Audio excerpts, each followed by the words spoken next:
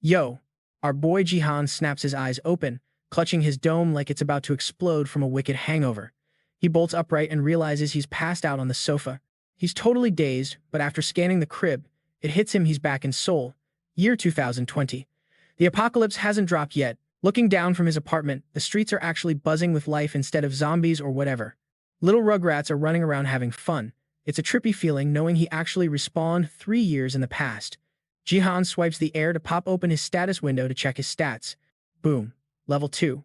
A massive grin spreads across his face like he literally can't hide it. This is his golden ticket. With all the cheat codes he knows from the future, he can totally rewrite the script this time around. The hype is real right now. He has zero clue how he got this extra life, but he's not wasting it.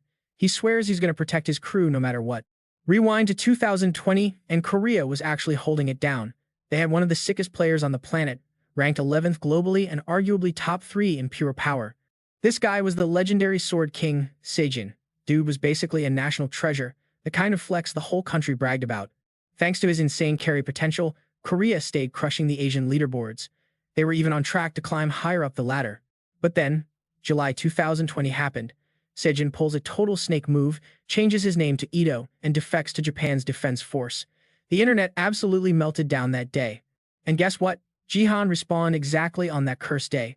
The traitor's press conference is live on the tube right now. Even after all this time, seeing that scumbag's face makes Jihan want to throw hands. Once Sejin dipped, everything went sideways. People started panicking about Korea's ranking tanking, and spoiler alert, they were dead right. Jihan already lived through this. He knows Korea goes from dominating East Asia to taking endless L's and dropping down the tier list faster than a noob in a ranked match. But the locals right now, they're clueless. You got these so-called experts on TV yapping about how it's fine, claiming other rising stars will fill the gap. Yeah, right. Jihan kills the TV. He knows the country gets wrecked because everyone's too busy coping and huffing that optimism gas instead of prepping for the worst. Fact is, nobody with Sejin's crack skill level ever showed up again. Maybe if they had time to grind and gear up, things would have been different. But BattleNet has no chill. It started as a game, sure, but 2 years after the Galaxy League kicked off, it turned into a straight-up battle royale for survival. We're talking Matrix rules: you die in the game, you die in real life.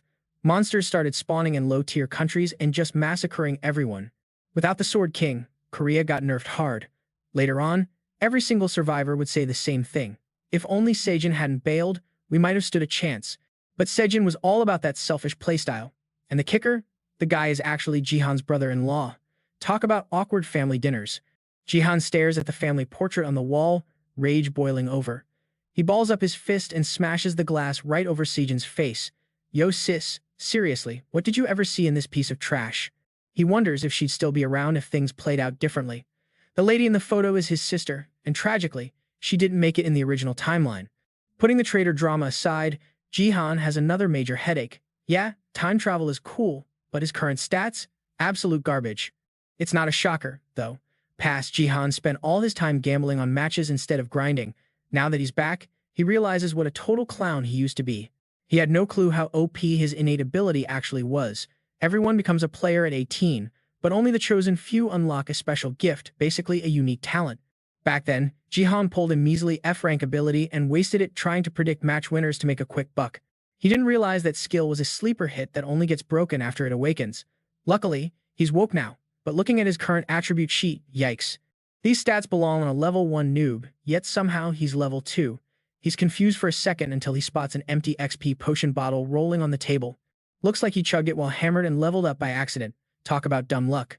Then he notices something glitchy. He's sitting on 100,000 achievement points. Usually, these points are useless trash currency, but having that many stacks right out of the gate makes no sense. He hasn't even done anything yet. He starts wondering if this is a perk of the whole rewinding time glitch. Curious, he pops open his inventory to see if there's more loot. Lo and behold, there's a legendary item called the Achievement Exchange Ticket. The description says it's a bonus for the last survivor to restart the game. It's an exclusive drop just for him. And get this, it's rank X. Jihan rips that ticket immediately. A system notification pops up. Achievement shop unlocked. This is beyond clutch. He can't believe his luck. Suddenly, those trash points are looking like Bitcoin in 2010. Upgrading the shop costs 20 grand. Expanding the status window is 10 grand. Adding a level 1 class slot, another 10 grand. Jihan starts sweating the decision. He's rich, but he's got to spend these points wisely. He decides to YOLO it and upgrades the shop first. Boom. Shop level 2. Inventory expanded. Cool. But not exactly the game-breaking buff he was hoping for. He doubles down and upgrades again. Shop hits level 3, unlocking a nickname feature. Jihan sighs, that's pretty weak sauce right now. He's down to 50,000 points. Hitting level 4 is going to cost him 40,000. The inflation on these upgrades is getting steep. He's at a crossroads. Spend the rest on gear now, or trust RNGesus and push the shop to level 4. But hey, he's a gambler at heart. He pulls the trigger, drops the 40 bands, and boosts the achievement shop to level 4. Jackpot Lady Luck is finally smiling on him. A new feature called Emergency Recovery unlocks. It can restore a broken item to perfect condition. Jihan tries to keep a straight face, but that smirk is creeping in. This is exactly why I can't quit betting, he mutters. I always manage to hit the lottery when it counts. He scans his fingerprint and walks into Sejin's gaming room. Surprisingly, the security system still recognizes him as family, even though the owner is currently busy betraying the country. Jihan flops into the pro gaming chair and jacks into BattleNet. He's itching to test out this repair cheat. His target? His very first key item. The brush of Dongfang Shuo, a broken rank A artifact. He hits the button, and just like that, the brush is restored to its legendary glory. It morphed into an SS-tier artifact, the legendary brush of the scholar Dongfang Shuo, and a direct link to the martial god class. Right then, Jihan HUD pinged with a notification. The Gangnam District tutorial was about to drop. The clock was ticking down with only 10 seconds left on the timer. Jihan had to hustle, so he ripped open his status window and equipped Dongfang Shuo's brush immediately. In his past life, Jihan reached the top 7 global rankings and earned the title Martial Saint because he did something crazy. He merged strength, agility, and vitality into a single, broken stat called Martial Power. Back in the day, this brush was total trash because it was snapped in half, but now, it just scribbled 2 words and completely rebooted Jihan's awakening trajectory with a massive buff. The countdown hit 0. Boom. Jihan officially logged into BattleNet, Korea server. His mission objective was simple, straight-up survival. Survive the arena filled with monsters and 100 other players. Once the total player count drops by 50%, the round ends immediately. Jihan spawned into the arena clutching his paintbrush. He was rocking a dusty tank top, looking like a total scrub compared to the geared-up tryhards. But honestly, he didn't care. He was just itching to see if his cheat code worked. He pulled up the menu, saw that strength, agility, and vitality had successfully fused into martial power, and felt like he was on cloud 9. He actually pulled it off. Creating a unique stat triggered an achievement bonus 10,000 points straight to the bank. Finally, he could breathe easy knowing his old powers were back online. Right now, his martial power was sitting at a humble 5. It was just the baby steps toward his SSS tier nameless divine art, but for a Bronze League match, it was already overkill. Then, a red alert from the BattleNet system popped up. Warning, you have logged in without a battle connector linked. No connector meant eating 100% of the pain feedback. Jihan sighed. Ah yes, the pay-to-win feature where rich kids spent cash to numb the sensation of getting stabbed. The Sword King used to have a rig that blocked 99% of pain. Since Jihan's precious brother-in-law bailed to another country, Jihan just had to tough it out the old-fashioned way. Just as he was thinking that, another ping hit his screen. The achievement store unlocked, and a limited-time sudden quest appeared on the board. The mission: finish first in the tutorial rankings. The reward was 1,000 achievement points. He'd never seen this quest in his past life, but hey, free points are free points. For the current Jihan, this was going to be a cakewalk since he had martial power. But the second the match started, some rando jumped him, thinking the tank top kid was an easy kill. The guy swung his sword, but Jihan caught the blade with just 2 fingers like it was nothing. He turned around, hitting the attacker with a nasty, confident smirk. Thanks for the delivery, bro. Let's be real, the best part of this game isn't farming mobs, it's wrecking other players for sport. Guilds were basically talent agencies for players. With the whole world obsessed with BattleNet, governments were pouring billions into raising the next esports superstars. Corporate wars spawned tons of guilds across Korea. Back in the day, these factories churned out some serious heavy hitters during the early seasons. This match, the Gangnam Bronze Cup, was the ultimate scouting ground for those guilds. Back to the fight. The guy who ambushed Jihan had actually scoped out the lobby beforehand. He was nervous because the skill level in Gangnam was insane. This kid, Gyu-hyuk, was a recruit for the Divergence Guild, a subsidiary of the massive Divergence Corp. It was a top-tier guild full of rising stars. Gyu-hyuk was totally average, but he lucked into the guild thanks to his A-rank gift. His gift was super speed. While scouting, he spotted Jihan. Everyone else was decked out in armor, but Jihan was standing there in a plain white beater. He stood out like a sore thumb. Hyuk assumed Jihan was some glitch or a lost newbie, basically a free kill walking on two legs. He thought he scored an easy meal, but reality hit hard. The guy he thought was a bot just caught his full power swing with two fingers. Hyuk's brain stalled. How did a rookie react to A-rank speed? And the grip strength was absurd. Jihan had that blade locked down tight. Hyuk yanked the sword with everything he had, and Jihan suddenly let go. The kid went flying backward onto his butt. That's all the confidence you got? You really showed up to the Gangnam Cup, relying on a cheap trick like that? Jihan sneered, his voice dripping with sarcasm. That hit a nerve. Hyuk's precious A-rank speed was being treated like a dollar store discount item, being mocked by a total nobody made him snap. He wasn't going to let this scrub clown him. He scrambled up, charging his speed to the max for a kill shot. Jihan saw the desperation from a mile away. To be fair, the speed was legit, but the result was already decided. The one-on-one brawl kicked off. Hyuk swung wildly while Jihan weaved through the strikes. But man, being reset to level 2 sucked. His body felt heavy and sluggish compared to his past life. His brain had the combat data of a veteran, but his stats were garbage. Physically, he was lagging way behind this speedster. But thanks to thousands of pro matches, Hyuk's moves looked basic. The attack patterns were so predictable. After dodging a few swipes, Jihan saw his window. Clang! Jihan smacked the sword out of Hyuk's grip. While the kid stood there looking like a stunned mullet, Jihan snatched the weapon out of the air. In one smooth motion, he drove Hyuk's own blade right through his neck. No way! The kid tried to scream, collapsing as his HP hit 0. Game over. Before his avatar disintegrated, Hyuk shouted the classic villain line. I'll get you next time. Yeah, right. Keep dreaming. Jihan bagged the first blood achievement and 100 points. Then, the sword dissolved into pixels. That's the rule. You die. Your loot vanishes. A bit of a waste, but Jihan had to move on. He needed at least 5 kills to secure a passing grade. He noticed something weird, though nobody was fighting the mobs. This arena was crawling with monsters, not just players. Here's the math. A monster is only worth 0.1 of a kill. You gotta slay 10 of them to match 1 player kill. No wonder everyone was avoiding the orc pack. But what looked like a waste of time to others was actually a goldmine for Jihan. Ding! New side quest. Slaughter the orc troop, 30 enemies. Reward, 500 achievement points. Hunting mobs wasn't his plan, but for that payout, he was in.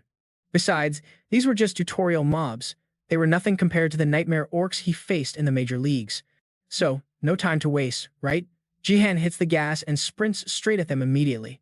These orcs see a dude with 0 gear running at them and think, yo, this kid is straight up tripping. They raise their weapons, ready to squad wipe him in a second. But Jihan? He's grinning like he knows the meta better than the devs. And honestly, that confidence isn't fake. Before they can even blink, Jihan finishes 2 axes right out of their hands. Boom, he launches them back and drops 2 orcs instantly. Double kill.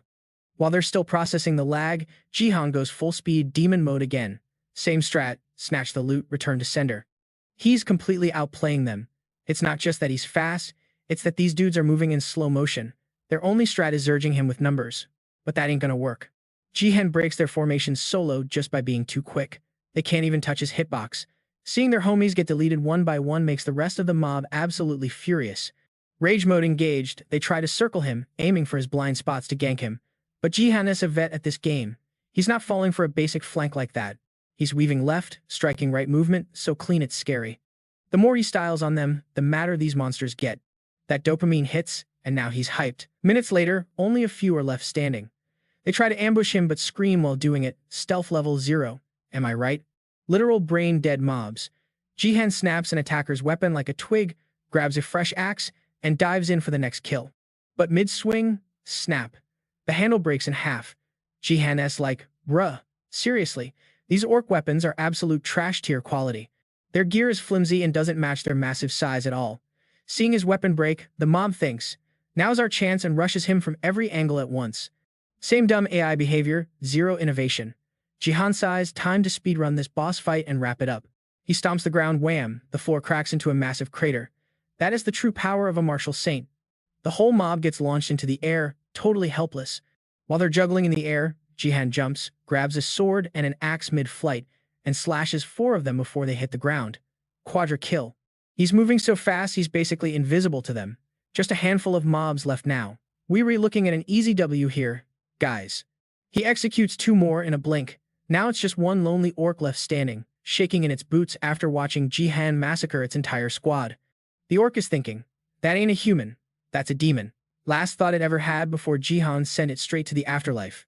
Quest clear, that is 500 achievement points in the bank. More importantly, Jihan just hit level 3 right in the middle of the match. Usually, XP tallies up at the end, so this is kind of glitchy, but hey, we take those. It means he can buff his stats right now. No hesitation, he dumps everything into martial power. That is his bread and butter build right there. Martial power is busted, guys. It combines strength, agility, and stamina. 1 point here is worth like double any other stat. It's totally OP. Plus, there's a secret meta. Hit 30 points in martial power, and you unlock the nameless divine art. That is the goal. From his past life, Jihan knows that skill is god tier, so he's rushing it. But the catch? Martial power is notoriously hard to grind. He adds his free point, not expecting a miracle. Usually, the grind for this specific stat is real slow. But wait, what? His martial power jumps straight to 6. Jihan freezes. Usually, you gotta sweat and train for ages to pump those numbers up. Free points are usually capped at physical stats, but now, he's leveling his premium stat like it's nothing. Jihan smirks. This regression perk is way better than he thought. He's basically playing with cheat codes on. If it keeps scaling like this, he's gonna be unstoppable. But while he's vibing on that happy thought, someone tries to cheap shot him. Well, it's a battle royale arena, so fair game. An arrow zooms past, but Jihan's instincts are razor sharp. Miss me. He spots the campers. Wow, he dodged that. Lucky noob, one says. It's a duo, an archer and a warrior. Classic combo. Just like that Gyu Hyuk guy earlier, they see Jihan in his starter clothes and think he's free loot. Big mistake. Let's wrap this up fast. I get the kill. I keep the points. Deal, they whisper. Too bad, Jihan heard every word. Teaming in solos? Super common. The game wants you to fight, but there's no rule against forming a squad to bully people. Jihan clocks the badge on the archer. She's from a top 10 guild in Korea. These aren't random scrubs. They're way more dangerous than the last guy. Melee tank plus range DPS? That's a sweaty setup to deal with. 60 players left. The tutorial is almost over, so these two are thirsty for kills. Jihan usually chills, but they're forcing his hand. He planned to just dodge and survive, but since they want to send him back to the lobby, he's got to change plans. The warrior goes, hey, if I let you have the kill, dinner's on you? The archer like, pass. Just focus. Rejection level, 100. They re-flirting while hunting him. The disrespect, they think he's an NPC. Jihan pulls up the scoreboard, annoyed. He's sitting at number 1 with 4 points, 1 player kill, 30 orcs. Second place has 3 kills. Jihan flashes that villain smile again. If these clowns want to donate their points to keep him in first place, who is he to say no? The archer draws her bow, but before she can even let it fly, slash. Game over. She became the perfect test dummy for his level 6 martial power. 1 hit, 1 kill. Player count drops to 58. The warrior stands there, jaw on the floor, shaking with rage. His dinner date just got deleted. Yo, you think you can just put paws on a lady like that? Jihan didn't waste breath clapping back. He let his fists do the talking. If you're busy macking on girls in the death pit, you might as well book a one-way ticket to the afterlife together. With that vibe, Jihan circled back like a ghost. His agility was off the charts compared to before, and before the dude knew it, Jihan had already landed a clean hit on his blind side. But of course, Homeboy was rocking that exclusive B-tier Phoenix Guild armor. The blade didn't finish him, just left a nasty gash near the collar. Tough luck. Scrub, that rusty butter knife ain't piercing this drip, he sneered. Famous last words. The price for antagonizing Jihan? A 10-piece combo meal of slashes. Even if one hit didn't delete him, Jihan was determined to chip away until that fancy shell cracked wide open. Chasing skirts and hiding behind B-grade metal? Is that your whole personality? Jihan quipped, finally shattering the back plate. I feel like you need a little more pain management training before we're done. A scream echoed through the stadium like a horror movie trailer. The result remained unchanged. Jihan punched that guy's ticket straight to the lobby. Post-match, the spectator cams were buzzing. Up in the VIP box, Lion head of HR for the Phoenix Guild was reviewing the tape. Standing next to him was Lim Ga-yeon, Hound's personal bodyguard and the runner-up behind our boy Jihan. Whew, talk about dodging a bullet. If she spawned in with him, she wouldn't be sitting at rank 2, she'd be eliminated. The vibe was clear. Avoid 1v1s with that maniac at all costs. Is dodging him really the play, though? Ga-yeon asked, looking salty about the shade. Hound just chuckled, cool as a cucumber. Please. Like my star player, Ga-yeon would actually take an L. Just square up and beat him fair and square. Consider it a direct order. We need the combat data, so go catch that fade. If you say so, boss, I'm on it. Even after Hound bounced, Ga-yeon stayed glued to the monitor. She couldn't shake this weird feeling of déjà vu, like she's seen Jihan somewhere before in the feeds. This stone-faced queen was known as the Phoenix Guild's S-rank gift from the gods, their golden goose. Her performance during the Gangnam tutorial match was insane, surpassing every analyst's prediction. Ga-yeon had main character energy written all over her, but then a wild variable appeared, Jihan, debuting with a 6-kill streak like he was smurfing in a low-level lobby. It wasn't just Ga-yeon who was shook, the whole chat was spamming question marks. Nobody could figure out how a random level 2 scrub came out of nowhere to snatch the crown. To make it crazier, the dude had 0 gear and 0 guild affiliations, just raw talent and bad vibes. The 2 guild members Jihan wrecked were down bad.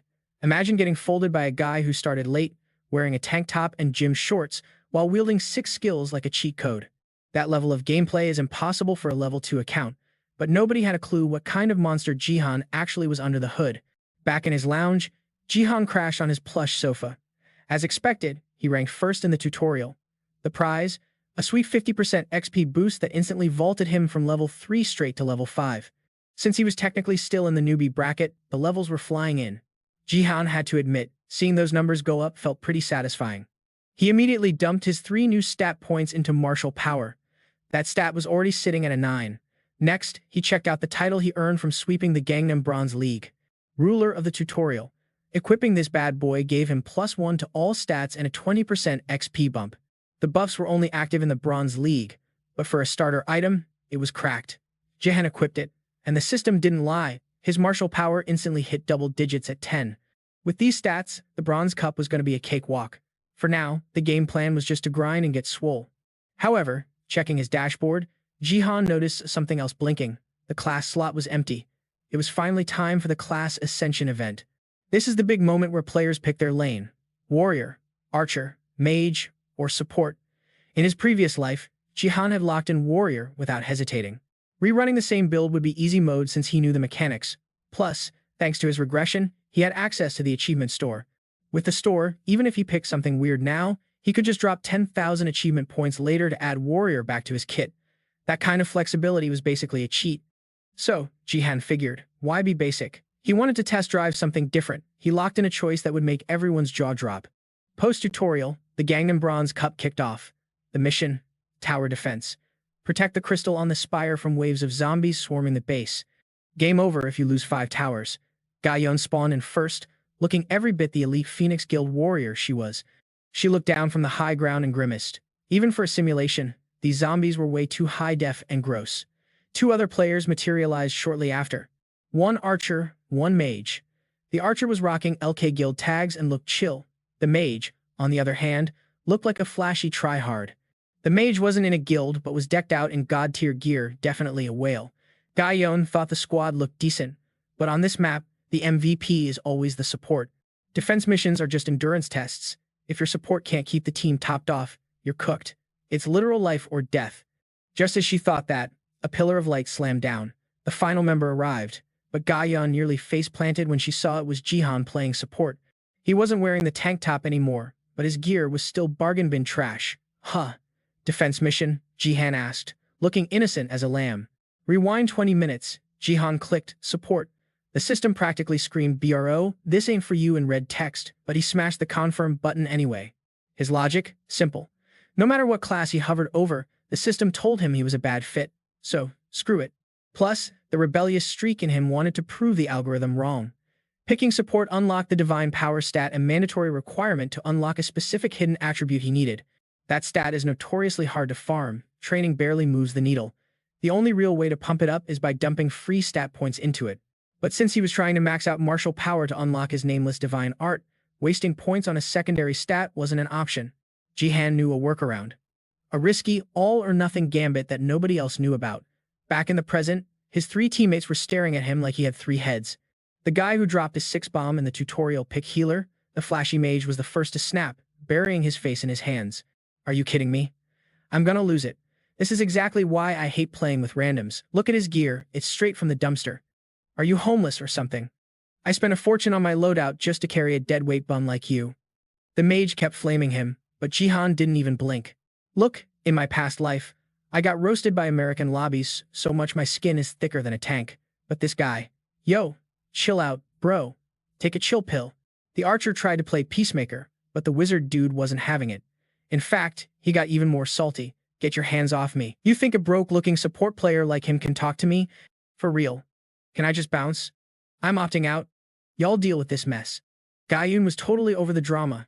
She couldn't believe she got stuck carrying a noob troll like Jihan. This raid was shaping up to be a total nightmare, but before Gayun could even brainstorm a strat, the mage started screeching like a banshee. Hey, let go of me, I said, drop me. Well, Jihan listened kinda. He grabbed the loudmouth by the collar and yeeted him straight off the tower. No warnings, just airtime. Everyone knows mages are glass cannons. Dude plummeted right into a mosh pit of zombies. You don't need a PhD to guess the game over screen. The squad gasped, jaws hitting the floor. Jihan, zero remorse. What? Why the long faces? Dude literally said he wanted out. I just helped him log off. I can carry this squad without that dead weight anyway. Suddenly, a scream ripped through the air. Jihan just held out his hand, cold as ice. The mage respawned, bowing so hard his forehead kissed the concrete. Please, I'll do anything, I'll grind hard, I swear. Ju Hyuk was sweating bullets. That's enough killing. Bro, why was this annoying wizard suddenly acting like a total simp? See, in the Bronze League defense game, you get 3 lives. He wasted 1 immediately thanks to Jihan's friendly fire. Jihan remembered the first time, standing on the ledge like a boss. Oh right, respawns are a thing. Yeet. Now the mage was down to 1 HP bar, 1 more death, and it's permanent game over. Jihan's face, stone cold poker face. I'll carry my weight, I promised. Gyu Hyuk was practically licking Jihan's boots. Jihan knew the guy was destined for last place, but Gyu Hyuk was grinding his teeth, telling himself he couldn't finish bottom fragger. Coming in last meant a level wipe and losing all those pay-to-win skills he bought with hard-earned cash. Total wallet drain. If your level drops below the skill reeks, the system auto-deletes your gear. Jihan read him like a book. Wow, switch up much? Jihan smirked. Why don't you try spamming attacks like before? Gyu Hyuk flared up, flailing his arms. Stay back, you psycho, Jihan chuckled. I thought you were the hotshot fire mage. That stopped him in his tracks. His eyes lit up. Oh, snap, that's right. Inferno, he puffed out his chest.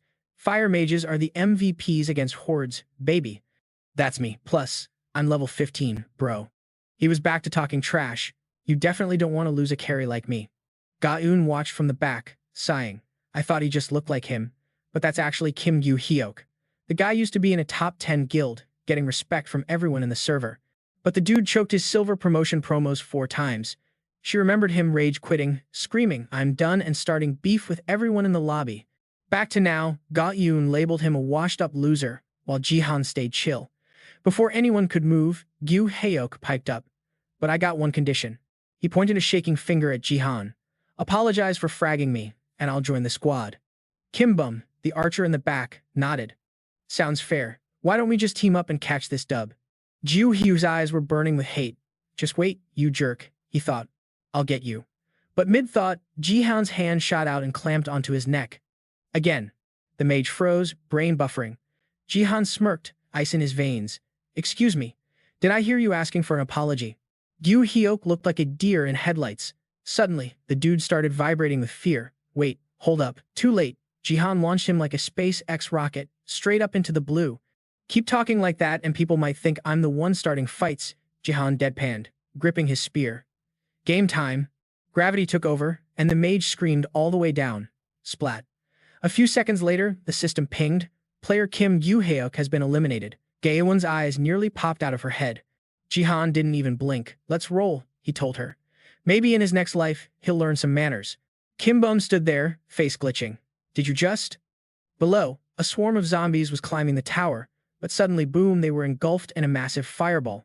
The team looked at the carnage. Well, he was a fire mage. All right, someone muttered. That fire is legit. We're not in last place anymore. Who's up for some roasted potatoes? Kim Bum started whining. See? That's why we needed a mage. Now what? We're screwed because you had to go and PK our teammate. You're gonna make us lose. Jihan ignored the noise and pulled up his HUD. Limited quest. Secure first place in the 10 towers. Reward, 1,000 achievement points. Suddenly, a new notification dinged. Linked quest available. Jihan raised an eyebrow. A chain quest. Origin of the Undead. Solo kill 1,000 zombies. Reward, 3,000 achievement points. Jihan whistled. Solo 1,000? That's practically a suicide mission right now. He rubbed his chin. But 3,000 points, daddy wants that. Off to the side, Ga-eun was analyzing his every move. She decided he was absolute trash news. She turned away, annoyed. He does whatever he wants, and he's just a support class. Even a noob wouldn't treat a teammate like that, she thought. Why is the Divergent Guild so thirsty for him? Meanwhile, Kim Bum wouldn't let it go. Hey, don't leave me on red. You gonna act like this? Fine, go fight by yourself. Jihan snapped his head back. Wait, I'm allowed to do that. Kim Bum blinked. Say what? Jihan was already doing the math. Solo kills meant completing the quest. Ga-eun stepped up, drawing her blade. I'll take point, she said. You support from the back. She told herself, we're probably gonna lose, but I gotta play my role. Cool with me? Jihan shrugged. Ga-eun paused, not processing it. I mean, I said I'd handle it, so I'll handle it. I'm clearing the lane. He pointed at Kim Bum. Just babysit him, okay? Kim Bum yelled. Excuse me? While they were bickering, a gnarly hand gripped the edge of the roof. A massive, blood-red golem hauled itself up. Kim Bum started stuttering. It's a blood Jiangshi. He backed up. That's not a normal zombie, yo. Its head is liquid. Physical attacks won't do diddly squat. Before they could react, the blood Jiangshi lunged straight at the squad. This might be tricky, Jihan noted calmly. Then, moving faster than 5G, he rushed the monster with his spear. Slash. He shredded the thing into confetti, blood spraying everywhere. Ga-eun and Kim Bum watched in horror, but Ga-eun spotted something aglow on his weapon. Wait, she gasped. That's divine power white flame. Yo, what is UP guys? Welcome back to the stream. Right now, Jihan is absolutely locked in. Eyes cold as ice, grip tight on the weapon. He's about to throw hands with these blood zombies. It's a whole mob of them, looking straight up nasty, rushing him like shoppers on Black Friday at Walmart. But Jihan? He's dishing out one-shot KOs. No mercy. Boom. He slams his weapon right into his zombie's cheek, rearranging its face. Absolute violation. But he doesn't stop. Another one pulls up immediately. This thing's eyes are glowing red, mouth wide open, trying to swallow him whole. Pause, but Jihan ain't sweating it. One clean hit and it's back to the lobby. Easy claps. He finishes the combo, rests his sword, and goes, I'd K if I can pull this off. He walks to the edge of the castle wall where more creepers are climbing up like it's World War Z. He hypes himself up. YOLO, let's run it. As the monsters keep piling up, the system notification pops off. 1,000 zombies detected. Quest progress, 6 out of 1,000. The grind never stops. Jihan keeps fighting, eyes full of determination, deleting these ugly mobs one by one. The notifications start blowing up his HUD. Ding, quest progress. 12 out of 1,000. We love to see those numbers go up. He drops another one, and boom, another notification. 13 out of 1,000. After a sick combo streak, it hits 19 out of 1,000. He is farming them like minions in League. Fam. It's a total massacre. 26 out of 1,000. Jihan realizes physical attacks are kinda mid against these tanky boys. He figures, big brain time, Imma infuse a little holy power and nuke 'em all. Immediately, Jihan starts spamming his ult, dropping bodies left and right. Meanwhile, Gazon and Kim Bum are just standing there away from keyboard, jaws on the floor. Kim Bum is fanboying hard. Yo, this carry is insane. Who let him cook? He keeps glazing him. Dude's got an attitude, but I gotta admit, he's cracked at the game. Absolute legend. 10 out of 10. Gazon is totally shook. She's thinking, is he freely controlling holy power without draining his mana bar? That micromanagement is actually illegal. Is he hacking? Her eyes go wide, shocked emoji. She watches Jihan stomp the yard and realizes he's been aiming for headshots with aimbot-level precision since the start. Under Jihan's fresh white kicks, the blood zombies are dropping like flies. System goes, quest progress, 27 out of 1,000. Requirements met. Let's go. He stands there soaking in the W. You have understood the faith of another world. Holy power leveled up from 6 to 7. Jihan smirks. He just found the cheat code to power leveling. He looks up at the sky and whispers, sick. He realizes the strat actually works. Holy items are the new meta, guys. Storytime. Back in 2010 when the Earth tutorial server first launched, these holy items were selling for insane prices like resale market hype. Rumor was they had secrets. 10 years later, scam alert, value dropped faster than a bad crypto coin. Especially the isekai holy items, total trash loot. Most players don't even bother picking them up from the ground. But check this, Sophia. The #1 ranker in the US server casually dropped this alpha. I buffed my stats using those trash items. Jihan was like, say swear? At the top US guild HQ, probably some penthouse in Manhattan, Sophia spilled the tea. You can drain the holy power from those items, but it only works during the tutorial event. After that, it gets patched. Jihan couldn't believe it. For real, that works? She was like, duh, that's how I became the saintess. Get on my level. She explained, if you hold an otherworldly item for a long time and pray RNG style, you can absorb the juice. But every item has different requirements. Jihan facepalms, literally rubbing his head. Can't believe nobody figured out this speedrun strat. Sophia shrugs, even if they heard the rumors. The drop rate is abysmal. Good luck finding them. Jihan nods internally. True that. Plus, it's a limited time event. He asks, so that's how you cornered the market on holy items? Sophia thinks about it. Kinda. High-tier info is gatekept, you know? But there was another player who knew the meta. She mentioned someone was buying up all the stock. Jihan flashes back to his penthouse straight ballin', remembering a room full of junk. Turns out, it was all holy gear from other worlds. But the items were all drained. 0% battery. Completely empty. Holy Grail. Depleted. Cross. Depleted. Amulet. Depleted. Jihan stood there staring at the loot pile thinking, wait, was it her? The mystery whale who collected all the items? It was a saintess he knew very well. His own sister, Song-na, the legendary support who ran with the top squads. She was the Korea server's best support, basically a hero. But her story ended tragically in the past. Jihan throws on his jacket, looking a bit sad remembering his sister. Feels badman. He scans the area and spots a steel pipe. That's the holy relic she left behind. Steel pipe, rank E. Otherworldly holy relic.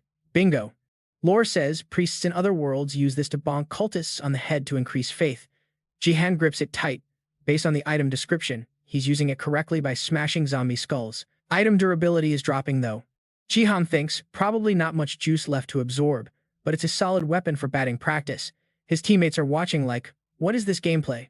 Gazon is still buffering, watching Jihan fight. She thinks, his physical stats are OP, but that keyboard control? That's Grandmaster mechanics right there. Kim Bum isn't analyzing, he's just vibing. So cool, his eyes are sparkling like he just met a celebrity in LA. He turns to Gazon. Hey hero. Check that red tower over there, top 5 difficulty zone. He's yapping away, totally missing the zombie behind him opening its mouth to snack on him. Rookie mistake. Should she help? Gazon doesn't hesitate.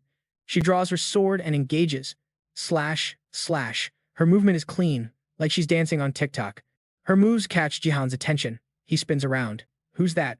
Why is she moving like she's familiar? He guesses is that the Peach Blossom sword, Lim Yun. Jihan thinks while farming mobs. She was famous as a temporary sword king but fell off. Didn't she get wrecked by Ryu? Guess I accidentally saved her fate. Oops. While he's lost in thought, Gazon aka Lim Yeon asks to team up. Can we join the party? If we squad up, we can grind XP faster. Jihan keeps his poker face. No emotion, just business. He opens the scoreboard. Rank 5, 398 kills. Quest needs 1,000. Time left, 1 hour 28 minutes and 67 seconds. Jihan realizes, clock's ticking. Fam.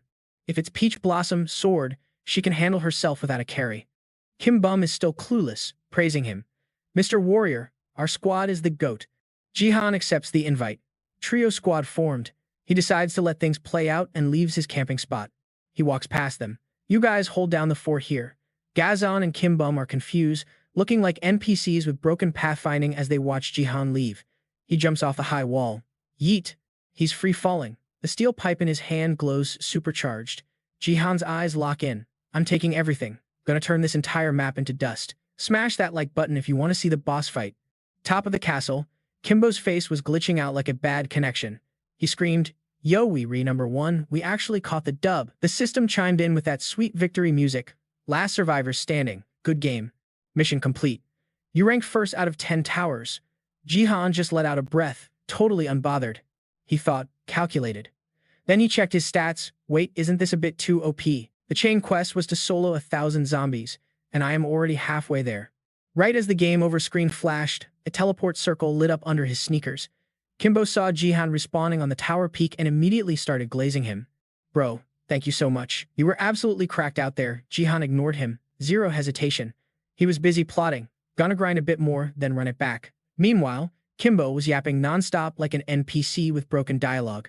Thanks for the carry, man. You re the GOAT. Literally peak gaming. Jihan was stressing, wondering if the next quest would drop the same loot, while useless Kimbo kept hyping him up.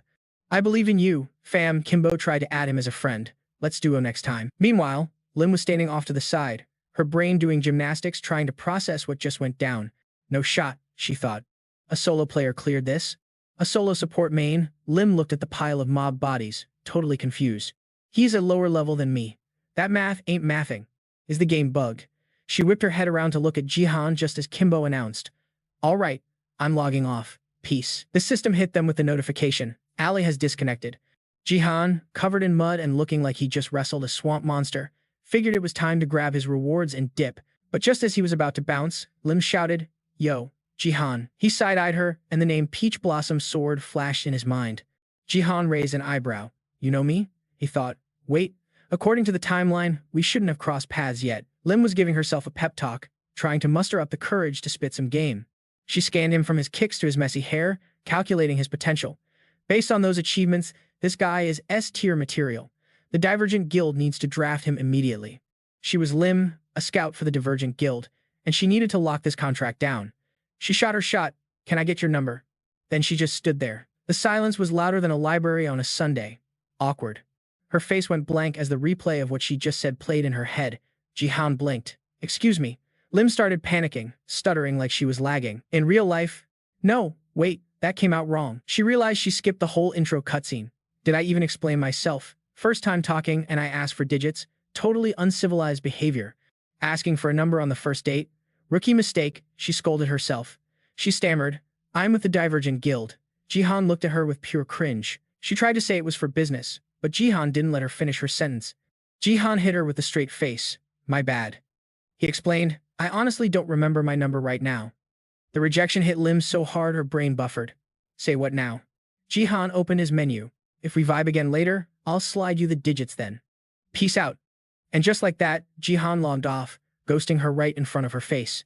The system announced, "Ali has disconnected." Lim stood there, totally shook. How does a guy not know his own number? She sighed, completely overwhelmed by the main character energy she just witnessed. Lim wondered, did I just get curved? Cut to Jihan the next morning, strolling down the street in the real world like nothing happened. Jihan thought back. Actually, no cap. I've been using a stateside number for so long, I forgot my Korean one. He realized how dumb that would sound to anyone else. I can't exactly ask a random NPC what my number is. His face was stone cold, zero emotion. Wait, did I just get scouted? Jihan looked up at a billboard showing guild recruitment ads and thought, guess I'm too famous now. Suffering from success.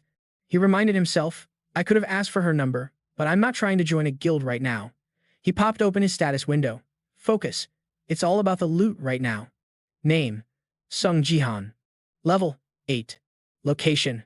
Gangnam District. 1. Strength. 10. Mana. 6. Divinity. 7. Class. Support. Ability. The Wanderer's Eye. F rank. Ability allows you to view other players' stats. Title. Ruler of the Tutorial. GP balance. 1,500. He crunched the numbers, he jumped 2 levels and bagged a nice stack of points. Jihan mused. Considering my divinity stat went up, this isn't a total loss. The GP shop loaded up. Otherworldly Holy Item. Hammer. E rank. 3,000 GP. Otherworldly Holy Item. Shield. E rank. 3,000 GP. Gauntlets. E rank. 3,000 GP. Jihan facepalmed. 1,500 GP couldn't buy squat. He remembered prices in 2020 being cheaper, but inflation hits everywhere, apparently. Whatever, Jihan thought. Time to head to the crib and raid my sister's inventory. The elevator doors slid shut, the display ticking up to the 67th floor. He punched the code into the smart lock and stepped into the penthouse. But the second he walked in, something caught his eye and made him freeze. His eyes went wide, total shock. A pair of girls' school shoes were neatly placed in the foyer. Jihan stood there, holding his grocery bag, completely paralyzed. No way. He was so shook, he dropped the bag. Thud. Jihan knew everyone had that one what-if moment that haunted them. In his past life, he had a ton of regrets. His hand trembled as he reached for the inner door. Could it be? His biggest regret was failing to protect her. A strand of long hair floated past him, and Jihan's brain short-circuited. He couldn't even react. A voice, clear and sweet, rang out. Surprise, you're up early, uncle. Going out already? She looked concerned. You still hungover from last night? Jihan had promised himself that if he ever got a second chance, he'd have a million things to say. Memories of the bad timeline flooded back. She was comforting him then, when he was at rock bottom. Back then, Jihan was broken and cold, saying, you're tough. And she had looked at him with sad eyes and said, yeah, I'm strong. Uncle. She took the bottle from his hand. So from now on, I'll protect you. Jihan had been so moved back then. Thanks for having my back. He remembered believing her innocent promise. Just trust me, uncle. It tore Jihan apart to remember the end, acknowledging the painful truth. Uncle is sorry. I couldn't protect you. He remembered the ruins, the scene that broke him completely holding Seiya's cold, wounded body. He had screamed, realizing how pathetic he was. I know I have no right to say this, but I really, really miss you. But right now, in front of him, Seiya was alive, smiling that goofy smile. Uncle. Hello? Earth to uncle. Go wash your hands, she beamed, her voice chirping at him again. In that empty, cold penthouse, two people who felt like they returned from the dead were finally looking at each other again. Feeling her warmth, verifying she was real, Jihan whispered her name like it was the most precious thing in the world, terrified it would shatter. The girl in the living room was Yoon Seiya, 18 years old, daughter of the Sword King and Jihan's sister, his niece. Jihan asked, "Is your group practice over?" Seiya scratched her head, looking a bit sheepish. Well, I was the only one who finished early. So, since she was born while Jihan's sister was grinding to support the family, Jihan had basically raised Seiya since she was a baby. She rolled her eyes. Everyone is going crazy because of Dad. The TV blared breaking news. Sword King Yoon Sejin joins the new self-defense force. Will Korea's future remain secure? To Jihan, who lost his family early, Seiya was more important than the entire world. She was his people. Right now, she was awkwardly telling him. So, it's just you and me at home now.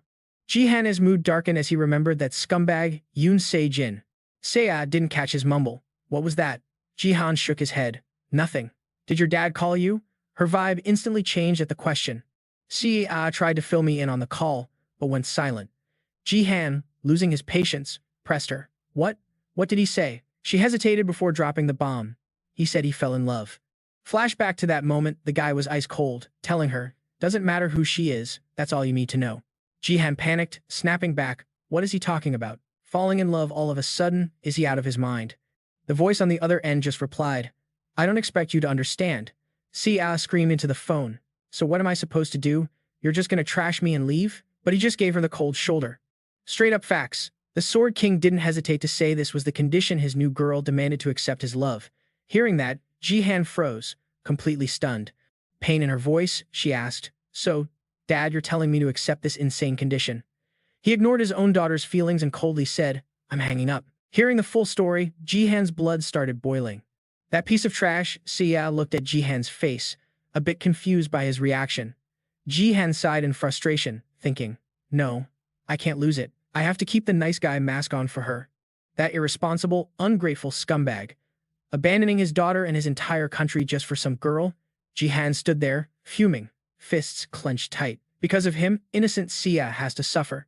While he was spiraling in rage, Seiya suddenly piped up. Uncle, did you break the family photo over there? Jihan snapped out of it. Oh God, he scrambled to explain. Sorry. Seiya. Uncle got a little too heated and lost control. Jihan beat himself up internally. Maybe he went too far. That guy is still her dad, after all. But her next words left him completely speechless. Why did you beat me to it? She raised a little fist with a pure look on her face. I wanted to smash it too. Ironically, innocent Seiya was the one comforting him. Don't worry, uncle. Seriously, I'm good. He realized then, right, this is Seiya. Even if her mom, Jihan's sister, passed away, or if her dad, the Sword King, turned traitor and ran off, this kid would still be beaming that bright smile. She was more worried about Jihan than herself.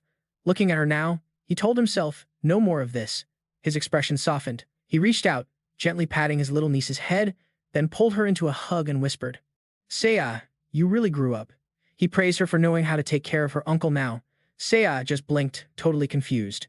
It's okay, Jihan vowed silently. From now on, he was going to protect this kid with everything he had. He gently told her, don't bottle it all up. Seiya looked surprised at first, then closed her eyes, soaking in the warmth of his hug. She replied, yeah, thanks, uncle. Then she tried to change the subject. Hey, uncle, Jihan asked, what's up? She stood up straight and whispered, you smell sweet. Cut to early morning in downtown Seoul, Gangnam District, at the guild headquarters. Ga Young was still salty about the battle from yesterday. Ha Yeon knew the whole tea, obviously. Seeing Ga Young trying to suppress a grin, she called her out, girl, just laugh it out. Lady Ha Yeon couldn't hold it in anymore and started shaking. No, my bad, Ga Young said coldly. Go ahead, laugh. As if waiting for permission, Ha Yeon burst out laughing right in the hallway, making passersby jump and stare. She tried to speak through the giggles. "I'm so sorry." Ga-yeon. Seriously, Ga-yeon acted offended but knew it was funny. Ha-yeon was laughing so hard she was crying. That guy is a total comedian. Imagine the famous Lim Ga-yeon asking for a guy's number and getting rejected because he forgot his own number. That's a new one. Ga-yeon actually felt kind of bummed about it. She vented, "I can't help it. They say the first impression is all about looks. I'm not gorgeous like you, Miss Ha-yeon. I look more like a dude." Ha-yeon spun around to look at her, frowning. Does this girl seriously not know how famous she is? A random guy walking by overheard them and immediately started gossiping. "Yo, that's the Peach Blossom sword. Ga-yeon, should I ask her out?" His friend warned him, "She'll slice you like a watermelon, bro." Ha-yeon walked ahead and dropped a warning. "If you go around talking like that outside, you're gonna get roasted." Cut to the building's break room. Ga-yeon sighed, walking over to Ha-yeon. "This is the only place I can actually chill. So, what's the play with recruiting Seong Jihan?" Ha-yeon blew on her hot tea and replied calmly, "What do you mean? What am I gonna do? I gotta recruit him, no matter what. The old geezer is pressuring me to get it done. It's super stressful." Ga-yeon added, "I honestly think that Jihan guy has talent. We should sign him." Ha-yeon didn't respond to that. She was sipping her tea when her phone on the table buzzed. The screen lit up with a notification. Predict the winner of the battlefield. She immediately focused on the ranking board and frowned. What is this? Why is this guy streaming all of a sudden? Must be a big match today. Ga-yeon looked over and mocked her. "Milady, you still watching these trash-tier broadcasts?" Ha-yeon got a bit defensive. "Trash? Excuse me. This is strictly strategic analysis." Ga-yeon listened and suddenly realized something. "Wait, simple?" Ha-yeon pointed at the system board, confused. Even Ga-yeon looked closer and spotted a familiar name, Song Jihan. On the screen, he was adjusting the camera and asking, "Seiya, is the angle good?" Instantly, the chat blew up. "Say what? Is this the winner's stream? Jihan is finally back online. The visual quality today is insane. Did this dude even check his stream title?" Suddenly, a girl's innocent voice came through the audio. "All good, uncle. It looks fine on the phone too." Ga-yeon watched, totally shocked. "Is this really the broadcast you use for betting predictions?" Ha-yeon was flustered, stuttering. "Doesn't matter. Look at this guy, Seong Jihan." A text overlay appeared on the screen. "I am the Sword King's brother-in-law." Ha-yeon stared blankly. He actually put that as his title. Just that name dropped in the chat, and everyone watching lost their minds. For real? Look at the twin sword statue in the back. He's at the Sword Palace. Wait, you know that statue? The comments were flooding in with mixed emotions, from total hate to hype. That's the Sword Palace rooftop. You can't get in there unless you're family of the Sword King. How dare you say his name so casually? You mean the traitor king. On screen, Jihan stood in front of the camera and directed, "Say back up a little, okay?" She obeyed sweetly, "Okay." The chat kept spamming their theories. "Seiya, the Sword King's daughter? If her dad is a traitor, is she one too?" "Nah, the Sword King isn't a traitor. He's just playing 4D chess with Japan for our benefit." The comment section turned into a massive debate while Jihan started prepping a spell. "Yo, hold up. What is he doing? Check out those back muscles though. Do you even lift, bro?" "Wait, no way." Jihan pressed his foot down, then stomped hard, cracking the pavement. Starting from Jihan, massive cracks spread across the floor, forming a glowing circle around him like a ritual array. Power surged toward the twin swords mounted on the high wall. Ha-yeon, Ga-yeon, and the whole chat watched in horror. The viewers started screaming in the chat, "That's psycho. That's a national landmark. The twin swords are the pride of the world." Along with the cracks on the roof, a comment popped up. "He's destroying the twin swords statue." The scene around Jihan turned into chaos, debris flying everywhere, but the two swords on the wall still stood proud. Then, Jihan raised his hand and lunged straight at the swords to attack them. The viewers lost it, typing furiously, "Stop, I'm warning you, goodbye. You traitor scumbag, don't do it." But Jihan wasn't reading the comments. He didn't give a damn about how the world saw his actions. The view count is blowing up, and the comments section is going absolutely feral. Look at those numbers climb. Who leaked this intel? Yo, you seriously gonna mess with the Sword King like that, you scumbag? Ain't you terrified of his fam? Bro, you still simping for that traitor? What kind of boomer mindset is that? Jeez. Look, Seiya's rep is totally toasted now. The Sword King is gonna lose it when he hears this. Y'all have got some serious nerve. Is that dude really the Sword King's brother-in-law? Total psycho behavior. Speak English, man. Right then, the system dinged with an achievement unlock. Jihan's shirt couldn't handle the flex, literally, and ripped right at the shoulder from the impact. He let out a long breath, finally feeling a bit more chill. Jihan clenched his fist, feeling the power surge through it. He replayed the game plan in his head. Next up, another achievement in the bag. I'm about to spill the tea on the Sword King Jun's Sejin's citizenship switch. This is all happening on Battle.net's streaming system, the biggest platform on the globe. Since, this is literally part of Battle.net. The achievements are rolling in. First viewer, second viewer, 1,000 dislikes, 1,000 likes. The subscriber count and view stats are letting Jihan farm reward points every time he hits a milestone. For Jihan, being the trader's brother-in-law is the ultimate cheat code for sweeping up awards. After that viral punch, the system kept spamming him with generic achievement notifications like, "Hey, you got your first viewer." Another basic achievement unlocked, reaching 100,000 dislikes. One user in the chat was freaking out, asking, "Did that guy just smash that thing with his bare hands? Is he built different or what?" Jihan side-eyed the holographic system windows popping up everywhere. He was low-key satisfied, even though the dislike ratio was insane. Who knew the Sword King would actually come in handy someday? The comments kept flooding in, totally toxic. People were salty, typing out furious insults. "How dare you trash the Twin Swords monument? That's the Sword King's legendary icon, you loser. If the Sword King goes sus because of you, it's over." Jihan noticed a black logo with twin swords in the chat. He frowned. It was the Sword King Guild. Those hardcore stands were the ones who pushed Seiya to the edge. Even though they were ride or die for the Sword King, their rage was boiling over. And they started targeting his only blood relative, Seiya. They bullied her online, claiming the king fled the country because his daughter was a brat. The king won't come back until Seiya is gone. Offer, just end her. Their unhinged behavior was finally doing real damage to the poor girl. Their words were like daggers, slowly killing Seiya. Just remembering it made Jihan grit his teeth in fury. The veins on his face popped out. He knew these people just needed a punching bag to vent their frustration. Jihan didn't hesitate, he announced. "I need everyone to listen up and listen good." He thought to himself, "I'm totally fine being public enemy number one." Then, he raised his hand and activated his power, instantly shattering the stone monument behind him into dust. That just triggered the crowd even more. They spammed the chat with insults. "Stop it right now, you little punk. You told us to listen, so why are you smashing stuff?" Jihan looked straight into the camera and dropped the bomb. "He's not coming back. Deal with it." Watching from the side, Seiya stood there, completely shook for a second. As the viewers scrutinized the guy on screen, someone finally clocked him. "Wait, isn't that Sion Jihan? That dude from the bronze tutorial? He's just a lowly bronze ranker. Look at him making a mountain out of a molehill. Can you believe he's talking smack after breaking the monument? I don't care about the statue, but those Sword King Guild members definitely have brain rot." Jihan ignored the haters. He held his phone up to the camera and announced, "I'm about to play the unedited receipts. Listen to this." This is a call between the trader and his daughter right after he decided to bounce to Japan. The audio played, amplified for the stream, a young girl's voice asking, "Dad, what the heck is going on? Why are you leaving so suddenly?" The man's voice replied, "Cold as ice, I found someone I love." "What do you mean?" "I just want what's best for her." Ha-Yun and Ga-Un were stunned listening to it.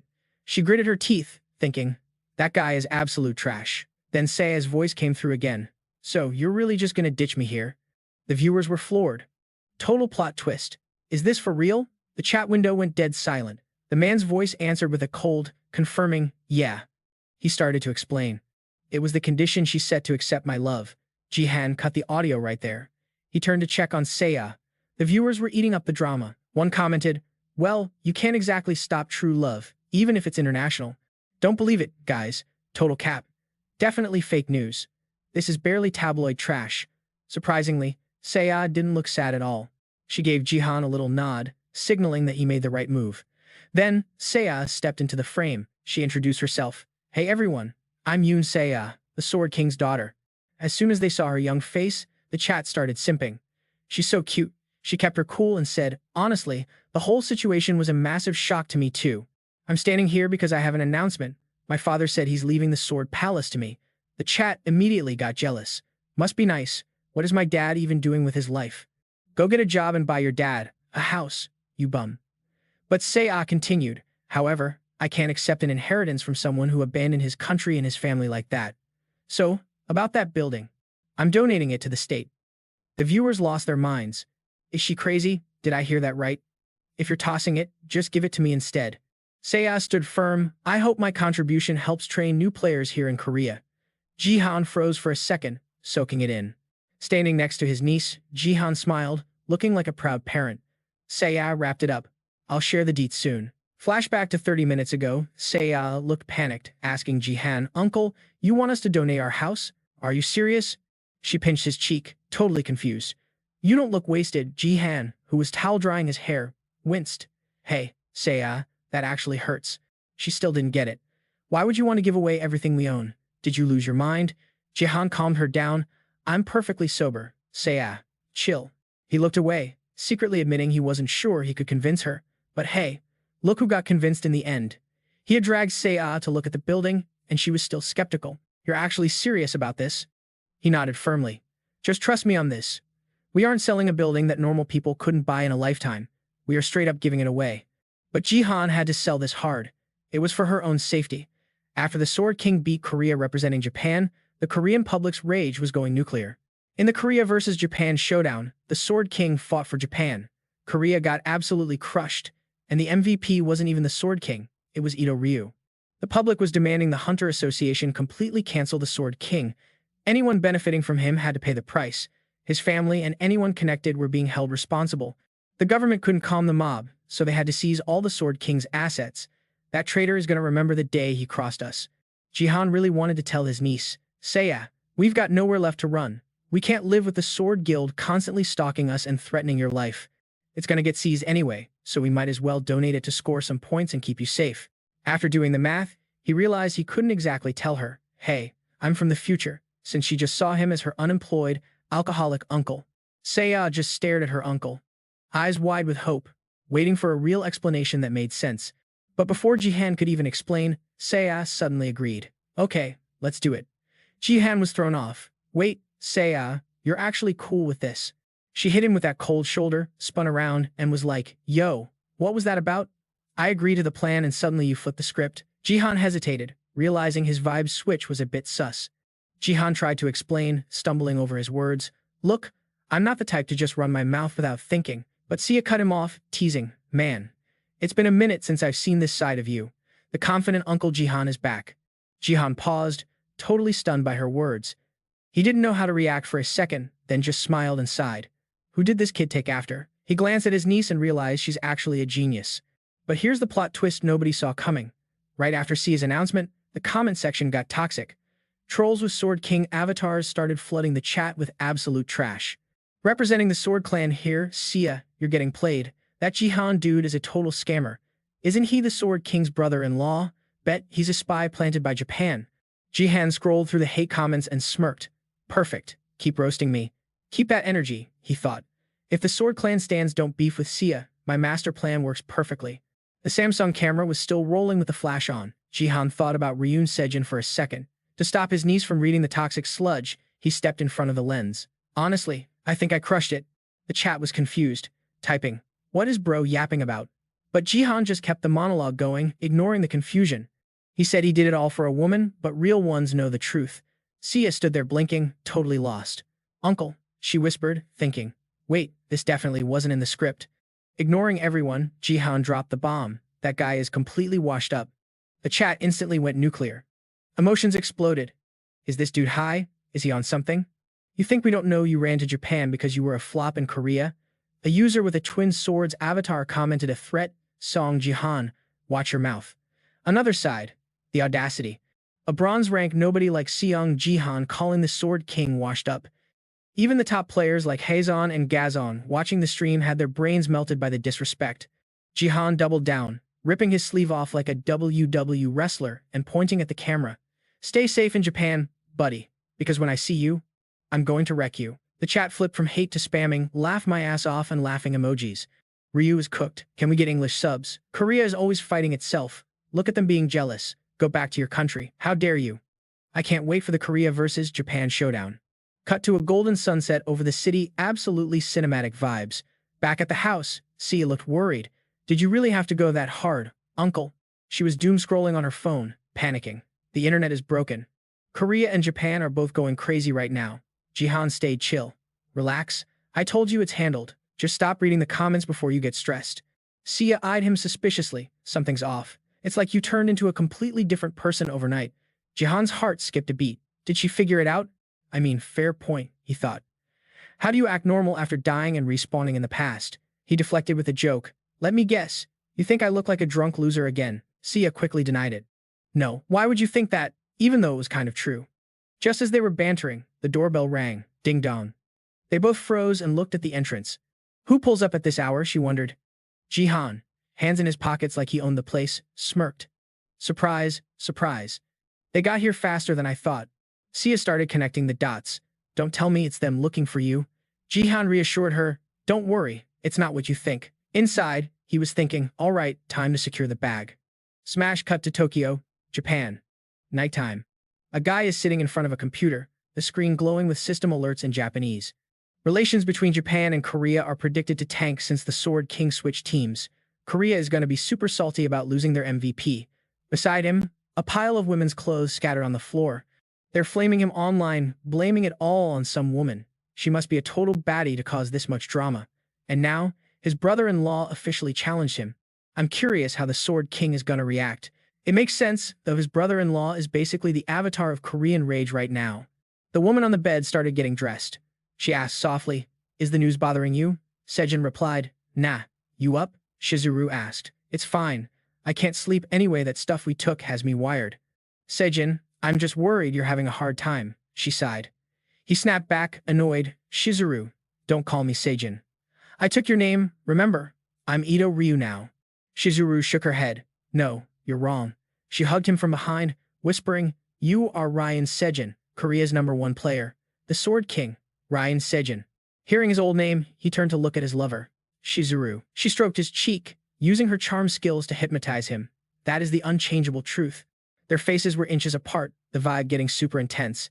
Shizuru whispered in his ear, I love you. They shared a deep, passionate kiss in that heavy, hypnotic atmosphere. You are my Ryun Sejin, she declared. Cut back to Jihan's place. The door flew open and Jihan greeted the guest, Yo. The man stepped in, taking off his dress shoes. Thanks for having me, sung Jihan. Excuse the intrusion. Seems like you were waiting for me. Jihan played it cool. Not really. I was just waiting for the government to step in because a small problem just turned into a massive disaster. Jihan dropped the name. Minister Park Yun-sik, right? The minister of the battle department. Fun fact, the government stopped visiting after Ryun Sejin dipped to Japan. Come on in, Jihan said. Park walked in with a gentle smile and greeted the niece. Long time no see, Sia. Real talk, this guy only pretended to care about them to spy on the Sword King. She responded politely, Hello, minister. The three of them stood there for a beat. Jihan smiled internally. Lights, camera, action. Time to take everything I need. Over coffee, Minister Park got straight to business. Your video was a bit violent, but I saw it. He explained. The government admits it. We can't bring the Sword King back. Jihan felt disgusted, thinking, Tell me something I don't know. Park added, But we can't let the public know that yet. The Korea-Japan match is right around the corner. Jihan didn't waste time. He cut to the chase. Let's stop beating around the bush. You want me to cancel the Sword Palace donation, right? Because finalizing the donation is basically an official announcement that the Sword King is never coming back. Park Yun-sik looked a little awkward hearing it said so bluntly. He sipped his coffee, trying to hide his surprise. He got straight to the point. Looking at Jihan now, Park wondered, is this really the same pathetic guy from the reports? According to my files, he's just an unemployed alcoholic gambling addict. Park nodded. You're right. We haven't given up hope that the Sword King will return. We want to propose a trust management contract instead of a donation. Jihan knew this play. Trust management, letting someone else run the show while keeping ownership. Sia blinked, confused. That sounds super complicated. Jihan realized they were smart, claiming they'd manage it until the owner returns. So the condition is returning ownership to the Sword King if he comes back, Jihan asked. Park pulled papers from his briefcase. Yes, and it would be better if you two continued living at the Sword Palace. Park explained. The terms are mutually beneficial. Please read it over. Jihan scanned the contract and had to admit they really did their homework on this one. Jihan ran the numbers in his head. Look, I'd rather hand the whole operation over, but if they read this thirsty to jump in, who am I to stop him? Actually works out better for yours truly. He slapped the paper on the table and spoke up. I get it, but we've got a little favor to ask. Yun-sik looked like he just swallowed a bug, totally confused. Meanwhile, Seiya had zero clue about the scheme brewing behind Jihan's face. Wait, since when do we have a niece? Smash cut to his system notification. Streamer Huing Kwang is live. The chat room exploded instantly. Yo, you finally live? Wait a sec. Where's the brat? Let's go. Is he seriously standing on top of the Colosseum? Classic clout chaser. Huang Kuang ripped off his mask, soaking up the spotlight. Welcome back to the stream. Fam, what is up? He switched to his best announcer voice, slicker than a primetime game show host. Today, returning to the blood, sweat, and dust of the Roman Colosseum. Your favorite dimension-hopping streamer is back in the building. He flashed a million-dollar grin. Suddenly, Huang Kuang face-planted in the most awkward pose imaginable. The chat didn't miss a beat. One user typed, "Yo, are those his boxers? Cringe." He gripped a glittering gold sword embedded with a glowing red diamond, trying to recover his cool. I am the great streamer, Huang Kuang. Despite his serious pose, the chat was roasting him alive with zero chill. Sup, golden boy. Been waiting for this. Ding system alert, B-Time boss just dropped 100 GP. The donation message read, teach those silver rank scrubs a lesson today. Huang Kuang read the message and practically lost his mind. The dopamine hit was real, and he couldn't control the hype. Oh my god, my sugar daddy is here. Let's go. He started doing the 0-2 dance in response. Even though this was a death match, his moves were so goofy, even the NPCs looked embarrassed. The chat was ruthless. Bro, act your rank. My eyes are bleeding. Two dudes standing behind him were grinding their teeth so hard you could hear it. They were ready to throw hands. That absolute tool.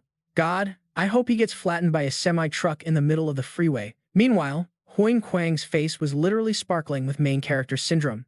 He was a verified celeb, famous for his looks and being dramatic as hell. A notorious troll in the gaming community who thrived on chaos. Huang Kuang used to be a gold rank athlete, but he deliberately tanked his account down to bronze just for the content.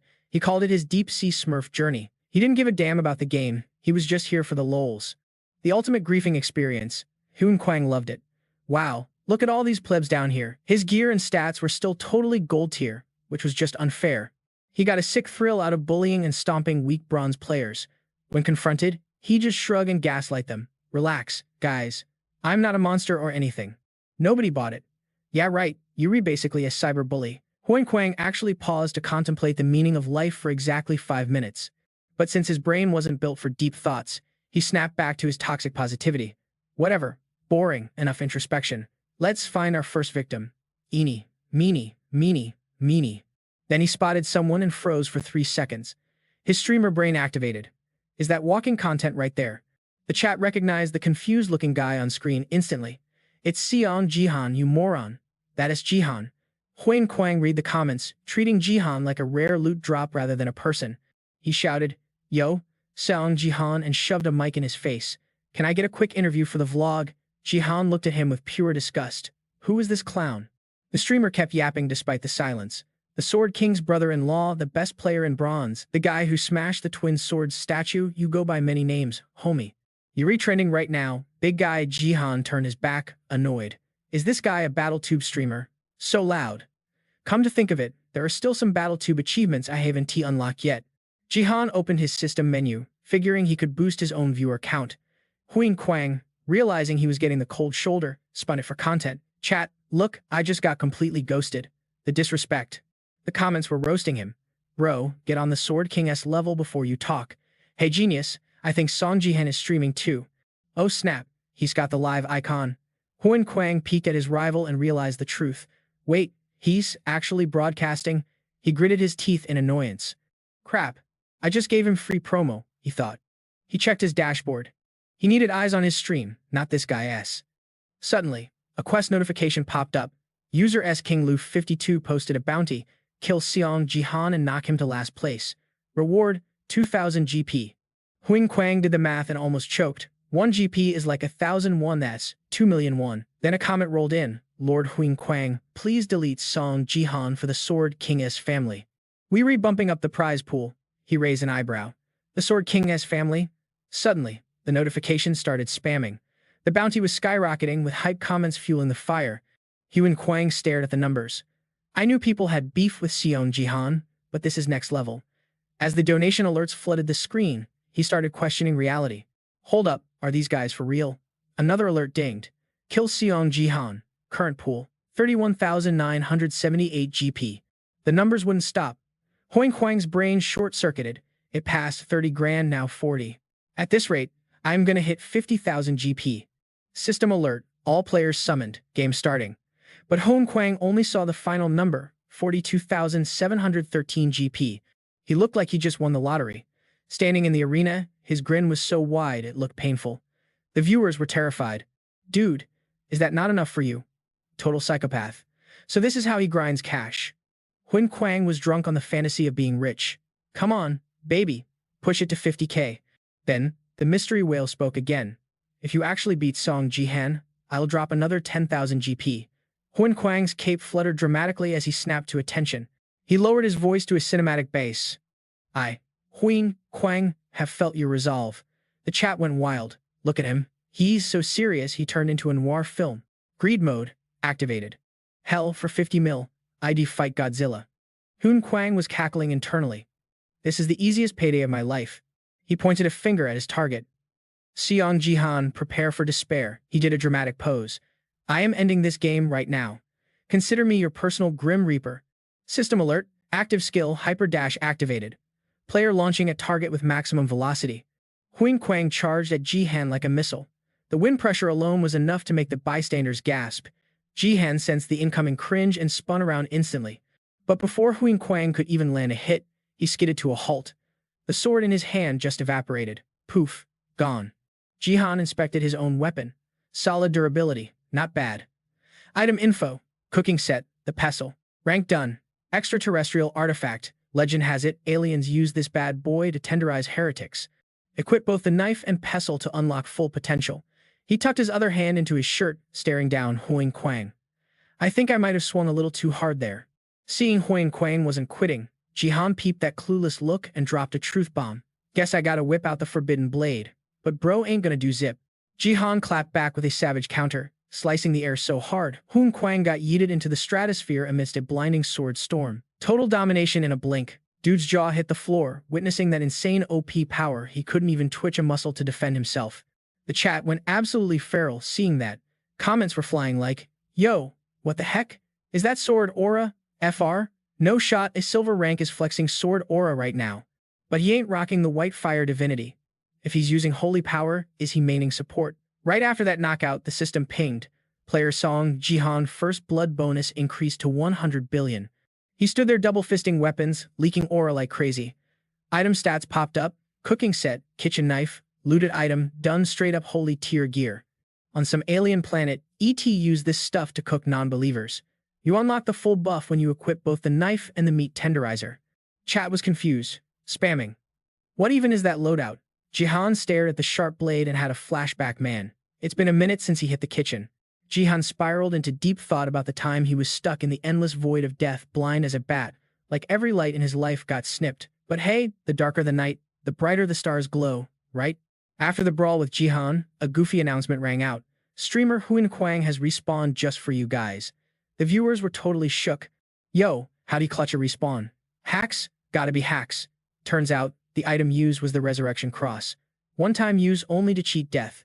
But you can't use that cheese in national leagues, team-ups, or pro matches. Chat read the tooltip, saw Hun Kwang back on screen, and immediately roasted him. Bro revived just to catch another L. He already lost all his points to Seong Jihan anyway.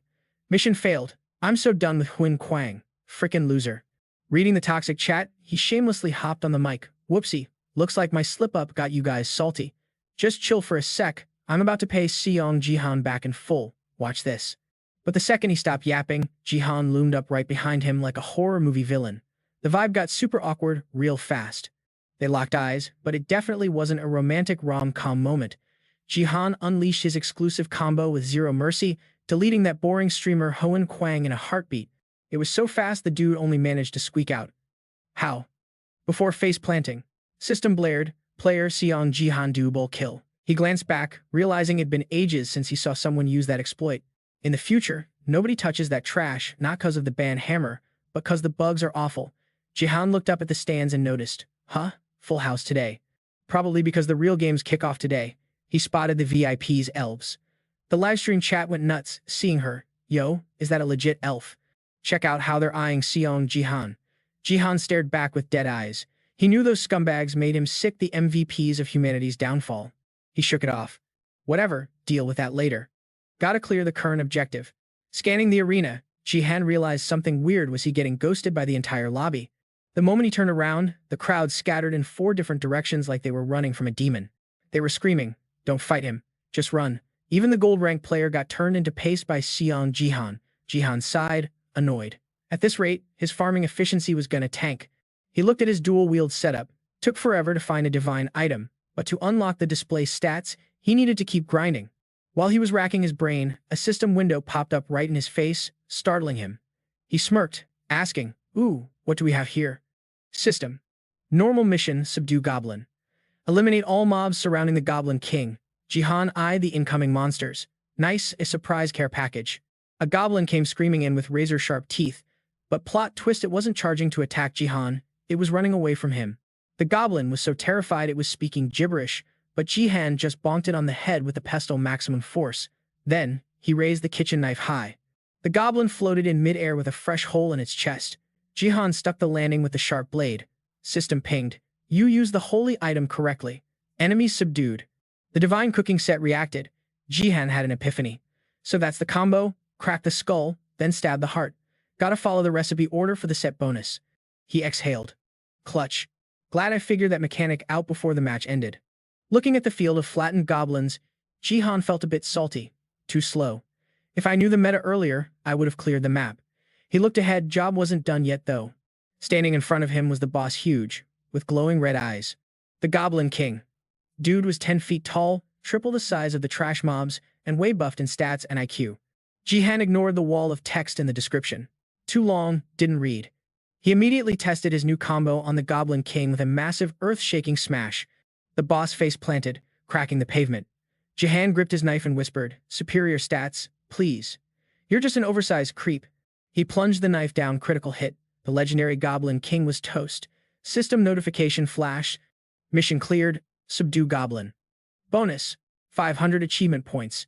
Jihan's weapons glowed with divine energy. Upgrade complete, +1 holy power. Cooking set, the pestle. Rank D. Otherworldly holy artifact. Based on a cosmic culinary sex technique, this is used for cooking. Equip both the pestle and kitchen knife to proc the set's maximum potential. Cooking set, kitchen knife. Rank D to E. Otherworldly holy artifact. Same deal. Use the set to unlock the full cosmic chef power. The cooking set, rank adjusted. Jihan wiped the goblin blood off his blade. Rank E. Huh? Means I've got one more shot at grabbing some holy power. But these weapons are too slow for speedrunning mobs. He squinted at the players camping in the distance. He definitely needed to frag some players, but they were miles away. Annoyed, he rolled up his sleeves. What a pain, but whatever. Jihan hummed a little remix of an old saying. If the mountain won't come to me, I'm coming for the mountain. His intense aura basically suffocated the viewers. Okay, I can breathe again. Look at his face, chills, literal chills. Too bad Seong Jihan sucks at the whole streamer persona thing. Cut to an upscale apartment in Gangneung. A user named Barking Mad typed, "Still 1,000 times better than that other useless loser." LOL. Hoin Kwang read that and nearly had an aneurysm. He started ranting, "Is that shade at me?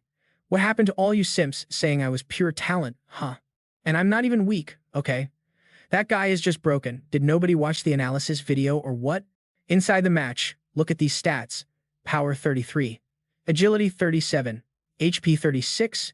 Mana 34. Kwang is losing it, ranting like, "Yo."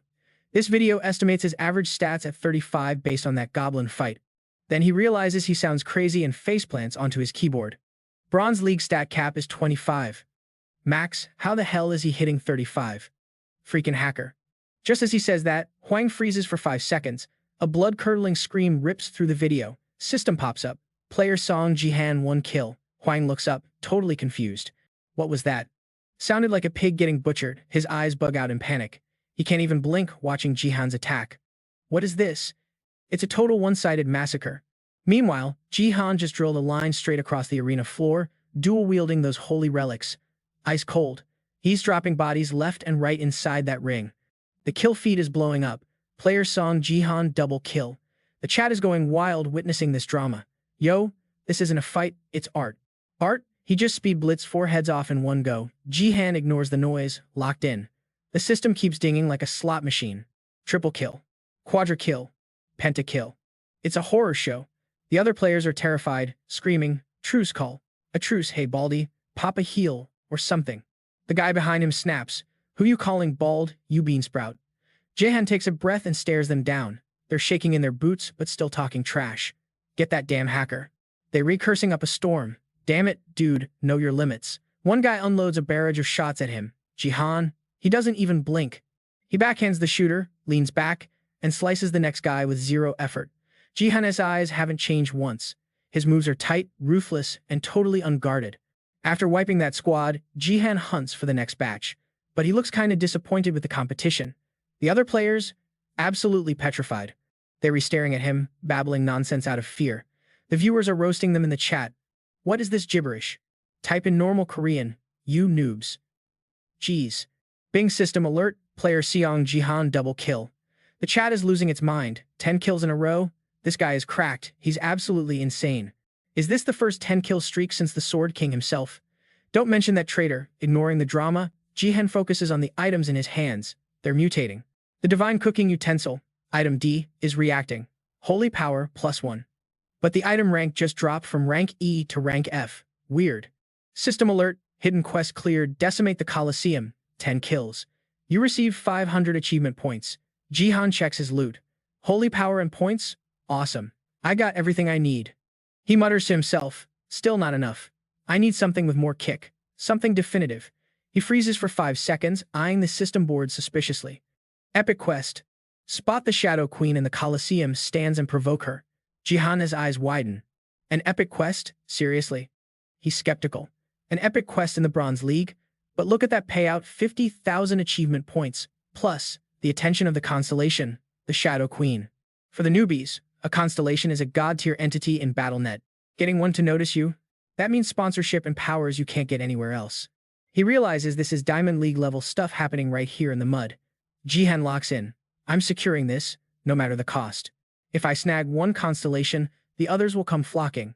He hesitates for a split second, his gaze turning dead serious. Jihan scans the stands. Can I actually find her? He looks at the elf section. They all look identical. She's hiding in a sea of elves, and he has to pick her out. Right now, Song Jihan is the first player in the country to hit a 10-kill streak. The last guy to do this, the Sword King. The clip is going viral across all media. Boom, 10,000 followers and 4,000 concurrent viewers. The polls are already calling Jihan the BattleNet champion. The Sword King clan wanted Jihan to crash and burn, but now they're accidentally boosting him.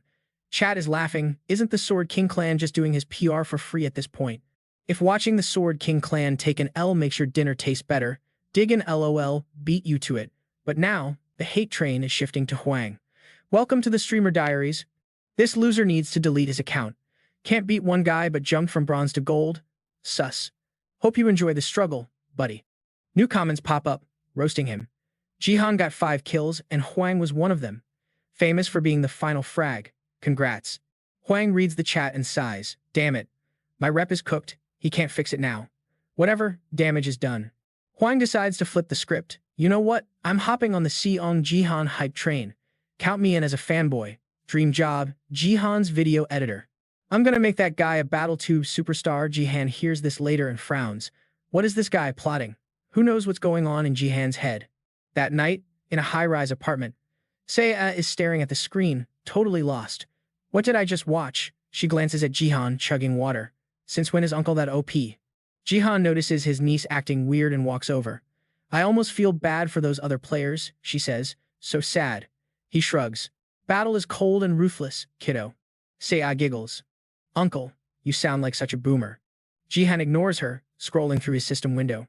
By the way, she asks, why are you blocking all the messages? Ah, I forgot to change the default settings. Seiya perks up. Well, if you're going to take donations, why not raise the minimum amount? The constant dinging makes it hard to focus on the game, she explains. Jihan thinks about it. True. Should I set it to 10 million won? Seiya nearly falls off her chair. 10 million? That's insane. Isn't that too high? Jihan stays silent. Seiya starts sweating. Wait, does he think that's too low? More importantly, Jihan is thinking about the quest. He has to find and provoke the Shadow Queen. He remembers the crowd shot totally impossible to spot her in that mob. Seiya notices his face. Need some help? She smirks. I know that look. Something's not going your way, is it? Spill it. I'll give you a hand. Jihan tilts his head, sighing. She really is just like her mother. Is that so? All right then, let's see what you got. He gets serious. I have a mission to find the Shadow Queen in the arena. Seiya's eyes light up. The Shadow Queen? I don't know the details, he admits. Just that she's in the audience. Seiya nods. Weird mission. Then she cracks her knuckles. Totally pumped. Leave it to me, I'll analyze the replay footage. Jihan smiles, going along with it. Counting on you, niece. As he walks into his room, he feels a pang of guilt. Man, I shouldn't be making her do this. Click. The door shut tight. Jihan let out a heavy sigh. Trying to fix this mess felt like searching for a winning lottery ticket in a landfill. Still, gotta give props to Seiya. The kid is really trying her best to be the perfect niece these days. Dude, just be grateful, he muttered to himself. Time to quit stalling. He had a backlog of tasks taller than the Empire State Building, and it was high time to clear the clutter and get organized. A holographic interface popped up, displaying two distinct boxes. Slot 1, support class locked and loaded. Slot 2, empty. The system flashed a tempting prompt. Yo, wanna add a second class? Jihan crunched the numbers. He'd blown a chunk of his hard-earned achievement points to unlock this bad boy. 10,000 points just for a level 1 slot. Steep, but hey, running 2 classes is a total game changer. The system rolled out the menu, Warrior, Archer, or Mage. Jihan grinned, easy choice. He walked up and tapped the Mage icon on the screen like he was smashing that like button. Boom. The second he tapped it, the air in the room swirled around Jihan like a mini tornado. A notification popped. Congrats, you are now a mage. He clutched his chest. He could feel a brand new engine revving up right inside his heart. Definitely not the same vibe as divine power. Let's take this baby for a spin, Jihan whispered. The whole reason he picked mage on top of support, he was chasing that legendary unique stat you only get by mixing these specific two. He gripped his right hand with his left, lips moving silently like he was rapping a fast verse. Time to trigger the new skill. A glowing orb materialized in his palm, mana swirling around it like a storm. This was the Force. It triggered a memory from before the timeline reset back when Baron was hammered and spilling secrets. Oh, give it a rest. Jihan had groaned back then. Guildmaster, how many times are you going to tell this story? Baron had slurred back. Listen, if you were just a bit cooler, you know. When in Rome style, I would have treated you like a fellow American. VIP treatment, baby. Every time the guy got wasted, he turned into an emotional wreck with Jihan. I really think we could be best buds, you know? Then things got weird. Jihan remembered Baron raising a finger, using pure mana to float his whiskey bottle. Just like when I unlocked the Force. Jihan had frozen in his tracks. The Force? You mean your signature skill? Jihan had asked. Baron blinked, bleary-eyed. Did I not tell you? Man, let me break it down for you. The guy started rambling non-stop. The Force isn't just magic. It's a hidden stat that pops when you smash divine power and mana together until they're perfect, Baron explained between drinks. But don't get excited. It ain't a piece of cake. Nobody else can do it because I'm the only dude with 2 classes, support and mage. It's my triple S grade perk, my own personal cheat code. Jihan had pressed him. That's the only catch. Yup, Baron nodded. Well, that and your divine power stat needs to be level 10 or higher. Wait, am I allowed to know this classified info since I'm not American? Jihan asked sarcastically. Doesn't matter, Baron scoffed. I'm the only one who can dual class. The whole world could know, and they still couldn't touch me. The guy was cocky as hell, but Jihan had to admit he wasn't wrong. Baron really was the only one wielding the Force, dominating the galaxy like a raid boss. But that was then. This is now. Jihan met every single requirement. Snapped back to reality, energy was radiating off him. He crouched, gritting his teeth, trying to keep a lid on the power in his hands. The room lit up purple like a rave. The swirling orb in his hand was getting juiced up, turning a violent shade of red and expanding fast. This was the secret sauce that got Baron to rank 1 globally.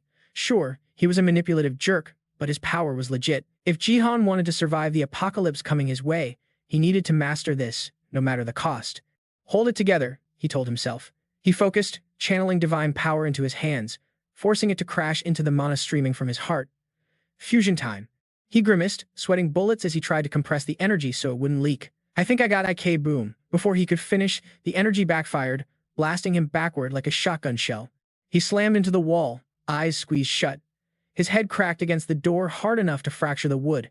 He slid down, clutching his skull, shaking like a leaf from the pain. Rubbing his throbbing head, he realized the hard truth. He failed. He couldn't keep it stable with just his current stats. What the heck am I missing? He groaned, leaning back against the wall. Do I need more mana? I'm tapped out after 1 try. He stared at his palms.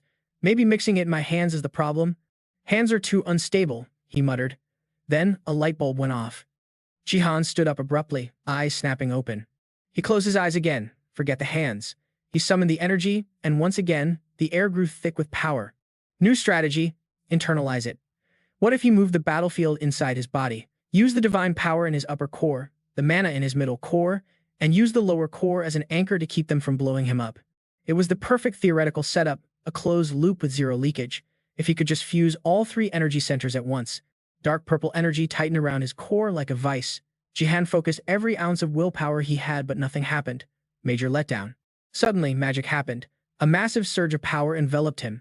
The system started screaming, attempting to fuse all three energy cores. Big flashing red lights. Warning. Safety limits exceeded.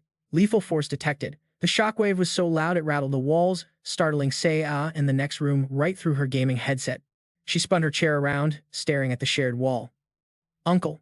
Meanwhile, inside Jihan's room, it was chaos. He was trying to smash divine power and mana together using the three-core method. He was doing it on instinct, but the requirements were insane. The system demanded absolute mastery over three totally different energy sources. He clutched his chest, agony ripping through him. System alert. Minimum stat requirement, 100. Failure, risk, death.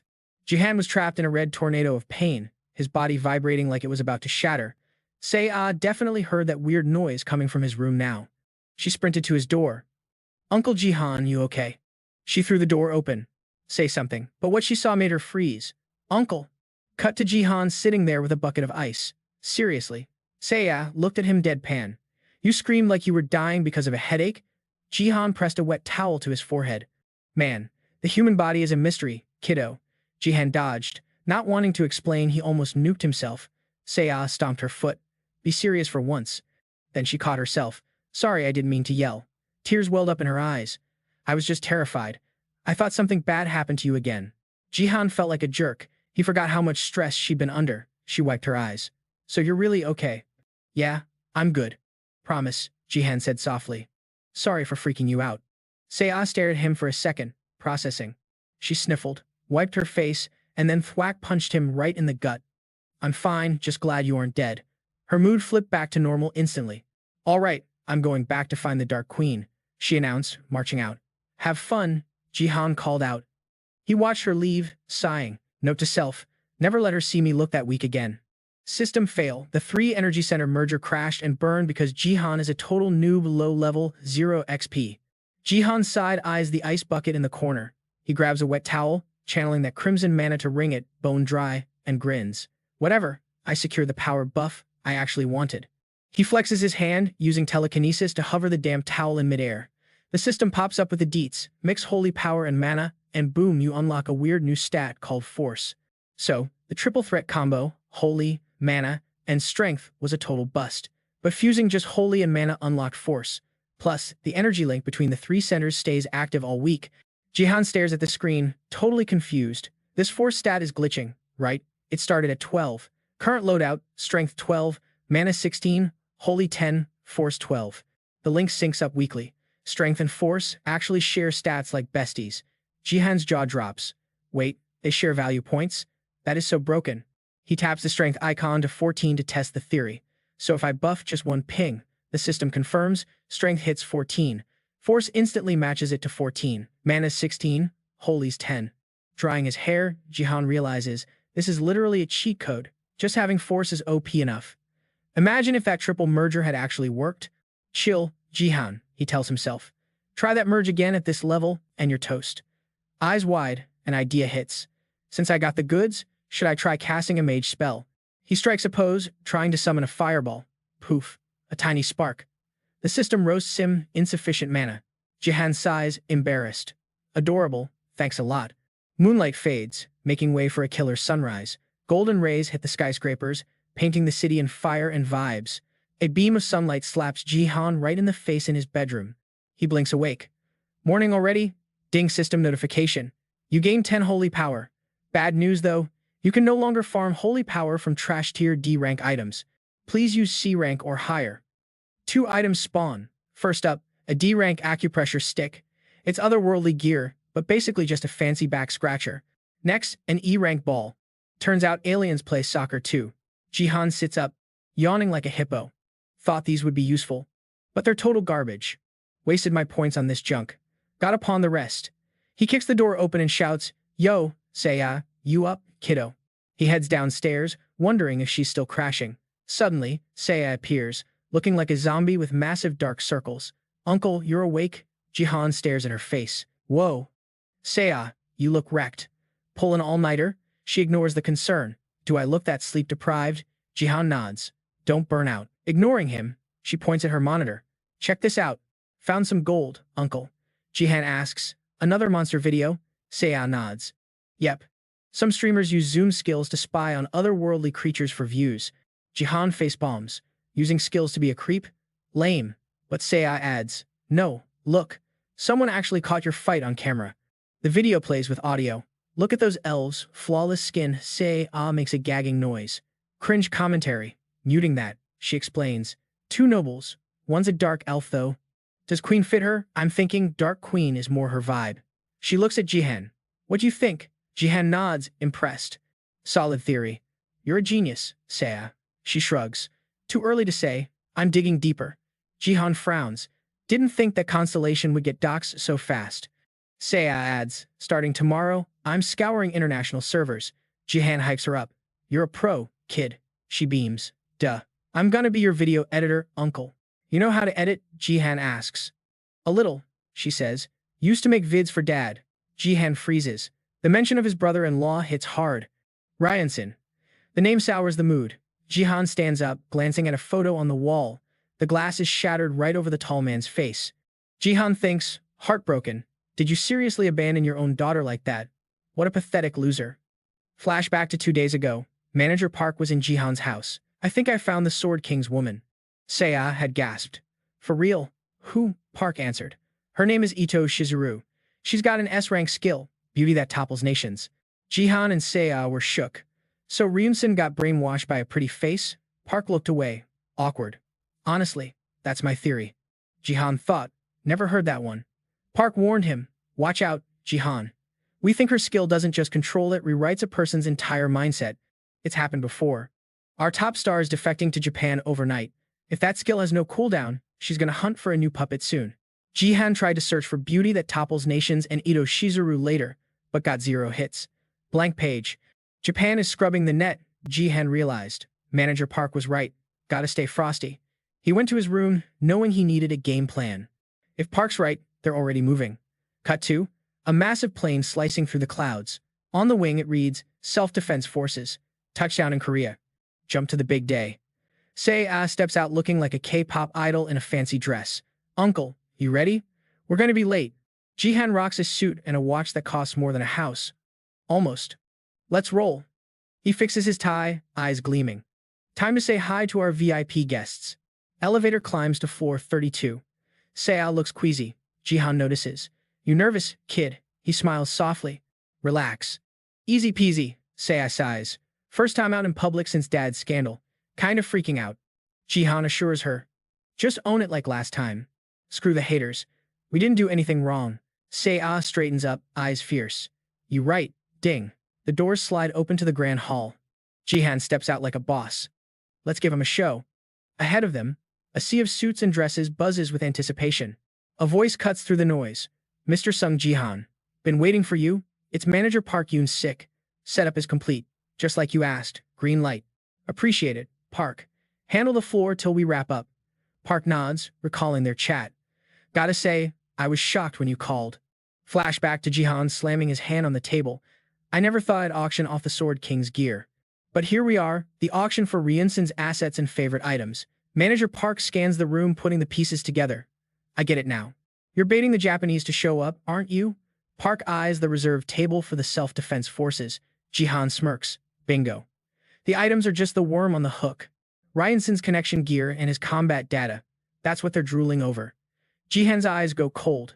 Japan won't be able to resist. Out of nowhere, a sleek, fancy car rolled up. Inside were 2 dudes, one of them rocking twin katanas. Jihan, cool as a cucumber, was like, whatever goes down, I'm handling it myself, no sweat. This whole shindig is gonna slap folks with a reality check, making them realize they literally have 0 other options but to just, deal with it. Yoon carefully watched the young dude's face, his mind totally buzzing with a million thoughts. Jihan's ride, Yoon thought to himself. Dude's basically got a crystal ball or something, seriously. Jihan kept going. This is our last shot to flip public opinion.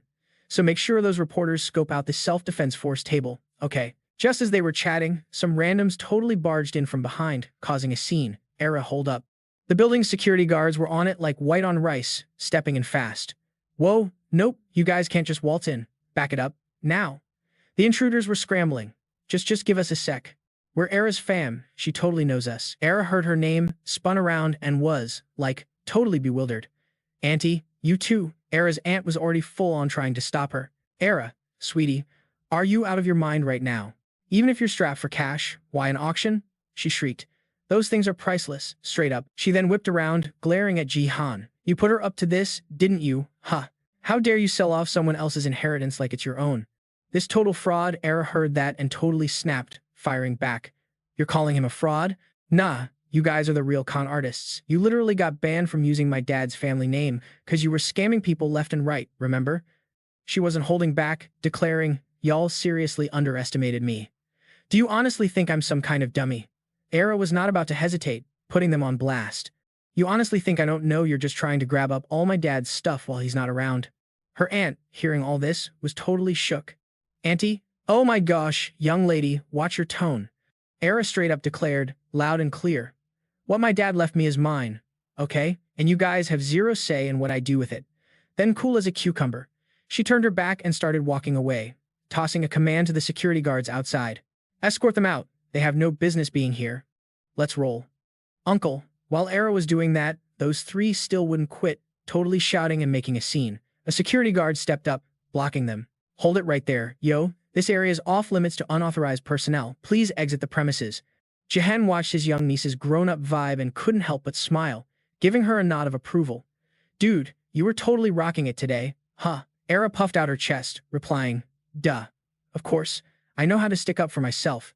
Yoon, who was already up front, smoothly opened the door and announced, all right, Jihan, miss, we're here, I'll take everyone inside.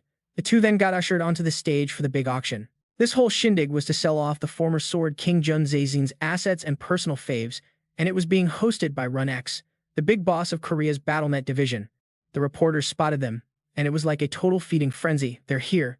It's Song Jihan, get the shots. Quick, quick, quick. The second they laid eyes on him, everyone was practically tripping over themselves to shout questions. Mr. Song Jihan, what's the whole point of this auction? And I heard you're letting other countries bid? What's up with that? Someone else yelled, Miss Era, over here please. Is this whole donation of the Sword King's gear in the auction thing, like, some kind of outside interference? Another reporter chimed in, aren't you hoping the Sword King makes a comeback?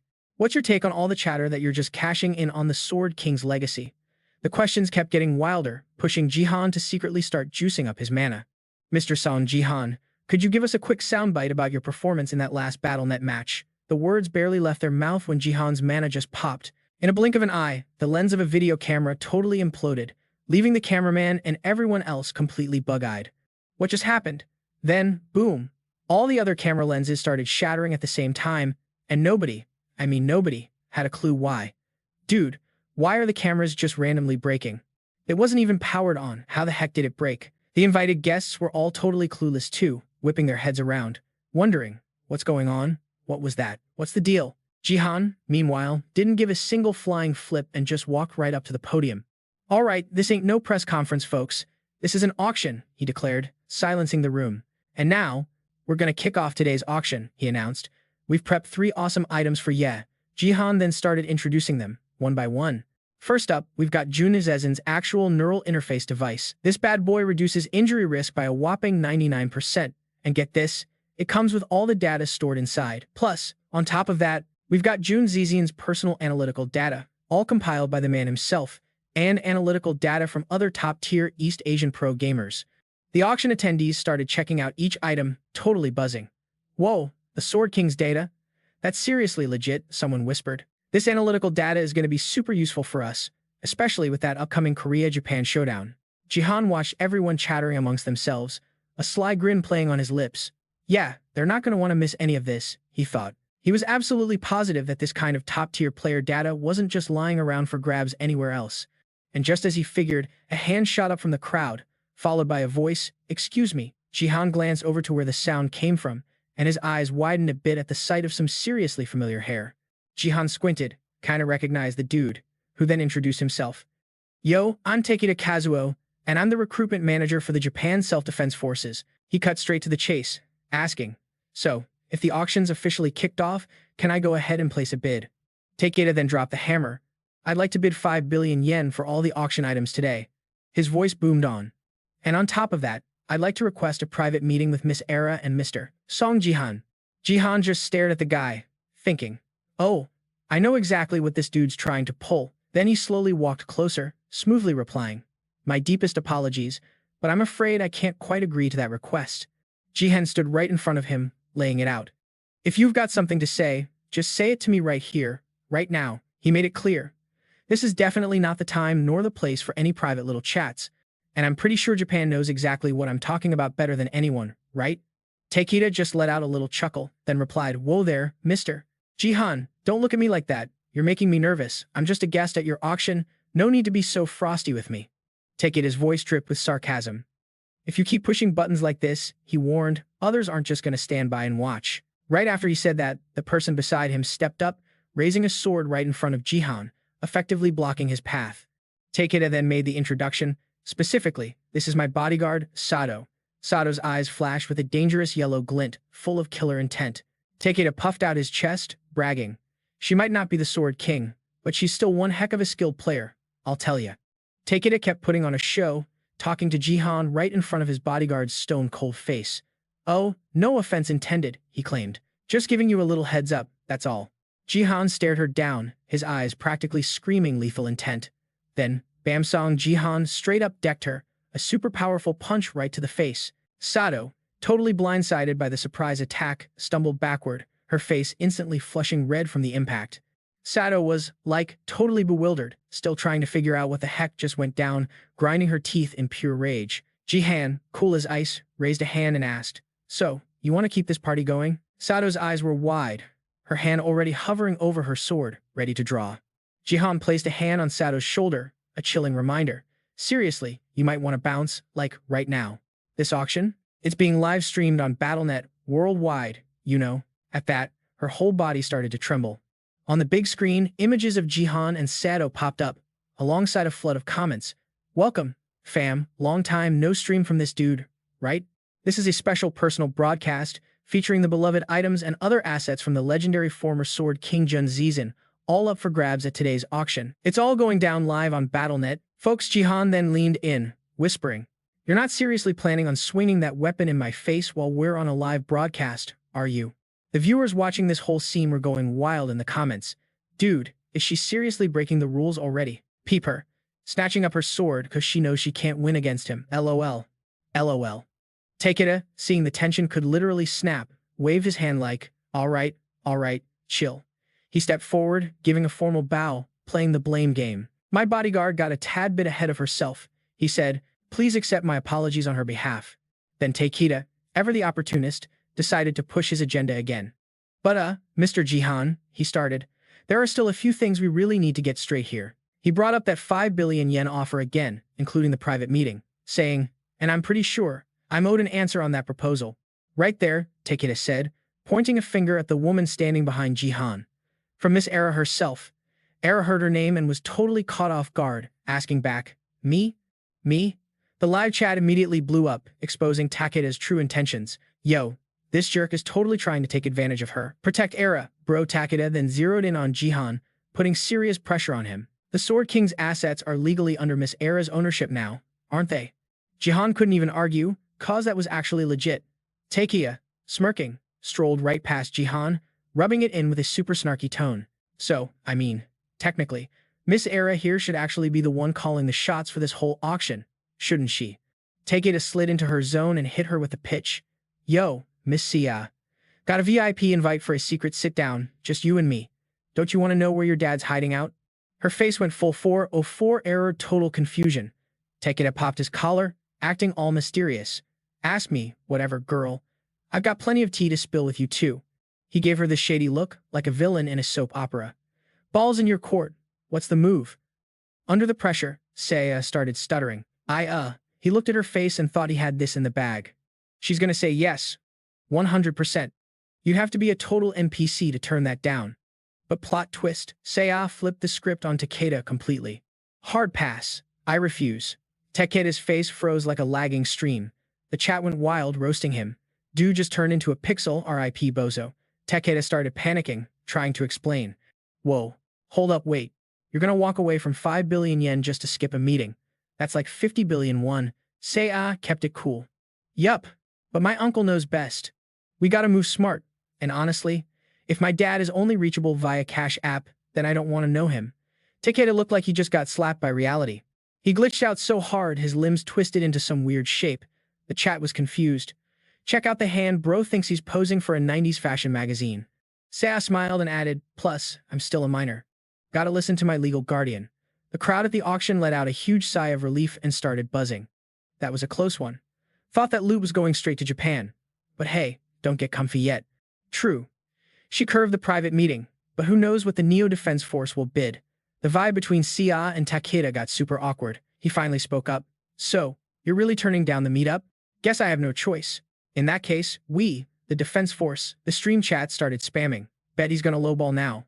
Watch him drop the bid to 50 million yen like a cheapskate. But Takeda doubled down with full confidence. We're still bidding 5 billion, he explained. Honestly, the secret meeting was just a little side quest I added for fun. Jihan was standing in the back, feeling a migraine coming on. What is this guy on? Is he trying to scam us or what? Takeda pulled an envelope from his pocket. Orders were to drop 5 billion right from the jump. He flashed the white letter. From the Sword King himself.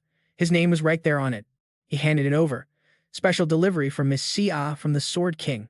He looked like he just played an ace. Seiya stared at the envelope marked Ito Ryu, hesitated for a sec, then grabbed it.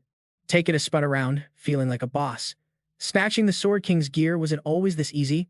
Or maybe the Korean squad is just too broke to match 5 billion. The crowd was fuming, mentally dropping F-bombs. That scumbag. Takeda strutted over to Jihan to talk some trash. That wrapped up quick, huh? Jihan recognized him instantly. In his past life, this guy was a headhunter for the Defense Force, literally blacklisted from entering the US. He was weirdly good at poaching foreign players, earned himself the nickname Japanese Calamity. Takeda rubbed his hands together like a cartoon villain. So, Mr. Jihan, ready to sign the paperwork? Jihan did a mental check. This guy's definitely linked to that unmatched beauty player who mind controls people. He nodded. Sure thing. Gotta keep a close watch on this snake. He scanned the room. The vibes were way off. Japan snagged the loot way too easily, like we handed it to them on a silver platter. The media is gonna roast us alive for this. The other VIPs started complaining. 5 billion opening bid? Seriously. Make it make sense. Why did we even show up? The chat was raging too. Just handing it to Japan? Scripted. This whole thing is totally rigged. No doubt, totally scripted. But hold up, Seiya stepped up to the mic. Just needed one plot twist to flip the game. She stood on the podium, ice cold, holding her dad's letter. She read it loud for the whole room. Seiya, heard you're selling the Sword Palace. Dunno why, but it's a huge bummer. This is the last thing I'm leaving you, so spend it wisely. She kept reading, fake tears dripping onto the page.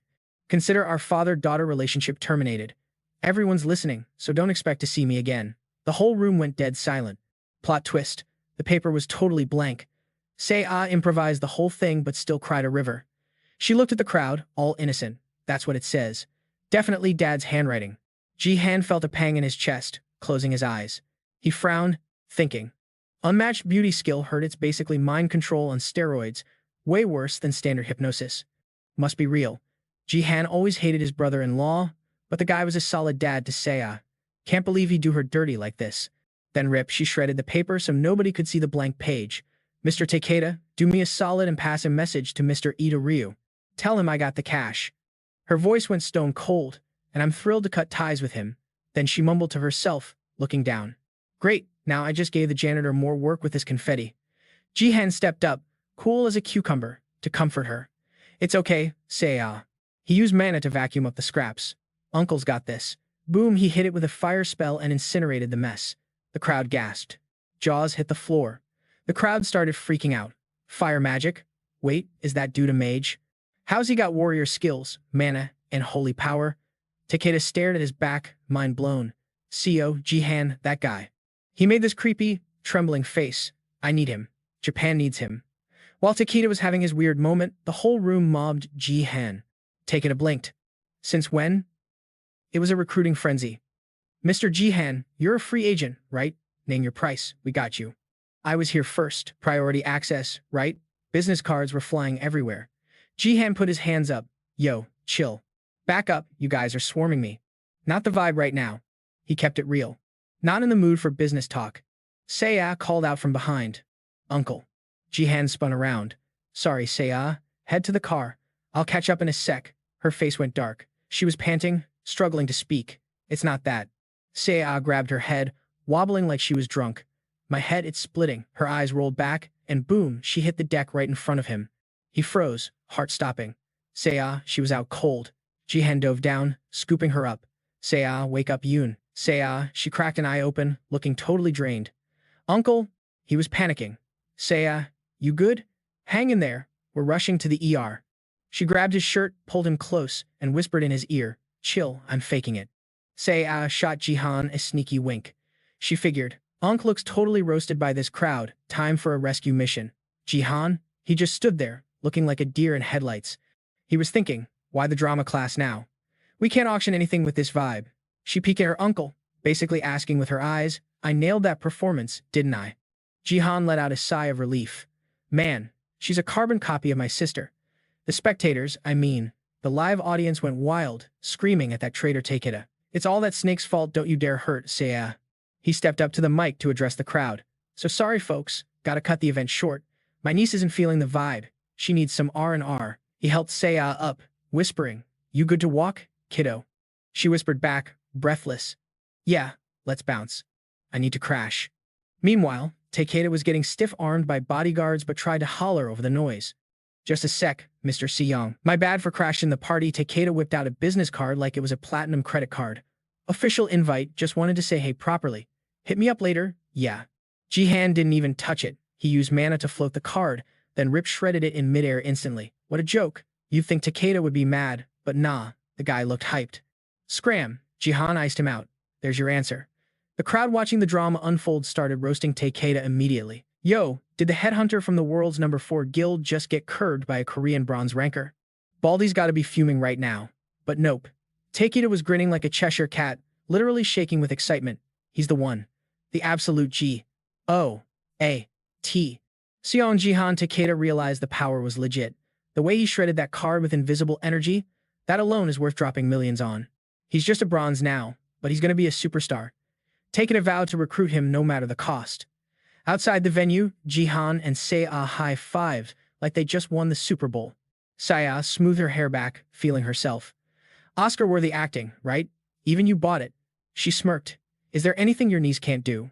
Yeah, cooking, Jihan roasted her. Before she could clap back, a system chime dinged. You have unread notifications. Jihan blinked at the screen. Say what? Notification, Takeda-chan donated 10,000 GP. Mr. Song, love the show. Let's link up privately next time. Big fan, Takeda-chan. Jihan stared at the donation. 10,000 GP? I killed the stream and he's still donating. Seiya was dying of laughter next to him. Oh my god, his username is so cringe. It's giving cheesy old man vibes. Jihan groaned. Unbelievable. My first big sponsor is that creep, blocking him, as soon as possible. Before he could hit the block button, a mystery woman stepped into their path. Hey there, Mr. Song Jihan. The duo froze. Pleasure to meet you both. She flashed a business smile. I'm Lee Ha-yun, Chief of Division 3 at the Divergent Guild. She kept smiling. I was dying to meet you, so I pulled up. Sorry for the ambush. Jihan narrowed his eyes. This area is VIP only. How'd you get past security? He thought. Her voice sounds super familiar. Have we met? Ha-yun stayed cool. I've got tight connections with the BattleNet administration here. Pulled a few strings. She added. Back at the office, they call me the little flower for a reason. Jihan paused. That shameless confidence, that specific tone. I definitely know her from somewhere. Ha-yun reached out for a handshake. Before we talk business, she dropped his gamer tag. The messenger of victory, right? Click. Jihan's memory jogged. She overlapped perfectly with that masked woman he met before, the one who said, I've been a stan for a long time. It's totally her, Jihan realized. Seiya noticed his glitching face. What's the tea? Why is Ung frozen? She glanced at Ha-yun and gasped. Did he catch feelings? Then Jihan dropped a line. The world is full of temptations. Pretty hard to ignore them. He smirked, half joking. That's Dostoevsky. Great writer. Also a massive gambling addict. The two women flinched. Jihan pressed on. You vibe with that quote, don't you? Ga-eun clocked the shade immediately. She stepped in front of Ha-yun like a linebacker. Miss, I got this. She glared at Jihan. Who are you? How do you know her life motto? She was practically yelling. Only the inner circle knows she's a gambling prodigy. How did a rando like you find out? Jihan grinned. Busted. Confirmed. She's zero from the first guild in America. The only other Korean besides him who looked like a jobless gambling addict, but rose to guild master thanks to her voice ability. At first, voice was just some lame skill used for support buffs, but post-tutorial, it became broken. We're talking stat boosts, level jumps, the works. An S-tier gift that buffs the growth rate and stats of whoever she supports. And the MVP user of that skill is her zero. Ga-yoon, realizing she slipped up, asked, Miss, you hit the casino too. Ha-yoon panicked. Zip it, Ga-yoon. Stop talking. Jihan sighed. From the Sword God to Zero Divergent Guild is stacking their roster. He waved it off. Relax. I just saw her on a stream once. Her chat message stood out the most among the fans. That's all. Sorry if I blew up your spot. Ga-eun spun around to her boss. You were chatting in his stream? Ha-yoon hung her head in shame, whispering, Please, just shush. She cleared her throat, trying to recover. I don't appreciate being labeled a gambler, though. Jihan side-eyed her, thinking. But it's facts. Se-ah saw his smirk and thought, he's totally into her. Ha-yoon stepped up, ignoring the awkwardness. Whatever, I don't mind making the first move in this chill setting. Call it a hunch, but I feel like we're going to be seeing a lot of each other. Ha-yoon whipped out her phone. Se-ah's eyes went anime sparkle mode. The phone number exchange. It's happening. Ha-yoon got straight to the point. Divergent Guild wants you, Jihan. Let's link up later. Just the two of us. Se-ah's brain went full rom-com pink bubbles, wedding bells. She did a little happy dance. Am I finally getting an auntie? Ha-yoon rubbed her neck, feeling flushed. Nailed it. I was so smooth just now. She glanced at Jihan, then mentally signaled her assistant. Take notes, Ga-eun. This is how you handle men. Ga-eun just looked confused. Ha-yoon tucked her hair behind her ear, oozing confidence. Watch and learn. But Jihan hit her with a curveball. Sorry, I don't know my own number.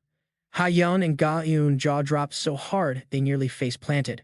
He turned to his niece. Yo, Se-ah, what's my digits again? Se-ah blinked.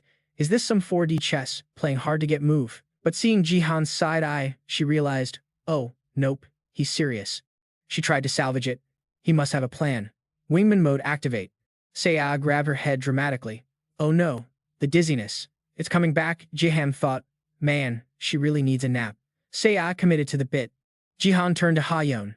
Kid's sick, got a dip. Give me your card. I'll hit you up.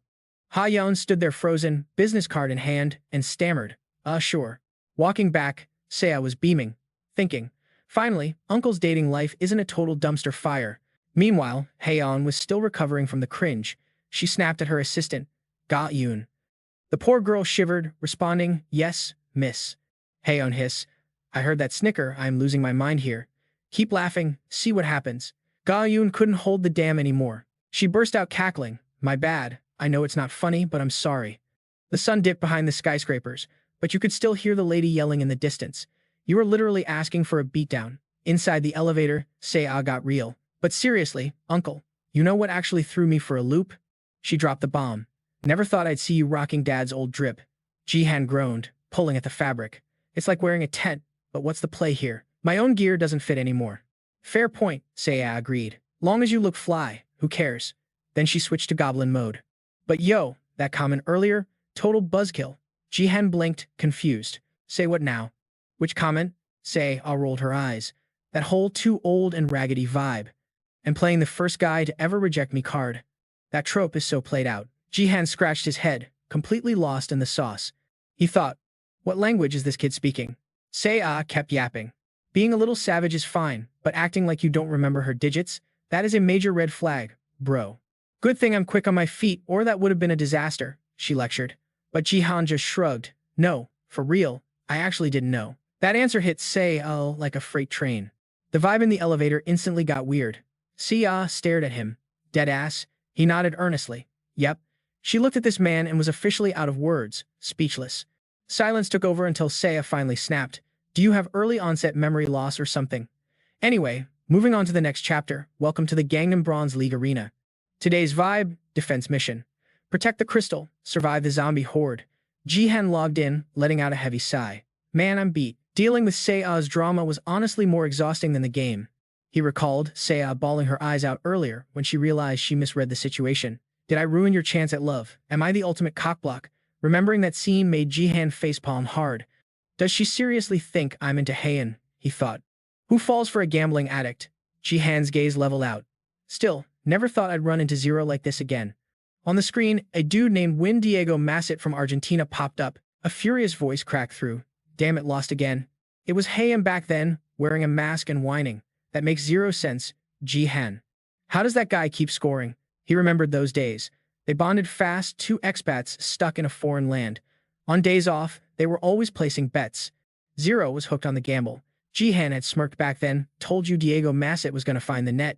Heian fumed, but how is that even physically possible? A glitchy gift like soccer god is that OP, she groaned. Diego Masset, Argentina. Age unknown. Class, mage. Gift, soccer god, rank triple S. Jihan shook his head. I told you to check the tier. It's triple S for a reason. Heian sighed, swearing. Next time, I'm taking the pot. Mark my words. Jihan gave her a deadpan look. You really need to quit gambling, she pouted. Don't be a buzzkill. It's hard to say no to the thrill. You lose every single time, yet you keep quoting that dumb motto. My ears are bleeding, he complained. Then he pivoted. By the way, you ever gonna fix that scar on your face? Heian got serious. Nope, never even crossed my mind. Like I said, it's the receipt for making a deal with the devil. Besides both being homeless drifters, they shared a lot of other baggage. Back then, Heian had asked, Jihan, how did you get so strong so fast? If I had that power, my friend wouldn't have died such a dog's death. Their biggest connection was that crushing guilt. She raised a glass. Cheers to self-loathing. Wait, I don't deserve to say that. It's all my fault. They clinked glasses, drinking to the trauma and the people they failed to protect. Jihan had stayed quiet that night, mind racing. Back in the present, he tilted his head down, shaking off a memory. It was game time. While he was zoning out, the chat started blowing up. Yo, hold up. Check his right hand. Good lord, that thing's poking through my screen. Last time it was a kitchen knife. What is he packing now? They finally got a good look and freak out ensued. Look at that grip. That looks terrifying. R.I.P. to the monsters today. It was the machete of Pope Eureka. Rated C rank. A holy relic used for sacrifices by the Pope, perfect for gutting creatures. Jihan looked at the blade, thinking, still don't get why a C-rank item was so cheap on the market. Probably because it's massive and weighs a ton. Most players can't even lift it. He gave it a few test swings, gauging the balance. Feels light enough to me. Jihan gripped it with both hands, raising it high, ready to drop the hammer. The chat watched him slash the air and went wild. Dude is built like a pure warrior class. Curiosity spiked. Yo, Jihan, drop the stat window. Oh, big brain move. Yeah, show us, I want to see the receipts. Jihan raised an eyebrow internally. They want to peek under the hood? He slammed the blade into the ground. Boom. The chat buzzed again. He fights like Kratos or something, but his kit is so weird. Moves like a tank, casts magic, but listed as a mage. Show us the stats, bro. Jihan left the blade planted in the earth. The viewer count was climbing fast as people demanded answers. I'm already at 12,000 viewers. The chat was spamming. Do it, Jihan. Just show us, is he a warrior support mage hybrid? He hesitated.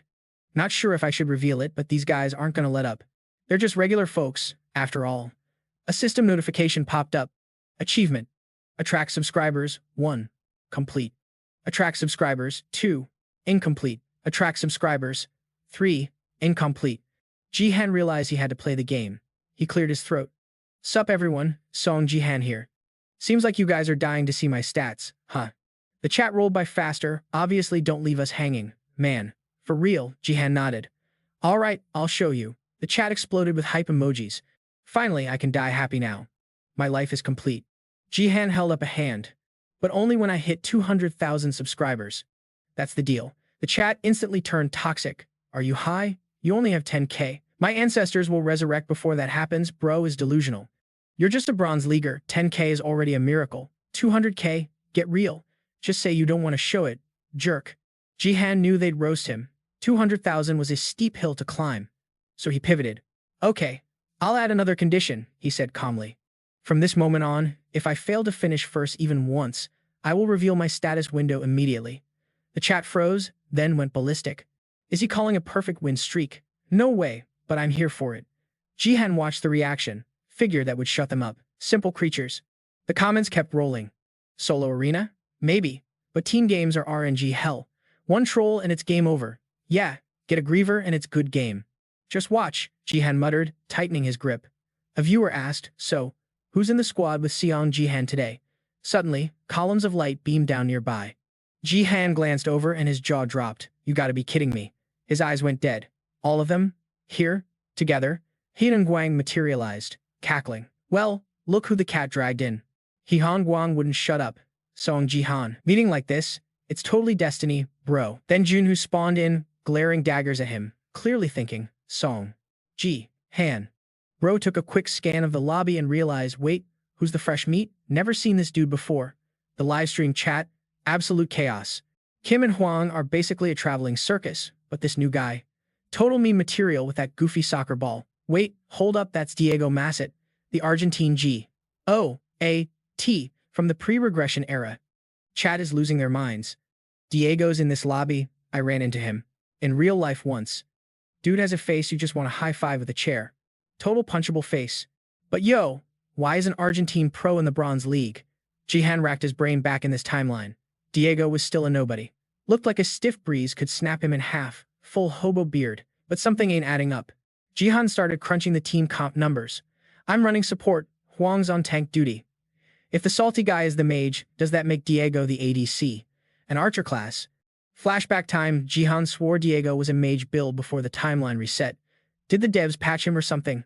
Meanwhile, Yu Hyuk is over there grinding his teeth to dust. He is not vibing with this matchup. Dude's having PTSD flashbacks, blaming Diego for nerfing his skill tree back in the day.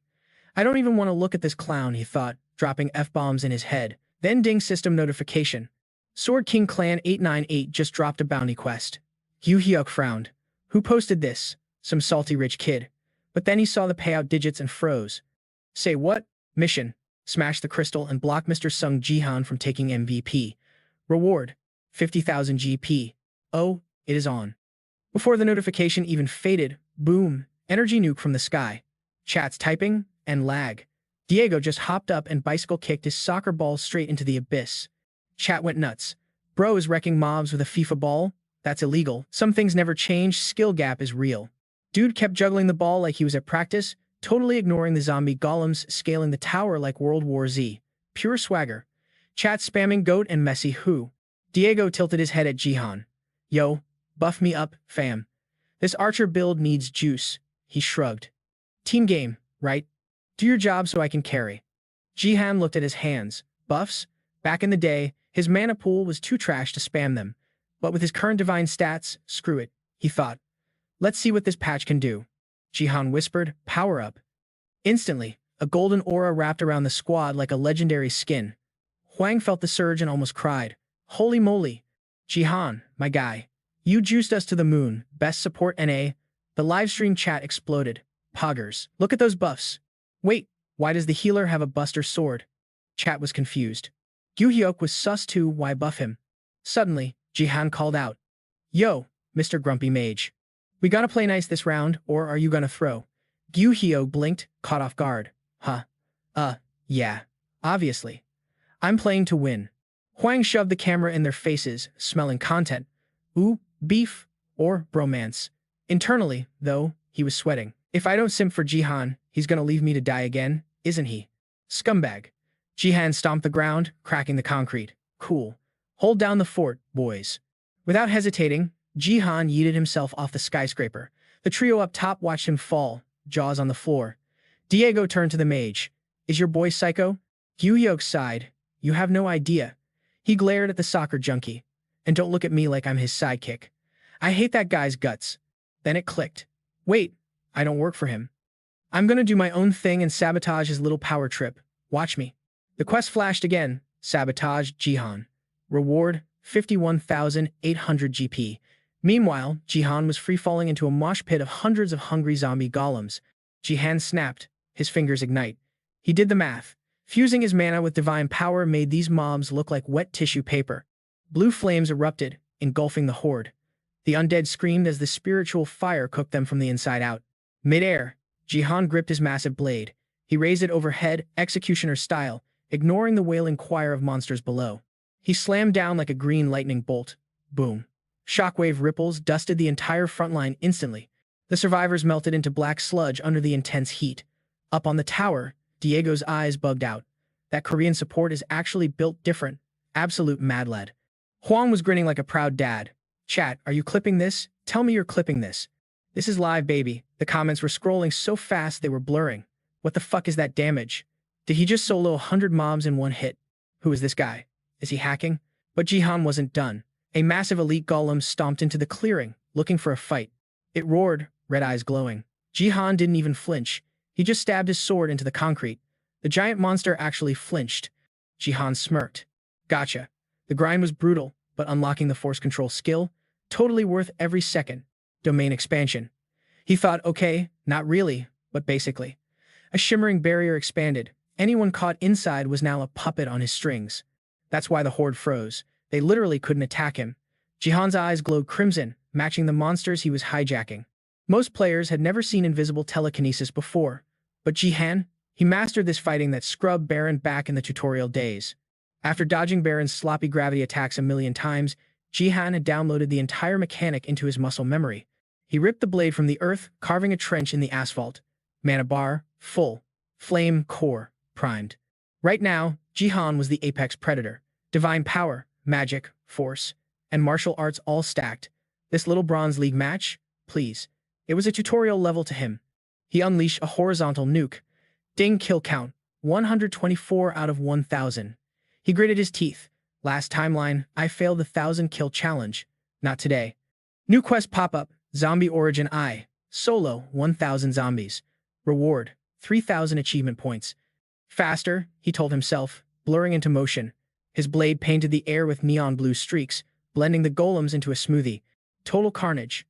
Light exploded, debris flew everywhere. The entire map was shaking as Jihan's energy waves deleted wave after wave of enemies. The flash blinded the night cameras. Up on the tower, Huang lowered his shades. Bro, that is straight up CGI. Diego is right there giving the double thumbs up, totally on board. The live stream chat is popping off too. Dude is gonna carry us to #1 again, just watch. Why is he so salty, though? We just need another 200,000 subscribers. Suddenly, Hyun Guang snaps his fingers. Yo, I'm actually curious about Jihan's status window now. The chat is confused. What are these clowns even doing? Lol. The Gangnam boys look like they're sweating bullets about winning. Chat's curious. Why is that Kim Gi-hoon guy so quiet? He's standing there looking gloomy. Then boom dude flashes this super creepy, Grinch-like smile. A viewer drops a comment. Hey Hyun Guang, give us an update on Gi-hoon. He agrees, spins the camera around, and says, there's our #1 pick. Chat wants to see his face, but then he completely freezes at what he sees. Whoa, Hyun Guang screams. The guy is literally holding a fireball in his hand like it's a baseball, ready to throw. Gi-hoon is standing there silently, charging up mana. Hyun Guang panics. Bro, what is your deal? No answer. His eyes are pitch black like he's being puppeteered by a demon, and his face is totally blank. While Jihan is down below fighting for his life, a voice booms over the arena. Hey, you damn Sung Jihan, you parentless piece of trash. That one line sends the chat into a frenzy. Oh snap, whoa, shots fired, that is savage. Gi-hoon is ranting like a psycho now. Think you're hot stuff lately. Huh, you're garbage. All you do is scam your niece. How did you gaslight that little girl into trusting a loser like you? Anyway, Jihan freezes, dead silent, listening to every word. The viewers are freaking out in the comments. Dude, he brought up Saya, that is low. He crossed the line. Does he have a death wish or something? Gi-hoon keeps mocking him. What? Am I wrong? You actually want to play nice, uncle? How the hell did you brainwash her into listening to you? Seeing Jihan's reaction, the chat starts analyzing. He's way calmer than I thought. Wow. Sung Jihan has ice in his veins. He's probably not even mad. Gi-hoon is still screaming insults like a maniac. Or are you two secret lovers or something? A viewer gets a bad vibe and types, guys, I don't think that's what's happening here. Veins are popping out on Jihan's face, mana is flaring in his eyes, and he's leaking pure murderous intent. That hidden quest with the 55,000 GP reward, it came from the Sword King clan Jihan's biggest haters. The mission. Smash the crystal and stop Sung Jihan from taking first place. Reward. 55,000 GP. In cash, that's like 55 million won, huge money. Definitely enough motivation for Kim Gi-hoon to start acting like a fool again. He continues his dirty game, screaming at the orphan scumbag. Meanwhile, Jihan is standing in the middle of a pile of wrecked zombie bots lying on the ground. He stays quiet, not saying a word. But Jihan read this guy like a book a long time ago. He glances up at Gi-hoon and thinks, the quiet psycho finally grows a backbone. There are only two reasons for this. Either he's got a sugar daddy backer, or someone triggered him. Jihan scowls. Total trash inside and out. He was planning to do this when I was far away so he could run. Jihan is getting worse by the second. You think you're slick lately? You're garbage. Just scamming your own niece all day. Jihan pauses, lost in thought. Honestly, the insults at him didn't sting much. But the moment he heard those words, he lost control. How dare he mention Seiya? He flashes back to the day he time-traveled, the day he saw Seiya again. He can't help but remember the one thing he tried so hard to delete from his brain. The nightmare. The memory of Seiya's death. The scars all over her body from that accident staged by the Sword King clan. Her face wrapped in bandages like a mummy, and holding Seiya's cold, lifeless body in his arms. And Jihan, the guy who just stood there and watched Seiya end up like that, couldn't do a single thing. Back then, all he could do was hug his niece and scream in agony. Right now, waves of mana are exploding around him. Jihan glares up at the guy, radiating death. That is why I decided it won't happen a second time. I will protect her. Nothing touches her. The viewers catch the vibe immediately. Yo, Sung Jihan is tilted. Look at that aura coming off him, seriously. Bringing up family is way out of line. Jihan, go school that kid. But wait, isn't he too far away? Jihan is about to make sure everyone remembers exactly what happens if they mess with Seiya. The moment he gained power by fusing his 3 energy cores, Jihan realized something. He could use the nameless divine art. Instantly, 2 power sources sync up, and Jihan enters battle mode. Sure, his martial arts stats are only level 30 right now, so he's basically running a demo version of the move. But Jihan definitely felt it the moment he fused those 3 cores into one. It was familiar. It felt exactly like using the nameless divine art. His eyes are glowing in the dark, face stone cold, hiding the bone-breaking pain of his body transforming. He feels the voltage shooting from his feet. Underneath Jihan's shoes, a massive current of electricity is surging. All the golems rushing him get fried instantly by the lethal voltage. The transformation turns Jihan's body into a literal lightning bolt, a technique that can rip the sky apart. They call it the Heavenly Lightning Step. At the top of the tower, the 3 guys are frozen. Jihan is aiming his fireball right at the crystal. A notification dings. Sword King Clan Fan 898 donated 100 GP. Jihan, destroy the crystal now. Sung Jihan is making his move. He replies, grinning. Got it. Man, trash-talking him felt good. Hyun Guang, standing behind him, tries to play hero. Stop. Jihan doesn't say a word, just blasts him backward. He coldly warns, don't block my path. Try that again, and I'll roast you alive. Hyun Guang isn't scared. The dude is a content machine. Chat, if you want Jihan and me to survive, smash that like and subscribe button right now. The viewers are baffled. Bro, read the room. You're still grifting for likes at a time like this? Jihan starts summoning magic circles. Alright then. He crosses his arms with his staff. A sphere forms between 3 magic circles as he declares, game over, boys. Jihan screams, mocking them. Have a safe trip to hell. He launches the fireball straight at the crystal. But just as the flames hit, Diego's soccer ball comes in clutch and blocks it. The ball sizzles and rolls away. The viewers are stunned. Is that a soccer ball? Jihan turns around, totally confused. The crowd goes wild. Whoa, it's Diego Macet. How did he block a shot like that? Is he salty? Wait, isn't he Sword King Clan? Jihan ignores the hype and screams. What is your problem? You playing soccer or something, you jerk? Diego answers straight up. I believe in fair play. You're trying to rig the game, and I'm not gonna let that slide. He adds, plus, you're trashing the guy carrying our team and dragging his parents into it. I can't let you keep acting like a punk. Jihan is shaking with rage, veins popping, teeth grinding, ready to curse him out. Suddenly, Jihan materializes right behind him and says, you got a lot of nerve for a scumbag. Hyun Guang sees his idol appear and hypes it up. Chat, look, because you guys paid attention, Jihan is here. The viewers facepalm. Hyun Guang, you never quit, do you? Jihan's eyes bug out in panic, his face pale and dripping with cold sweat. Pure terror washes over him as he feels the murderous intent and the deadly lightning crackling off Jihan right behind him. Jihan's face is shadowed like the Grim Reaper. Yeah. He growls, eyes glowing red.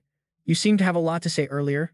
Hyuk's jaw hit the floor, eyes popping out like he just saw a ghost in a haunted house. Cold sweat was dripping down his face, his expression twisted and frozen in absolute terror as he faced that overwhelming pressure. He was spiraling mentally, thinking, yo, what is this? No way. What am I supposed to do now? He hesitated, then decided to just YOLO it. Damn it, I'm cooked anyway. I'm dead meat, might as well go out swinging. Seiya's uncle, Jihan, gave him a stare full of murder, his fingers twitching as he prepared to cast. Boom. Jihan spoke up. Real talk? I was gonna pop your head like a grape the second I got here, but I changed my mind. Jihan smirked. Why would I let you off the hook that easy? He waggled his finger, controlling Gyu Hyuk like a puppet on a string. Pain filters usually dull the sensation through the gear, right? He forced the guy to his knees. So even if I zero your HP, you just drop a level. That's boring. Jihan literally muted Gyu Hyuk's mouth and asked, that's the basic wiki info everyone knows, right? Well, class is in session. Let me teach you some hidden mechanics you don't know. Gyu Hyuk's mouth was sealed shut physically. Jihan's hand felt heavy on his shoulder. Inside, Gyu Hyuk was raging. This moron, he knows I'm trolling and still hasn't finished me off yet. I already lost all my skills, can't get D rank lower than rock bottom. He was salty about losing that bounty reward, but thought, if I made him this mad, I technically won the mental game. Good game. But while he was coping hard in his head, Jihan delivered a brain-rattling smack. The dude collapsed, the pain so bad he couldn't even form a sentence. He was just stuttering like a broken record. What is this? It hurt like hell. Standing in front of Jihan's icy face, Gyu Hyuk started shaking and begging. My body, oh god, my body. Jihan just asked coldly, why the noise? You're hurting already? I haven't even started the main event yet. Gyu Hyuk screamed, his face looking absolutely gnarly. That's enough. Please, bro, stop. His screams echoed through the castle like a horror movie. Stop it, Huang, watching nearby, was shivering. Damn, that guy is ruthless. Diego nodded along from the side. Facts. I agree. Then he frowned, a bit puzzled. But isn't it weird?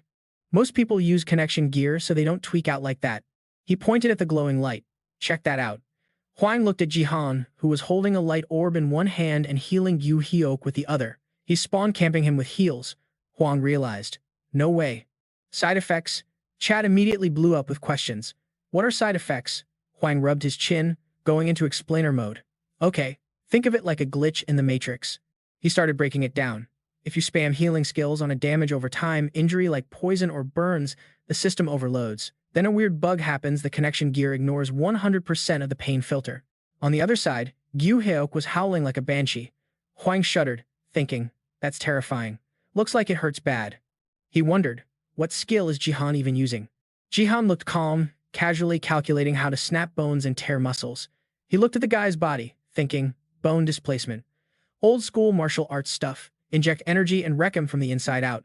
Gyu Hyuk's eyes bugged out. I'm using the connection gear. It's supposed to reduce 95% of the pain. What is happening right now? It felt like his insides were getting shredded, like 1,000 needles playing pincushion with his organs. Gyu Hyuk started spiraling. If this keeps up, he finally snapped, screaming, just end me, kill me already, you psycho. Swish. Jihan casually lopped his head off with a sword. He looked up at the chat stream like nothing happened. Comments rolled in. Lol, Jihan said, bet. Immediately, a notification popped up. Player Kim Gyu Hyuk has died. Jihan looked around. Does he respawn now? Huang turned pale, thinking, I need to stay on Jihan's good side, no cap. Even the superfan streamer Huang was terrified of Jihan now. Then, Gyu Hyuk respawned screaming in pain. Chat went wild. Yo, deja vu much? Jihan calmly watched him cry. Spare me, please, let me go, I was wrong. Chat comments flew by. Jihan, you're scaring me, fam. Then thud, his hand hit the ground. More comments. Yo chat, he just dropped dead on his own. As soon as he fell, the system announced, player Kim Gyu Hyuk has died. Everyone was shook. Bruh, I think he literally died of shock. Brother Jihan, don't let him off. Jihan stood still, watching Gyu Hyuk's body fade away. He looked at his hand, thinking, he couldn't handle the heat and died. Guess I need to dial back the power control next time. Ding. Notification. Player Kim Gyu Hyuk has resurrected. He shot up, screaming. What? Again? He saw Jihan approaching and scrambled back in a panic. Stay back. Don't come near me. I know I messed up. Jihan's face went dark. If you can't handle the consequences, don't start the drama. Suddenly, Jihan paused when he saw a donation alert. Say 082 donated 10,000 GP. Outside the game, Sia yelled, Uncle, stop, I'm fine. Seriously. You're going too far. She looked super stressed, explaining. If you keep this up, I'm gonna lose all my subs. Chat agreed. I'm getting traumatized here. And if he does more, it's gonna be too much. Seiya pleaded, Jihan, I want to see you in action, but this ain't it. Stop and just focus on the game, uncle. Jihan paused, surprised. Huh? Seiya is way calmer than I thought. He frowned, thinking. Still doesn't feel like enough justice, though. He looked at the trembling troll in front of him. Should he call it quits? It's peacetime, so maybe this is enough of a warning shot to scare off the other griefers. The guy was crawling away, screaming for help. Jihan decided to wrap it up. but realized he needed to confirm one last thing. Jihan's voice cut through the noise. Who was it? Yu Hyuk, face covered in snot and tears, let out a confused squeak. Jihan's eyes glowed red. I'm asking you. Who gave you the guts to pull this stunt? Yu Hyuk screamed in terror. I'll talk. My memory is great. It was the Sword King Guild. Number 898. They put a 50,000 GP bounty on you guys. Yu Hyuk clasped his hands, begging nonstop. I'm just a greedy lunatic. Just kill me, chat spammed, snitch, and wow, what a coward. He kept explaining, the Sword King Guild backed me, and I got blinded by the cash. I'm sorry, chat roasted him. Ungrateful dog, and you're finished, bro. No next time for you. Can't believe I outsourced the job to this clown. Jihan went into deep thought. Something's off. 50,000 GP per head? That's not just one hater. That's a whole organized group. He grabbed Yu Hyuk by the collar. Note to self. Remember that. Jihan said calmly, you better thank Seiya for stopping me. The guy teared up instantly. Absolutely. Jihan yeeted him high into the sky. Thank you so much, Seiya ding. Player Kim Ju Hyuk has died. Kim Ju Hyuk has been eliminated from the game. Huang laughed. Today, a troll got absolutely wrecked. Jihan dusted off his hands. Guess I'll go farm some zombies now. He frowned, annoyed. If I hadn't been interrupted by that stream sniper, I'd be done with the quest by now. He pictured himself slashing through zombies. Current kill count, 921 out of 1,000. He checked his status window. Whatever, killing 80 more? That's light work. 5 minutes tops. Suddenly, Jihan gasped when he saw a prompt. You have an unread notification. He stared at it, confused. Wait, did I finish it already? The screen flashed. Guild Quest, Zombie Origins 1 complete. Jihan looked to the side, shaking his head. How? Then he saw the electrified zombie corpses twitching on the ground. That's the Heavenly Lightning step. Jihan realized what happened. Ah, I get it now. He recalled the moment the lightning trails he left behind had roasted the zombies nearby. Jihan analyzed it. Actually, I couldn't control the overflow energy, so it caused a massive explosion. He rubbed his chin, frowning. Since I used regular ki instead of the nameless divine arts, it got messy. Kind of embarrassing, honestly. Jihan looked forward, thinking he needed a training montage. Suddenly, a voice called out, making him turn around. Huang's eyes were sparkling with excitement. Jihan, you heading down? Can I tag along? Diego stepped up too after hearing Jihan. Mr. Mazid, Jihan said, shaking his hand. Thanks for the backup. Jihan just shrugged it off. Just doing my 9 to 5, fam. The live chat went wild, keeping the vibes casual. He flashed a smirk and replied, Yo, let's link up later. I owe you one. Before he could finish, the ground started twerking violently. I gotta tell you something, boom. The trio on the high tower screamed. Yo, Earthquake, what's popping? This ain't in the patch notes. Quang peered down, yelling.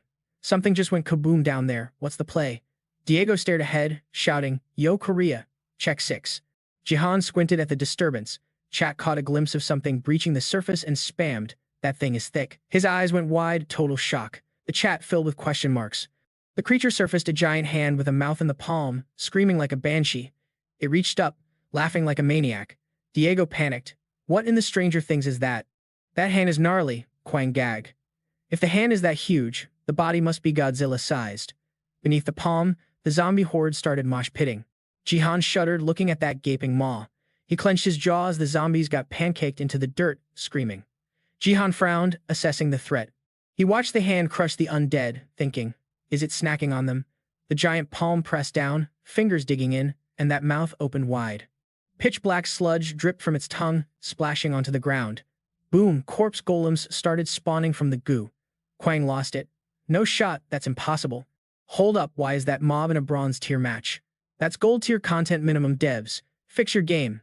Jihan analyzed the beast, a Frankenstein of severed limbs. He calculated the odds. Like Glitter said, these things don't spawn in bronze. He checked his HUD, confused. Is this a chain quest? A notification popped. Chain quest. Zombie Origins 2. Defeat the corpse golem solo. No crystal buffs allowed. No crystal buffs? Are you kidding me? System alert. You have crossed the 10 building defense perimeter. Jihan frowned. Another notification? Side quest unlocked. Eliminate the corpse golem. The squad started yelling. A side quest. In a bronze dungeon. Since when is the difficulty this high? Yo, the system actually wants us to kill that. Screen flashed. Stop the corpse golems created by the Apostle of Destruction's hand. The giant hand burrowed back underground. The tower PA system blared. Power gap detected. Use crystal blessing to bridge the gap or just drop a nuke on it. Kwang was raging. How are we supposed to do that? Even gold rankers would wipe on this. Jihan closed his eyes. Looks like a mission impossible. He opened his eyes. If it wasn't hard, the loot wouldn't be legendary. The HUD displayed the objective again. Stop the corpse, golems created by the Apostle of Destruction. Reward, 1,000 achievement points plus crystal shard. Jihan paused. The shard is the main drop. The points are just a bonus? That's suspicious. Judging by the difficulty, this was at least an epic tier quest. Kwang groaned. It's a side quest. Guess we gotta sweat for it. He lifted his blade as a prompt appeared. Hey, grab the buff first. Jihan waved it off coolly. Nah, I'm good. The chat started roasting him. Is Jihan scared? Is he rage quitting? Show us the stats, coward. Chat was toxic. Forget it. A bronze noob can't solo a gold boss. Stop simping for him. Suddenly, lightning crackled around Jihan's feet. Jihan charged, blade sparking. Corpse golem. He ran the strat in his head. Undead types are tanky. Gotta smash the core to drop him. Their massive hitbox is made of stitch bodies, so finding the core is a nightmare. This is a mid-tier gold raid boss. Even being above bronze, this is gonna be sweaty. Jihan commanded, Yo, give me space. Kwang blinked. Huh? Jihan didn't explain, he just dashed straight at the monster. He left a scorching electric footprint on the pavement. Kwang and Diego watched, jaws on the floor, screaming in disbelief. Jihan raised his blade high, putting his whole back into the swing. He was using the fundamental technique of the nameless divine arts. 3 principles. Heaven attacks vertically, earth strikes horizontally, human cuts diagonally. It was the base kit of his build. This move represents crushing Mount Tai. He unleashed the tri-flow technique, Mount Tai crush, slicing the golem clean in half. Kwang and Diego stood there, frozen like NPCs. The ball slipped from Diego's hand. The golem's body dissolved into pixels, leaving only the core. Jihan frowned. Big scary name, but it folded to a single vertical slash. System alert, player Sion Jihan has defeated the corpse golem. 4th tower side quest complete. Chat exploded. Literally goosebumps are in. Don't mess with Jihan, dude is a living nuke. I swear, watching Jihan swing that sword, Kwang felt a mix of fear, jealousy, and total hype. All those feelings blended into pure respect. Kwang fell to his knees, gasping for air. His eyes were wide. I've never felt a vibe like this before. I thought he was just good content for the stream. Kwang shook his head. Nah, he's built different. He looked at Jihan. I need to capture every moment. This guy is going straight to the top. Kwang's face was full of determination. I have to be there. As Jihan turned into a streak of blue light, Kwang vowed to document his road to legendary status. With total dedication, he yelled, Jihan GG's, man, amazing play. Jihan looked ahead, unaware that this was the start of his alliance with Diego. Suddenly, the crowd screamed, oh my god. They watched the golem's hand rise again. This game is actually broken. Nervous. The hand smashed into the tower, followed by a loud scream. At Tower 3, golems swarmed the base. Screen flashed. Side quest failed. Event ended. Players who completed the quest will receive 3 times EXP and GP. Jihan smirked. The rewards in this game are actually insane. He glanced to the side. But I still need to farm a few more things. Jihan turned to him. Yo Masid, catch you in the lobby. Diego replied, I don't even care about the loot. Thanks to your carry, I racked up some serious points. Jihan smiled slyly. I want to talk about your potential build outside. You down? Diego blinked. My build? Jihan raised a hand, sparking with red energy. Here's a hint. Mage. Spoilers aren't fun here. Let's discuss over dinner. Diego stood there stunned. Mage? Is he telling me to respec into a caster? If a random scrub said that, he would have muted them instantly. But Jihan just put on a masterclass, so Diego couldn't help but be hyped about what he had to say. He pursed his lips. If there's actually a class that fits me. After a pause, Diego nodded. All right, bet. I'll DM you later. Jihan stuffed his hands in his pockets, vibing with the win. That was legit. Yo chat, what's good for dinner? Let me look up some spots on Yelp. Huan Kwang immediately threw his hand up like a desperate fanboy. Take me with you, bro. Let me roll with the squad. Jihan shut that down instantly. Hard pass. That sounds like a total headache.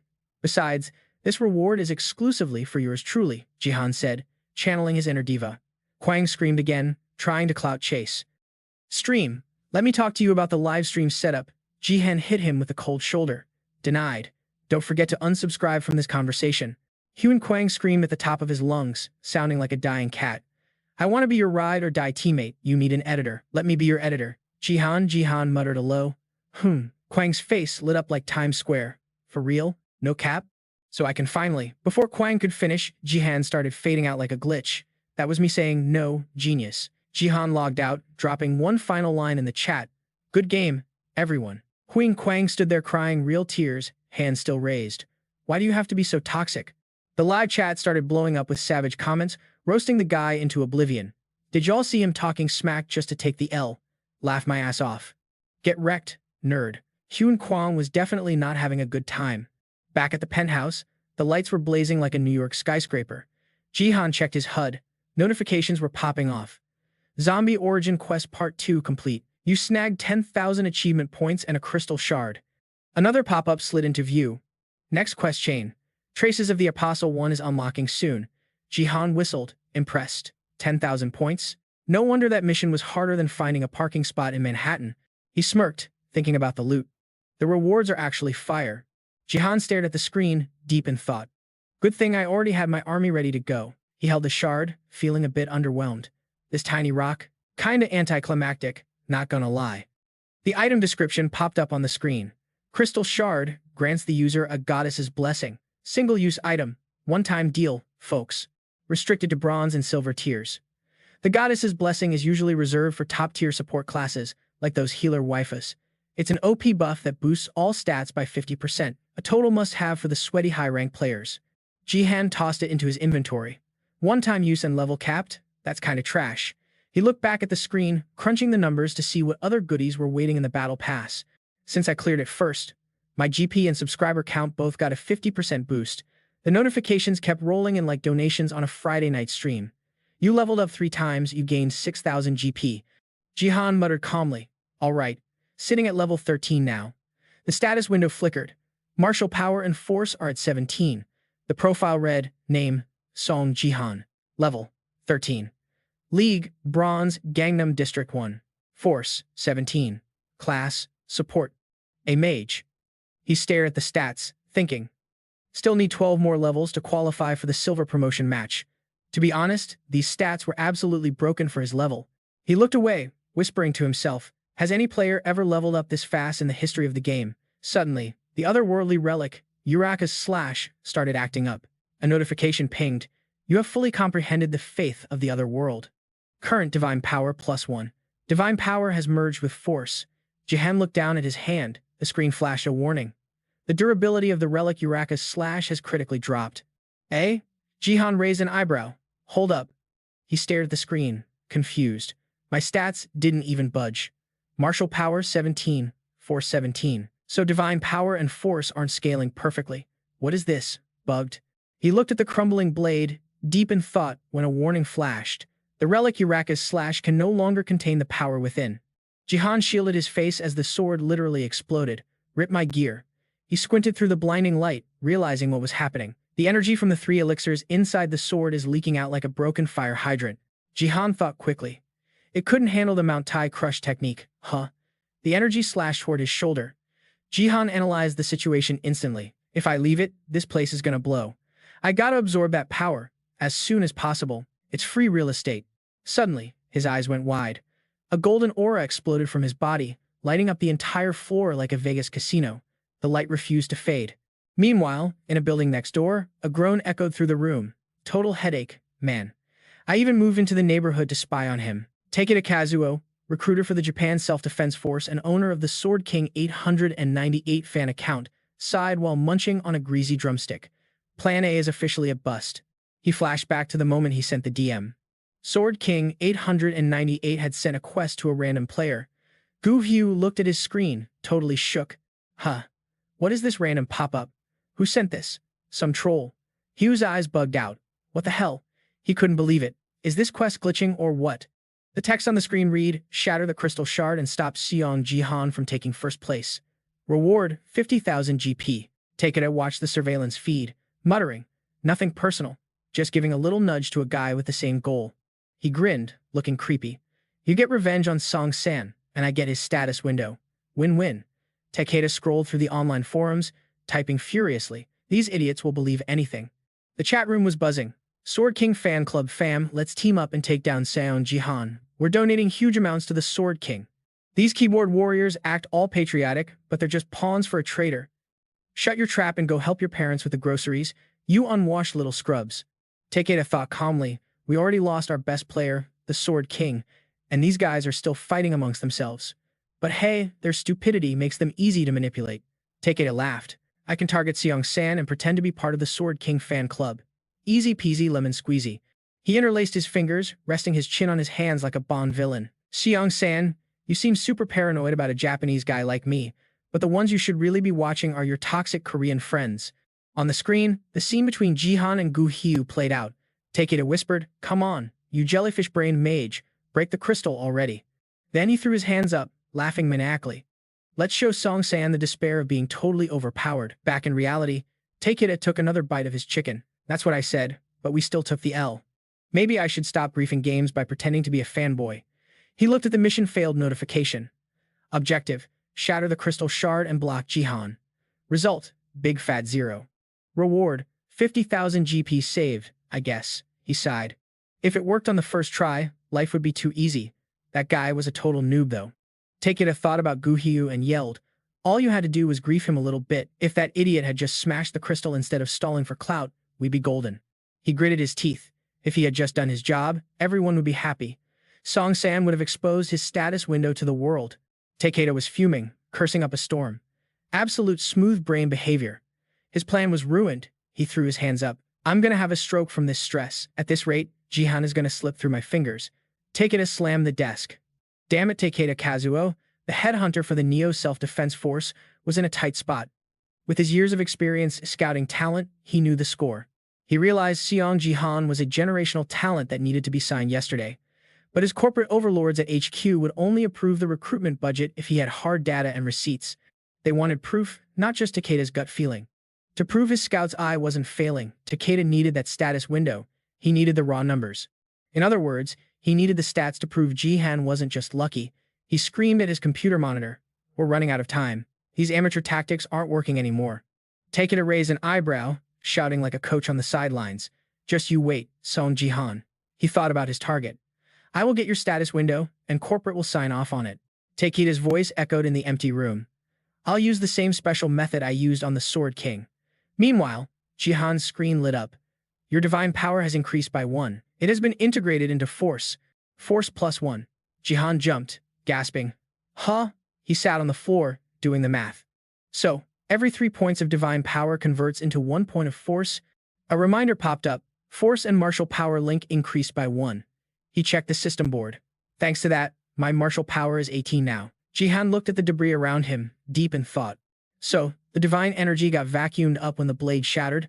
Total bummer to lose a weapon like that. But hey, check out the loot drop.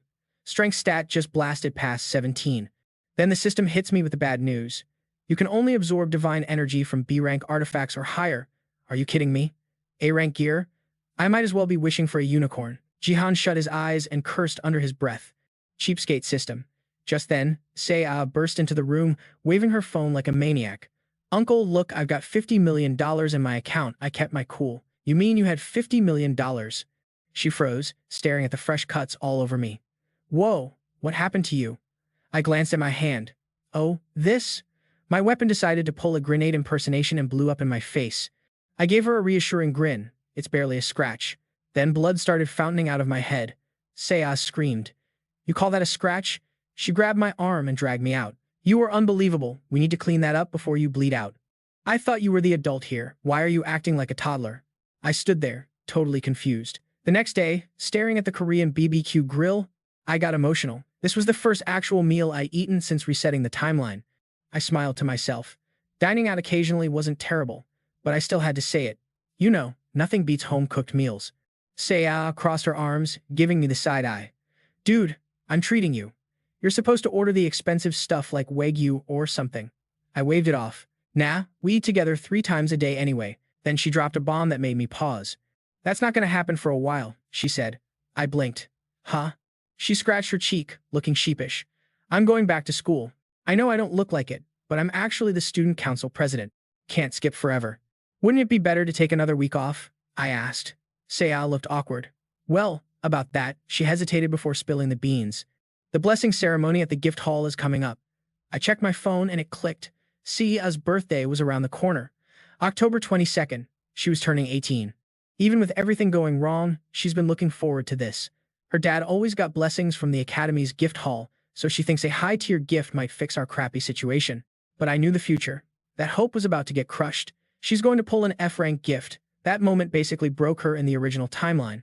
I looked down, staying silent. I chewed on a piece of brisket, thinking hard. If I tell her she's destined for a garbage gift, it'll destroy her.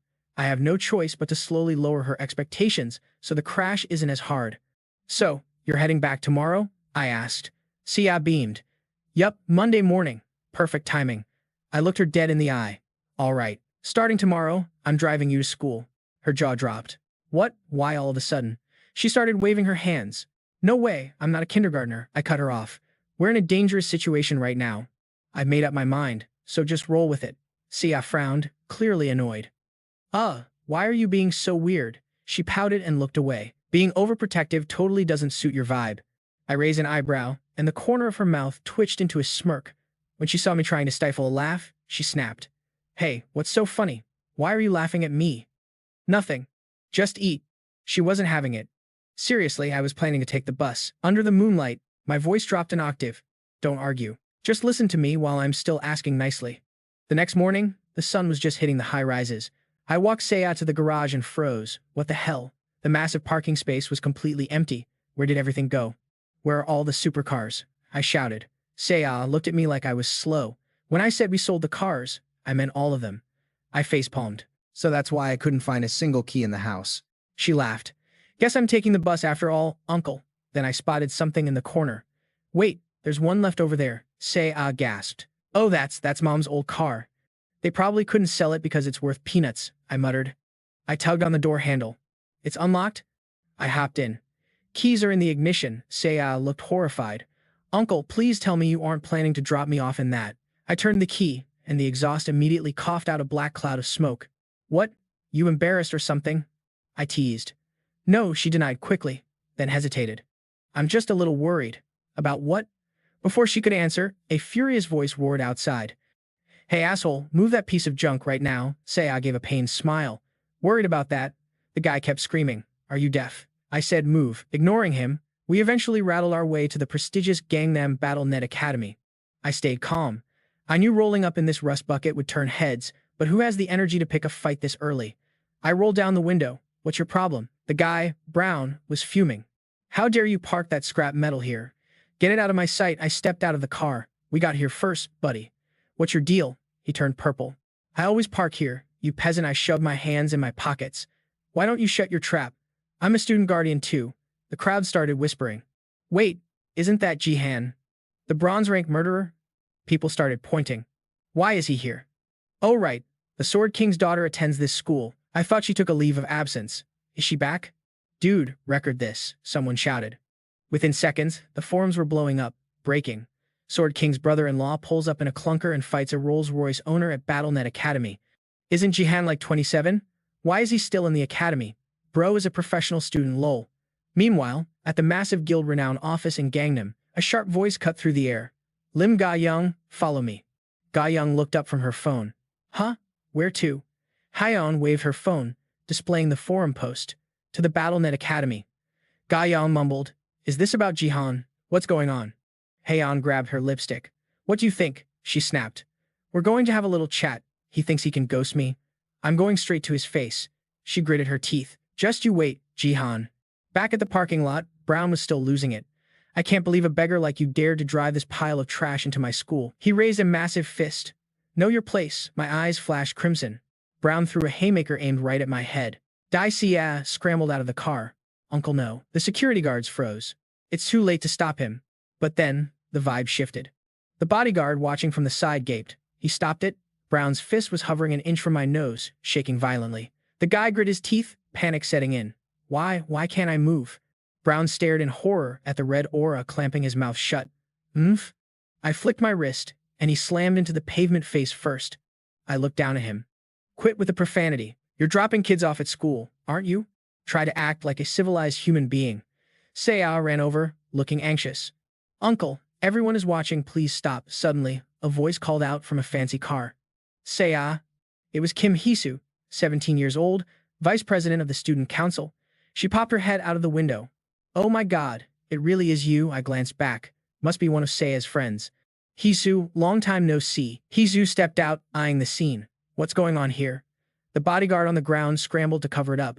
I just slipped. My bad. Seiya and I exchanged a look. Really? Sorry, miss, the guy muttered, head down. Hisu covered her mouth, gasping. Seiya, why are you in that thing? Where are all your cars? Seiya glanced at the rusty sedan. Oh, this? She forced a smile. My dad sold the rest. Hisu thumped her chest dramatically. Girl, you should have called me. She grabbed Seiya's hands. We can't have you showing up like this. Her eyes sparkled. Ride with me. I'll take you to the entrance. Seiya hesitated. Huh? No, that's okay. Hisu leaned in. Trust me, that car is going to attract the wrong kind of attention. I know, but I don't want to bother you, Seiya said. Bother me? Please. I'll just tell my dad. Don't worry about it. I looked at Seiya, then at the rusty car, and fell into deep thought. Jihan peeped her grinning like that and thought, did my niece act this sus back in the day? Something was off. Suddenly, Hayeon freaked out. Say what? She hollered. Where's Jihan? I literally sped here in under 10 minutes. The security guard shrugged. Mr. Sung just dipped. Ga Young closed her eyes. Girl, I told you so. Hayeon was losing it. A 10-minute brawl? Seriously. She started chewing her nails nervously. If he keeps this up, the international guilds are gonna slide into his DMs. Ga Young grabbed her hand. Chill. Ha-yeon stared at the hand on hers, shook. Ga Young kept it 100. Remember what you said? Stress eating your nails, ain't it? So you told me to stop you. Ha-yeon smirked. Facts. Internally, she was like, don't tell me I almost caught feelings. Ga Young watched her walk off. What's the play now? Ha-yeon whispered back. Only one move left, right? She tapped her screen. I'm gonna stalk his stream. Pop up. You have entered the Catch the Tiger betting pool. Ha-yeon grinned. Let's see who catches the W. Chat went wild as Jihan threw hands. Why are we even watching? Uncle Jihan always sweeps. He delivered a haymaker to some dude's face, and the chat spammed. Absolutely wrecked. Jihan followed up with a savage kick. Viewers watched the guy go flying and typed, yo, he just shattered a shield with his bare hands. Savage. He closed his eyes, activating the nameless divine arts. Eyes glowing white, he used lightning step to zap through the mob. Boom. Everyone behind him dropped like flies. Jihan checked his fist. Not bad. He realized focusing on the feel made the move click faster. He side-eyed the last two standing. Let's run that back one more time. The enemies chuckled nervously. Please don't be Jihan again. Too late. Jihan sliced through a gold-rank zombie golem with a single, clean hit. One shot. Watching him, they realized a bronze player fighting Jihan was like fighting a hurricane. You don't fight it, you just get wrecked by nature. Jihan hit the roof and the system flashed. Game over. He coolly stared at the Hashon ranked text while chat flooded. GOAT status, always first. The notification bell wouldn't stop dinging. 5-win streak, EXP, and GP boosted by 200%. Even Jihan was hype. Okay, that's wild. Another pop-up. You leveled up twice. Level 15 reached. Dungeon maps unlocked. He tossed his jacket aside. Right on time, level 15 is where the real game starts. Dungeons weren't just PvP brawls, we're talking puzzles, traps, the whole 9 yards. Jihan mused, solo play has a ceiling. The game says teaming up is encouraged, but let's be real, it's mandatory. Elevator doors slid open. Hands in his pockets, Jihan thought. Problem is, I got a massive target on my back. He rubbed his chin. If my teammates decide to troll me, I'm stuck. Should I join a guild just to be safe? He shook his head instantly. Nah. Not worth the drama, he thought. Trying to quit later would be a nightmare. He tapped his stats menu. I'll just have to grind through the annoyance for now. Almost hit silver rank anyway. Jihan's eyes went sharp. Once I hit silver, he made up his mind. I'm starting my own crew. Later, he was whipping up dinner with Seiya. 2 eggs sizzled in the pan. Jihan flipped them like a pro. Seiya, set the table, kiddo. She nodded. You got it. They both stared at the toast on the table. Order up. Let's dig in. Seiya took one bite and gasped. Oh my god, uncle. Since when are you a Gordon Ramsay-level chef? Jihan laughed. It's literally just toast and eggs. No, seriously, this slaps, she insisted. He smiled. All right, next time I'll make a real feast. He thought, guess all those years surviving on my own in the States paid off. Seiya was beaming. Jihan casually asked, Hey, isn't your friend swinging by to pick you up? She paused with a sausage halfway to her mouth. Huh? Oh, Hayu? She looked down at her plate. Nah, she's not coming anymore. Jihan raised an eyebrow. Why? Did you guys beef? Seiya swallowed hard. I really don't want to talk about it. The ride home was super awkward. Flashback to Hugh being nosy. So, Seiya, what's the plan? You must be depressed. Need help? What kind of dad does that to his own daughter? Back in the present, Jihan sighed. She sounds toxic. Seiya nodded. Totally. For real, uncle. Then she dropped a bomb with a bright smile. Plus, mom's old car rides way smoother, more comfy. Jihan froze, hit right in the feels. He looked down, hiding a soft smile. Yeah, I think so too. So, he drove her to school in that beat-up, sentimental ride. The campus was swarming. Here he comes, it sung Jihan. Jihan squinted. Are those recruiters or paparazzi? Seiya face-palmed. We did go kind of viral yesterday. They look more like stalkers than reporters, Jihan noted. He gunned the engine past the gates while security yelled, private property, back off, vultures. Jihan sighed. We need an incognito car. Suddenly, Seiya pointed. Uncle, look, she spotted Hayeon and Gayeon waiting. Isn't that them? Seiya scratched her head. Bro, they actually came. Hayeon stepped up. Mr. Sung. Jihan hopped out, confused. Why is the vibe so intense? Crazy meeting you here. I've been camping out here waiting for you, Hayeon said. Seiya whispered. Stage 5 clinger much. Hayeon cut to the chase. I gave you my card, but you ghosted me. Seiya fist pumped. Good luck. Uncle, I'm out, and bolted. Jihan turned back to Hayeon. I told you. Then it hit him. Oh snap, I totally forgot about the card. Hayeon stepped into his personal space, arms crossed, boss mode activated. Can I steal you for a sec? The mob of recruiters watched, salty as hell. She beat us again. I had a gold contract ready. What's the point if we can't even get close to the guy? They ain't the only big players in town. Jihan looked around. We're kinda exposed out here. You good with that? Hayeon sipped her latte. I'm used to the attention. No biggie. She looked way too chill. Setting her cup down, she added, I graduated from this academy, so this is basically my old stomping grounds. She eyed Jihan. But honestly, your reaction kinda hurts my ego. Jihan rubbed his neck. If this is about me ghosting your text, my bad. I was swamped and forgot. Hayeon sighed. It's whatever. Actually, it's kinda refreshing. First time I've ever had to chase a guy. She pulled out a document. That's why I cooked up something special for you. She slammed it on the table. Platinum contract. Top tier. The eavesdroppers gasped. Platinum? For a bronze rank noob? I'm done. Let's go. Even Jihan was shook. Hayeon leaned in. I can confidently say, this deal only exists because I'm stubborn. She smirked. Now do you get how thirsty I am to recruit you? Ga Young thought. She is absolutely relentless. The rival recruiters walked away, defeated. Jihan stared at Hayeon, but then his eyes widened. Wait, her perfume. It smells exactly like the 0 scent. Hayeon clocked Jihan's poker face and raised an eyebrow, thinking, huh? She stared at his mug, totally confused. How is this dude so chill right now? What is his deal? A smirk played on the corner of his lips. He was 100% sure Hayeon was 0. Jihan looked at her, deep in thought. Wait, am I being too full of myself here? Hayeon crossed her arms and sat down, suddenly realizing something. Crap, I don't even have his digits. I can't let it slide like this. She shot him a questioning look. I'll shoot over a copy of the contract once you give it a look-see. But how exactly should we stay in touch? Jihan's voice cut in. You trying to get my number, miss? Hayeon smiled but mentally cursed him. This guy. She smirked, impressed. Oh, you got me. Bullseye. She kept her cool and fired back. So what if I am? He didn't answer but threw out an offer instead. How about a little wager? Hayeon's voice rang out. A bet? Jihan nodded with a grin. Yup. He calmly dropped the bomb. I just hit level 15, and my next match is a dungeon run. She gasped, totally shook. You're already level 15? Hayeon couldn't wrap her head around it. I was wondering when he hit that cap. But hitting 15 in just a month? That's insane. But why the sudden bet? She pressed him immediately. What are the stakes? Jihan pulled out a chair to leave. I'm heading into the dungeon right now. He chuckled softly. If I don't bag first place, I'll sign with Tuya, and you get the digits. Hayeon countered. But you're gonna have a massive target on your back. She was stunned. Wait, you're planning to solo the dungeon. No guild, no support squad. Are you crazy? He shoved his hands in his pockets. If it's a guaranteed win, where's the thrill? She heard that and nodded. True, but that just stresses me out even more. Jihan smiled slightly. So, what do I get if I win? He'd already decided he needed to verify something himself. He looked at her and laid it down. If I take the win, you gotta show me your status window. Jihan thought to himself, I need to see if she still has that nurturing talent like before. Hayeon blushed, mumbling. Window? She asked aloud. My stats? Seriously. He calmly confirmed it. Yeah. Right now, everyone thought that ability was trash tier.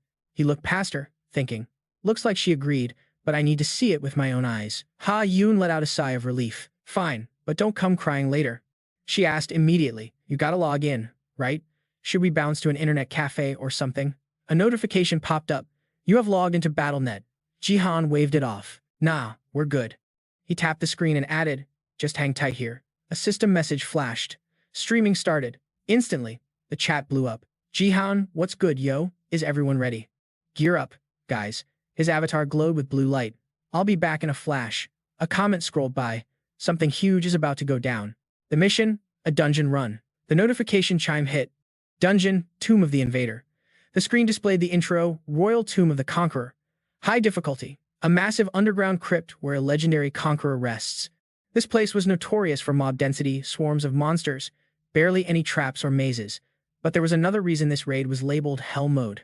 Jihan explained calmly. To clear this game, the whole squad has to survive till the end. He closed his eyes, thinking, that's why RNG blessing me with a decent team is crucial. A text line appeared on the screen. Players sung Jihan has entered. Notifications rolled in. All players summoned. Game starting in moments. He opened his eyes and scanned the front. Looks like my teammates aren't total noobs this time.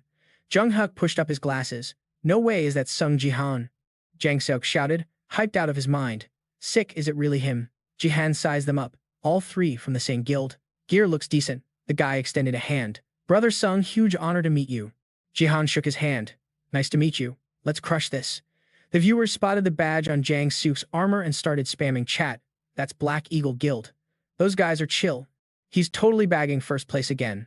Wait, he's already dungeon diving? Did he hit level 15? Moonju grinned, asking, with this lineup, should we gun for the top spot? He turned back with a smile. You bet. With Brother Sung here, it's a wrap. He looked ahead and offered, so, Brother Sung, we'll take point and lead the way. Jihan shut that down fast. Nope, I'm taking point. Jung Hak flinched. Huh. But shouldn't the warriors tank? Jihan looked back. It's cool. I trust my frontline skills more than anyone else's. Chat started scrolling. Man's a rock. He ain't lying. Y'all remember the zombie horde at the defense map, right? Jang Seok hurried to catch up. All right, we got your back then. Jihan cracked his knuckles, thinking, thank God, no trolls this time. It was a relief. He was actually a bit worried about the clear conditions. He looked ahead. All right, time to speedrun this. The screen flashed, Conqueror's Tomb, Underground Level 1. Jihan stared at the ground.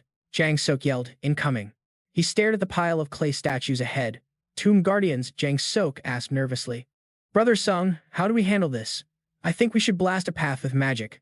Jihan didn't even turn around. No, we're good. He walked straight toward them. Just stick close to me. The Tomb Guardians raised their weapons and charged. Jihan sidestepped his strike effortlessly, then threw a punch that shattered the thing's torso. Bam. Jihan snapped his fist back from the crumbling Guardian. Immediately after, he dashed through the mob, wrecking everything in his path. He grabbed a Guardian's head mid-air. The Jang Seok crew stood there, eyes popping out of their skulls. What is happening? Jihan crushed the stone head in his grip and looked back. I told you to keep up. The Conqueror's Tomb had 10 corridors. Each squad got dropped into one, and they all linked up at the 7th underground level. That was the final zone. Jihan's squad was in the 8th corridor, and they were absolutely dominating. He was one-shotting every Guardian in the hallway. As soon as the last one crumbled, a notification popped. Conqueror's Tomb, Underground Level 3. Jung Haek raised an eyebrow, seeing him fight. In real life is something else. Jang Seok was freaking out too. Those mobs are supposed to be super tanky. He watched Jihan delete the Guardians casually. I can't believe he's smashing them like they're made of cheap sand. Jihan looked ahead. Piece of cake. The chat was going wild. He hasn't even drawn his weapon yet, since the last match. Why does he even need a sword for these scrubs? For real, dude beat a golem with his bare hands. A message flashed. Donated 10,000 GP. Jihan glanced at it. What's this? He thought of the old man. What's his angle now? The screen read, Shizuchen donated 10,000 GP. Mr. Sung, you haven't checked your inbox. Can you please read my DM? Just once. I prepared a massive signing bonus. This guy's persistent. How dare he show his face in this wholesome stream? A viewer commented instantly. The Neo Defense Force is obsessed with recruiting him. Jihan punted a monster across the room. Chat kept scrolling. Jihan, please don't leave us. If he goes to Japan, I'm emigrating. He tapped the screen. Chill out, guys. No matter what happens, I'm not moving to Japan. Actually, I'm blocking this clown right now. Comments flooded in. I'm crying, bro. Jang Sok looked like he won the lottery. I can't believe we cleared. Level 3 already. In a normal raid, we'd barely be done with the first floor by now. Moonju looked around, amazed. This isn't a bus ride. No, it's like we're on a private jet. He knelt down and poked his shattered statue with his sword. How does he smash these rock-hard things like that? Jang Sok bowed his head. Thanks, man. Seriously. We're totally getting carried. And we appreciate it. Jihan tapped the wall, keeping it cool. No sweat, fam. You guys not fumbling the bag was actually a huge help. He let out a laugh. For real though, wish we could keep this party going. Jihan whipped around the corner and hit the brakes. His HUD flashed basement level 4. He stared down the corridor, confused. Seriously, a straight shot? That's sus. Seong gasped like he'd seen a ghost. Jihan let out a heavy sigh, shaking his head. No shot. He scanned the walls, the floor total paranoia mode. Seong shut his eyes, laughing like a maniac. It's a trap, obviously. They definitely dumped every booby trap in the dungeon right here. Jihan piped up, Yo, mind if I speedrun this part? Nah, knock yourself out, Seong stammered. Junghyuk nodded too. We're good. Jihan locked in. Bet. I'll clear the board. Jihan stepped on the gas, telling them to watch his 6. Munjio gripped his blade, thinking, just go already, man. Junghyuk notched an arrow, waiting for the beat drop. They were all drooling over that notification, 1 million GP, baby. That user, Sword King FC787, just dropped a massive viewer quest on their heads. Takeda, the guy pulling the strings, watched Jihan get blocked. It's a wrap. He raised his coffee mug. Hate recycling strats, but spamming cash is the only move I got left. His face went dark. So, kid, how are you gonna glitch your way out of this one? I bought the whole lobby, Takeda smirked at the screen. Told him to keep it on the down low. He whispered to Jihan's image, you get the picture, right? Takeda watched Jihan charge. The second you pushed forward, he zoomed in on the screen. Was the second you took the L. Takeda threw his hands up, laughing like a supervillain. Victory Royale, his cackle echoed. Unless someone snitched, my plan is bulletproof. Meanwhile, Huang rocking that high pony was shaking like a leaf watching the stream. Seong saw Jihan bolt and scrambled to keep up. The walls lit up with sharp glints, arrows. Jihan scowled. Here comes the pain train. Arrows screamed toward them. Seong waved his hands, yelling, Jihan, duck, I'll delete them with magic. Jihan stayed chill. Nah, I'm good. Jihan glowed with that Crimson Conqueror aura. Absolute power move. The arrows hit that red wall and froze like the server lagged out. Chat went wild. Yo, he blocked that. What's his build? Seong stared at the floating arrows, jaw on the floor. The heck is this? Viewers started shipping the team up. Song and Jihan, dream team. Bro just wants a carry from Jihan. Jihan glanced back. Y'all seeing this? Suddenly, Song freaked out. The dudes behind him were grinning like psychos, weapons raised. Jihan, watch out. Jihan's eyes flashed red. They're trying to self-delete. Seong waved his arms. Yo, what are you doing? Stop. Munjio swung his blade, totally unbothered. Zap lightning exploded from Jihan's feet. Junghyuk yelled, him too? Jihan blitzed them with a lightning dash. Boom, direct hit. They gritted their teeth in pain. Jihan decked them, yeeting their weapons into next week. Junghyuk hit the dirt. Munjio screamed, my hand. Jihan turned, eyes glowing, and clenched his fist in the air. They glared at him, looking savage. Seong ran up, checking the scoreboard. Jihan, you good? Game ain't over, right? Jihan nodded. Close call, though. Munjio cursed. Damn it, we almost offed ourselves. Junghyuk asked.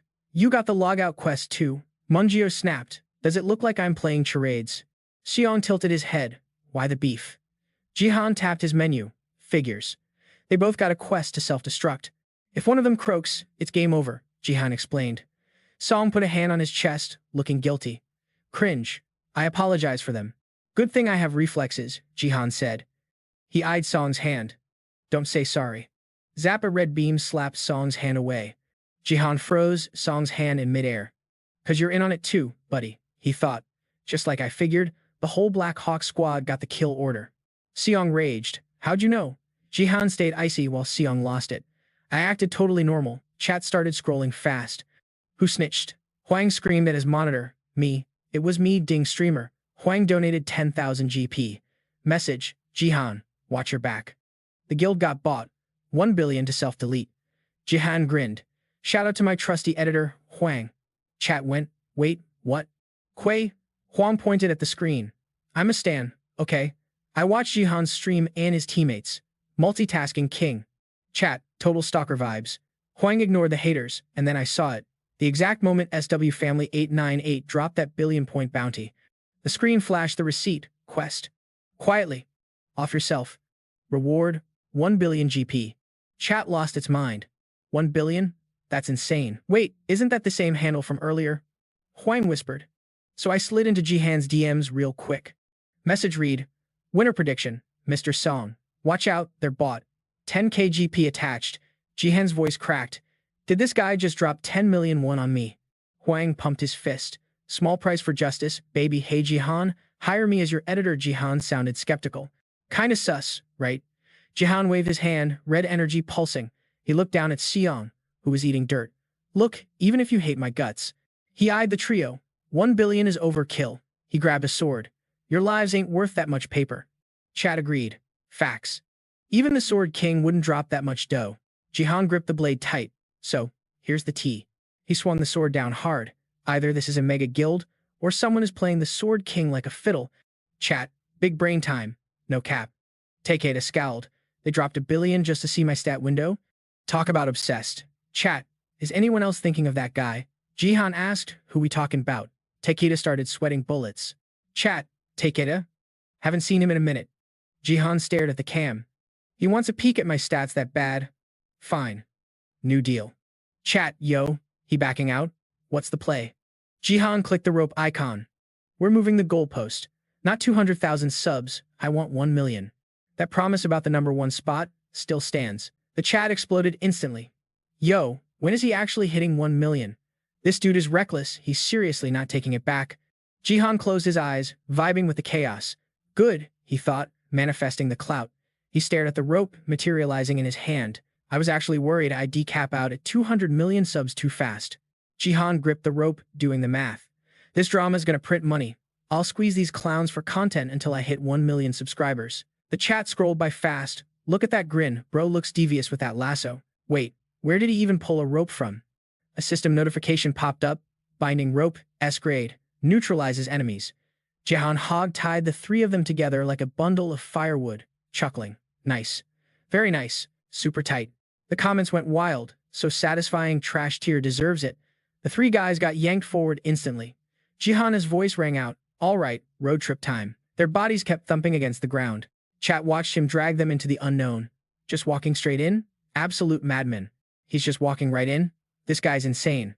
High above on the ceiling, a tomb guardian twitched, looking down. Dong-hee, okay, spotted it and screamed, not him again. Jihan frowned, hearing a voice echoing in his ear. Do not disturb his slumber. The tomb guardian's eyes flared with golden light, muttering, the Emperor, do not disturb his sleep. The Emperor is immortal, do not wake him. Down on the 6th basement floor, hundreds of eyes lit up on the ceiling, staring right at them. The trio on the ground froze, minds blown by the absurdity of it all. The viewers watched Jihan drag the guys like luggage and started roasting them. Look at those ugly apes. This is comedy gold. Holy crap. Why are they so quiet though? A message popped up. Hey streamer, it's too quiet. Monkyo tried to open his mouth, but a red light gagged him. He panicked internally. Is this guy really bronze rank like me? How is he this broken? 10 minutes ago, Monkyo had been screaming at Jihan. Hey, you piece of trash, Ed barked, gritting his teeth with arrogant threats. We aren't gonna let this slide. Consider this your final warning. Put us down. As he kept yapping, Jihan just lazily flicked a finger at him. Unless you want the entire Black Eagle Guild as your enemy, Jihan pressed hard on a few pressure points on Monkyo's body. Monkyo stared at the hole punched through his armor, stunned. What the hell? Jihan looked down at the collapsing Monkyo and asked, you really think a big guild is gonna stick its neck out for garbage like you? Monkyo's head slumped, confused. Why is my body losing power? He glanced at Jihan, trying to calculate. Did he no way? Did he just hit my pressure points? Jihan looked at his own hand, deep in thought. Been a hot minute since I used that move. Muscle memory is a bit rusty. Monkyo was freaking out. That technique, you only unlock that when you hit Grandmaster level. That is a max level warrior class skill. He watched Jihan casually poking pressure points and whispered internally, I thought this guy was a support main. Monkyo gritted his teeth. At this rate, he's gonna drag us around the whole map. He remembered Gu Heok, that guy always got super touchy whenever someone mentioned his niece. Monkyo decided to risk it. Fine, I'll show you the skills I learned from years of being a keyboard warrior. He opened his mouth to trash talk, but a red beam of light instantly locked his jaw shut. Jihan's niece smiled softly, watching Monkyo struggle to make a sound.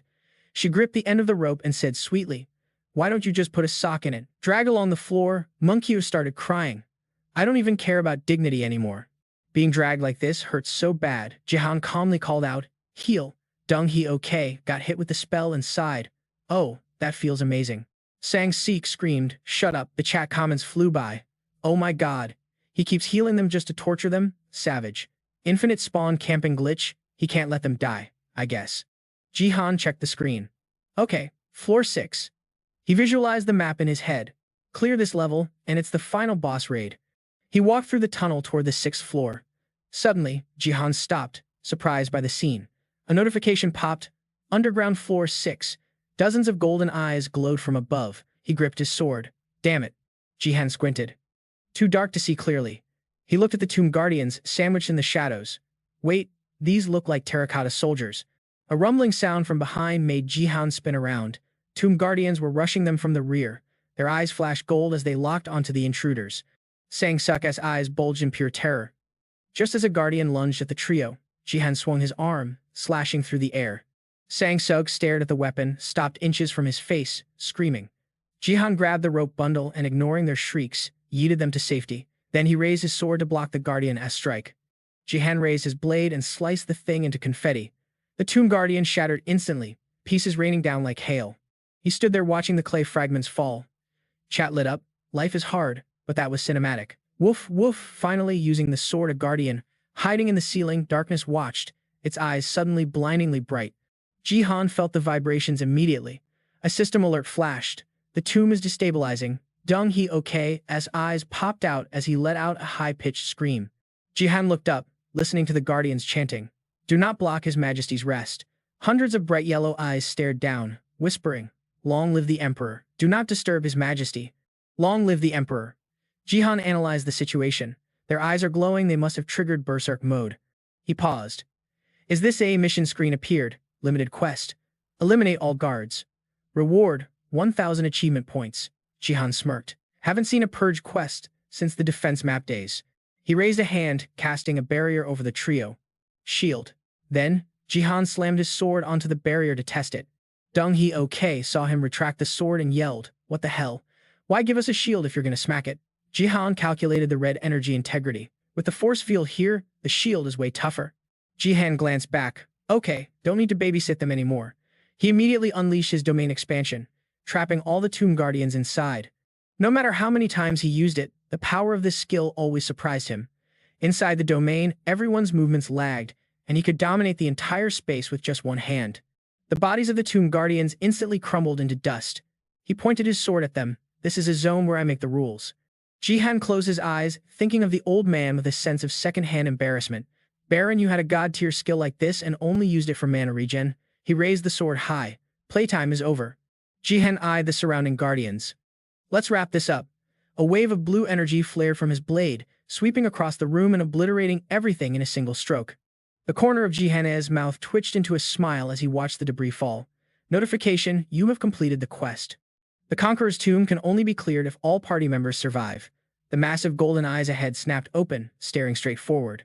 The Conqueror watched the door open and spoke. Greetings, you seek the Golden Conqueror. I will grant you what you desire. The condition to clear the final stage, the boss looked at everyone and commanded, show respect. Absolute submission from all players.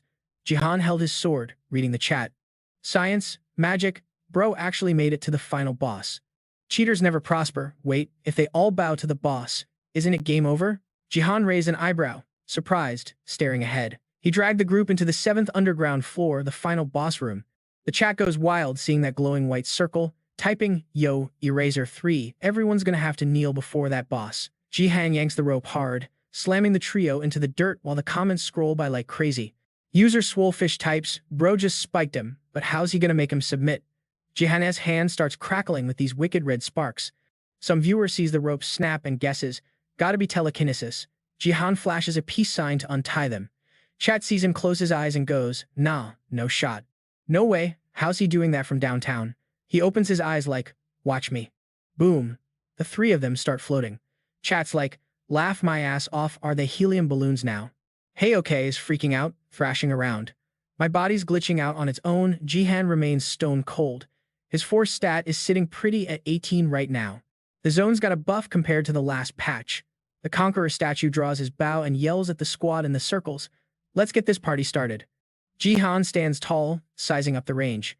He sees the others kneeling and does the math. If I camp mid, I can macro manage all of them. Hey-okay face plants hard. Damn it, my nose. Chat loves the violence. Pogger's worker Jahan's control skills are leveling up. He drops to his knees, thinking. With this, it's gonna be a flawless speedrun. He bows deep. The Conqueror lowers the bow, laughing. Good peasant, you redismissed. Invader. System ping. 7th floor cleared. Chat goes nuts. Eraser 3 is the GOAT. He actually did it. But he's plotting something sneaky. The other team is still stuck on floor 4. Scrub behavior. The exit portal opens with a ding. Chat spams. Barking dog is washed. Jihan carries hard. Hey-okay is on the floor thinking. Missed the $10 billion prize, but hey, first place. Sang Seong is relieved until he sees Jihan covering his eyes, just away from keyboard. Bro, you lagging? Why isn't he moving? Chat types. Is this dude throwing? You gotta exit the dungeon to finish the raid. Genius. He covers his face, cracking up. What kind of troll quest is this? The HUD shows a hidden objective. Pay sincere respects to the Conqueror's statue. Reward, 5,000 achievement points and the Conqueror's arrow. He eyes the boss. 5k points? That's easy money. But he's staring at that arrow. He sighs. That thing's basically a spear. I get that too. Jihan grins and looks at Sang Seong. Time to show some sincere respect. Sang Seong's confused. YS, he's zoning out? Second place is gonna catch up. Suddenly, Jihan grabs him by the collar like a ragdoll. Yo. Jihan looks up and shouts, Conqueror. Nah, you're the king of looters. Here's my offering. The statue glows gold while Sang Seong screams. Wait, what? Then Jihan chucks him straight at the boss. The horse's eyes flare yellow. Sang Seong face checks the horse's mouth. Crunch. System alert pops up. Player eliminated. Moonju is shook. Chat goes, did Barking Dog just get chomped? That's brutal rip swole fish. Barking Dog is down. What the hell is Jihan doing? Jihan's eyes glow blood red. The Conqueror booms, king of looters. You talking smack to me? You talking to me? Jihan smirks. A Conqueror is just a glorified thief who steals from others. I'm just paying my respects to the hustle. He yells at the gold pile, keep the shiny trash. I want the real loot. Jihan points at the boss. Give me that arrow. He locks onto the glowing arrow. That drop is part of my reward. Knowing its worth and taking it, that's the ultimate sign of respect. The quest screen flashes in his mind. Hidden objective, show respect. Reward, 5,000 achievement points. The Conqueror's arrow. He figures that S the win condition. The Conqueror stares him down, then cracks a terrifying grin. The statue's laugh shakes the whole room. Nice. I like your style, kid. Real recognizes real. The boss grabs his sword. I'm gonna reward you for that. Jihan raises his blade as the Conqueror's voice booms. I'll give you my greatest treasure since you respect me so much.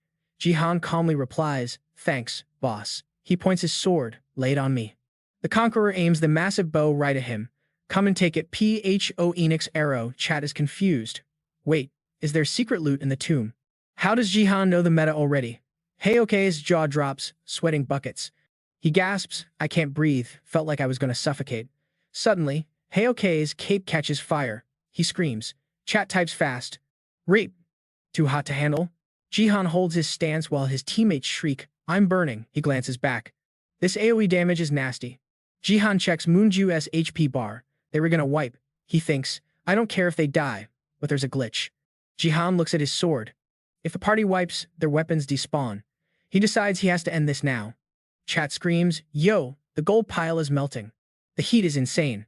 Hey-okay collapses with a groan. System voice, team a member down. Survivors, 2 of 4. Jihan closes his eyes. The heat from that arrow is overwhelming. I can feel it. I can't tank that hit head on. Eyes snap open. Target the weapon. The Conqueror grins and draws back. Jihan raises his sword, predicting the frame data before the shot fires. Flashback to the sage. Lost, kid. I'll show you the path. He pointed forward. Walk the straight and narrow. Jihan channels that energy, the human axis. His eyes flash. Gritting his teeth, he unleashes a pixel-perfect thrust. The arrow charges up a massive fireball, expanding like a nuke. Jihan swings his sword right into the heart of the flame. Snap. The boss's bow splits in two. Sage's guidance crit, the arrow drops and sticks in the floor. Chat is stunned. Did he just break the boss weapon? Huh? Rusted bow? The conqueror frowns. What is your name? Thief. Jihan smirks. Song Jihan. Seong Jihan. The boss pulls the arrow from the ground. You a real warrior. He tosses the massive arrow to Jihan. Jihan catches it one-handed.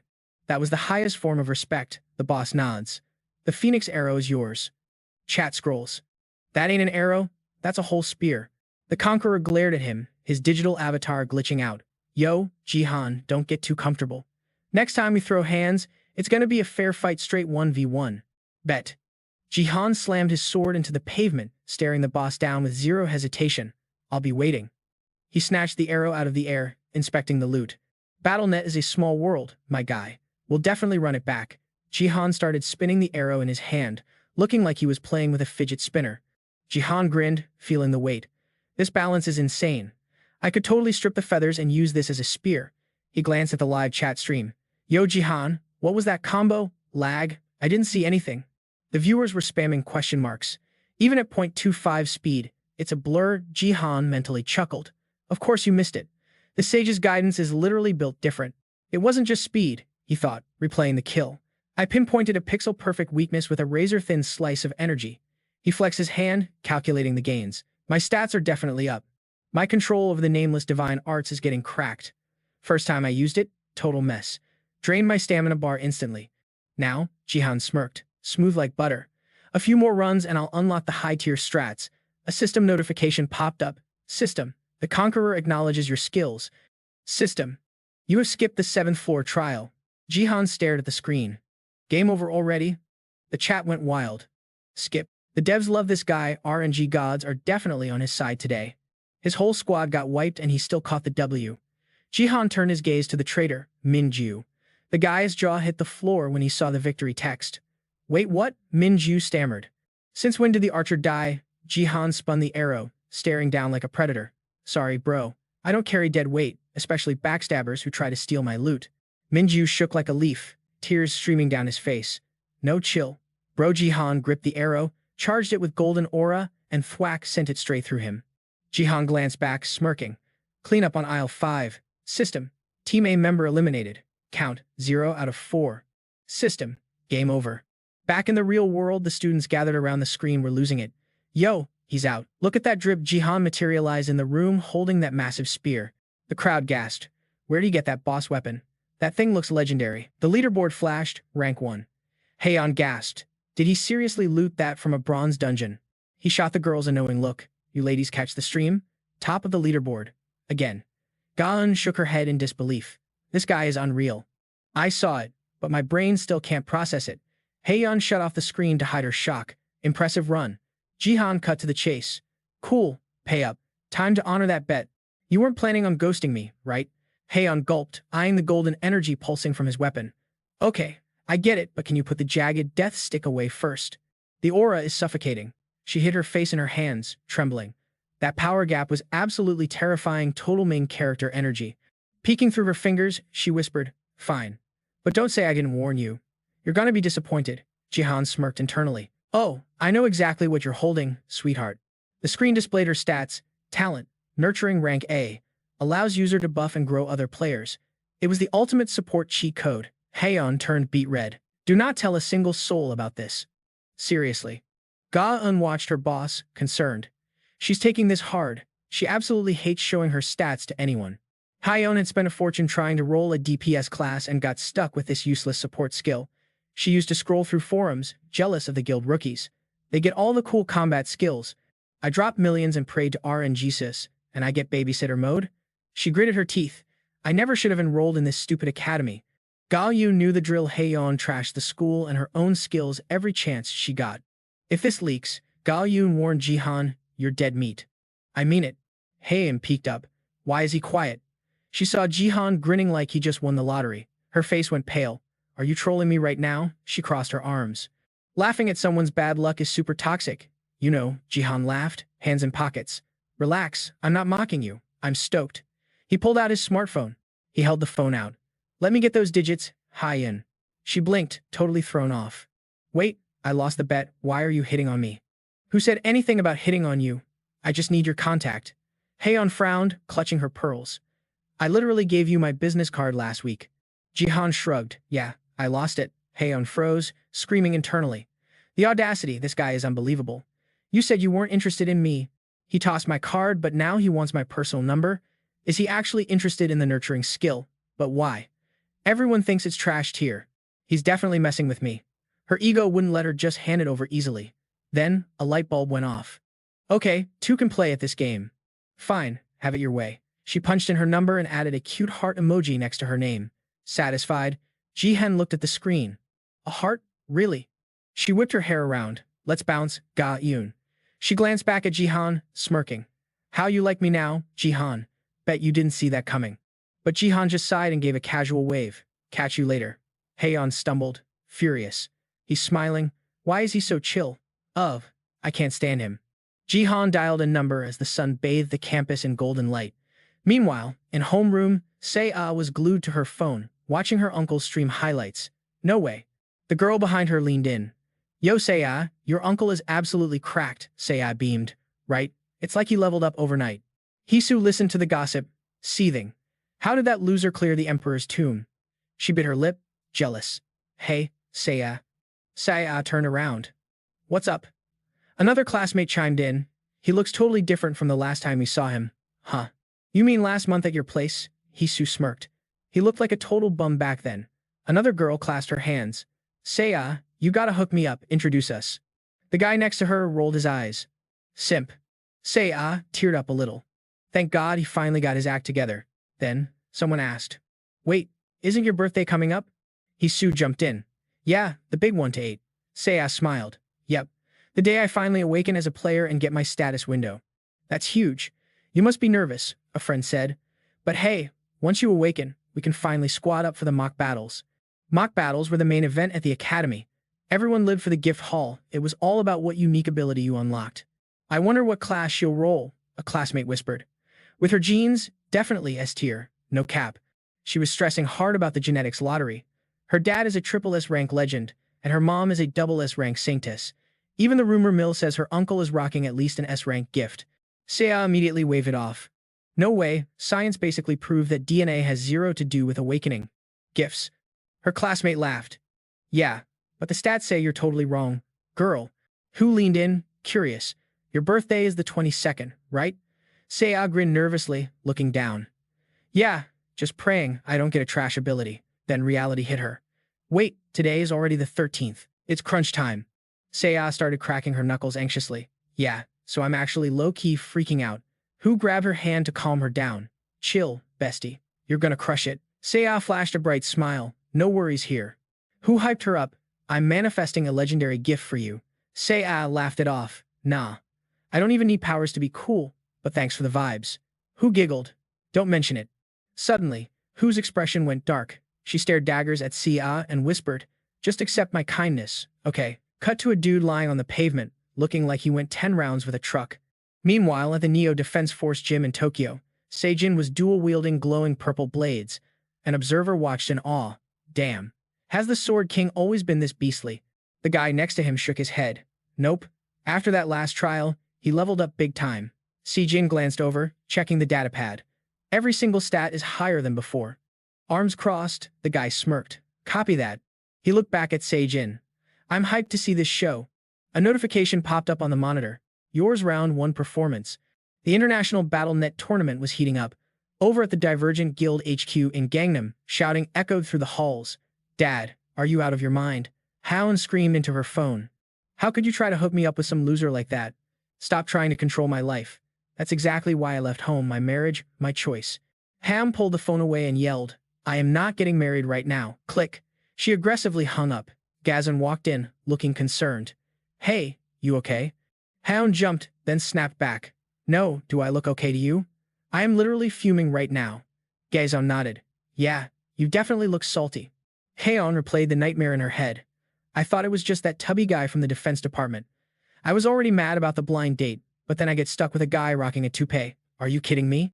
Gazan sighed. That's rough. Proof that money doesn't buy happiness. Haeyeon flopped into a chair. Thanks, Gazan.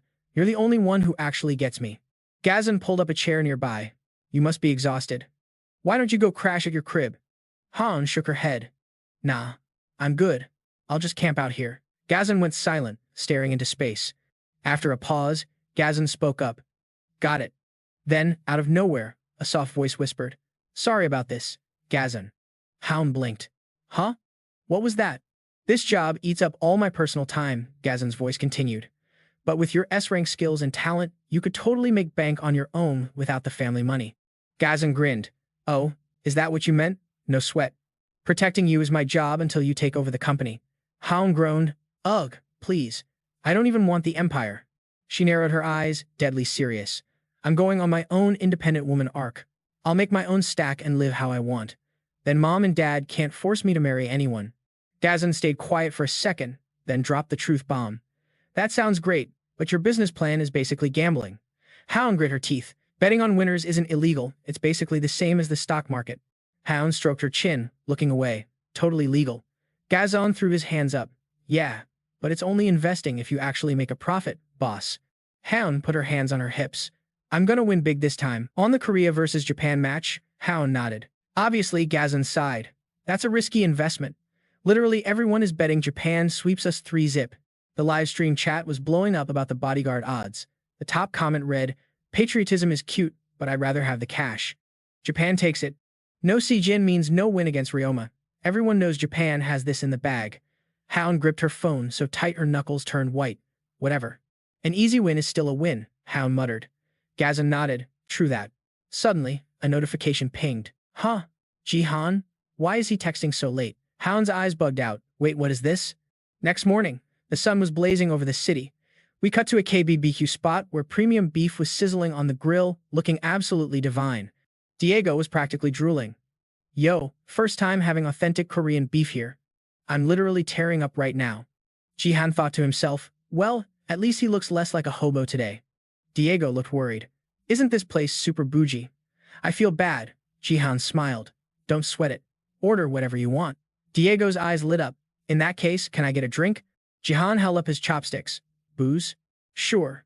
Diego grabbed a bottle, gave it a pro shake, and popped the cap with a spoon like a magician. He started mixing shots into the beer glasses with surgical precision. Jihan was impressed as they clinked glasses. Damn, he thought. This guy mixes a somek better than I do. It's practically art. Diego tossed a piece of grilled beef into his mouth. He instantly covered his face with his hands.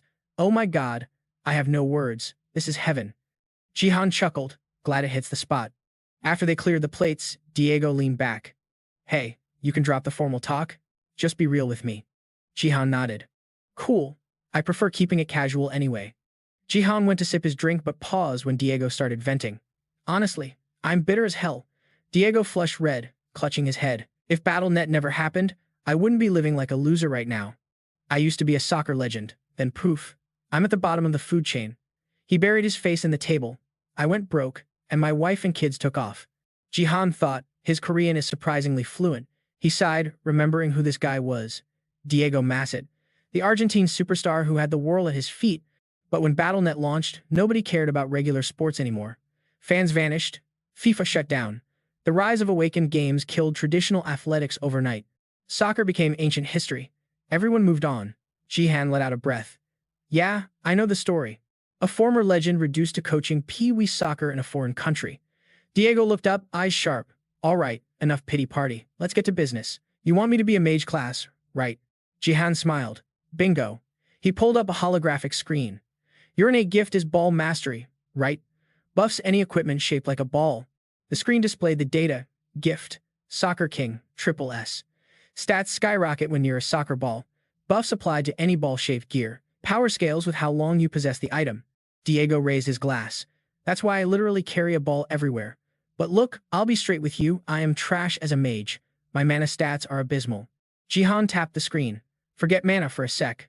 What if you use this? Diego flinched as a glowing image floated in front of him. His eyes popped out of his head. Wait, is that? It's a soccer ball, Diego yelled. The item description popped up. Erichas, Orb Rank B. A magical catalyst once used by the Spider Queen. Erich. Wrapped in mystic webbing, highly elastic. Since the spider tribe only used their legs for combat, this magical orb was designed to be kicked. Basically, it's a magic soccer ball. Yo, check this out. This gear is going to be absolute fire for Diego, Jihan thought, glancing across the table with a knowing smirk. What's the verdict? My guy, pretty sick, right? He knew this piece of kit would force Diego to show his true colors. Diego was having flashbacks to his past life, remembering the dude used to be the most cracked mage in history. He eyed the orb suspiciously and asked, "All right, I'm listening. What's the damage?" Jihan kept a poker face. 500,000. 500,000 G.P.? That's like $50 million. Diego yanked his hand back like the orb was radioactive. Say what? I'm out. That costs more than my penthouse in Beverly Hills. He shook his head. I couldn't afford that if I saved up for 10 years. Thanks for the tease, though. Jihan laced his fingers together, smiling like he held all the aces. Chill, I wasn't finished. He leaned in, dropping the bomb that made Diego jump. I'm gifting it to you. Consider it a signing bonus. Heck, if you're strapped for cash, I can bankroll you too. Diego froze, totally confused. Come again? Why would you do that? Jihan grinned. I want you on my roster. Join my guild. Diego blinked. Guild? You? Jihan nodded, cool as a cucumber. Yup. Once I hit silver rank, I'm launching my own brand. Diego looked at him skeptically. Bro, do you even have the capital for that? Jihan whipped out his smartphone with a smirk. Plenty. He flashed the screen at Diego. And I'm about to bag a whole lot more. Diego broke into a cold sweat. Are you out of your mind? Meanwhile, across town, Ha-yeon snatched the phone out of the air. She frowned, staring at the screen like it was speaking an alien language. This makes zero sense. The math isn't mathing, she mumbled. Why would he pick these odds? She read the text on the screen aloud. Betting on 1 win, 3 losses? Ha-yeon thought about Ito and shook her head. Keep dreaming. On the flip side, the Korean rep, the Sword King, stood tall, eyes closed, sensing the vibe from the enemy team.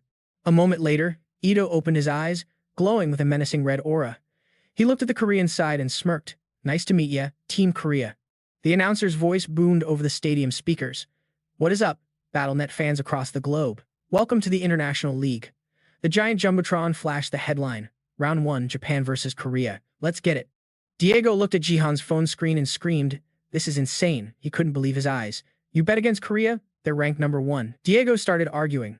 I know Team Korea is cracked, but do you know who the Sword King is? Diego started listing stats like a fanboy. That dude can solo entire squads. He's a total tank. He's our worst nightmare. Jihan just tapped his screen to turn on the stream. I know. Sounds crazy, right? Jihan gestured to the TV. Seeing is believing. My friend, why don't we watch the show? He leaned back. Let's see how this plays out. He locked eyes on Ito on the screen. Watch this. The system interface popped up. International tournament officially starting. Korea versus Japan. The goal, wipe out the enemy team to catch the dub. The rules blared over the speakers. First team to win 3 out of 5 matches takes the crown. Ito, dual-wielding his katanas, barked an order in Japanese to his squad. On me. Let's move. The 3 Japanese teammates exchanged awkward glances. After a pause, one guy glared at Ito's back. Yeah, about that. We ain't following you anywhere. The rep stepped up. Straight up, we don't consider you a teammate.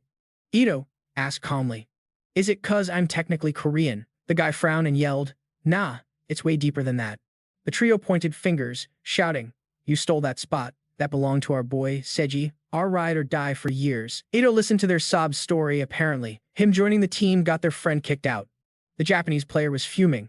Where do you get off acting so high and mighty? You owe Sejin an apology. Ito just stared at the 3 of them, deadpan. Ito closed his eyes for a second, silence filling the air.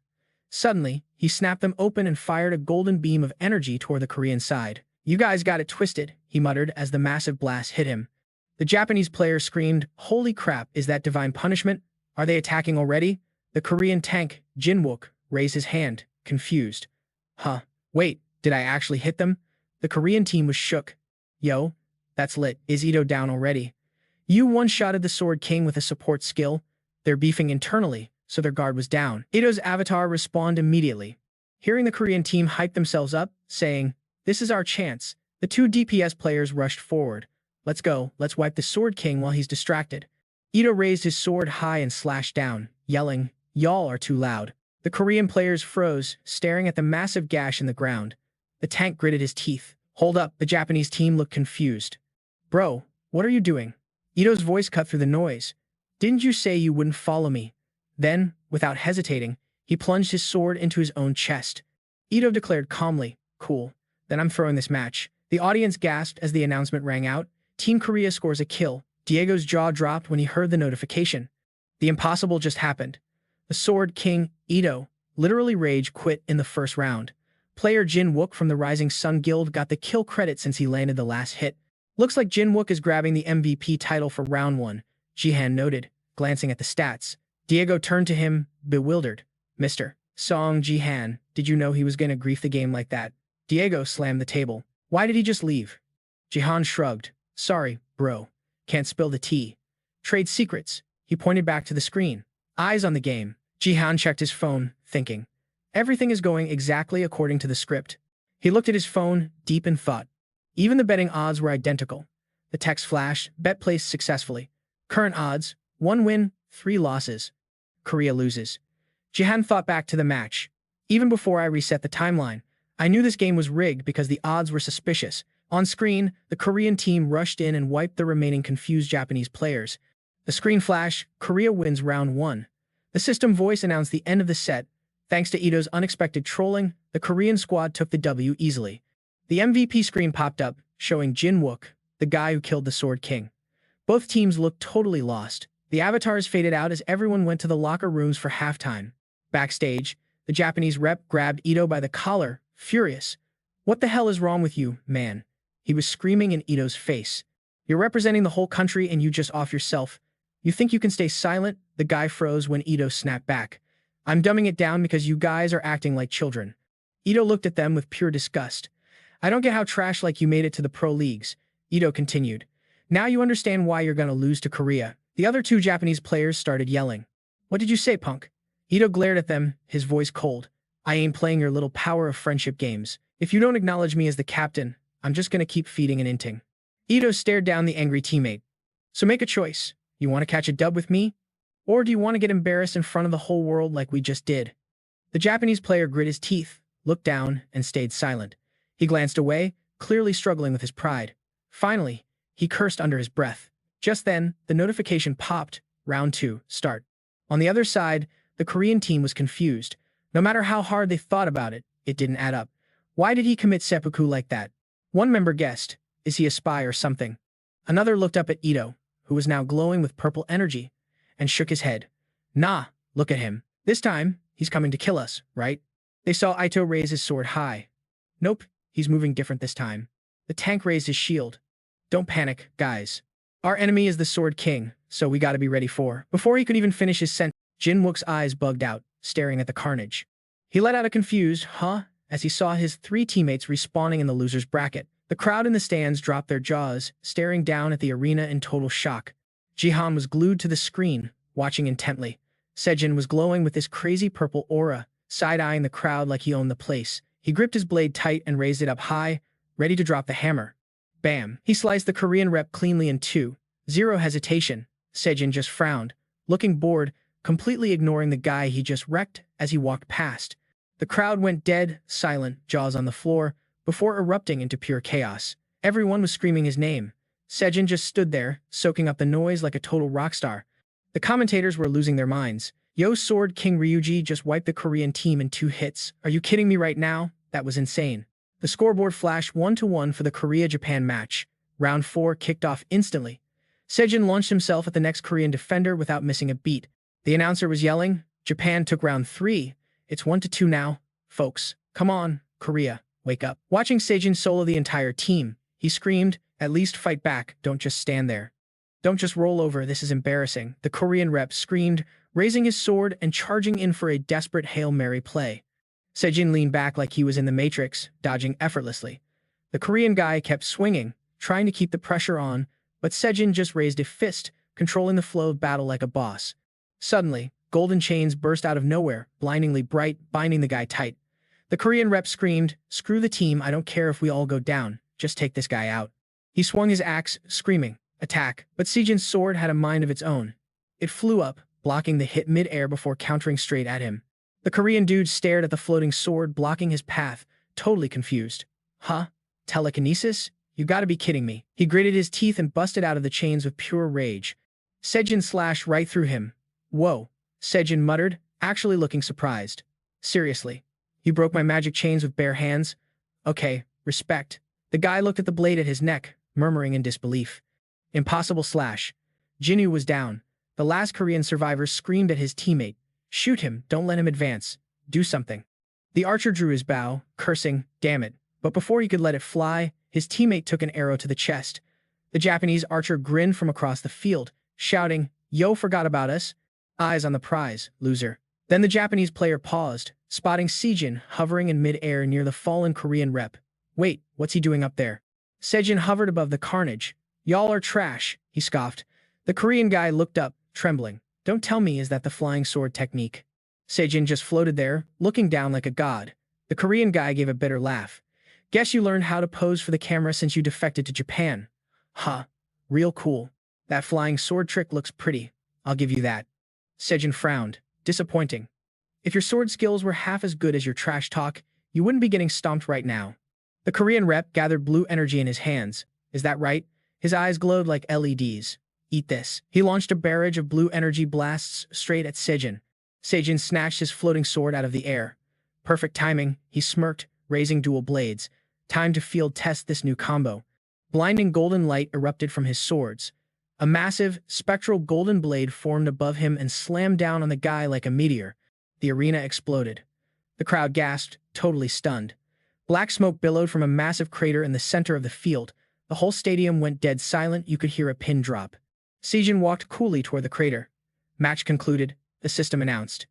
He looked down at the defeated Korean rep lying in the dirt. "Japan wins. Final score, 3-1. The commentators sounded crushed. "We got absolutely wrecked.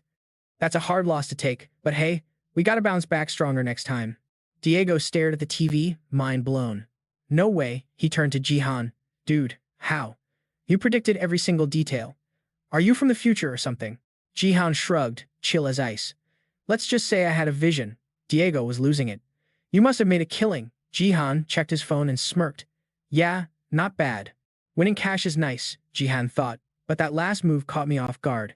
His eyes narrowed, turning razor sharp. "Sejin is way stronger than in my memories. Current me can't touch him." He glanced at his system status. Basic nameless, divine arts won't cut it. Nameless divine arts. SSS rank. It was just a fragment of the real deal. Upgrade condition. Modify 3 moves to fit his style or uncover the true essence of the nameless technique to unlock its full potential. He's got an SSS skill too. The twin sword arts. Jihan clenched his jaw. Doesn't matter. He locked eyes with Sejin on the screen. "I don't care how OP you get, Sejin." Jihan muttered to himself, "I'm gonna be stronger." He visualized the future. "Just wait. We'll meet soon enough." Meanwhile, Ha-eun was shaking like a leaf, staring at her phone screen. "I actually won." Her face flushed red. 37 times the payout. 5 grand turned into $200,000. She beamed. "I'm rich. I can't believe this day finally came. Thanks, Jihan." Thanks to Jihan, she pocketed nearly $180,000. But ironically, she was still in the hole for 20 grand. She listened to Jihan, but then bet extra that Korea would lose 3-0. She dropped 20 grand on a complete shutout. Jihan knew Korea would score at least 1 point, so he won, but she got greedy. Ha-eun looked devastated. "I didn't just lose 20 bucks. I almost gambled away my future." She closed her eyes, tears streaming down. Damn it. Back in the room, Jihan turned to Diego. "All right, playtime's over. Let's talk business." He smiled. "Ready to sign that contract?" Diego went quiet for a second. "I still don't get it. Why me?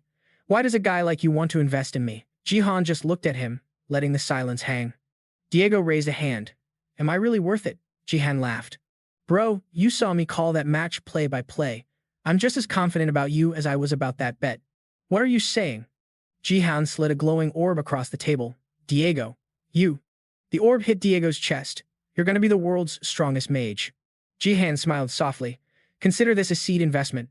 Diego gripped the orb tight. "Come to me." He looked down, deep in thought. Someone actually believes in me? Flashbacks of his old soccer team flooded his mind. I missed this feeling. Being needed. Being valued. Diego rubbed his face. "Since BattleNet started, I thought my life was over. I thought I'd never feel that spark again." He peeked at Jihan through his fingers. The orb on the table represented a second chance. He grabbed Jihan's hand. "I'd be an idiot to say no." "I'm in," Diego swore. "I'll give it everything I've got." He looked dead serious. "I won't forget this. I'll pay you back 10,000 times over," Jihan smiled. "I love the hustle." "I'll hold you to that," Jihan said, looking toward the arena. Somewhere else, a fighter charged forward with a blade raised high. Ha-eun drew her sword. Then, with a fierce swing, she brought her blade down hard on the incoming foe. Gazan quickly gripped her sword's hilt, raising it. Next, with a smooth, almost effortless move, she sliced her attacker in half. Her gaze flicked toward the stands as the crowd went wild, chanting, "Gazon, Gazon." A whole crew, weapons up, charged Gazon, totally hyped to take her down. "Get her first," someone yelled. "All right, let's team up." They rushed her, faces all twisted up, stabbing their weapons down and screaming, "Die already." Gazon just kinda smirked, muttering, "Seriously, so basic." Boom, two sword slashes cut through the shadows, and in a flash, Gazon had totally wiped them out. She took a quick peek behind her as the system notification blared. 60 players remaining. Game over. The system screen flashed right in Gazon's face, displaying, "U rank has shown." She reached out, touching the screen, lost in thought. Okay, so Jin snagging first place wasn't terrible, she mumbled, but then she frowned, super annoyed, realizing she just couldn't be chill with that result. She thought about Jin and John, totally psyching herself up.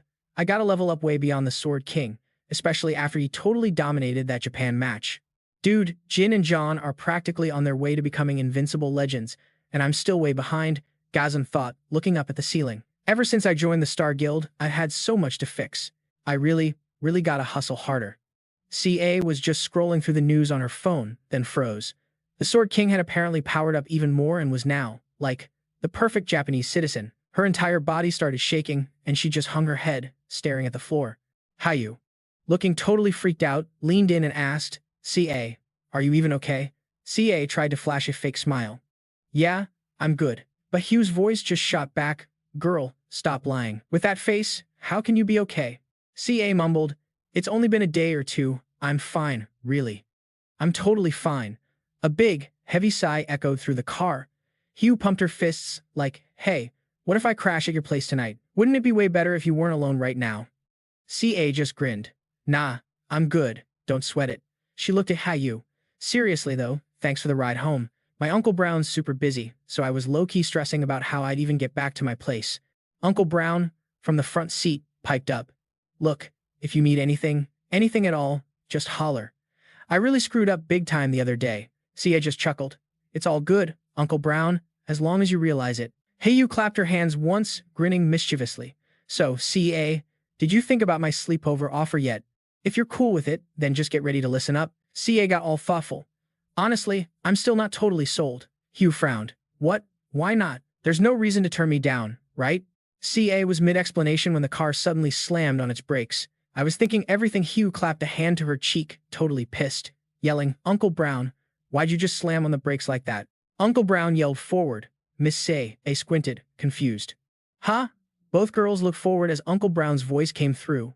"We're here." But CA's eyes went wide as she stared at the people blocking the car. "Who are these randos?" she shouted. John, with this insane burst of energy, lightly launched himself sky high, practically soaring through the air toward the building across the way. He zoomed through the city, parkouring from one skyscraper to the next, jumping forward. He glanced over at his own building's rooftop, then slowly descended. John touched down, one hand bracing himself on the ground to steady his landing, then stopped. Standing perfectly still, he mumbled to himself, "Okay, I for sure feel way lighter than before. I've definitely leveled up a ton." Next, John's gaze snapped to one side, eyes totally locked on something as he thought, "Man, it's high up here." John squinted at the distant sun, thinking, "Yeah, this view is way better." After a minute, he looked down at the stream of people walking on the street below. John just chilled up high, silently watching all the action unfold beneath him. Sitting there, he couldn't help but zone out, thinking about the past. Back when I was in the States, like in Chicago or something, I used to go to high-rises just like this and chill, staring into space. Man, this is bringing back major old-school vibes. John closed his eyes, thinking about Jin.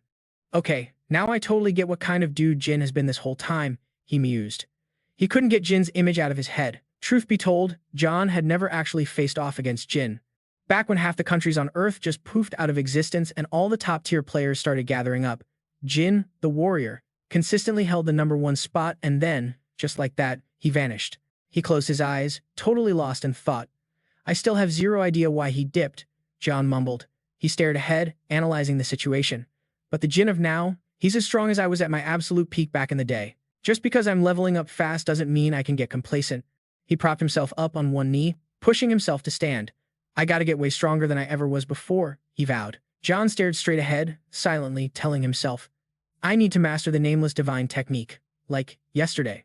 He glanced toward his place, yelled, "Let's bounce," and then, poof, he was gone in a flash of lightning. On the flip side, at John's high-rise, Uncle Brown was basically losing it, shouting at the mob, "Clear the street, pronto." He watched the reporters still swarming, so he bellowed, "I said move it," but they just kept shoving their cameras in his face, aggressively pushing forward. "Excuse me, Miss C.A., I'm from Power TV News. Could we get a quick interview?" A reporter's voice echoed from outside the car. "What's your take on the Sword Kings match today and his interview?" Hayu immediately patted Sei-A's shoulder, trying to reassure her. Sei-A, just ghost them. C.A. looked totally dazed as the accusing voices blared. "Some folks are saying your past comments really triggered the Sword King." Outside, reporters were going absolutely wild, thrusting their cameras at her and screaming, "Please, Miss C.A., just a few words for the people." Then they turned on Uncle Brown, yelling, "Hey, Pops, get out of the way." Uncle Brown snarled back, "What in the world is wrong with you people?" C.A. covered her face, wincing in pain as a reporter yelled, "Look, while Mr. John isn't here, just let us get a quick interview, okay? This is how we make our living." Just then, John walked up from a distance, hearing Uncle Brown shout, "Dude, show a little empathy, would ya?" The reporters all whipped around, hearing John's voice boom. Y'all think John walked slowly toward them, crossing his arms over his chest, and then just roared, "What the heck are you clowns doing?" His eyes flashed red, and with a powerful shove, he sent reporters flying to either side, screaming, "Get out." They immediately hit the deck, sprawling to either side, clearing a path straight to the car. The reporters scrambled back up, yelling, "Hey you, John, you seriously just laid hands on a reporter?" They glared at John, trying to sound all tough. "Don't you even care about your public image, dude?" His deep, low voice rumbled back, "Actually, yeah, I do." John, his face totally enraged, snarled out every single word. "That's why I went easy on you guys." The reporters immediately ducked their heads when he yelled, "Since it's your first offense, I held back." John left the stunned crowd and walked toward the car, telling them, "Honestly, you should be thanking me that I only gave you a tiny taste of it." He reached out, grabbing the car door handle. Through the gaps in her fingers, she peeked out, hearing John call, "Say, hey, get up now." He gave a small, gentle smile, saying, "Time to head home." John then turned, giving Uncle Brown a thankful smile. "Thanks for protecting Say." Uncle Brown heard him and nodded. "No problem at all, sir." Hugh immediately shouted, "Hey, Uncle Brown, please take super good care of Say, okay?" Uncle Brown turned back, smiling as he replied, "Yeah, thanks for looking out." John's voice then called out. Later, Hugh waved back. Hugh just stood there, watching their figures disappear into the distance. She stood there, waving until they were out of sight. Suddenly, Uncle Brown was totally baffled to see Hugh cover her face, then just burst into joyful laughter. She couldn't stop, laughing so hard that tears were streaming down her face. Hugh's voice immediately rang out, "Dude, that was so hard to not crack up." The reporters all looked over at the same time. "Hey, isn't that high school chick her?" "Yeah, that's definitely her." They whispered amongst themselves, staring at her. "Wait, isn't she the granddaughter of the Taegon Daily CEO? Like, Korea's #1 news company?" CEO Kim Hyu's granddaughter Hyu wiped away her tears, grinning as she yelled, "Oh, our little CA, you are so done for, aren't you?" Jin, his face totally dark, declared, "I don't have any daughters." John, holding his phone, listened as Jin's voice echoed through it. "I buried my entire past to come to Japan, so I don't have a daughter. Please stop hitting me with these pointless, personal questions." Jan thought, "Oh, so this interview is why all those reporters are here." CA just nodded, looking down. "Yeah." John gritted his teeth, clenching his phone, and then just yelled, "Man, I wish I could literally beat the crap out of that dude." He glanced over at Sei-A, thinking, "What am I even supposed to do? She actually seems to be picking herself up a little." John looked at her totally bummed-out face, thinking, "Ugh, that interview completely messed up her vibe." Sei-A pressed her lips together, almost saying something, but then held back. After a little bit, she finally spoke up. John," she started. He replied with a soft, She looked at him, asking, "Do you remember saying you'd make one of my wishes come true?" His voice echoed back, "The wish for when you find the Dark Queen?" She flashed a knowing grin. "You bet." Jihan let out a confused grunt when Sei-A dropped the bomb. "I think I earned that wish now." She held up her phone, hyping it up.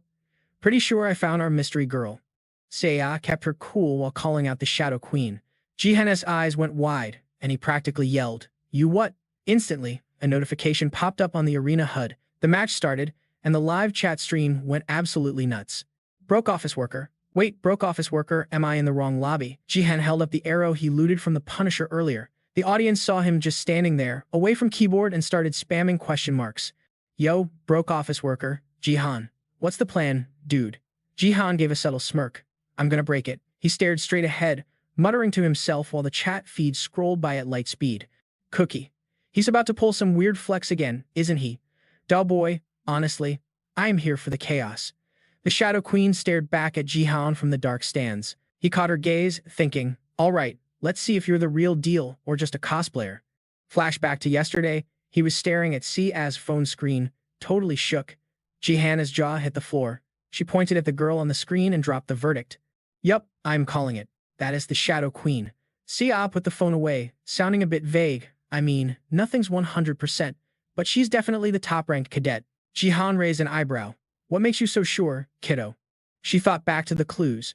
Remember how we all thought the elf queen on the throne was sus? Yeah, because they were both acting super royal and high and mighty. Exactly. Sia tapped her phone again. But this other elf girl, she's giving off way more shadow vibes. Jihan repeated, shadow vibes. She nodded instantly. Yeah, check the DMs I sent you. Jihan looked at the pics while Sia broke it down. First off, the eyes. She zoomed in. It's not like pitch black eyes are impossible for an elf, but having the pupils blacked out too, that is super rare loot drop rates right there. Jihan rubbed his chin. Fair point. Sia kept her poker face, but that is not the only glitch in the Matrix. Her voice got serious. Before the game even starts, this elf is already locking onto the winner. Jihan looked puzzled. Locking on?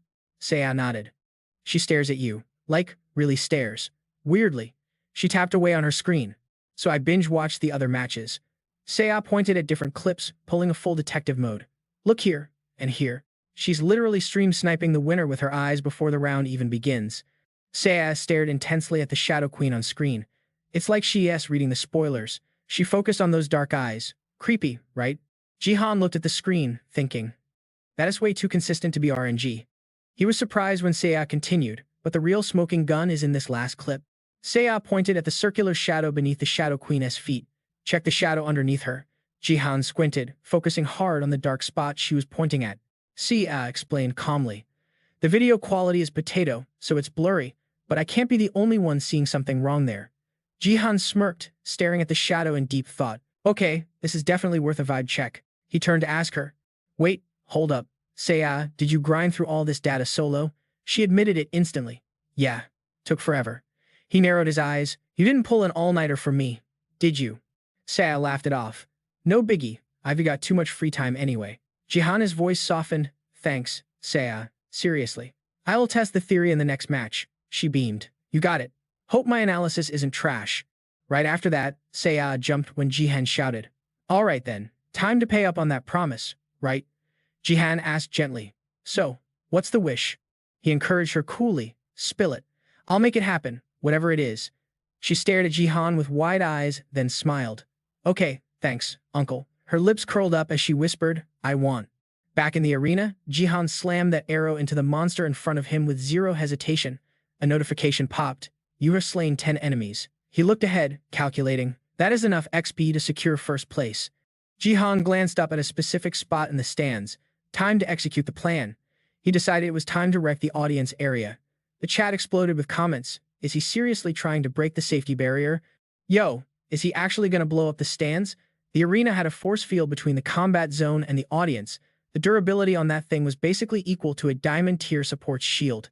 It was designed to block any splash damage coming from the arena. Jihan's eyes glowed with a calculated blue light. To use the Wanderer's eye and see her true stats, he stared at the barrier. I need to punch a hole in this thing to get a clear line of sight. Jihan gripped the arrow tight. The chat was scrolling so fast it was a blur. Is he for real right now? Rice farmer, Jihan. Honestly, I think you're trolling. He looked at the arrow in his hand. Nope. With this bad boy, it's totally doable. With the Phoenix Arrow I looted from the dungeon item stats. Phoenix Arrow, Grade A. A conqueror's weapon made from phoenix feathers. Massive damage on impact, and it's got the returning enchant to fly back to the owner. Since the Phoenix Flame is sealed inside, it's a consumable breaks after 5 throws. Jihan checked the item description and muttered, can't go full power since there's a risk. He stretched his neck, calculating the trajectory. But if I just want to pierce the shield, a straight shot is enough. Jihan looked up, locking eyes with her. All right, limitless. 3 arts, let's see that ugly mug. He activated the immortal step and launched himself straight at the barrier. Jihan stared daggers at the Shadow Queen.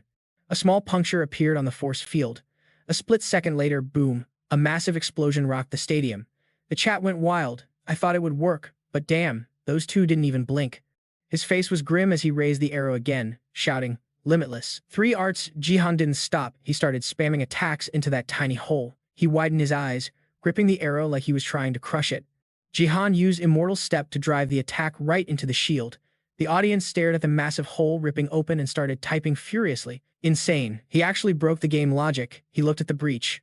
Right now? Jihan's eyes flashed blue. Notification, Wanderer's Eye activated. He focused intensely on the Shadow Queen. Gotta scan her fast before the firewall patches itself. Jihan stared right at her, screaming internally. Show me your true form. His gaze met the pitch-black void of the Shadow Queen's eyes. Who the hell are you? Suddenly, Jihan's eyes went wide, and he froze. He looked around the encroaching darkness, shouting, "Where the hell am I?" Suddenly, a blinding white light erupted from behind. Jihan whipped his head around, eyes popping out of his skull as he faced it. Behind Jihan was a colossal eye, sharp and terrifying, rising like a sunrise over a skyscraper. Jihan squeezed his eyes shut and let out a heavy sigh. He was lying flat on his bed, groaning. What a rough day. Jihan grabbed his head, complaining, "I'm totally drained." He cracked an eye open, staring at nothing. I still can't calm my heart rate down. The scene replayed in Jihan's head. I tried to tank that stare with a bronze body. He closed his eyes, shuddering. Terrifying. Even compared to my pre-regression stats, that power level was off the charts. The corner of Jihan's mouth twitched up. All right then. He sat up. That guy's power is going to be a huge asset. Jihan called out, "Achievement Shop," and watched the screen pop up. I dumped all my points into leveling the Achievement Shop to level 5. He looked at the new feature. Unlocked. Constellation slot. Jihan tapped the screen. With this, I can equip multiple constellations. He stared at it and concluded. But obviously, it's too early for that meta. A system alert popped up. Earth is currently in the tutorial phase. Even if you purchase a constellation slot, this feature will not appear in your status window. Jihan swiped the screen away. Not useful yet, so into the backlog it goes. He tapped another option. Let's add a title slot first. The notification dinged instantly. You have purchased title slot level 1. Jihan peeped the notification that popped up. Yo Jihan, you hit level 22. Just 3 more levels and you're hitting that Silver League promo series. The HUD flashed his stats. Name, Sung Jihan. Level, 22. Rank, Bronze. Location, Gangnam District 1. Strength, 27. Agility, 27. Class, Support Mage. Gift, the Wanderer's Eye.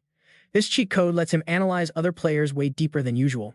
With those stats in his title, saying silver is already in the bag is an understatement. He's basically smurfing. The only reason Jihan has that extra title slot locked, he's destined to inherit the War God mantle later. His martial power is going to hit 30 real quick, unlocking the nameless divine arts.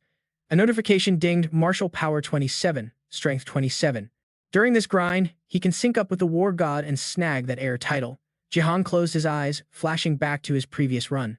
That was the title he mained right before he got wiped in his last life. No matter what goes down, I gotta secure that title. He snapped his eyes open. Soon. Jihan thought about Sejin and muttered, I'm gonna have to throw hands with that traitor eventually. The dude was surrounded by a blazing red aura. The broker gestured at the view like he was on HETV. We are in the heart of Gangnam. It's not just a flex to live here. The school district is S tier for education, too. He looked out the window. This right here? This is what winning looks like. The penthouse has the sickest view of the Han River, period. The broker pointed dramatically at the skyline. What do you guys think? This is the best listing in my inventory. He glanced at Jihan and Seiya. Is 2,000 square feet enough room for you two to chill? Seiya gave him a look that screamed, way too small. The broker pointed to a door. Let's check out the bedroom. Seiya followed him. All right. Jihan caught the vibe and thought, she's not feeling it, huh? Actually, makes sense she'd react like that. He remembered her backstory. She spent her whole life in the Sword Palace penthouse. A regular luxury apartment probably looks like a closet to her. Jihan looked outside, calculating. Crazy that her biggest wish was just to move out. Back then, Seiya had her head down, silence filling the room, before whispering, my wish is to get out of here. I just want to leave the Sword Palace. Jihan looked at her, putting the pieces together. That place is haunted by memories of Yoon Sejin. She wants to bail, as soon as possible. Staying there must have been absolute torture for her. The broker waved his hand around the interior. Huge room, right? Layout is flawless. Even at this price point, this place never stays on the market long. Jihan looked at her face and made a decision. I need to find a crib she actually vibes with, fast. Seiya forced a smile and nodded. Yeah. Jihan spoke up immediately. Looks like we're gonna need way more square footage, he stepped forward. My niece is about to become a player. She needs space for her VR rig and connector setup. The broker nodded. Gotcha. I'll scour the listings for something that matches your specs. He grinned. Miss Seiya, having an uncle who's this strong and good-looking, you must feel super safe. Jihan smiled. Thanks for the hype, but I've still got a long way to go. The broker beamed. As a huge fan, I'm rooting for you all the way, Jihan chuckled. Appreciate it. But then the broker dropped a bomb that made Jihan flinch. No, I should be thanking you. The guy laughed loud. Truth is, I used to be part of the Sword King Guild. The second the Sword King switched teams to Japan, I quit, left immediately. But man, I've been worried sick about Miss Seiya ever since. He looked at Seiya with genuine concern. Must have been hell for you. I was scared you'd go down a dark path. But seeing you grinding and handling your business, huge relief. Her eyes started glistening as the broker spoke. I know it's still rough, but congrats on your awakening, Miss Seiya. His voice was warm. I bet you'll pull an insane gift. Stop. Jihan watched Seiya silently, but his brain replayed the memories of her getting swarmed by paparazzi. This is bad. After the Korea-Japan beef, the spotlight on Seiya is blinding. Everyone is thirsty to know what gift she gets. He watched the broker and Seiya chatting, but couldn't help remembering how she completely crashed and burned in his last life. Once she pulls that F-rank gift, all this attention is going to turn toxic. He remembered the hate comments and trolling from the past. I have to block that noise, no matter what. Jihan stared at Seiya. Gotta keep the circle tight. Zero access for outsiders. His face hardened, especially those vultures from the media. Meanwhile, Kim Hee-soo, granddaughter of the Too-il Daily News owner, was on her phone, grinning like a shark. Yes. Mr. Reporter. She sat back on her throne of a chair. Yup, the 22nd. It's Seiya's birthday, so she'll be at the Academy's gift hall. Chill, I got you. I'll help you ambush her for an interview. Hee-soo hung up. See you then. A dude lounging nearby scoffed. Nasty little witch. Look at that fake-ass smile. You really are a spawn of the media, aren't you? She snapped. If you don't like it, you can bounce. He stretched and smirked.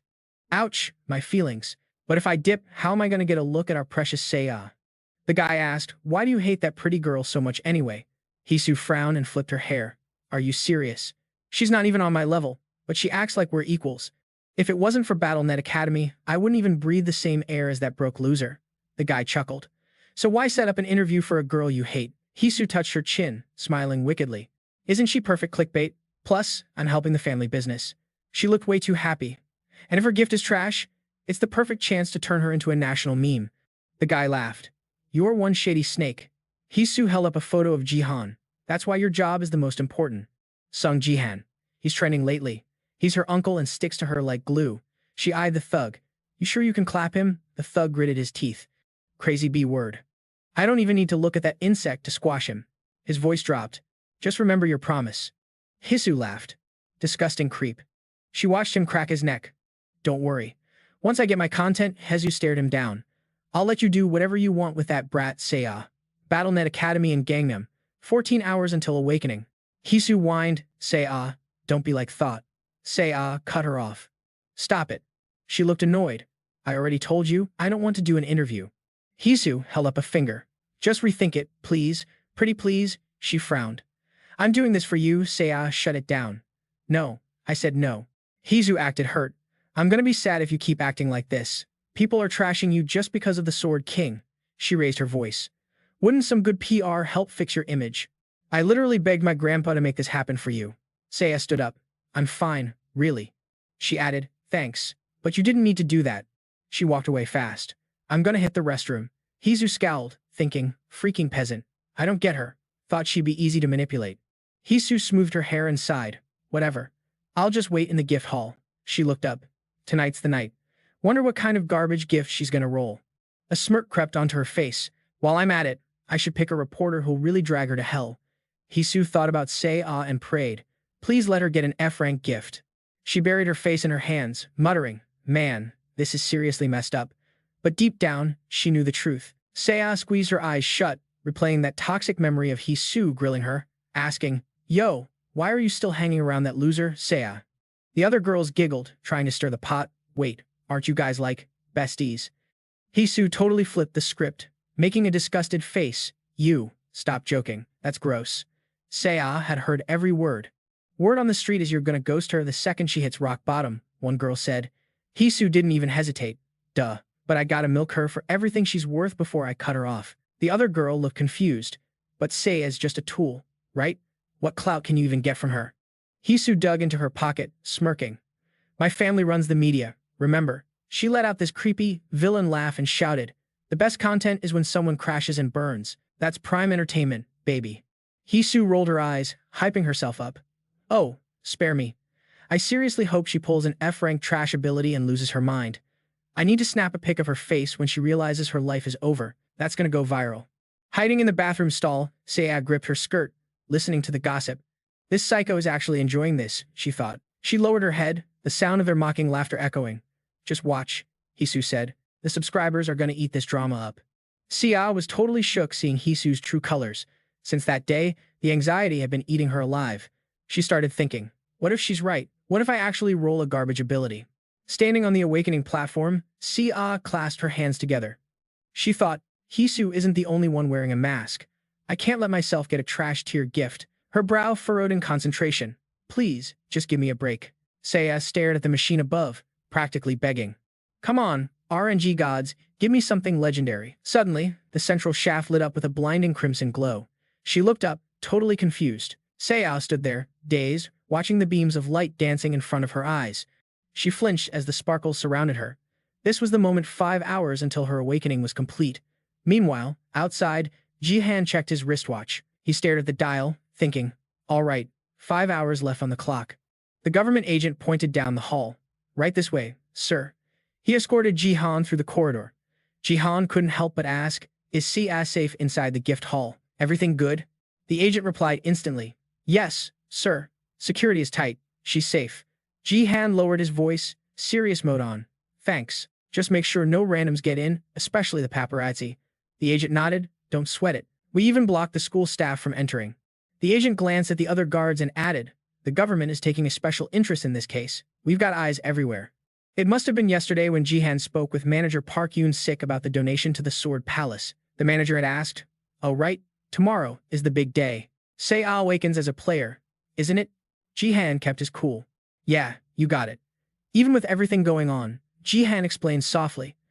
I'm just worried some creeps might try to break into the Awakening Center. Manager Park, being a sharp guy, understood the vibe immediately. Park replied, say no more. If you want, I can have some of my security detail help out on site. The government is already covering her personal safety, right? Remembering that conversation, Jihan smiled, feeling a weight lift off his shoulders. Looks like I owe him one, he thought. Suddenly, a noise snapped him back to reality. We're here, sir. The agent gestured inside. This is the gift hall VIP waiting area. We've got front row seats set up for you. You can chill here while you wait. Jihan bowed slightly with a smile. Appreciate it. The agent checked out. All right. See you at 12 o'clock then.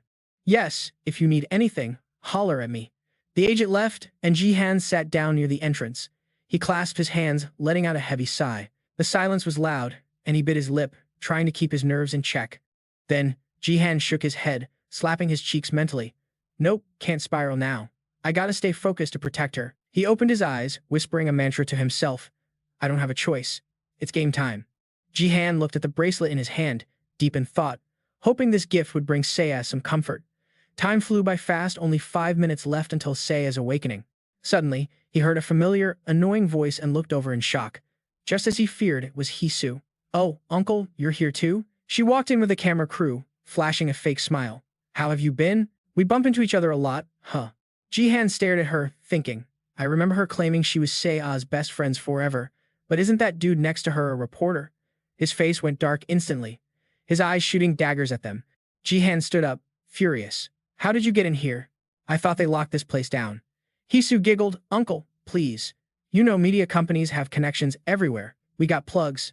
Her voice was dripping with arrogance. I pulled a few strings to get access. Jihan shot back. So you're not even gonna pretend you didn't break in? Hisu immediately clapped back. Breaking in? That's harsh. I just had some business at my own school, okay? She smirked. I decided I'm gonna interview Seiya today. Jihan shoved his hands in his pockets and shouted, Cut the crap. Get out of here. Seiya is going straight home after she wakes up. This is your first and last warning. The cameraman started sweating, thinking, Oh, is this safe? We might be in trouble here. Hisu put her hands on her hips, laughing.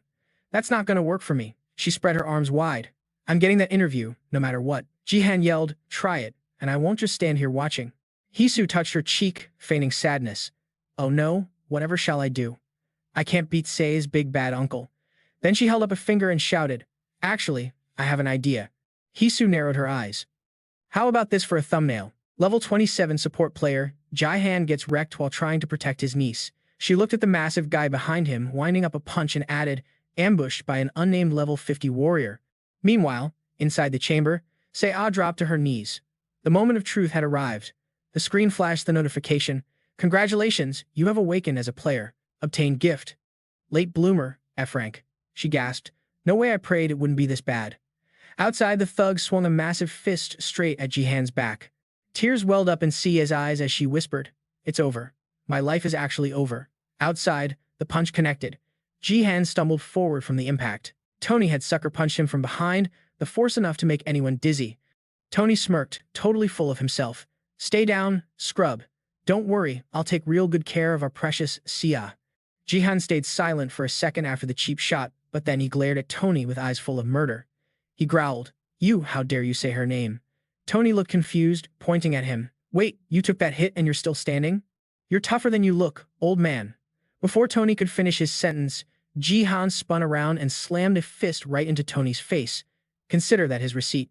Jihan looked up and saw something shimmering. Yup, his fist had been stopped by a rock-like layer on Tony's skin. Tony took 0 damage. He laughed maniacally. You know a lot about gifts, but you don't seem surprised I have stone skin. Tony's eyes lit up as he swung again at Jihan. You really think you can beat me? He taunted. Hisu stood in the back, arms crossed, watching the show. Really? She started commentating like it was a live stream. Is the uncle actually winning? Let's find out. Tony wound up his arm, preparing a power smash. He mocked Jihan. People keep hyping you up as some new rising star, so you forgot your place, huh? Tony threw the punch with full confidence. He knew he had this in the bag. Answer me, trash. You dirtbag, how many times do I have to smack you before you shut your mouth? Right after Tony's arrogant speech, he ate a vicious uppercut from Jihan that nearly dislocated his jaw. Jihan casually launched Tony into the air, blood spraying everywhere.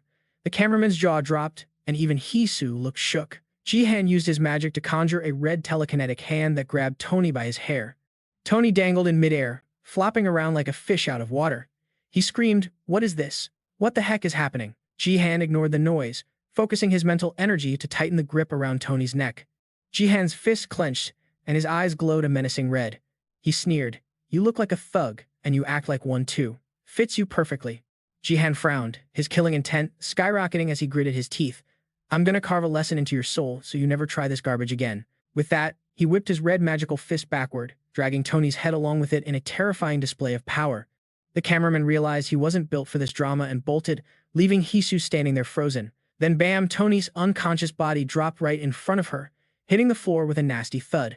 She looked down, face completely drained of color, jaw practically on the floor. Her eyes bugged out in pure terror, teeth grinding together, and then she let out a scream so loud it felt like she was trying to tear a hole in reality. Meanwhile, over on the other side, Seiya had just finished her awakening. She was slumped on the ground, looking absolutely wrecked. You could see the despair in her eyes, just total helplessness washing over her. Hot tears started welling up in Seiya's sad eyes, but she immediately wiped them away. She tried to hype herself up, thinking, come on, stop crying. Sitting here, feeling sorry for myself isn't going to change a thing. She forced herself to snap out of it. Gotta get up, she told herself. Uncle is waiting for me. She dragged herself out of the awakening chamber, taking slow steps toward the exit to meet Jihan. But let's be real. Seiya was still super depressed as she stared at her system interface. She was thinking, what do I do now? Even if I play as a gifted user, with an F-tier ability, I am just going to be surviving on scraps in the Bronze League forever. The system description was brutally vague. Late bloomer. F-rank gift. You will realize your potential later. Like, thanks for nothing, right? Seiya sighed, annoyed. What kind of lazy, short description is that? The door opened, and she was about to step out while muttering about how she prayed for nothing like an idiot, but then a massive scream made her jump. When she finally processed the scene, she saw a blonde wig floating in the air and Tony lying on the ground, looking like a freshly peeled egg. Seiya panicked and asked, Uncle, what is going on here? Jihan stayed cool as a cucumber and replied, he's just taking a nap. Suddenly, someone started cussing Jihan out, calling him a crazy lunatic. Jihan calmly told Seiya to take a look. "Check it out," he said. Seiya looked over, confused. Hisu was clutching Tonia's bald head, screaming at Jihan with pure hatred in her eyes like a total psycho. "How dare you do this to him? Do you have any idea who my grandfather is?" "My grandfather is the chairman of the Daily Taeguk." Ignoring her crazy screeching, Jihan just shrugged and said, "So what?" Then, with a flick of his finger, he sent the orange wig flying straight into her face. Jihan looked at her with zero emotion. "Who cares if your family runs a big newspaper? What are you going to do? Try to manipulate the media against me?" Hisu brushed the wig off and decided to double down on the audacity. "You think I'll stop there? I'm going to manufacture fake news and blast it everywhere." Her eyes went wide as she stared at Jihan, completely unaware she was digging her own grave. "I'll turn your family into the filthiest name on the planet. People will be disgusted just looking at you. You know why? Because the public doesn't care about the truth." Those vicious words made the veins pop on Jihan's neck. Seiya looked at her former friend with total disappointment, shocked that Hisu could spew such toxic garbage. Public opinion is already trash because of the Sword King, so this might actually be an improvement, Jihan challenged her. Finally fed up. "Go ahead and try." He took a step forward, and his aura terrified Hisu enough to make her stumble back. "You think leaving Korea is enough to save you?" Hisu was finally learning what fear tasted like, but Jihan's face was pure murder. He stared at the fireball in his hand like he was ready to burn the whole world down. He threatened her right back. "But can you handle the price of your actions?" Hisu, still not grasping how screwed she was, fired back arrogantly. "Stop trying to act cool. You cheap loser, if it wasn't for BattleNet and Junsei, you wouldn't even be breathing the same air as me." Hearing that, Jihan just snapped a fireball from his palm. "Pathetic. I get it now." Hisu yelped as the fire suddenly surrounded her. Facing her arrogance, Jihan just waved his hand and judged her. "You're the type who never looks in the mirror to fix yourself." Jihan's eyes were full of killer intent as the flames roared higher, spiraling around Hisu. He gave her one last loud warning. "Then I guess I have to etch this into your memory. Exactly what happens when you mess with us." The window lit up from the outside with the glow of the raging fire inside, accompanied by Hisu's blood-curdling screams. Once everything was handled, the duo headed back to their beat-up car in the underground garage. Seiya, sitting in the passenger seat, stammered nervously. "Uncle, are we really going to be okay?" She hesitated before continuing. "I'm glad we got payback on Hisu, but I'm kinda worried." Jihan glanced over. "Worried about what?" "The Daily Taeguk is the biggest media company in the country, Uncle." Hearing that, he just chuckled and reassured his niece. "Don't sweat it. Nothing's gonna happen." In his head, Jihan thought, "They're too big to make a stupid move like that. Besides, a massive media corp attacking us just because the chairman's granddaughter threw a tantrum? That makes no sense." As he revved the engine, he thought, if they have any brain cells left, they won't touch a player who's currently trending hard. Seiya was thinking to herself, how is he so confident? It's kind of fascinating. But there were bigger things to worry about now. Jihan thought for a second, then turned to her and spoke softly. "So, what gift did you get?" His direct question made Seiya flinch a little. She looked down, eyes full of sadness, and didn't answer. After gathering some courage, Seiya finally whispered, "Late bloomer. It's an F-rank gift." Jihan looked at his niece and thought, bingo. Just as I predicted. He immediately pulled up his own status window.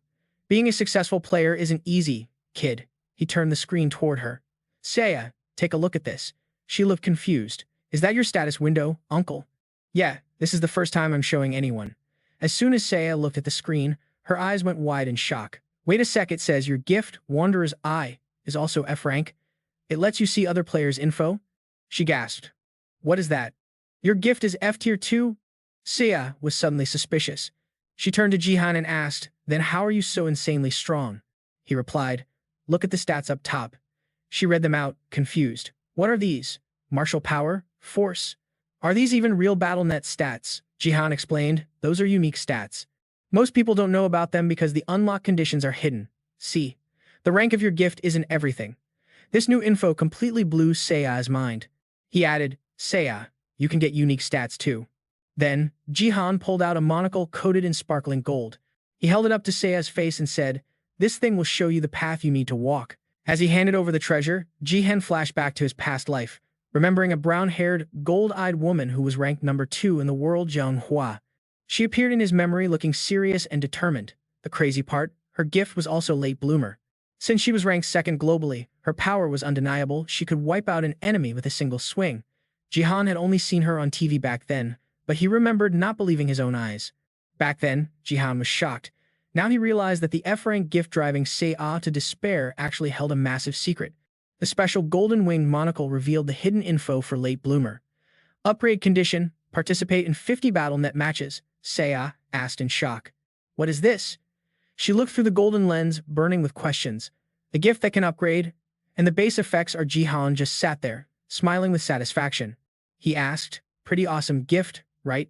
Internally, he was thinking, just like I thought, the item works perfectly. Seiya was busy pressing the monocle to her eye. And here is the item info. Cyclops' monocle. Rank A item. Monocle of the god Hephaestus. It's a one-time use item that reveals the true nature of a player's gift. It was a hidden item Jihan got by repairing a broken C-rank messenger's monocle. Jihan recalled the crafting process. He had made it just one day before Seiya's birthday. Snap back to reality. Jihan sits Seiya down to break down the specs of her new ability. Getting a gift that can actually level up is already like finding a glitch in the Matrix, but the base stats? Absolutely cracked. He drops the bombshell. Growth rate plus 100%. Basically, you're going to be grinding XP twice as fast as any other player out there. Seiya gasps, wait, isn't that totally broken? Jihan nods, you bet it is. With a buff like this, you'll speedrun your way to those rare stats I told you about. Seiya looks like her brain just rebooted, her glasses fading away into digital dust. Seeing his niece looking so shook, Uncle Jihan switches to full wholesome mode. Hey kiddo, he asks softly. You think maybe now you can aim for the #1 spot? One simple question, but it hits her right in the feels. Jihan's eyes go wide as he watches her reaction. A single tear rolls down Seiya's cheek. She can barely believe it. For real, uncle? It's actually a good gift? As soon as he confirms it, the dam breaks. She starts sobbing, shaking like a leaf. Jihan looks at her with pure tenderness. Yeah, Seiya. It's top tier. He thinks about the absolute hell she's been through. Her deadbeat dad, the so-called Sword King, abandoning her for Japan and chasing clout. After he dipped, he kept running his mouth, claiming he had no daughter because she lacked talent. The media had a field day, turning Seiya into a meme, calling her the useless leftover. She was isolated, bullied, and totally alone. That's why she's determined to clap back. Not as the Sword King's reject daughter, but as player Yoon Seiya. She's going to clear this game on her own terms. Jihan uses his telekinesis to float a tissue box over to her, sweating bullets internally. Man, she must have been terrified. She rolled a trash tier ability, he thinks. Seiya blinks, surprised by the flying tissues. Jihan keeps comforting her. You did good, kid. Let it all out. You've been holding this in for way too long. But Seiya grabs a tissue, wipes her face aggressively, and flips the switch. Nope, I'm done crying. I don't even have time to laugh, let alone cry. Jihan just sighs, defeated by her resilience. Right. Then Seiya turns to him, eyes still red but suspicious. Yo uncle, why have you been acting so sus lately? You're way too mysterious. Called out, Jihan laughs awkwardly, trying to dodge the accusations. Well, maybe I just got lucky. Or maybe I'm a visionary. He tries to play it off like he hasn't literally memorized the future patch notes. With the emotional baggage unloaded, Seiya's mood does a 180. She grins. Okay. Panic attack over. Now I'm starving. Jihan stands up immediately. Say less. Chef Jihan is on the clock. Let's grub. I'll whip something up for you. Seiya asks. Right now? Jihan hits her with that callback. I promise, remember? I said the next meal would be a feast worthy of you. Gotta go big for your birthday. Hearing birthday, Seiya's eyes light up. She smiles, genuinely happy for the first time in ages. Okay, can't wait. Meanwhile, while our duo enjoys a wholesome dinner, let's cut to a high-rise penthouse where Hisu is having a total meltdown. And by meltdown, I mean she's bald. Like, smooth egg bald. She's screaming her head off. She's trashing her room, cursing up a storm. Everything's gone, my hair, my eyebrows. That psycho Jihan turned me into a boiled egg. How am I supposed to explain this to mom and dad? Suddenly, a bodyguard in a black suit walks in. I'm here, Miss Hisu. She snaps at him. Not much. You're ruining my vibe. He bows, apologizing, and hands her a smartphone. Apologies. I have the security footage you requested. Hisu grabs the phone with one hand while covering her shiny dome with the other. Got it. Now get lost. The bodyguard leaves, probably thinking, I do not get paid enough for this toxic brat. Hisu starts swiping through the phone, sobbing. I can't live like this. I'm ruined. I need to destroy him. Find some dirt. Suddenly, she pauses. A nasty, Grinch-like idea pops into her head. She smirks evilly. Oh, my sweet little Seiya. On the screen, she sees the footage of Seiya looking depressed right after her awakening. Hisu thinks, perfect. Looks like she rolled a dud. You guys are terrible at poker face, huh? She zooms in on Sia's crying face, mocking her. That tragic look is prime clickbait material. Hisu sneers. Looks like you got an F-tier gift. Sad. Why look so depressed unless your life is over? I'm going to blast this all over the news. Spoiler alert, Hisu is delusional and about to take a massive L in the near future. She laughs like a maniac, thinking she's won. But forget that bald villainess for a sec. Let's check in on the internet's favorite forgotten fanboy, Guang. He's sitting in a dark corner, brooding like an emo teen over his unrequited bromance. Meanwhile, Jihan's stream chat is popping off. Guang is watching, still obsessed. User Chestnut, bro, just confess your love already. Guang ignores the trolls and keeps whining. Why not me? I've been suffering in the void. Why didn't he pick me? That ugly fire mage, those sellout guilds, they're trash compared to me. He starts hallucinating a scenario where he heroically carries Jihan in his arms. I, Guang, have cleared the path for you. A viewer comments on his delusion. Yeah, that's definitely not how it went down. User Great Grandma types. Laugh my ass off. Guang stands up and strikes a bizarre, cringe-worthy pose. He shouts, I have realized the truth. He clutches his chest dramatically. It is destiny. I am the chosen manager for Jihan. Chat responds, Cap. Back to the game. Zombies are swarming everywhere. Guang is still fanboying. Oh great Jihan, smite them. Jihan is just cleaning house with his spear. Please read my DMs, Guang begs. Jihan swipes his spear, decapitating monsters, totally ignoring him. The chat goes wild, let's go. User Red Jelly King. So OP. But then someone asks, wait, what are his teammates doing? User Kimbap Solo. They're just watching him carry. It's the new meta. Sit back and enjoy the show. The camera pans to his 3 teammates, literally sitting on the ground eating popcorn. Is Jihan soloing? Makes sense. If we help, we just steal his XP. Smart move. Look, they're actually eating corn. Jihan is blitzing around with lightning steps, utilizing the nameless divine art, heaven-breaking thunder step. 1/ head flies. Game over. Victory rank 1 achieved. The lightning fades, and Jihan stands amidst the carnage. His teammates get up, stretching like they just finished a picnic. Popcorn was dry. Let's get caramel flavor next time. Jihan ignores them, staring at his status window. System. Level 25 reached. Silver promotion match unlocked. Chat. Finally, stop smurfing in bronze. Bro, get to silver already. Another notification pops up. Achievement. Ruler of bronze. You have the highest win rate. You are selected for the Global Top 100 Bronze Cup. Jihan's eyes widen. Top 100 Global? On the 25th of this month? Chat. Global. Top 100? No shot. That's insane. Chat. Haven't seen a Korean get that invite in ages. Even ranker 700 barely made silver. This is huge. Jihan does the math. My battle power must be off the charts to trigger this. Making top 100 is an instant ticket to silver. But there's a catch. The scene shifts to a visualization of a dark, bloody battlefield. The promotion match isn't a duel, it's a battle royale. Jihan cuts down a player in his imagination, his sword flashing. Survival of the fittest. It doesn't end until only one person is left standing. The ultimate stage to find the true apex predator. Yo, check it out. The rankings just dropped. Narrator dude is hyping it up. Looks like the global top 100 list is finally live. Jihan looks up, thinking, called it. He knew he cracked the global top 100 around this time, but then, he sees a familiar mug on the screen, a face he hasn't seen in ages. Baron Williams, the global MVP. Baron Williams, #1 in the States. Dude looks like a movie star with that signature blonde hair. Jihan stares at the board. He knew he'd run into this guy eventually, but running into the final boss this early, that is rough. Jihan is starting to sweat a little, eyes darting around. This is bad news. Totally unscripted drama. He's asking himself, am I going to take the L here? Because historically, he's never snagged a win against Baron. Not once. The screen flashes the stats. The secret sauce that got Seun Jihan into the top 100 is his divine power stat. Jihan's eyes go full red mode, hands weaving magic circles like he's Doctor Strange. Red aura flaring up everywhere. But yeah, raw strength is still key. When he unlocks the nameless divine arts, a new stat pops up that combines strength, stamina, and speed into one AP metric. It's called Absolute Domain, basically a buff that boosts his long-range magic control to insane levels. Divine power is totally broken. Jihan controlling this ball in his hand, pouring energy into it.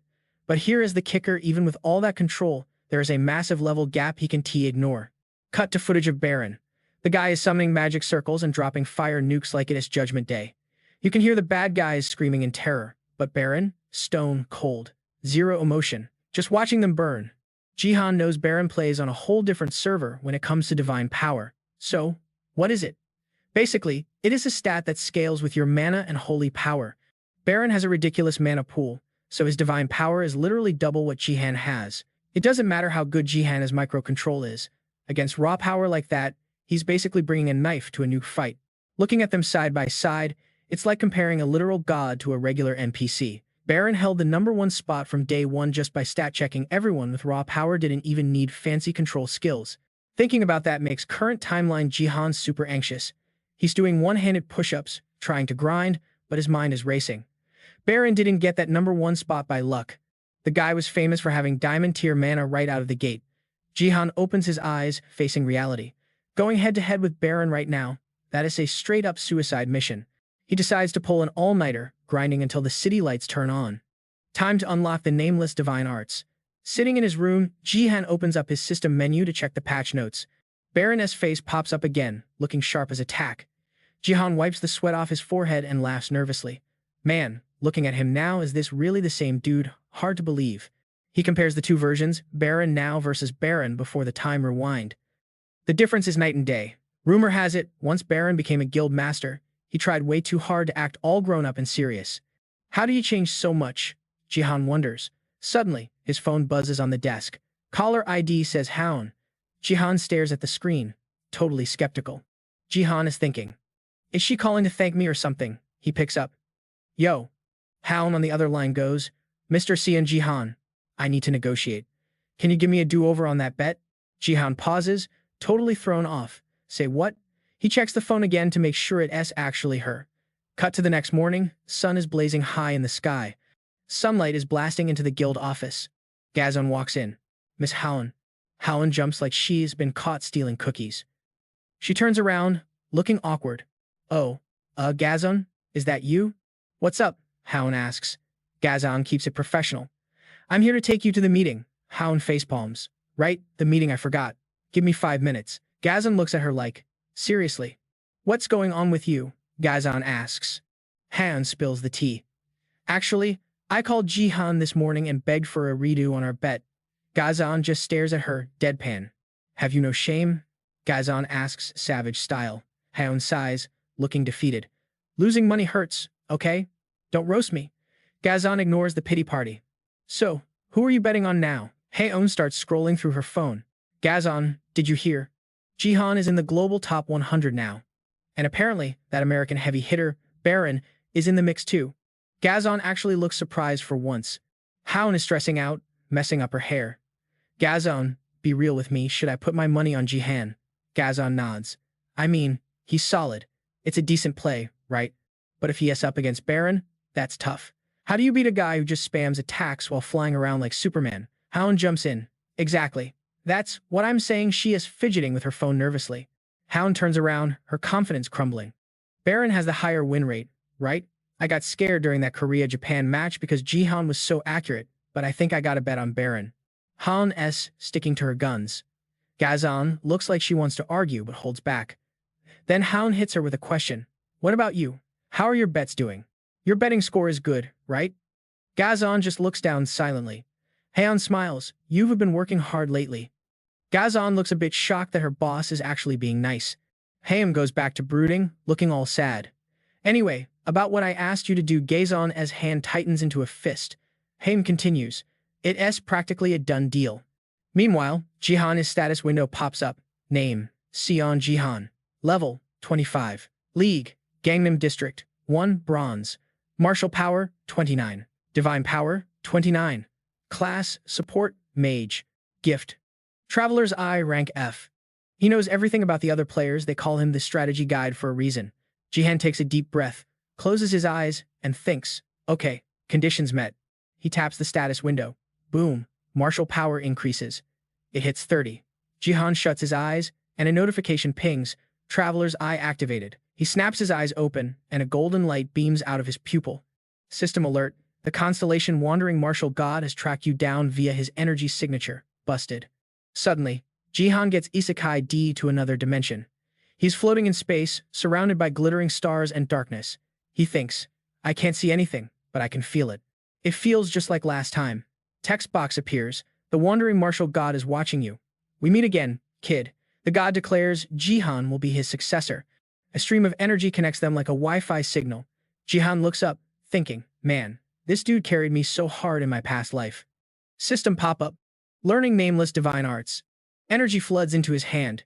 Usually constellations want a favor in return for power, but the wandering martial god, he's giving this away for free. They stand face to face, the god downloading power directly into Jihan. Notification spam. Learn 3 supreme arts. Learn heaven-breaking lightning step. Jihan realizes his martial power hit 30. The martial god frowns. Suddenly, glitch in the matrix. The system starts bugging out. Jihan grabs his head, panicked. What the heck? Connection lost? System alert.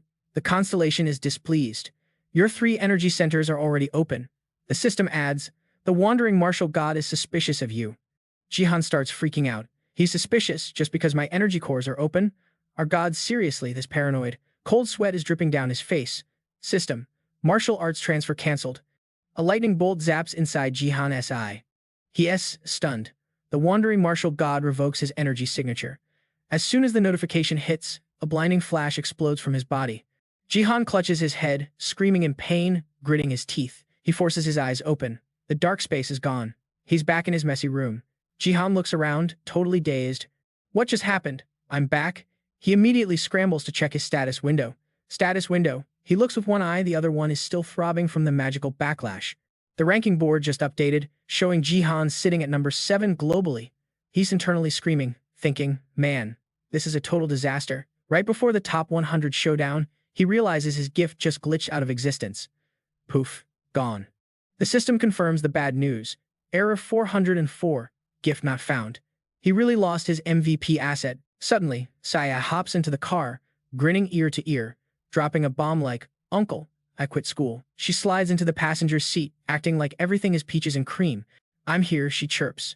Jihan hits her with the wholesome uncle vibes. Good job, kiddo. Traffic is light, like LA on a Sunday morning. He checks in on her. Hey, you feeling lighter now? She clutches her chest. Yeah, way better. Like a massive weight is off my soul. Since Saya awakened her powers, she decided to drop out of the academy. The whole point of that school is scouting talent, so dipping out after you get your powers is totally standard procedure. No harm, no foul. She actually hit up the internet forums for advice earlier. Posted something like, just awakened, should I drop out? I pulled a C rank, and usually, people bail once they hit C tier or higher. But I was low-key thinking about finishing my degree, she admitted. She was stressing, but the online fam came through with tips. Even her bestie dropped out to sign a fat contract with a guild. Her friend is already in boot camp. But Saya, she ain't going nowhere because Jihan is her personal trainer now. Cut to the montage. Jihan is screaming like a drill sergeant while Saya is fighting for her life doing a single push-up. She's shaking like a leaf, begging, Uncle, mercy, I'm cooked, I can't do anymore. But honestly, Jihan feels relieved. With this kind of training, she's going to be untouchable. No more drama for her. But the real issue, it's Jihan's situation. Back in the car, it's dead silent. He's cruising down the highway, lost in his own head, stressing about his own stats. He's brooding over the top 100 battle royale tomorrow. Losing his traveler's eye sucks, sure, but he's sweating because he missed out on the nameless divine arts. Suddenly, Bing system pops up. Nameless divine arts, S rank acquired. It looks like a knockoff version of the divine arts. It's got the basic combat moves plus heavenly lightning step. Master this bad boy, and you unlock some serious movement tech to flex on people. The more he thinks about it, the saltier he gets. Are you kidding me? Only S rank, not triple S? He is fuming. And it includes lightning step. I already know that move. This loot is trash. Saya picks up on the bad vibes from the passenger seat. She asks, Uncle, you salty about the top 100 match? He scratches his cheek, acting all awkward. Yeah, something like that. But internally, Jihan knows his problems are way bigger than some tournament. Still, Saya's got zero doubt. She looks at him with those big eyes. But you're gonna crush it, right? He looks at her, shocked. She just smiles, total faith. You always find a workaround, Uncle. She sighs, totally chill. That's why I'm not even sweating it. I know you're gonna walk in and be like, first place, baby. She gets hyped. Yo, I should hit up Vegas. Bet my life savings on you. Jihan shuts that down instantly. Don't. Seriously, I'll ground you. Total vibe kill. She pouts. Bruh, why? You gamble all the time. Jihan hits her with the double standard. I'm an adult. You're a kid. That stuff is strictly 18+ content. She rolls her eyes and turns away, giving him the cold shoulder. Wow, hilarious. Fine, forget it. No more hype man duties for you. Jihan is about to clap back with a good idea, but suddenly his left eye glitches out with this weird light. He frowns, touches his face, but the glitch disappears instantly. What the heck was that? He mutters. Cut to nighttime. He is at a quiet park gazebo, sitting lotus style. He closes his eyes, trying to meditate, scanning his own system. Something is off. Major red flags going up. His left eye feels weird, like there is a bug in the code. He has never felt a sensation like this before. Gotta delete this malware, he thinks. He focuses his internal energy, hunting down that rogue code in his eye to purge it. But the second he tries to nuke it, the energy fights back. Boom! His left eye flares up with this creepy red light. It hurts so bad he actually yells out. When the pain fades, he checks his face. Holy crap, did my eyeball just explode? He is literally tearing up from the agony. Through the blur, he reads his system pop-up. Trace of the wandering martial god has been uninstalled. He reads the next line and his jaw hits the floor. Player Jihan is now completely independent from Constellation control. He jumps up, freaking out. Excuse me? Independent? What does that even mean? The system breaks it down for him. You are now eligible for sponsorships from other constellations. Jihan is shook. He is trying to process this new patch update. Wait, does that mean I was shadow banned from other sponsors this whole time? He connects the dots. The system doesn't lie. That shady martial god was blocking his traffic. A smirk creeps onto his face. He sits back down, actually laughing. And here I thought he was being a sugar daddy. Turns out, he was just a parasitic leech. Suddenly, another pop-up. The wandering martial god is now wary of player Jihan. He stares at the screen, confused. Come again? Big question marks over his head. The wandering martial god has scrubbed his browser history. Jihan is like, bro, what is wrong with this guy? He is scared of a bronze tier noob. And now he is ghosting me. Jihan holds his head. Man, even on my second playthrough, the lore makes no sense. He shakes it off. Whatever. Can't use his cheats anymore anyway. He stands up, checking the UI. Guess I gotta grind the hard way. He starts strategizing. I need a new sponsor, as soon as possible. He grins and taps the screen. Time to go shopping for a new patron. He's gotta play. He scrolls to an epic quest. Challenge the Shadow Queen at the Colosseum. The loot, 50,000 achievement points and the Queen's attention. He starts theory crafting. If I want to impress her, I need to put on a show tomorrow. Brain blast. He needs to fill the power gap the martial god left behind. Then it hits him. Oh, wait. I still have that item in my inventory. Cut to the arena system blares. Bronze League Top 100 Battle Royale. Start live chat is already scrolling. Y'all place your bets yet? Rules are simple. Last man standing wins. Jihan grips his spear, looking dangerous. A mob of players circles him. Chat goes. User forever, Bing, dog is typing system hypes the crowd. Prove you are the GOAT. Jihan just stands there, away from keyboard style. Chat is spamming. All in on Jihan. He closes his eyes, sensing the vibe. The chat is going wild. Let's go Korea Jihan for the win. Get that #1 spot. His eyes snap open. Ice cold stare.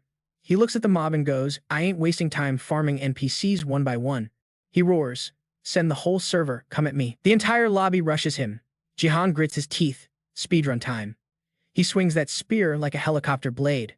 Wham! The shockwave instakles 2 guys. But the rest of the Zerglings keep pushing, totally fearless. Some dude tries to heavy smash him with a great sword, but Jihan parries it like it is nothing. Chat is blowing up.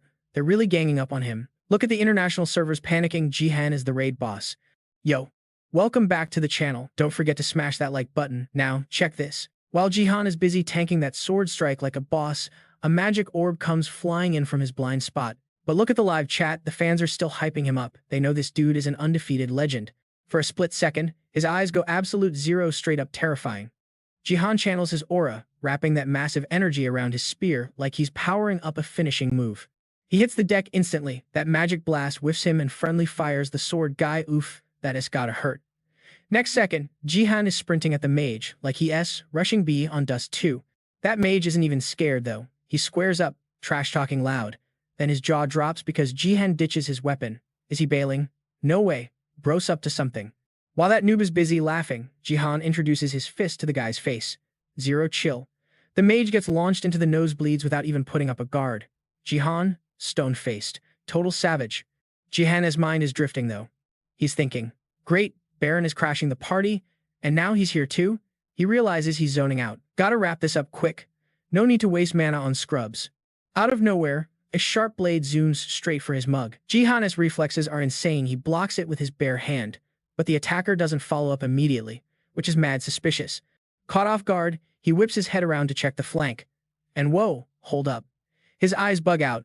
That slash came from someone way too familiar.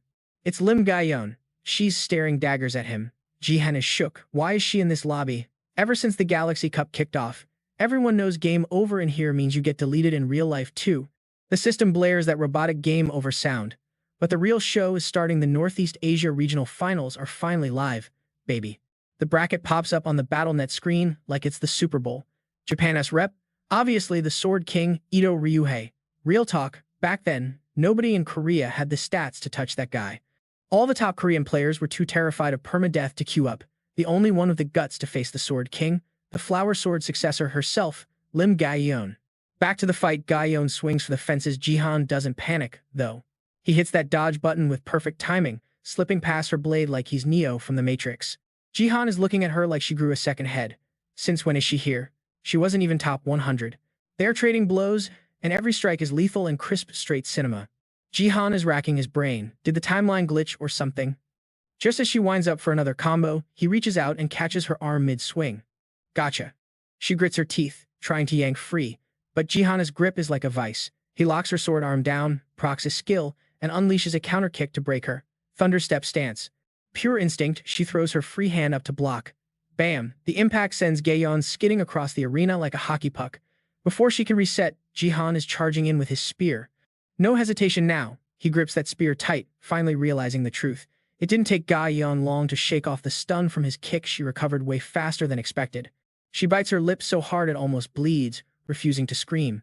Before she can catch her breath, Jihan's spear tip is zooming in for the kill. She backflips out of danger just as the spear smashes the floor, concrete flying everywhere. Gaeyeon uses the momentum to launch a ferocious counter slash. Jihan is actually stunned. Was she always this cracked at the game? Neither of them is holding back. It is a flurry of max power moves, absolutely brutal.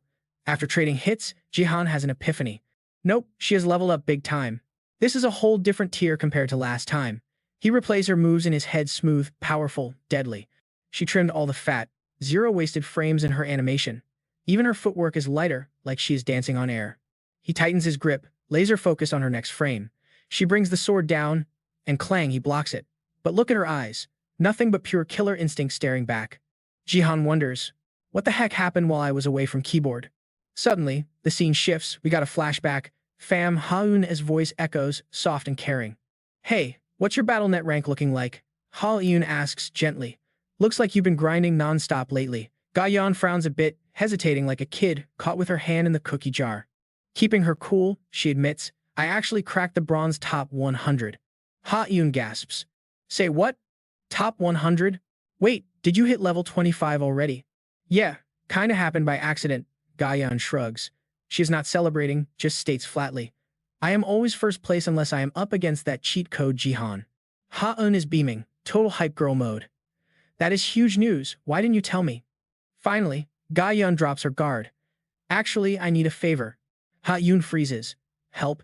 Gaeyeon squeezes her scarred hand, gathering the courage to ask. She touches the hilt at her hip. Can I get some new gear? I hate blaming my equipment, but after using this for so long, I realized something. Ha-eun stares at Gaeyeon's battered hand while she confesses, this sword, it is too heavy. I tried to adapt, but my wrists just can't take the torque anymore. I know it was a precious gift from you, so I feel terrible asking. Hearing that, Ha-eun snaps. Lim Gaeyeon, are you tripping?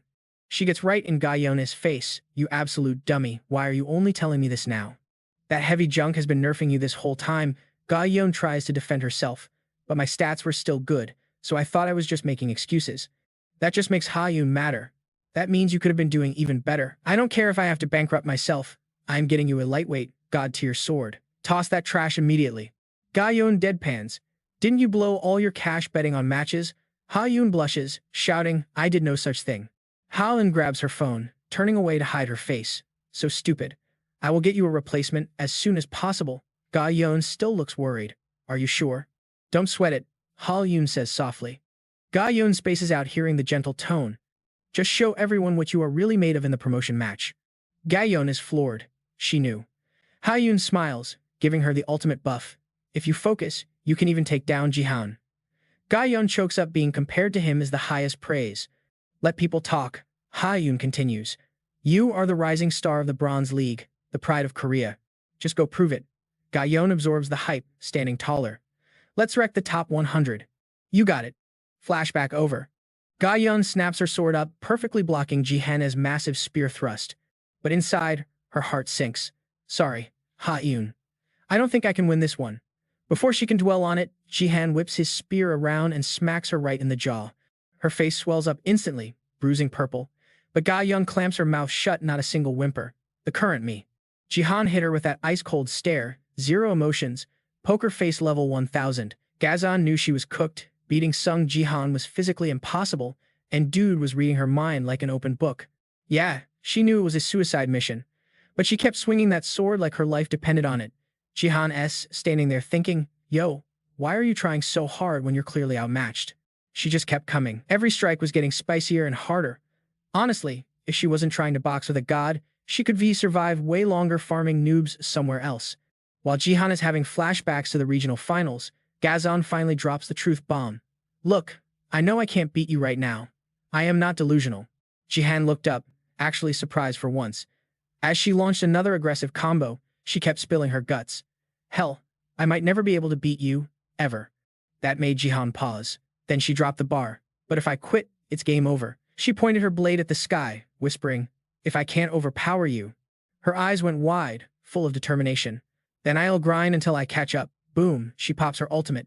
Peach blossom petals everywhere, looks like a majestic anime scene, but those things are razor sharp. Jihan just stood there, watching her charge up like a Dragon Ball character. And you know what? He was actually vibing with it. A little spark of excitement lit up inside him. That's exactly who she is, he thought. She's the type of gamer who plays on hardcore mode just for the XP, even if the boss fight is impossible. Respect. In the previous timeline, the Sword King sliced her up like sushi, but in this timeline, she cracked the top 100. Now Jihan is curious, how much did his time travel shenanigans actually change the meta? He saw the hype written all over her face. I've been waiting for this.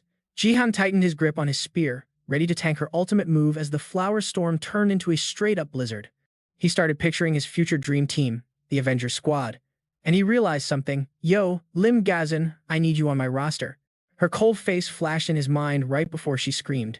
Peach Blossom Storm, no hesitation. She unleashed the whole combo right at his face. But Jihan, cool as a cucumber. He started his counterattack while casually critiquing her build. That move doesn't really vibe with spear arts, just saying. He channeled his inner energy, looking smug. But I got the perfect counter for this mess. Meanwhile, Gazan's giant magical cherry blossom tree was blooming like it's springtime in D.C. Jihan dropped the beat slowly. 3 calamities technique, earth style. Then he roared, total army wipeout. A massive shockwave just deleted her flower tree from existence. Meanwhile, in another part of the map, some blonde dude is getting ganked by 4 guys.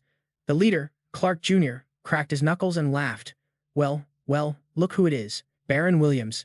That is Baron Williams, the #1 support and mage in America. He looked at them like they were gum on his shoe. The system notification popped up. Battle Royale mode. Fight until only 1 survivor remains. Clark kept yapping. End of the world is coming, and this coward who always needs a carry is supposed to be a top prospect. What a joke. I'm about to show you the difference between Clark got cut off because Baron let out a massive, disrespectful yawn. Man, why do you little cockroaches bark so loud? That triggered Clark's minion, so hard a vein popped in his neck. You son of a Baron, the top dog of the U.S. bronze tier, just summon an energy ball. Less talking, more dying. Come get some. The robotic system voice announced, prove you are the alpha. As soon as that dropped, Baron went full psycho mode. He screamed, I'm gonna burn this whole server down, total war junkie energy. The squad rushed him, but Baron instantly grabbed Clark Jr. and blasted him with point-blank magic. Literally melted the dude's head off. Clark's team saw their leader get deleted and lost it. One guy shouted, holy crap, kill that maniac right now. Hearing death threats just made Baron smile like the Joker. He turned around, looking absolutely unhinged. Kill me. You think you bugs can kill me? With a casual wave of his hand, he swatted 2 of them like flies. Dude was completely gone mentally. He screamed, die, you bottom feeders. Everyone knew Baron was an arrogant narcissist, but he had the skills to back it up. Suddenly, a flash of light stole the show, and the rest of the mob got insta-killed by a third party. Enter player 1, Sung Jihan. Baron stared, stunned. Even he had to admit Jihan's power level was legitimate, just like in the original timeline.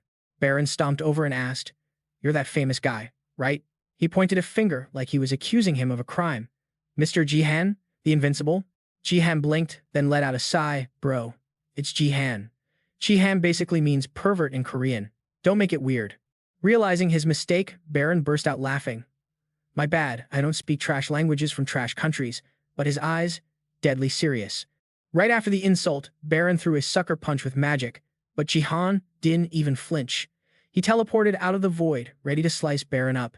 Baron sensed the ambush. Okay, you're not as useless as the other NPCs, he admitted. Jihan used Thunder Step to close the gap and thrust his spear, but Baron dodged it like a pro. Jihan watched from above, staying alert. Baron smirked. Struggle all you want, little rat. He summoned 3 or 4 magic circles, unleashing a machine gun barrage of energy bolts. Jihan was weaving through the bullets like he was in the Matrix, closing in again. He swung the spear. Baron dodged again. Finally, finding a worthy opponent, Baron grinned. Good, very good. He summoned another circle, looking down on Jihan. How dare a worm look up at the sky? Boom! He fired a massive nuke directly at Jihan. The impact shook the entire arena, sending debris flying. Jihan took a knee, looking damaged. Baron scoffed. Know your place, trash. But Jihan wasn't done. He sensed the real danger was just starting. Baron wasn't stopping. He filled the air with magic circles. The other contestants watching were shaking in their boots, realizing they were just side characters in a horror movie. The stadium ceiling was covered in magic artillery. Baron looked ecstatic. This overkill is perfect for a bug like you. His face twisted into a demon mask. Die. He dropped the hammer. A rain of destruction blanketed the arena. It was absolute chaos, no mercy. The random players standing nearby got caught in the crossfire and deleted one by one. Baron floated there, surrounded by dark energy, posing like he was the king of the world. Thinking he won, he shouted down, That's what happens. Did you learn your lesson yet? Thanks, bro. A voice cut through the smoke, interrupting Baron's victory lap. Baron's eyes popped out. Jihan slashed his sword, blowing away the dark fog like it was nothing. That single sword swing didn't just clear the smoke, it took out a bunch of lingering players too. Total wipeout, Jihan said calmly. Seriously, thanks to your distraction, I farmed a ton of kills. He went on a rampage, cleaning up the survivors with zero remorse. The kill feed was going crazy. Double kill, triple kill, quadra kill, pentakill. The leaderboard updated. Sung Jihan, rank 1. He looked up at Baron and flexed. Looks like I took the top spot. Thanks for the assist. Baron stared at the screen, totally shook, questioning his entire existence. How is this dude not crispy toast right now? I hit him with my full inner force plus the Hellfire combo. One touch and he should have been barbecued, right? Baron looks down at Jihan and his jaw hits the floor. The flames aren't even grazing him. Not only is Jihan chilling, but he's also flashing this super toxic smirk. Baron loses it, screaming, You're using inner force too, aren't you? I have 2 status windows. I'm supposed to be the only special snowflake who can do that. What kind of cheat code are you running? Jihan doesn't even flinch. He hits him with the cold, hard truth. Cheat code? Nah, bro. It just means you ain't the main character you thought you were. Now that I'm actually fighting you, I realize your skills are basically trash tier. Jihan drops that line so casually, but it snaps Baron's last nerve. Blood rushes to his head, and veins start popping out like roadmaps. Baron refuses to take the loss. He pumps everything he's got into his aura, radiating massive energy. He sneers at Jihan, You little bug. All you know how to do is copy the pros. The disrespect, I'm gonna roast you until your own mama won't recognize you. And he wasn't bluffing. The fire roars up, zeroing in on Jihan. But Jihan, zero panic. He just looks at Baron like a disappointed dad. Yeah, I can't let you do that. Spoiler alert, I haven't even shown you my full loadout yet. Jihan pulls out a small hidden ice shard. Flashback to when he was grinding through the system menus like a nerd. He was scrolling and thinking, even if I draft the Dark Queen as my constellation, how do I handle the promotion match tomorrow? I gotta fill the gap left by the martial god. Suddenly, bingo. Oh right, I still have this bad boy in my inventory. The screen shows a crystal fragment that gives a one-time buff. It's an item restricted to bronze and silver tiers only. Back to the fight, Jihan doesn't hesitate. Crunch. He crushes the crystal. The system pops up. You've used the crystal fragment. Buff applied. Jihan's grinning like he just won the lottery. Nice. Been waiting to pop this ult. The effect is instant. Sung Jihan's stats skyrocket by 50% across the board. He stares Baron down, ready to rumble. Let's dance. I'm about to end your whole career. Before they clash, Baron gets a flashback. He sees his old self, the weak, pathetic version. A total wimp. Baron used to be scared of his own shadow. He wasn't tall, wasn't buff, just a nervous wreck. Put him in a fight, and the guy would basically freeze up in terror. Everyone used to say, "What a waste of oxygen." That trauma haunted him. Then boom, he gets dropped into this world. The system hands him insane power, 2 status windows, and dual classes. If he had any guts, he could have ruled Battle.net. But nope, Baron picked support and mage classes. Why? So he could hide behind his teammates and let them take the hits. But once he unlocked divine power, Baron flipped the script. He started stomping everyone just by spamming his massive mana pool. Tons of rising stars got deleted by this guy. Survivors call his moves the 2 calamities. First one, Fire Tide. Basically, he summons a tsunami of flames to wipe the map. Nobody survives that. Baron started believing his own hype. He smirks, thinking, exactly. I am the apex predator here. Just as he's celebrating his imaginary win, a light cuts through the chaos. It's Jihan, launching himself straight up with Path of the Sage. Baron's brain lags. He can't even process it. What the heck? The kid down there stays chill and whoosh one single thrust. That giant wall of fire, Jihan disperses it like it's nothing. Baron stares, totally shook. How is that even physics? Jihan knows exactly how this guy ticks. He laughs. I knew it. You look tough on the outside, but you're hollow on the inside, bro. Jihan doesn't wait for a rebuttal. He dashes in, and Baron is too slow to dodge. Whack! Jihan slaps him across the face with the spear shaft. Instead of fixing your trash skills, you just try to hide them. Bam! Another brutal hit. Before landing the big one, Jihan shakes his head. Your aim is all over the place. Embarrassing. That's your whole personality, isn't it? Jihan yells. He grabs him with both hands and slams Baron into the dirt with everything he's got. The impact craters the ground, sending dust clouds everywhere. After eating a crit like that, Baron is grounded for a sec. Jihan lands gracefully like a cat. Baron goes quiet, then whispers, "You talk like you've read my biography or something." Jihan smiles, absolutely sure of himself. You remind me of a guy I used to know. No matter how much Baron flexes, Jihan can see the insecure loser hiding underneath. Baron slowly staggers to his feet. But as Jihan keeps roasting him, that deep-seated inferiority complex and guilt start bubbling up from his core. The shame of getting beat down takes over. Baron twists that feeling into pure, unadulterated rage. He glares at Jihan with murder in his eyes. Jihan isn't done preaching. You pump iron, change your face, use flashy skills just to make yourself feel better. But if you don't fix what's rotten inside, all that bling means zero. Baron stands up fully, still woozy. He mutters, God, I really hate that arrogant attitude of yours. Jihan stays sharp, feelings mutual, buddy. He thinks, hope this teaches you a lesson. Enough yapping. Let's wrap this up. Jihan gets into stance and rushes in for the kill. But plot twist, Baron stays calm, raises a hand, and instantly blasts a lightning orb point blank at Jihan. Jihan freezes, didn't see that coming. Zap. The lightning hits like a truck, sending Jihan flying into the air. He's stunned and paralyzed. Baron floats up, looking smug, ready to explain his move like a villain. They call this the second calamity. Unlike the Y-area Fire Tide, this lightning move is a high-tier skill designed to focus mana and punch a hole straight through the enemy. It's the perfect skill for a noob like Baron because it relies on raw power, not aim or control. Jihan clutches his chest in pain while Baron hovers above him. I gotta give you props, Baron admits. Didn't think you'd tank a direct hit and live. Jihan glares at him, pissed off at the damage. Baron analyzes the replay in his head. Oh, I see. You used the spear to block at the very last second to avoid getting one-shotted. Crazy reflexes. Baron sneers. He couldn't block at all, his shirt is toasted, but Jihan stands tall, refusing to fold. Baron looks down his nose at him, charging up again. You got lucky once. There won't be a sequel. His eyes glow red with determination. I'm putting 100% into this one. Huge amounts of electricity start crackling around Baron's fingertip. Jihan stands his ground, looking fearless. The spectators step back, thinking, oh snap, Baron's not playing anymore. Sung Jihan is cooked. No way he blocks that. The crowd is betting on Jihan's funeral, but Jihan? He's the only one betting on a W. He looks up at a specific spectator in the stands. The Dark Queen is locking eyes with him. That's all the hype he needs. Jihan smirks, feeling the adrenaline kick in. He resets his stance. He spins his spear and plants his feet. Baron sees Jihan's chill vibe and gets confused for a split second. Then, he fires the lightning beam.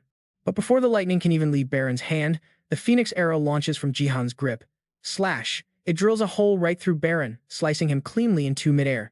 Sung Jihan didn't even blink. He knew the Phoenix arrow breaks after 5 uses, but the corner of his mouth lifts up. The arrow did exactly what it was supposed to do. Yo, plot twist. It wasn't Baron running the show, but that Shadow Queen chilling up top. Even she looked totally shook by Jihan's move. His spear slammed the wall so hard it triggered a massive earthquake. Boom. History made. Fam, the arena barrier just got shattered for the first time ever. Game over. The announcer is losing his mind, hyping up Song Jihan as Korea's MVP rookie. They're replaying the footage where Jihan absolutely folded Baron. The caster's like, wait, he's dominating the almighty Baron?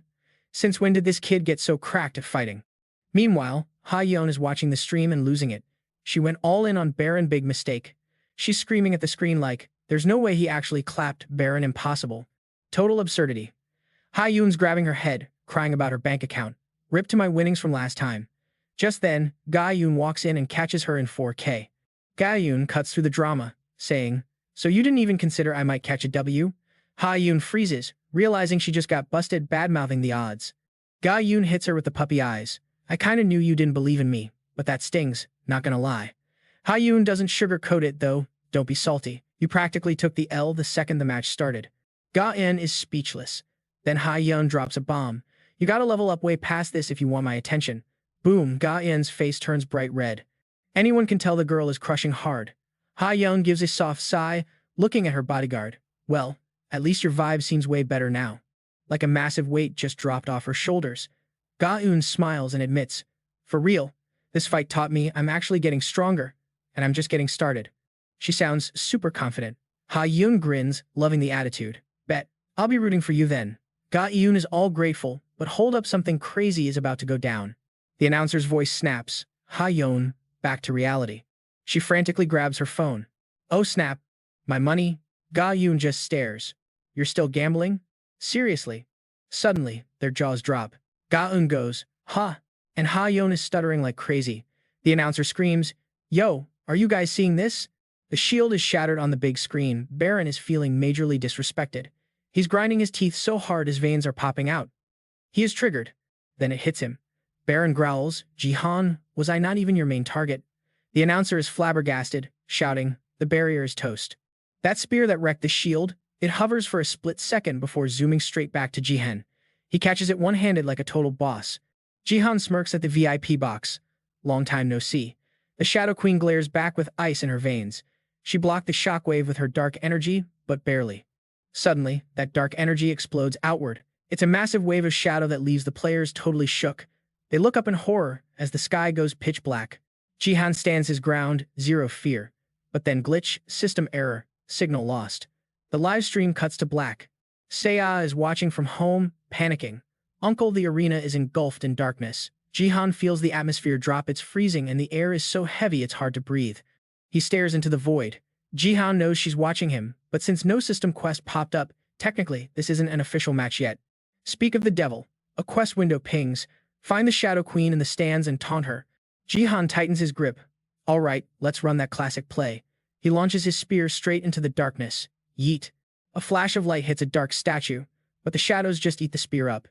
Jihan is stunned. Did she just absorb my attack?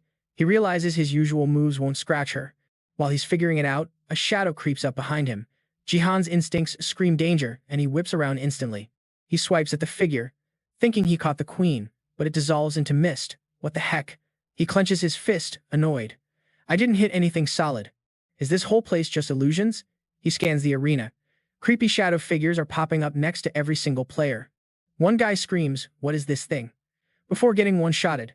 Eliminate Jihan, however, manages to parry the attacks coming his way. Jihan realizes physical hits are doing zero damage. Okay, time for plan B, holy power. He secretly conjures a fireball. He hurls the fireball at the shadow. Bam, it doesn't hurt the entity, but it burns away some of the darkness. Gotcha. It's pure darkness, so hates light. Just as he's celebrating the discovery, a hand shoots out of the ground and grabs his ankle. Totally caught him off guard. The other shadows rush him while he's trapped. Big mistake. Jihan wraps himself in a massive aura of holy power. He decides to go nuclear, blasting lightning in every direction like back when he couldn't control his steps. Zap, a massive electric shockwave explodes from his body. Work like a charm. The grabby hand disintegrates, and the other shadows back off, terrified of the light. They can't touch him now. Jihan smirks. Can't handle the shine? Huh. He thinks this is in the bag, but suddenly the sky above gets even darker. Oh.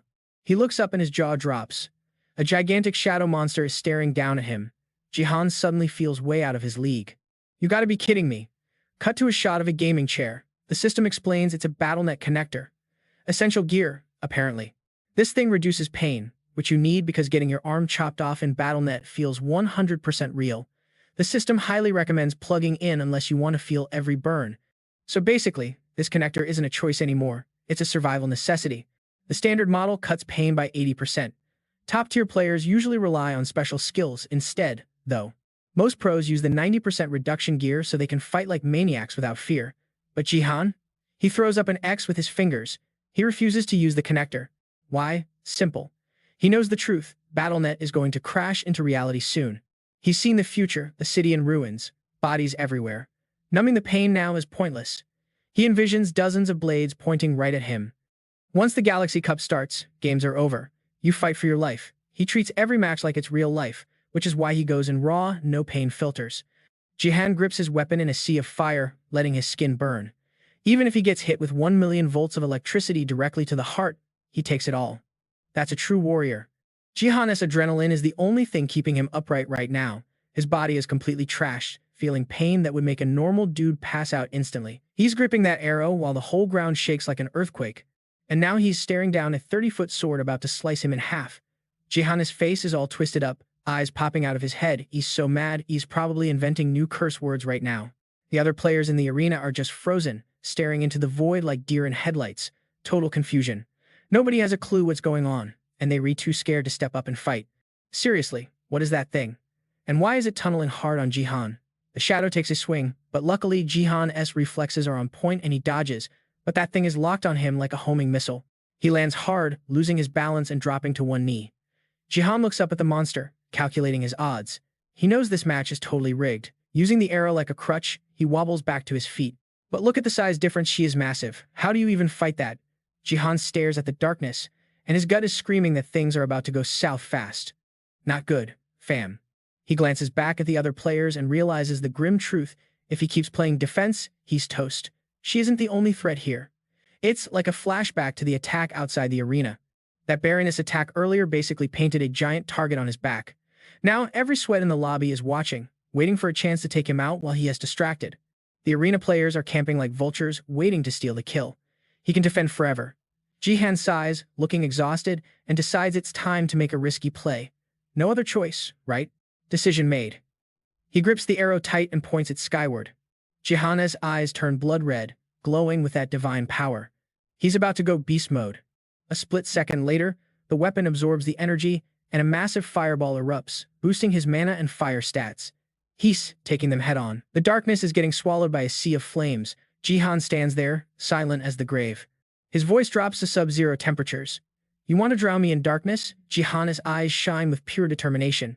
He unleashes the nameless divine art. 3 disasters, martial ultimate. A blinding light explodes, making everyone in the arena bud their eyes out. Jihan ignores the haters. He's focused on clearing the level in front of him, using a light strong enough to nuke the shadows. Boom. He slams the arrow into the ground, triggering a massive explosion. Debris flies everywhere. It's the Mount Tai presses, the top move. Jihan lifts the spear tip, freezing in a perfect pose. Once the dust settles, Jihan looks up to check the damage. It's a literal ocean of fire in front of him. Did that do the trick? He scans the area, looking for movement. What about the randoms? The other arena players are scattering like roaches. Let's get out of here, seriously. Like my old man used to say, sometimes running away is the only way to win. He stops worrying about the NPCs. The only thing grabbing Jihan's attention is the darkness. The others are bailing, so now it's just 1v1. The shadow is still standing there, waiting for him. It's the Dark Queen herself. She stops camping and starts moving, circling around Jihan like a predator. He looks totally helpless against it. Here we go again, he thinks. Jihan sighs and keeps it real with her. I'm exhausted, lady. He grips the arrow until his veins pop. Looks like this boss fight isn't over until one of them is deleted from the server. Suddenly, Jihan starts glowing like he is leveling up. He refuses to let this drag on. His dantian vibrates. He remembers how hard he used to grind. He can pull off high-tier martial arts, maybe even the 3 disasters without the nameless divine art. Back to reality, Jihan flares up with insane power. He hesitates for a second, knowing that at his current level, this combo is going to be glitchy and imperfect. Holding the arrow steady, he thinks it through. He can just spam the Phoenix arrow's power raw. That won't work. A system window pops up. Throwing the Phoenix arrow triggers Phoenix Fire. Item grade A. It's the Conqueror's arrow, crafted from actual phoenix feathers. It hits max damage when thrown and returns to the owner, but the sealed phoenix fire only has 5 charges. Jihan closes his eyes, focusing. He's going to use this loot to patch up his missing strength. A massive lightning bolt crashes down from the heavens. Since ancient times, thunder has been the sky's rage quit. Dark clouds pour rain like a punishment from the gods on a chaotic world. The NPCs look up at the black sky, terrified. Jihan points his arrow straight up, turning himself into a human lightning rod to catch as much juice as possible. That raw power makes the darkness recoil in fear. Jihan's sprite is glitching out from the intensity. The energy is way over the level cap. His HP is in serious danger here. The warning barely fades before he screams, eyes rolling back white like a zombie. It's the thunder god as martial art. Jihan grits his teeth, charging up. He winds up, pulling the arrow back for the pitch of the century, ready to purify all the evil with a nameless divine art. Jihan puts his whole back into the spin, the light from the arrow blinding everyone. It's the heavenly thunder technique, Thunderbolt Flash. The arrow sucks in every stray bolt of lightning. He activates the nameless art and the thunder script. He's locked and loaded. The chat goes wild. This skill is on a whole different level. Thick electricity wraps around the arrowhead because he didn't have enough mana to fuel the phoenix move alone. Jihan yeets the arrow forward with everything he's got. He managed to stack another skill on top to buff it. He looks up. A bit disappointed, though it only loaded to about 80%. The projectile screams through the air. Originally, that thunder move was just a bunch of lightning bolts grouped together. But Jihan's version couldn't render perfectly. It's flying, but it's lagging behind the Phoenix Arrow's top speed and looks a bit scuffed. But he aims straight for the darkness. The shadow doesn't dodge. It decides to tank the hit face first. Suddenly, the Dark Queen morphs into a human form. You can see the arrow reflecting in her glowing eyes.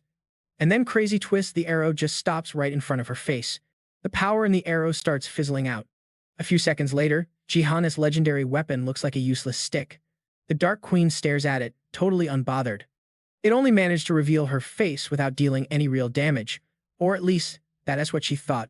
Suddenly, a faint yellow light flickers on her cheek. The Dark Queen looks surprised, frowning in confusion. In the distance, Jihan picks himself up, smirking like he planned the whole thing. Gotcha. The arrow is suddenly surrounded by a red aura. Jihan is laughing on the inside. He got lucky. The thunder spell had a delay, so it just lagged the attack for a few seconds. The Dark Queen touches the cut on her face. First blood. Jihan summons the arrow back to his hand. Who knew a glitched move would create such a clutch variable? He stares at the arrow, eyes locked in. Time for the finisher. He stands there wondering, did I trigger enough aggro? The Dark Queen opens her mouth, revealing her teeth, shaking with a smile of pure rage. Achievement unlocked. You pissed off the boss. Jihan's face drops. He looks terrified. The darkness dive bombs straight at him. He barely dodges in time as she spams attacks from every direction. Jihan manages to handle it all with just one arrow. But look at his hand, it's turning black, like it's decomposing.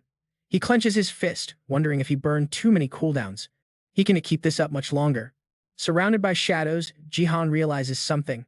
Her attack speed is ramping up. She is getting faster and throwing more hits. She rushes in without hesitating, but he blocks it with the arrow. Clutch save. Suddenly, the other players pop up, trapped in the darkness. They look like they were about to wet themselves. Jihan looked at them, totally confused. She just tied them up instead of punching their tickets to the afterlife? Seriously. He frowned, sensing a setup. Sketchy vibes everywhere. And just as he spaced out for a split second, the shadows snatched his ankle like a bear trap. Damn it, the shadow slime was creeping all the way up to his chest. Jihan shot a look at the Dark Queen, mind racing. Is she trying to ice me first? Keeping his cool, Jihan busted out his secret weapon, the Heavenly Thunder Step. The mob behind him was groaning like zombies. Jihan glared daggers at the queen. He was stuck like glue. Suddenly, the shadows morphed into a giant spike aiming right for him. He stared it down, feeling the debuff hitting his stats hard. Death was knocking, but Jihan looked like he couldn't care less. He smirked, hitting her with a taunt. So, you planning to torture me slowly? Kinda twisted. The Dark Queen just flashed a creepy smile. She started chanting in some alien gibberish. What a weirdo. Jihan side-eyed the other players behind him. If this keeps up, goodbye first place. Those guys were grinning like maniacs. He had to wipe out the competition, literally. He sized them up. Look at those mugs. They seriously think I'm gonna be the first one to drop? Dream on. Jihan's eyes flared up, glowing blood red again. Even though he was wrapped up tighter than a burrito, he channeled all his juice into his fingertips. They could still twitch. The peanut gallery behind him was clueless, still yapping and laughing like it was a party. I don't know what's going down, but this show is lit. One guy probably thought. She's totally gunning for Sung Jihan. Suddenly, the whole squad froze. One of them let out a scream that could shatter glass. What the hell? His eyes darted around like crazy. My body just stopped. Poof. 3 players just got deleted from existence. The system pinged 3 times in a row. Player eliminated. Only 1 survivor out of 100. The Dark Queen looked shook. Down below, Jihan flashed a savage, satisfied grin. Oopsie, guess my hands slipped and I wasted the whole lobby. Victory Royale, you ranked first in the top 100. The Dark Queen went full Karen mode, grinding her teeth in rage. Logging you out in T-minus a few seconds. She wasn't having it and whipped her hand to throw a final haymaker. Even with shadows choking him up to his neck, Jihan was chill as a cucumber. I mean, it's gonna sting, but whatever. A barrage of shadow spikes rained down on him like missiles. He took the hit like a tank. That's gotta hurt, right? Boom, the shadows slammed into the ground, blasting rocks into confetti everywhere. The Dark Queen was pulling the strings, shaping the darkness into a massive, skyscraper-sized sword. She stood back, watching the destruction, wisps of dark energy still smoking off her hand. Suddenly, a voice she knew all too well piped up, catching her off guard. Bummer for you, Jihan said, surviving the nuke with barely a scratch. That was a close shave, though. He smirked, dropping some game lore on her. Once the match ends, BattleNet's influence starts glitching out. Meanwhile, Jihan's legs were already in sprinter mode. Her shadows tried to keep up, but no dice. The Queen scowled, looking super salty about the whole situation. He was still talking smack, even though his left arm had been chopped clean off. Hey, look on the bright side, you actually landed a hit on my arm. Jihan's grin got twisted and creepy. Game over, sweetheart. You're getting force kicked from the server. Catch you later. And just like that, he logged. The Dark Queen was boiling with rage but had nowhere to vent it. Suddenly, the system bugged out. Error. The Dark Taiji has attached to your left arm. Cut to a high-rise apartment. Jihan snapped back to reality, sprawling on the floor next to a random combat arrow. Jihan let out a long sigh. Man, that raid was a grind. Fighting Lim Gazon, the Baron, and the Dark Queen back-to-back. Total overkill. He peeled his eyes open, heart still pounding from the near-death experience. He was still shaking a bit. Back then, that shadow morphed into a spike and came at him like a freight train. Super intense. If his reflexes were even a millisecond slower, it would have been game over for real. The darkness had crept up his face right before the Queen's sword could connect. Jihan had dumped every ounce of his mana into his fingers. I focus all my divine power right into my fingertips, he thought. From a distance, he hijacked the bodies of the 3 players behind him. Snip. He severed their heart arteries and did the same to the rest of the lobby instantly. While pulling that off, Jihan kept a hawk eye on the Queen. She's a top-tier boss, so he was worried she'd block his move. But her poker face didn't crack. She was totally clueless. He grinned, thinking about his insane luck. Cost me an arm, but hey, I'll take it. If that giant sword had actually skewered him, he would have been splattered like a bug on a windshield. Jihan sat up, thinking, no more gambling with my life for a while. He swiped the air to summon his system interface. Well, at least the loot drops are legendary. You won the top 100. Reward, 1 million GP. Bonus XP acquired. You reached level 5. Top 100 loot is built different, for real. Another notification popped up, catching his eye. You have received the title, King of Kings. The system listed his achievements. Right, winner takes all, baby. King of Kings, Bronze. Title granted to the winner of the top 100 promotion match. All stats plus 5 in gambling matches. XP gain plus 50%. He smirked and equipped the new title immediately. Finally, time to retire that tutorial Conqueror tag. It was getting stale. He tapped the menu to read the fine print. Title equipped. With this buff, I'm gonna speedrun the Silver Cup. Let's check the special Chivos. First up, 10,000 achievement points. Special achievement, top 100 cleared. Reward, 10,000 points. The number was so huge, his brain buffered for a second. 50,000 points, special achievement. First place without a gift. Wait, 10 plus 50, do I seriously have 60,000 points right now? His mind was racing with the possibilities. Losing the martial god gift actually paid off? Talk about a plot twist. He glanced to his side and froze, his shirt sleeve was shredded. He jumped up, freaking out. Yo, what the? My left sleeve is ripped. Jihan started questioning his sanity. Everything looked fine a minute ago. His face went pale. He remembered the Dark Queen hacking his arm off in the game. Did BattleNet's damage bleed over into reality? He stood there in stunned silence, connecting the dots. We're still in the tutorial, though. Is this even legal? Or is it because that constellation is on a god-tier power level? He checked his actual arm, smooth skin, 0 scars. Weird. While Jihan was deep in thought, Sei burst into the room like a SWAT team. What is going on? Uncle, you're back. She started rambling, clearly panicked. Chill, see ya. I'm good. The live stream just cut to black. I was terrified. Jihan blinked, surprised. Wait, the stream crashed? See ya, sighed, nodding. Yeah, the moment you smashed the arena barrier, the signal died. The internet is blowing up about you right now. Everyone from random netizens to the news stations is losing their minds. Check these comments. Did he just break the map? I've watched every Diamond Cup stream and never seen a barrier shatter like that. People are saying Sung Jihan is already Diamond tier. If BattleNet had a brain, it would auto-promote him instantly. A bronze player shattering the arena and killing the feed. Unheard of. He whipped out his phone to scroll through the headlines. Since this was a server-first event, the whole world was shook. I know, my DMs are exploding. Seiya suddenly remembered something. Hey uncle, that elf chick was she, the Dark Queen? Yup, that's her. She looked super hyped. Thanks to her, you cleared the quest. That's so clutch. Seiya stopped mid-sentence, her eyes locking onto something weird. Yo, so Seiya is low-key panicking about Jihan's arm, asking him what happened, but my guy Jihan is just chilling. She's like, Uncle, your hand, what's the tea? And he's just, this ain't nothing. Just a new shirt or something. Bro is totally avoiding the question. But Seiya isn't blind, she's like, don't play with me. Then she notices the real problem, his arm is turning straight up pitch black. Seiya is absolutely shook. What in the world? His whole left arm looks like it was dipped in Vantablack or something pure darkness. What is going on here? Spoiler alert, it's a nasty curse. Big yikes. Meanwhile, over in Gangnam at the Guild HQ, the suits are watching the replay of Jihan's fight. Ha-Yun is staring at the screen, totally speechless, while the commentator in the background is losing his mind. Beating Baron was already a flex, but what happened next is insane. Yup, Jihan just shattered the barrier like it was glass.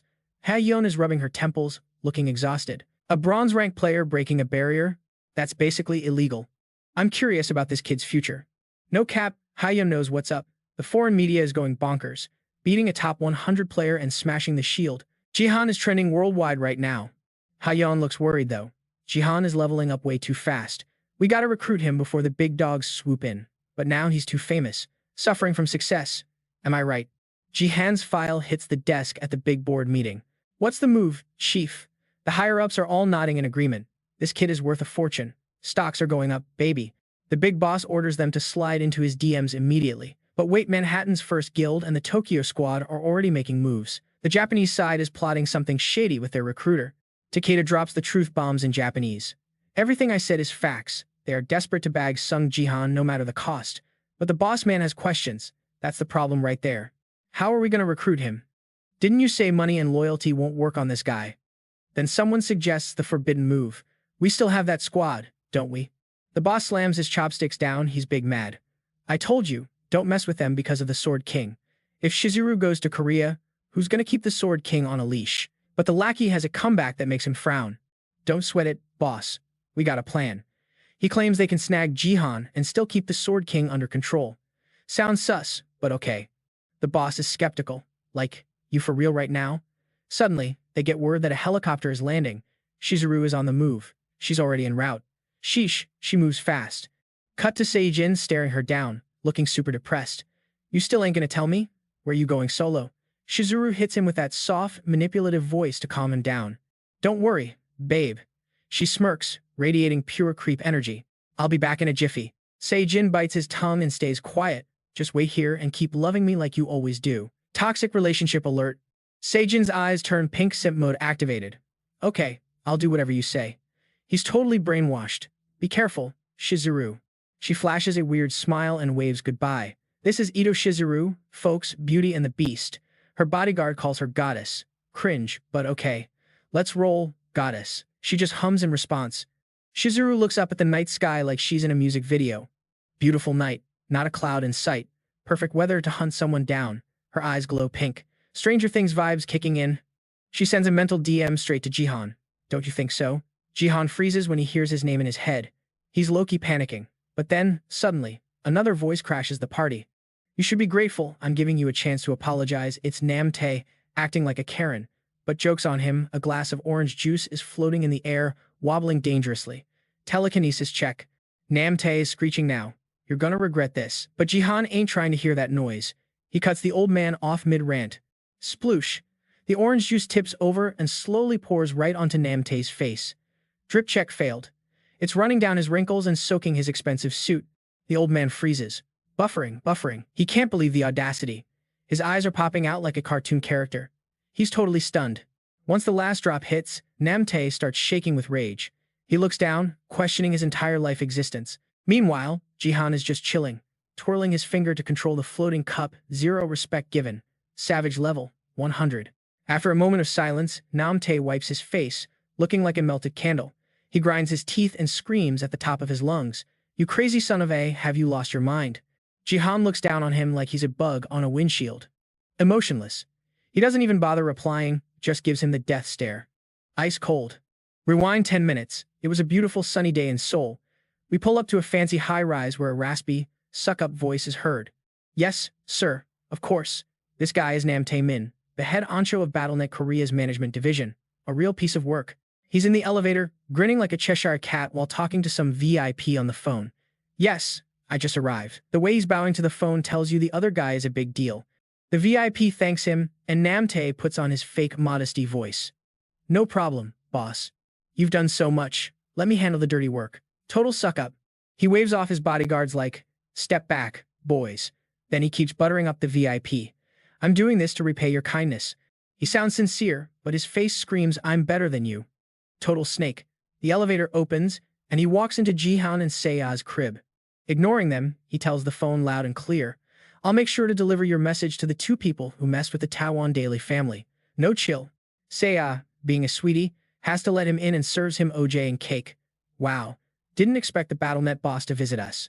He flashes a fake smile. Sorry, I don't visit more often. How y'all doing? Sea is awkward. Oh, we're good, I guess. Jihan ain't here for the chit-chat. He cuts straight to the chase. Why are you here, old man? Namtae finally looks at him, eyes smiling but dead inside. The department decided to reward you for your achievements. Isn't that great? Jihan is like, cool story, bro. Is that so? Thanks. But Jihan knows it's cap. Suddenly, Namtae slams the juice cup down. The vibe switches from chill to chilly real quick. He drops the act. But first, you and Sei gotta officially apologize to the Taiwan Daily newspaper. He extends his hand, looking stiff and bossy. Sei tilts her head. Say sorry? For what? Jihan stays silent, stone-faced. Didn't you attack the CEO's relative? He says it like a fact, not a question, trying to gaslight them into guilt. If you sign a modeling contract and beg for forgiveness publicly, they said they'll let it slide. He's fantasizing about Jihan and Sei kneeling before that brat, and gross. He thinks he's doing them a huge favor, acting like a saint. They are so generous, right? Before he can finish yapping, Jihan shuts it down with zero hesitation. I refuse. Boom. Namtae's smile vanishes instantly. He grips the table, totally shook. Excuse me. Jihan wasn't having any of it. He slammed his hands on the table, stood up, and basically told the guy, if that's your whole pitch, don't let the door hit you on the way out. Sei just sat there in silence, letting Jihan handle the beef like a pro. Jihan didn't even wait for a reply. He turned on his heel to bounce. That triggered Namtae instantly. Dude went from fake corporate smile to full-blown rage mode in a split second, slamming the table like a toddler throwing a tantrum. Hey, I'm a department head here. You can't just ghost me while I'm still sitting in the room. But Jihan paid him zero mind. Desperate for attention, the old guy had to scream Jihan's name at the top of his lungs. Mr. Jihan, you know the Dagon Daily is about to drop a bombshell expose on your niece, right?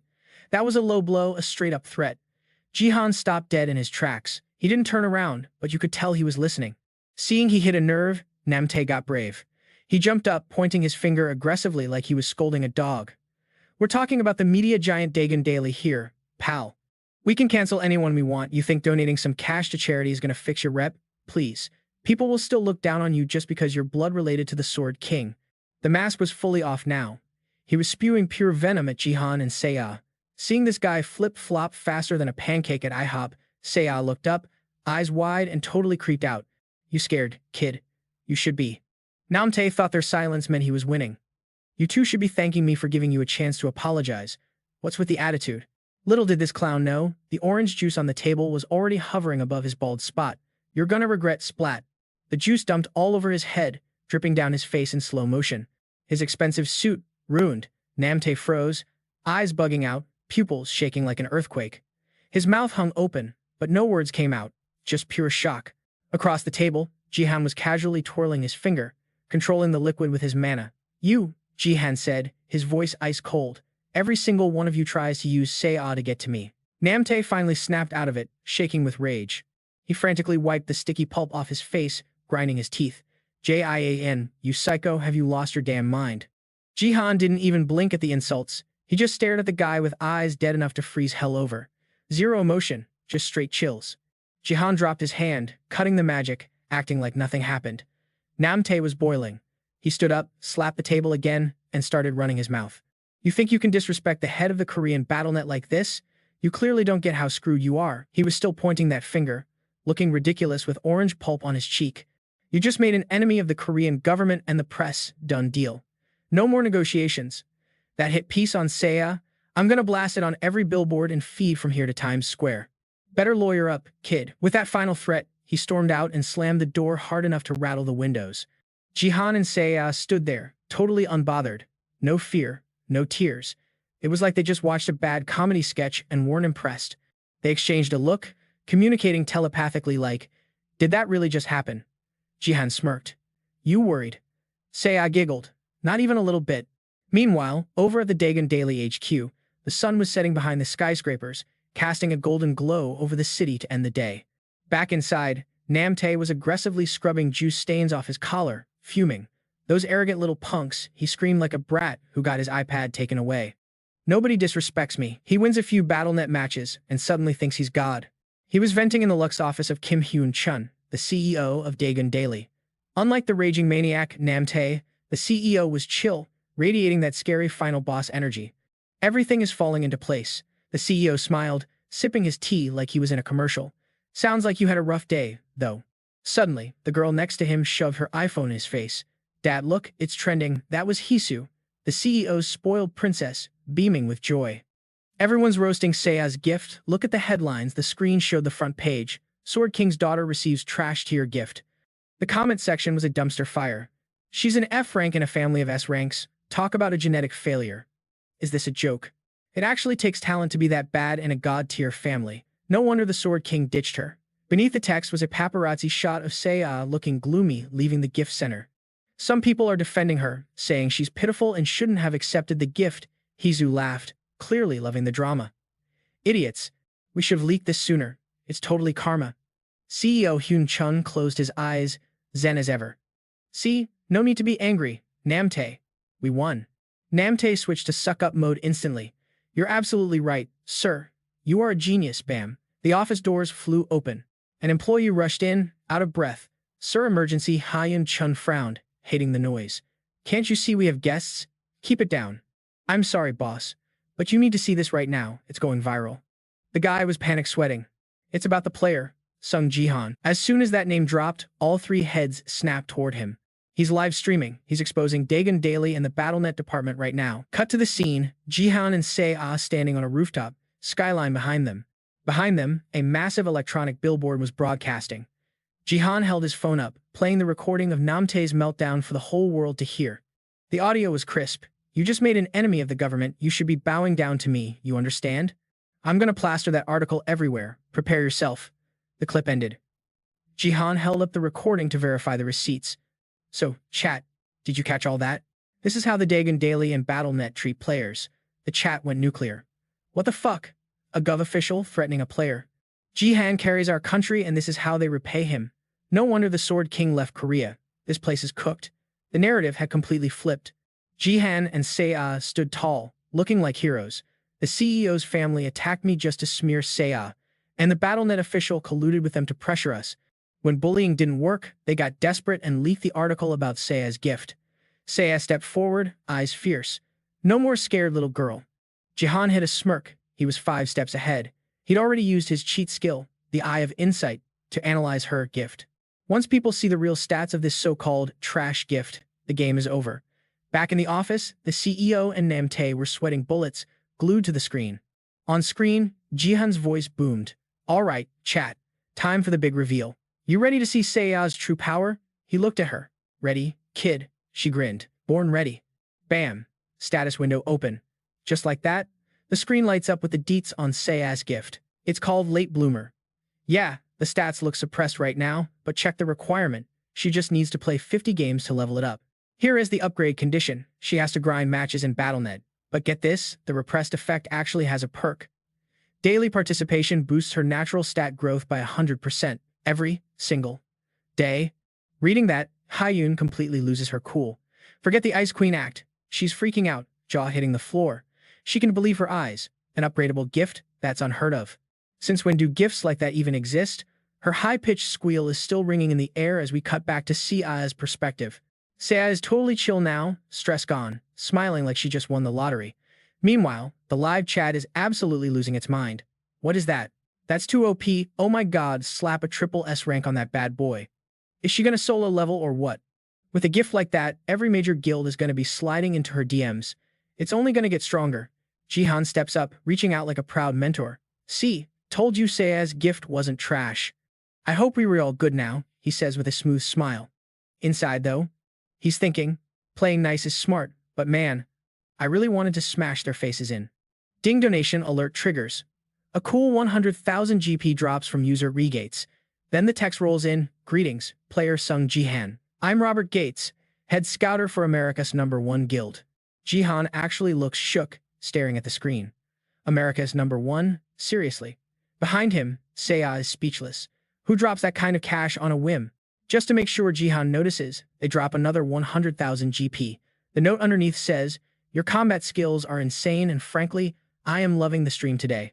I want to send over a contract for you to review. Can we take this to DMs? Jihan rubs his chin, hesitating. This isn't just a job offer, it's the perfect weapon to slap the Korean guilds with. He stops stalling. Straight to business, but keeping it classy. With a donation that fat, I can exactly ignore you. But hey, mind if I show the contract to the viewers? Another 100,000 GP drops. Cha-ching. The message reads, go for it. Let's start with the signing bonus. We're putting $300 million on the table. The live chat goes nuclear. 300 mil? How many zeros is that? Is he dipping to the States? I mean, for that bag, I'd pack my bags too. Damn it, another pro player leaving Korea. Can you blame him? That S-generational wealth. Bro, for that cash, I'd renounce my citizenship instantly. Jihan ignores the spam, eyes locked on the prize. Perfect. This is exactly the leverage he needed. He puts on his polite voice. I truly appreciate the generous offer, sir. Say eyes in the background, eyes bugging out, mouthing, how much? Jihan ignores her and switches to sad boy mode for the camera. Honestly, my dream was humble. I just wanted to build a guild right here in Korea once I hit silver rank. But with T1 News and the BattleNet execs treating us like garbage. Cut to Hyun biting her lip in fury. Beside her, Namtae is sweating buckets, shaking like a leaf, cursing Jihan under his breath. That manipulative little. On stream, Jihan keeps the act up. I can grow in this toxic environment, especially solo. He puts a hand over his heart, looking like a total saint. But I love my country. I really do. If you guys could help me stay. The chat melts. Don't be sad, Appa, you leave, we riot. Just don't go to Japan, please. Jihan, marry me. Don't go. He looks up with a gentle, calculated smile. Help me stay in Korea. The sunset hits him just right, total movie star moment. The fans go feral. No goodbyes. Everyone, flood T1 News with complaints right now. We need a nationwide protest. Where's that manager guy? I don't know, just do something, Jihan, please stay, and stream offline. Jihan stands there, hands in pockets, staring at his phone. Seiya taps him on the shoulder. Uncle, what's the plan? He pauses, then drops a reassuring bomb. Don't sweat it, kiddo. Seiya just blinks, totally lost. He spins around, waving his phone. Just gotta go take out some trash real quick. Screen lights up incoming call. That explains why he's in a rush. Meanwhile, Hyun is tearing her hair out. She's standing in her walk-in closet, surrounded by luxury brands and diamonds, hands on hips, looking ready to kill. What do I even wear? Why does he want to meet now? Gaeyeon watches her meltdown. Boss, what are you doing? Hyun ignores her, grabbing two trendy tops. She holds them up like it's life or death. Gaeyeon, this one, or this one, which says casual but professional yet undeniably hot. Gaeyeon just blinks. Where are you going? Suddenly, Hyun's panic vanishes, replaced by a smug, satisfied grin. Why else would he need to see me so urgently? Yeah, it's pretty obvious who Jihan was rushing off to meet. Back to Jihan. He's clutching his phone, staring down a group of guys in front of him. Ice cold. The dudes are decked out in all black, faces covered. They're repacking heat. Jihan sighs, deciding to play dumb. Let me guess. You guys are a ninja cosplay club. Just passing through? He says, giving them a chance to walk away. But these guys are too arrogant to take the hint. They brace for attack without a word. Jihan shakes his head. So, who sent you? That manager prick? Or T1 News? No answer. He pockets his phone. Probably both. Silence falls. Jihan's eyes go dead flat. He looks at them like they're bugs. Should I test it out? He makes the call. His voice drops, summoning a name that sounds ancient and creepy. Ariel. Instantaneously, black smoke erupts, swirling around him. The darkness spreads, choking out the light in the room. The hit squad freezes, eyes popping. They look like they've seen a ghost. Behind Jihan, the smoke coalesces into a demonic silhouette. A deep, feminine voice echoes. Arrogant human, you summoned me for these weak parasites? Jihan shrugs. Think of it as a warm-up. They're perfect dummy targets to test your skills. The black-clad goons are losing their nerve, stumbling back. Offense is gone. They are terrified and shifting to defense. Jihan raises an arm, now consumed by pitch-black energy. He grins, and it's terrifying. Lucky for us, this underground parking lot is nice and dark. His eyes gleam. Let's play. Cut to black.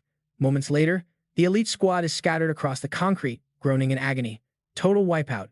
Jihan stands in the center, not a scratch on him. The air is heavy with dread. He looks at his shadow-wreathed hand. Not bad at all. The shadow voice purrs back. It was magnificent. Jihan glances down at the fading smoke. A pair of sharp, glowing eyes stare back. You should be grateful I helped you. Yo, listen up, mortal. As the smoke cleared, a pint-sized demon materialized. Huge, scary eyes on a tiny body, she looked hilarious, trying to strike a boss pose, pointing a little finger at him. I gifted you the dark spirit skill out of pure pity, okay? She wouldn't shut up, buzzing around him like a mosquito. You realize this is a total cheat code. We're talking a whole different tier of power here. She kept yapping and pointing, but Jihan couldn't care less. One hand deep in his pocket, the other glued to his smartphone. Suddenly, it started buzzing.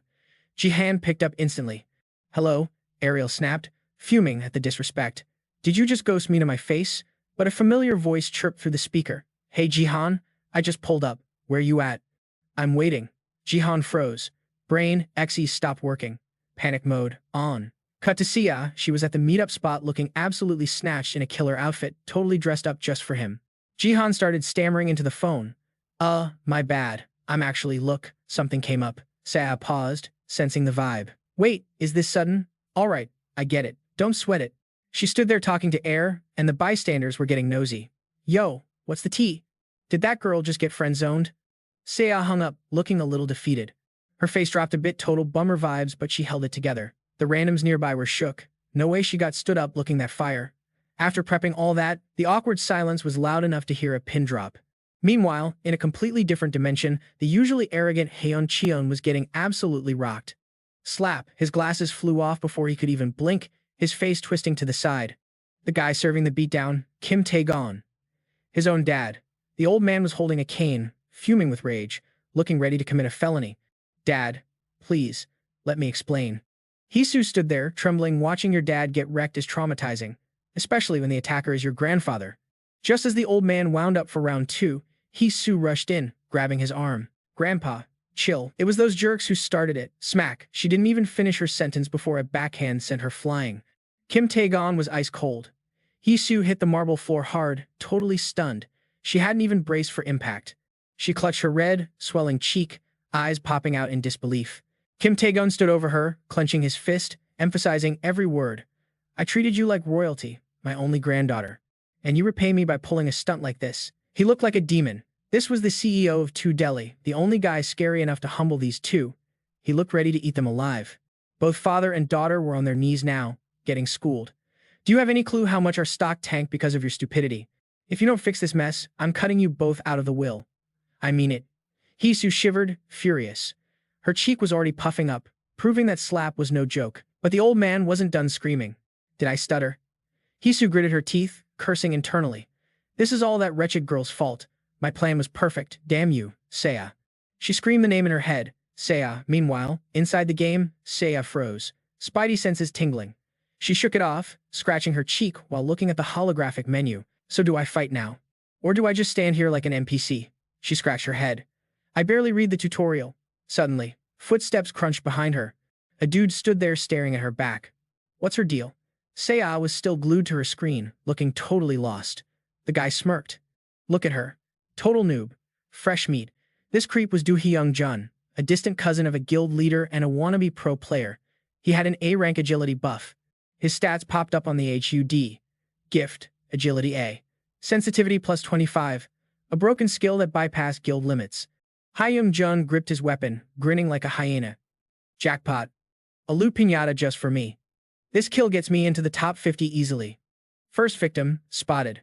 He locked onto Sia. Figuring she was an easy target, he launched his attack. His blade slashed down, and in his head, he was already celebrating. You're toast, sweetheart. He screamed like a maniac as he swung, his face twisted in a sick grin. But what happened next made his brain short-circuit. A giant question mark practically appeared over his head. Sia blocked his deadly strike with her bare forearm. Casual. Oh, so that's how the defense mechanic works. Her gear stats flashed around her. Turtle armor, rank A. Steel gauntlets, rank A. Velocity boots, rank S. Stealth necklace, rank A.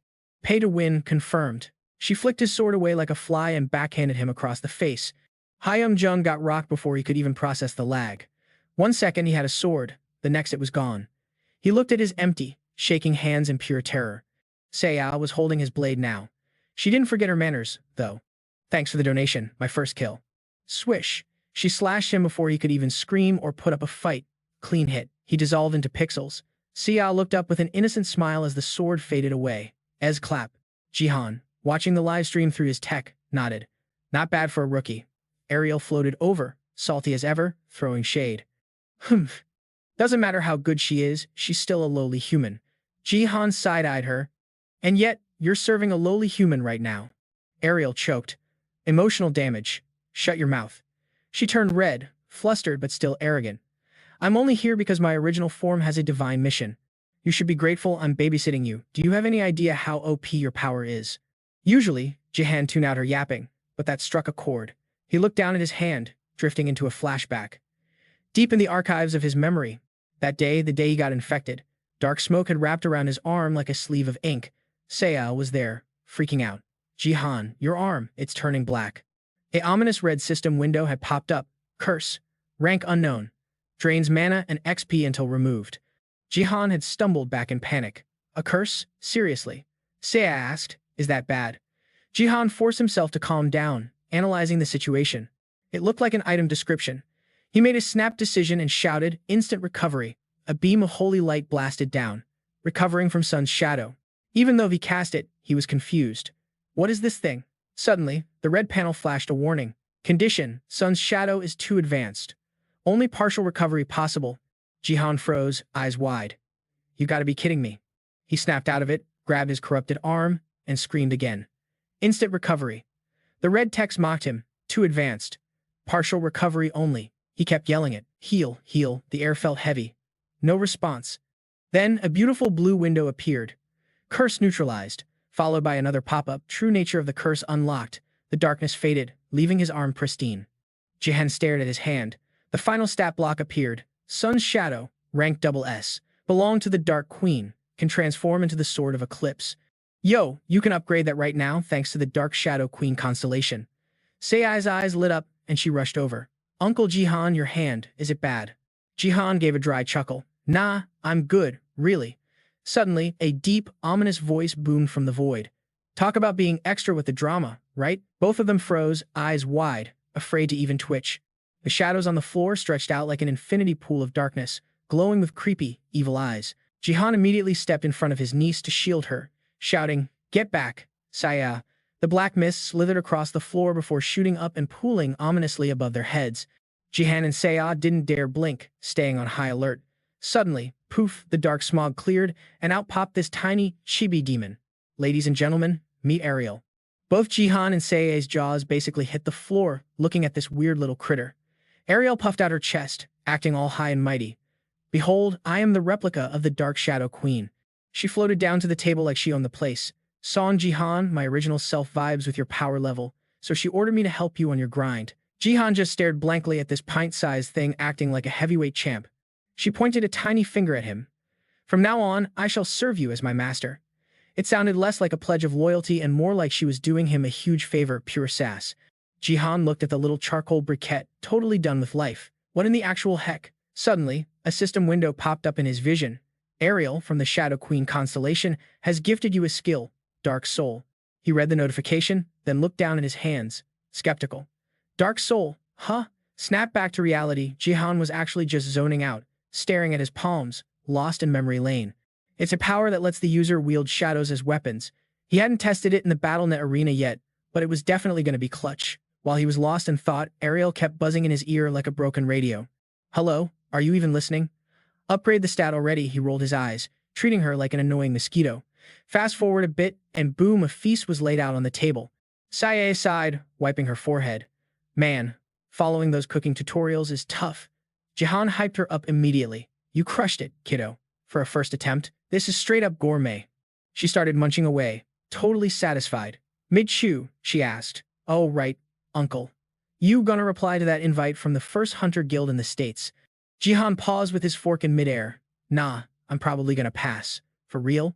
But they're offering insane cash. You could make bank. She put her spoon down, thinking it over. I don't want to be just another employee. I'm starting my own crew, and I know exactly who's gonna fund this operation. Cut to the next scene. A pair of killer legs stepping out of a limo in front of a skyscraper. It was Lee Hyeon, looking less than thrilled. She ripped her sunglasses off, panic written all over her face. Excuse me? Say what now? Sitting across from her was Jihan, sipping tea like Kermit the Frog, totally chill while Hyeon and her bodyguard, Ga-young, were freaking out. I'll say it again. I want you to be the guild master of the team I'm building. He dropped that bomb like he was ordering a side of fries. Hyeon, however, was not so chill. She practically jumped out of her skin and yelled. What kind of crazy talk is that? Jihan saw this reaction coming a mile away. Technically, you're just the face of the operation. I'll handle the heavy lifting. Just lend me your name. She sighed, looking defeated. I'm already part of the Divergent Guild. Jihan hit her with facts immediately. You're a sales manager, not a contracted player. Loophole, baby. Hyeon rubbed her temples, feeling a massive migraine coming on. Look, a guild master needs to be a powerhouse, a face for the brand. I'm just a suit. I handle logistics. So why me? Jihan didn't answer right away. He set his cup down with a soft clink. You have a support class gift, don't you? Something about a 10% XP boost? I bet you think it's trash because it doesn't buff stats. Hyeon's face went dark. Ga-young started sweating bullets, desperately wanting to warn him to shut up. That was literally the one thing you do not say to her. But Jihan just locked eyes with her, totally unbothered and confident. But I'm telling you, that gift is a goldmine waiting to happen once you take over. Hyeon felt a shiver. Does this guy know something she doesn't? She went silent, mind racing. How is he so sure? It's technically S tier, but every expert called it a dud. A nurturing gift meant to power level other players? She squeezed her eyes shut, drowning in her thoughts. I want to believe him. He sees value in me where no one else did. I'll sweeten the deal. Jihan interrupted her thoughts. I'll give you the results of every future BattleNet match. Hyeon froze. Boom. He hit the jackpot. Seeing her freeze, Ga-young whispered, Miss? But Hyeon launched out of her chair like a rocket, rushing straight at him. Ga-young couldn't even react in time. Jihan grinned, hook, line, and sinker. All right, sign on the dotted line. Hyeon stared at the choices on the digital tablet. Miss, are you crazy? Ga-young screamed. But Hyeon slammed her finger on the accept button without hesitation. If my gamble pays off, a blinding light exploded from the tablet, filling the room. Hyeon shielded her eyes, stunned. A system window popped up, support gift activated. Nurturing effect applies to all guild members. Growth rate, 200%. Bonus XP, 30%. Hyeon let out a shriek. What the? Cut to downtown, busy streets. Inside a cafe, a couple on a date got interrupted. A notification flashed on every screen, stream started. Everyone was confused. The chat started blowing up. Wait, Song Jihan is live? The news spread like wildfire through the city. Seon Jihan started a guild. Alerts pinged on every electronic device. The comment section went wild. Dude wasn't joking. Who's the babe next to him? Hyeon appeared on screen, looking like $1,000,000 with a voice like honey. Hey guys, you saw the title, right? Nice to meet you all. Welcome to the very first stream of the Bloom Guild. I'm your guild master, Lee Hyeon. She flashed a winning smile. The chat went nuclear. Bloom Guild? Never heard of it. She's gorgeous. Wait, that's the financial goddess from Divergent. What's she doing here? Jihan stepped into the frame. Miss Lee Hyeon here is the VIP of my guild. Like I said, she's the boss. He stood next to her. Now, check out our guild stats. Guild, Bloom. Members 5 out of 10, Master, Lee Hyeon. Guild buffs. Level 1 stat increase +1, growth rate, level 11. All member stats, +1. Growth rate, increased by 200%. Experience gain, plus 30%. The chat moves so fast it was a blur. 200%? That's double the speed, 30% XP boost. I thought the cap was 10%. Did they hack the system? Those numbers are broken. 2 more members stepped into the shot. Ha-Yeon gestured to the group. Our guild's entire concept is hyper-growth. We pride ourselves on having the fastest leveling speed in the game. But here's the catch, we're capped at 10 members. Exclusive access only. What is up, guys? We are live. The camera wobbles as the founder, Jihan, holds its selfie style before flipping the view. Let me introduce the squad real quick. First up, we got the tank, Diego, the lion Macid. Bro literally just got here because some rando in the chat wouldn't shut up about it. Since when are you two besties? Huh. Jihan teases, but he doesn't stop there. He pans the camera over to the final member, who just signed a rental contract. Turns out, it's Lim Gaeon. She looks like she swallowed a lemon. Standing in the corner with a face like thunder, she's clearly regretting every life choice that led to this moment. Her eyes are dead inside, broadcasting a single thought to the world. Why me? Ha-Yeon wraps up the intro, but the chat goes wild, roasting Gaeon. What is she doing here? Is she a statue? Laugh my ass off. Look at her face. Ha-Yeon nods, reading the comments. Yeah, she's a rental. We got her on loan. Honestly, this feels like we're collecting Pokemon or something. Ha-Yeon jokes, ignoring Gaeon's confused expression. Jihan takes the mic back to keep the stream moving. Alright fam, you can catch all the action right here on the stream. If you want to join the crew or sign a loaner contract, hit up Guildmaster Ha-Yeon. Link in bio. Ha-Yeon perks up instantly, flashing a pageant smile and waving enthusiastically like she wasn't just nervous a second ago. Suddenly, Yoon-sia chimes in from off-camera. Yo, uncle, you forgot the name, tell him the guild name. Jihan snaps his fingers. Right, my bad. The guild is called Great Tree. Sia turns beet red, embarrassed by how cheesy it sounds out loud. It's actually got a deep meaning, kinda like Sia here, Jihan explains smoothly. We took it from the saying about a great tree blooming late. It's for all the late bloomers out there who haven't hit their prime yet. That is us. Cut to the battle arena. The sky is crystal clear, perfect weather for throwing hands. But inside, it is absolute chaos. Explosions are popping off like fireworks, boom, bam, crash. Standing dead center in the inferno is Baron. It's obvious he is the one causing all this destruction. He lets out a fake, arrogant laugh and sighs dramatically. Man, this is boring as hell. Opposite him, Jihan looks wrecked, bruised, battered, holding his side but his eyes are laser-focused. Baron smirks, dropping into a combat stance. Yo, Seong Jihan. I'm wrapping this up in one shot. No monologue, no hesitation. Baron fires a massive blast straight at Jihan, not giving him a split second to put up a shield. Kaboom. A massive explosion rocks the arena. Baron stands up tall, dusting off his shoulder, thinking it's game over. But he makes a rookie mistake. He doesn't check his 6. A familiar shadow is already looming behind him. A deep voice whispers right in his ear, dripping with mockery. Is that all you got? Jihan puts every ounce of strength into his sucker punch from the rear. Critical hit. But Jihan didn't account for Baron's trap card. A blinding blue light erupts from Baron's body. Before Jihan can react, Baron catches him with just 2 fingers. Zap. Jihan hits the deck, twitching uncontrollably from the electric shock, totally paralyzed. A robotic voice echoes from the sky. Training complete. The arena dissolves into pixels. It was just a simulation. Baron stands over him, smirking like a total villain. Pathetic, Baron sneers. I knew your win last time was just pure RNG luck. He sounds sympathetic, but it's 100% sarcasm. A guy watching from the control room chimes in too. Nice work, Baron.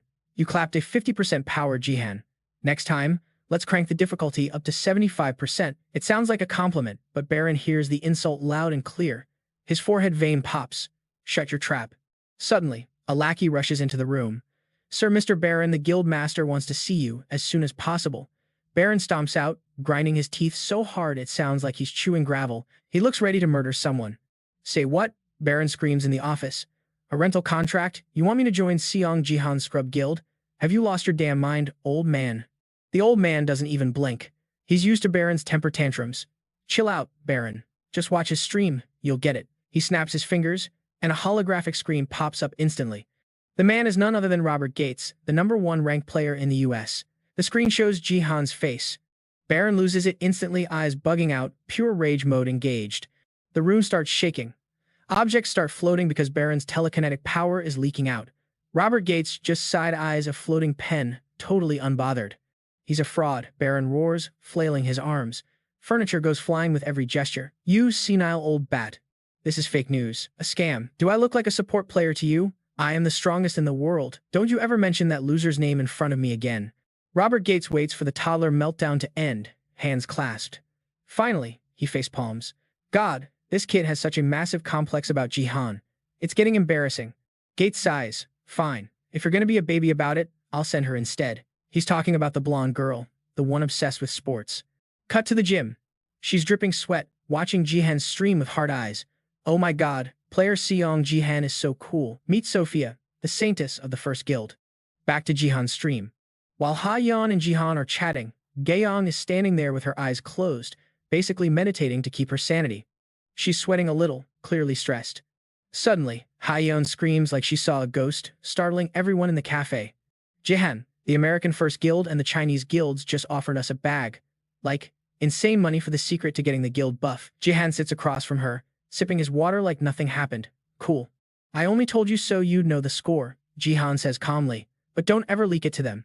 Ha-yeon salutes instantly. Duh. Of course, who do you think I am? A snitch? She plays it off with a laugh, but inside she is beaming.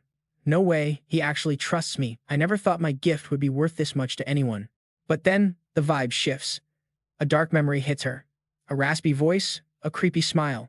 A man's face flashes in her mind. You really think he wants your gift? The man in her memory towers over her in a dark office. Every word he spits out cuts her like a knife. Ha-yeon stands there frozen, refusing to believe the trash he is spewing. He's lying to you, the man sneers. He's just covering up the fact that he wants you. Why don't you use that? Seduce him. In the memory, she looks so small and trapped, caught between a rock and a hard place. It's funny, really. The voice mocks. You haven't done a single thing for this guild anyway. You're dead weight. Snap back to reality. Ha-yeon shakes her head to clear the thoughts. Jihan, calling her name makes her jump a foot in the air. Jihan, I swear I'm gonna grind so hard for this guild. You'll see. Her sudden outburst makes Jihan blink, confused. Okay, where did that come from? Jihan tries to calm her down, thinking she doesn't get it. Relax. You just need to be the guild master on paper. Easy peasy. But Ha-yeon isn't having it. No. She shuts that down fast. Her intensity is freaking him out. Jihan starts sweating bullets. Man, I was planning to dip once the guild got famous and the members got strong enough. This is getting awkward. The air gets thick. Suddenly, WHAM Ha-yeon slams her hands on the table, making the silverware rattle. Eyes burning with determination, she yells, My dream is to be a real guild master. Top tier. She grabs Gaeong, dragging her into the conversation. Right, Gaeong, we talked about this. I've been betting on BattleNet matches just to save up startup cash, remember? Gaeong, totally blindsided, just shrugs. Sure, I forgot. Ha-yeon ignores the awkwardness, fueled by pure adrenaline. So until I can make my own legendary guild, I am dedicating my life to Great Tree. Let's go. Ha-yeon was swimming in a sea of to-do lists. Step 1. We need a legit HQ for the guild. The common room at the Sword Palace should work for a makeshift office, right? And hey, Gaeun, can you slap up a help-wanted post for a channel editor? Gaeun shot back, I'm here to break bones, not take dictation, boss. Jihan sat across from her, vibing in silence but thinking, should I drop the truth bomb on her? Fast forward a few days, and we're standing outside a door labeled Interview Room B. Inside, Ha-yeon flipped the switch to customer service mode. She flashed a $1 million smile. Thanks for pulling up, guys. We're just gonna do a quick vibe check. 3 candidates sat there. Ha-yeon didn't waste time beating around the bush. Let's cut to the chase. Who are you, and what's your deal? First up was Shizuru, looking totally normcore and using a burner name. Hi there, I'm candidate number 1, Do Uzi. She launched right into her pitch. I've been cutting commercials and promo reels since I was in varsity. It's literally my major. Ha-yeon scrolled through the iPad, thinking, okay, not bad. I need a warm body, but she's actually cracked at this. As Uzi wrapped up, Ha-yeon kept it professional and pivoted to the next dude. Solid. Next up, wow, that's a username and a half. Before she could even finish, the guy jumped in with main character energy, eyes sparkling like anime filters. He gave a military-grade salute. Greetings, I am beyond hyped to serve under Boss Jihan. I am L Game Beat, it's an honor. This was candidate number 2, the AK streamer, Lee Han Beat. The guy didn't have a voice, he had a built-in subwoofer. He was projecting like he swallowed a megaphone. Ha-yeon and Gaeun looked like they wanted to mute him. In real life. Gaeun's hand hovered over her blade, ready to demonetize him. I can edit, I can run ads. I am the content machine you need, I am a generational talent. Han Beat paused, flustered. I mean, I've been standing Jihan since his first stream dropped. The guy was spiraling into full fanboy mode. He struck a pose like a K-pop idol, winked, threw up a peace sign, then pointed dramatically. My brain is literally overflowing with viral bangers for Jihan's channel. Hire me, and I will dedicate my soul to the Tree Guild. Smash that like button. When he finally stopped, the room went dead silent. You could hear a pin drop in the chat. Everyone was just staring at him after that monologue. It took Haeyeon a hot minute to reboot her brain. She looked like she swallowed a lemon but managed to say, "Thanks, take a seat." Hanbit shouted, "Yes, ma'am." Haeyeon was already regretting this. She only invited him because he was a top creator on BattleTube. But seriously, what was with this dude? Finally, they turned to the last guy. Handsome, chill vibes, looking like a total normie. He introduced himself smoothly. "Hello, I'm Kim Jong-gu, candidate number 3. I've got 4 years of editing XP from my old guild. I'm basically an OG on BattleTube. If you pick me, I'll leverage all my grind to ensure I carry the team to the top." The guy had a perfect setup already, so Haeyeon was sus. "Your old guild is A-list. Why are you applying to a startup like us?" He kept his poker face and replied calmly. "The Tree Guild might be new, but with Jihan as the carry, it's already legendary." He didn't stop there. "I believe this position will help me level up my skills." His smooth talk had Hanbit and Uzi sweating bullets. Hanbit was low-key salty, thinking, does this NPC really have that much experience? Jeonggu wasn't just intimidating the competition, he was winning over the judge. Haeyeon was internally screaming, "Hired." The interview was going flawlessly. She couldn't hide the grin. "Awesome. Do you have any questions for us?" Then, the vibe shifted. He asked, "Is Mr. Sung Jihan not joining this lobby?" Haeyeon blinked, caught off guard. She looked up, assuming it was just another fanboy moment. She laughed it off. "I handle the management side. You must be a big fan." Jeonggu smiled back, but it was kinda glitchy and dark. "I see." He didn't stop. The questions got creepy. "So, what floor is his penthouse on?" Haeyeon and Gaeun lost their chill immediately. Their faces went from huh to what the fuck to full-blown panic. Haeyeon started stuttering. The room got super awkward until Hanbit broke the silence. He stood up from his chair like he was ready to throw hands. "Hold up, bro. You're being super cringe right now." Before anyone could blink, Hanbit grabbed Jeonggu by the collar. He moved so fast, Jeonggu just stared at him, wide-eyed. Hanbit unleashed the rage. He started rapping out words. "Listen here, noob, I've been in the queue way longer than you to meet Jihan. I get that you're a stan, but don't go doxing his private life." Mid-rant, a clattering sound hit the floor. Hanbit froze. Everyone looked down at the item spinning on the tiles. Hanbit, still clueless, asked, "Yo, you dropped your loot?" Hanbit was the only one lagging. Uzi clocked it instantly, her face turning pale. As Hanbit bent down to grab it, he realized what it was and freaked. A knife? Cover blown. Jeonggu ground his teeth so hard it sounded like rocks crushing. Veins popped on his forehead. He snatched the knife off the floor with zero hesitation. Jeonggu went full psycho mode, slashing the air wildly. "You disgusting NPCs. You think you can just run this guild after destroying the Sword King's reputation?" Red alert.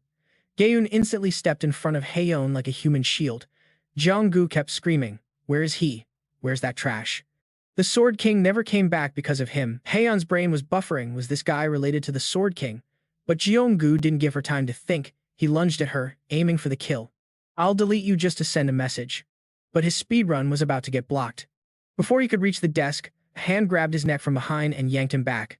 It was Hanbit. He yeeted Jeonggu onto the floor with zero mercy. Jeonggu hit the deck hard. He groaned, trying to sit up and talk trash, but froze. He looked up at Hanbit, who suddenly looked like a raid boss, huge, menacing, and staring down with cold, dead eyes. Refusing to take the L, Jeonggu scrambled up and threw a desperate haymaker. Hanbit dodged it like it was in slow motion. "You want to get banned from life?" Hanbit weaved past the fist and delivered a counterpunch straight to the guy's jaw. The impact was critical. Jeonggu staggered, the knife flying out of his hand. Crack. The sound of bone snapping echoed. 2 front teeth flew out, and his eyes rolled back into his head. Game over. Jeonggu face planted onto the floor, totally KO'd. The whole room was shook by Hanbit's sudden combat prowess. Haeyeon and Gaeun stood there, jaws on the floor. A thought popped into Haeyeon's head. Wait a minute, this guy. His eyes were literally glowing gold, matching the aura flaring off his entire body. Haeyeon was spilling the tea on his stats, and it was wild. Turns out, the guy was a gold-tier pro who purposely tanked his ranking. It was a classic clout-chasing move, smurfing in lower lobbies to stomp rookies and look like a god for the highlight reel. High skill, zero integrity. Haeyeon was trying to process all this, but Haeyeon cut her off with this creepy, high-pitched giggle. The guy had a few screws loose, but his mechanics, absolutely cracked. Annoyingly talented. One second he's in beast mode, the next he is totally switching personas. He started striking poses for his phone, taking selfies from every angle over Kim Jong-goo's unconscious body. Gotta get that thumbnail, he muttered. Caption, saved Jihan from the Sword Clan griefers. I'm going live right now, so nobody mess up my flow, got it. Hound's face went stone cold. She was done. Gazan. Dial 911. Gazan was still shook from the fight, but muscle memory kicked in and she grabbed her phone. On it, boss. Cut to the skyline, a sleek penthouse overlooking the city. Inside, voices were echoing off the expensive walls. Is that for real? It was Jihan and Hound. Jihan was absolutely fuming, knuckles white as he stared out the window. Wait, that psycho was chasing me? I thought he was after the decoy car. He was losing it, so Hound tried to do some damage control. Chill, it's handled. The situation is resolved, but Jihan wasn't buying it. The anxiety was living rent-free in his head. Without thinking, Jihan grabbed his phone to call his security detail. Yo, we need to beef up the perimeter, and we should keep headhunting for a video editor. Haeon shut him down instantly. Nah, we're good on that. She continued, business as usual. I found a solid candidate. Actually, I just sent him the offer letter. The candidate she was talking about? It was Huin. Meanwhile, Huin was in his room, biting his nails down to the nub. He was staring at his phone like a hawk, waiting. Patience hit 0, and he jumped up, screaming, "Where's the email, bro?" It hadn't even been 24 hours, but he was spiraling. Did they ghost me? Was I too extra? Did I scare them off? I literally clapped that Sword Clan guy for them. He started sobbing like a baby, tears streaming down his face. Then, bing, a notification cut through the meltdown. Hoon dove for the phone, fingers shaking as he tapped the screen. His jaw hit the floor. But the longer he stared, the more his brow furrowed. It was a simple text, but it hit like a truck. Interview update. Congrats, UV passed. You secured the video editor spot at Great Tree Guild. Check your email for onboarding details. Be ready. Across town, Shizuru got the exact same DM. Unlike Huin, she was cool as a cucumber. I'm in, she whispered. Takeda slid out from the shadows, rubbing his hands together like a cartoon villain, as expected of the goddess. You never miss. He was hyping her up, but he was sweating bullets. Miss Shizuru, are you sure about infiltrating as an editor? That tech stuff is kinda hard. Don't want to blow your cover. She sensed his panic. Relax, Shizuru said, slowly taking off her glasses. The vibe in the room shifted instantly. Without the specs, the innocent look vanished. She looked sharp, dangerous. Deception is my specialty. Cut back to Huin's high-tech streaming studio, where he was sighing loud enough for the mic to pick up. Huin was live, but he looked dead inside. Total buzzkill. The chat was confused. Yo, why is he acting like an NPC? Is he lagging? Heard he applied to Jihan's guild and got curved, someone commented. That triggered him. Hoon slammed his desk. Bam. Why didn't they pick me? I swore loyalty. I exposed the Sword Clan's plot. I even beat their guy. My resume is cracked. The chat started roasting him immediately. Huin, you dummy. Maybe don't shove people during a job interview. Yeah. Push his coworkers isn't exactly a top-tier skill for an editor, lol. Ching Ching a 10,000 GP donation popped up. Fan of Huin says, why not apply as a bodyguard? You've got the combat skills and the drama for it. The donor was probably trolling, but Huin froze. The gears in his head started turning. He took it literally. He clenched his fist, eyes wide with illusion. Jihan must be terrified of assassins right now. The chat was lost. What is Blood waffling about? Is he talking about the same Jihan we know? Huin ignored them, picturing a movie scene where he holds Jihan in his arms. It was decided. I've made my choice. From this day forward, I am dropping the editor thing to become Jihan's personal bodyguard. The chat exploded with laugh my ass offs and clown emojis. Is this guy for real? I'm dead. Another comment rolled in. Hearing him talk about protecting Jihan is the funniest thing I've heard all year. Another donation hit, shattering the fantasy. Jihan. Fan sent 10,000 GP. Huin. Jihan is literally playing a safe map right now. He's fine. The chat instantly flipped. Wait, Jihan is live. Peace out, I'm switching streams. Bye Huin. Watching the real pro now. Later skater. Bye. The viewer count dropped like a stone. Huin screamed at the camera, wait, don't leave me.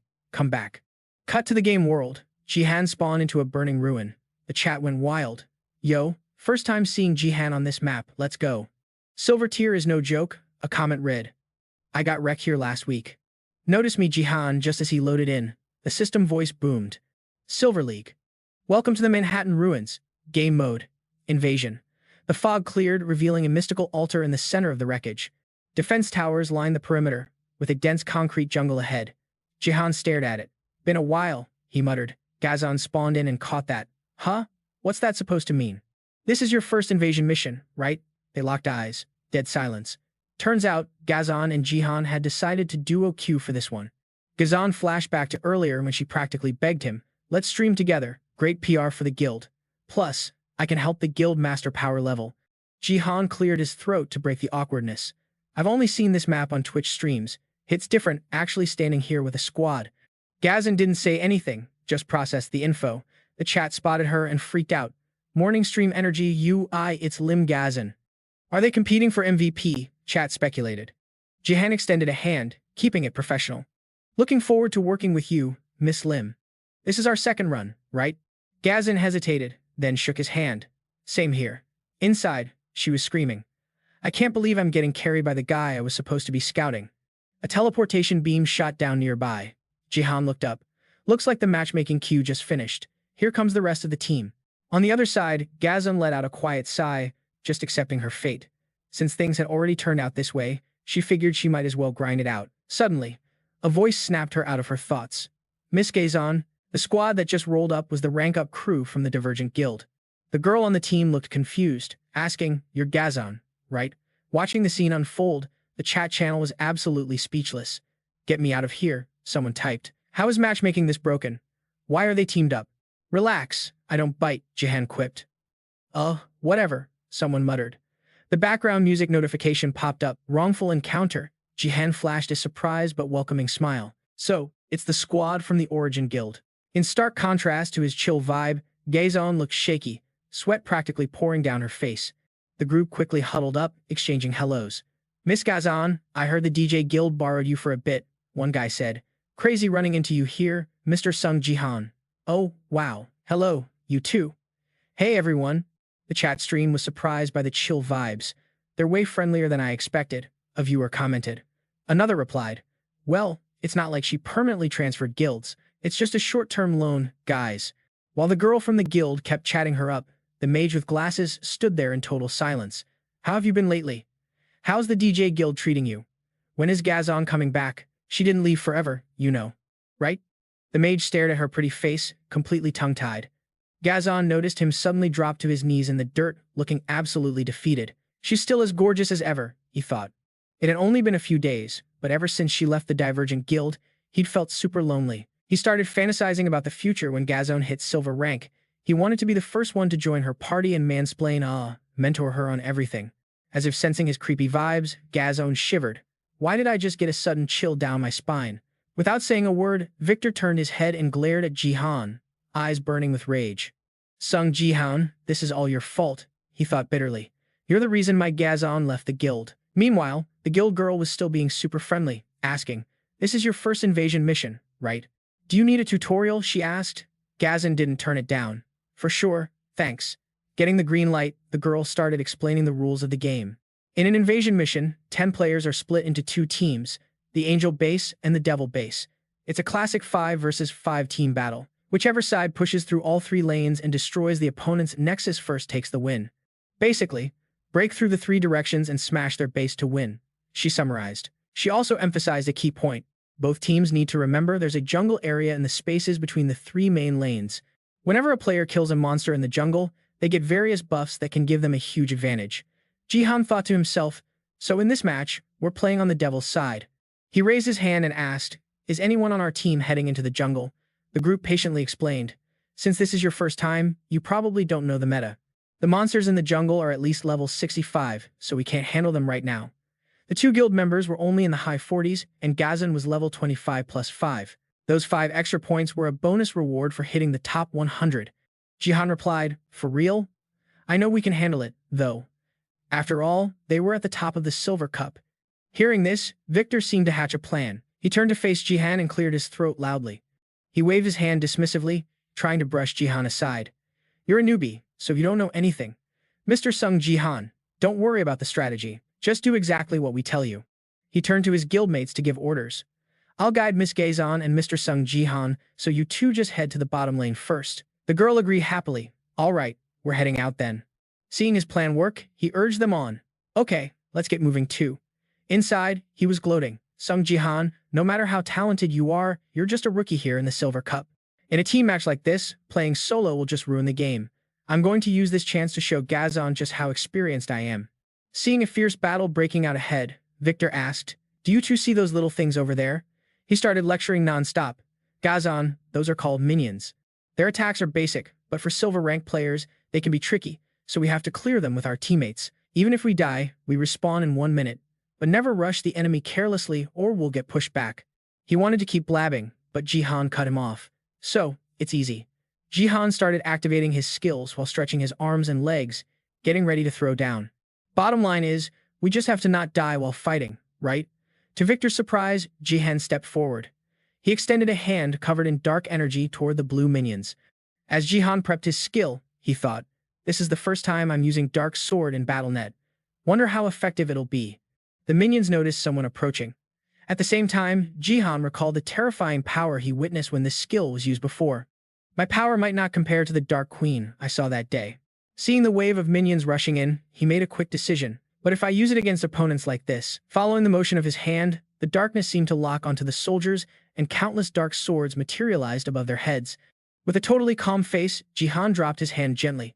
Instantly, the barrage of dark swords slammed down, skewering the minions. They were wiped out in a split second, not a single one left standing. Seeing that power, Victor and Gazon were speechless. Gazon, having seen him in action a few times, snapped out of it quickly. Looks like we can move up now. Victor, however, was still frozen in shock. The system notification rang out. You have killed 50 soldiers. The demon god has recognized you and granted a blessing. All your stats will increase by 20%. Hearing that, even Jihan was surprised. A 20% boost? At this rate, I can clear the jungle solo. Deciding immediately, he called out, "Hey, Miss Gazon." She responded, "What's up?" Jihan walked away, dropping a casual bombshell. "I'm going to split from the team for a bit. Give me 10 minutes. Gazon was confused. Huh? Where are you going? Jihan pointed toward the forest area. With that same calm smile on his face, he said, "I'm going to go level up by myself." Despite Gazon trying to stop him helplessly, he sprinted into the jungle. "Wait, you can't, mister." Jihan, while she was still stunned by his departure, she muttered, "If you leave, what are we supposed to do here?" Victor, who had been waiting for this moment, rushed up behind Gazon. His face was dead serious and gloomy. Just as Gazon reacted and turned around, a dark hand launched an attack toward her. Gazon jumped, spinning around with her teeth clenched.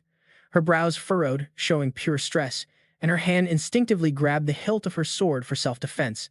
To her surprise, a figure silently but firmly created a protective circle around her like a shield. Meanwhile, behind the shield, 2 enemies were trying to smash through it. She thought, Victor. The loud noise of magic blasted in Gazon's ears.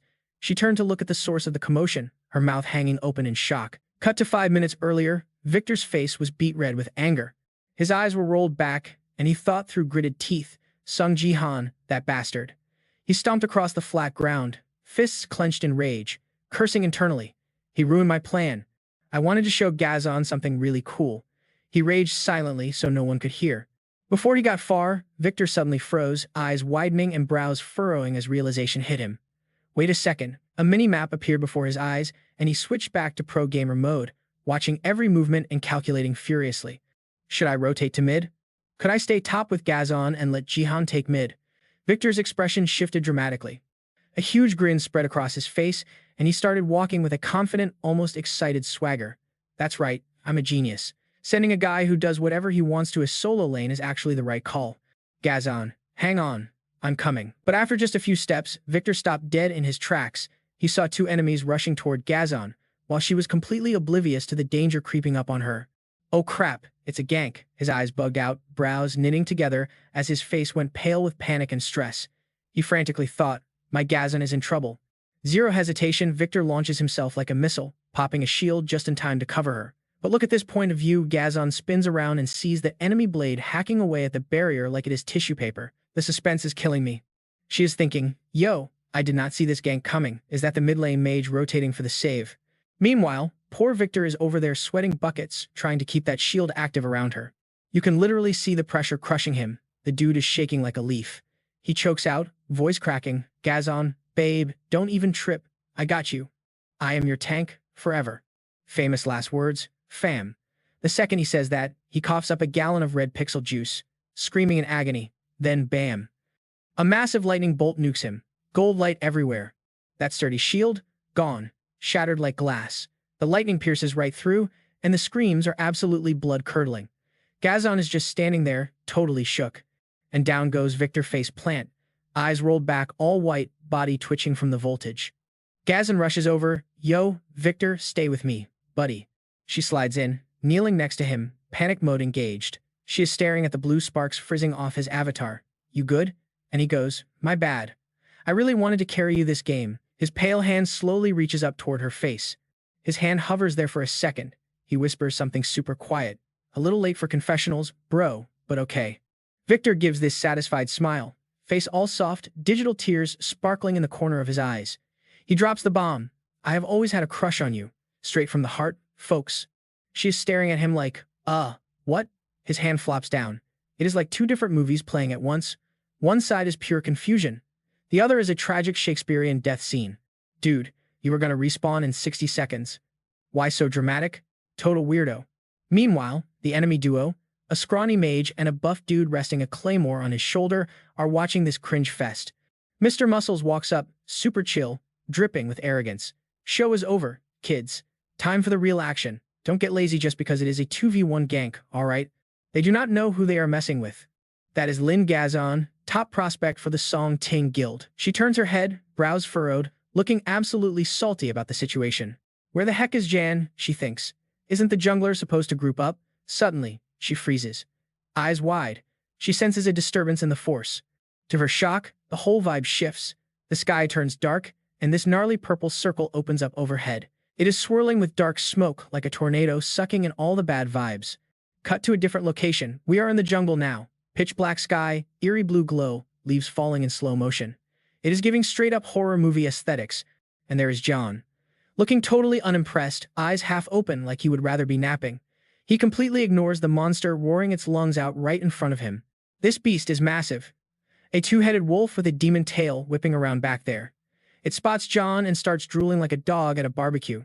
Fresh meat on the menu. In a blink, the wolf lunges at Jan. Ear-splitting roar, jaws wide open, showing off those pearly white fangs. It is go time. John does not even flinch. He reaches out and grabs the top fangs of the lunging head with bare hands, jaw clenched, looking focused but definitely feeling the pressure. This is a common jungle mob, but it has got double John's raw stats right now. It pushes him back, carving a 10-foot trench in the dirt. That bite force, enough to pop a human skull like a grape. John furrows his brows. He ain't backing down. Suddenly, he throws a punch, so fast it looks like a flash of light. Blink and you will miss it. Boom! That punch sends the beast flying. It crashes down so hard the whole map shakes like a magnitude 7 earthquake. These two-headed wolves are everywhere, but they are tough. Even after eating that knuckle sandwich, it scrambles back up into a defensive stance, growling with pure malice. Yeah, one punch is not going to cut it. You usually need a squad of 3 silver-ranked players to take this bad boy down. John stares it down calmly while the beast starts leaking drool again. John finally speaks up while the wolf snarls back. You actually surprised me, buddy. Why the sudden aggro? The wolf answers by launching itself into the air, aiming right for him. John flips up with insane agility, effortlessly dodging the pounce. His eyes snap open wide, and suddenly, he has got that killer look. Playtime is over. Dark energy swirls around his hand. With surgical precision, he delivers a horizontal chop right where the two heads connect. Critical hit spot. The beast lets out a spine-chilling howl. Cracks start spreading across its body like a broken windshield, purple dark energy bursting out from every seam. John sticks the superhero landing. He lets out a long, tired sigh and turns around just as the monster explodes into loot and gore, body parts flying everywhere. He reaches into the mess and pulls out a sword, dripping with black and purple aura. A shadowy figure manifests behind it, pure darkness except for 2 glowing white eyes. It is the Eclipse, an SS-rank weapon used by the Shadow Queen herself during her Ascension Wars. You can't even equip this bad boy unless you have the Shadow Sword's stats. John inspects the blade, checking the stats. He is clearly hyped about the drop, looking like a kid on Christmas. Nice, he mutters. It loses form if your mana control sucks, so the skill floor is high. But that raw damage output, chef's kiss. Before he can holster it, a holographic system window pops up. He grins. Notification. Achievement unlocked. Silver rank jungler. Reward, 1,000 achievement points.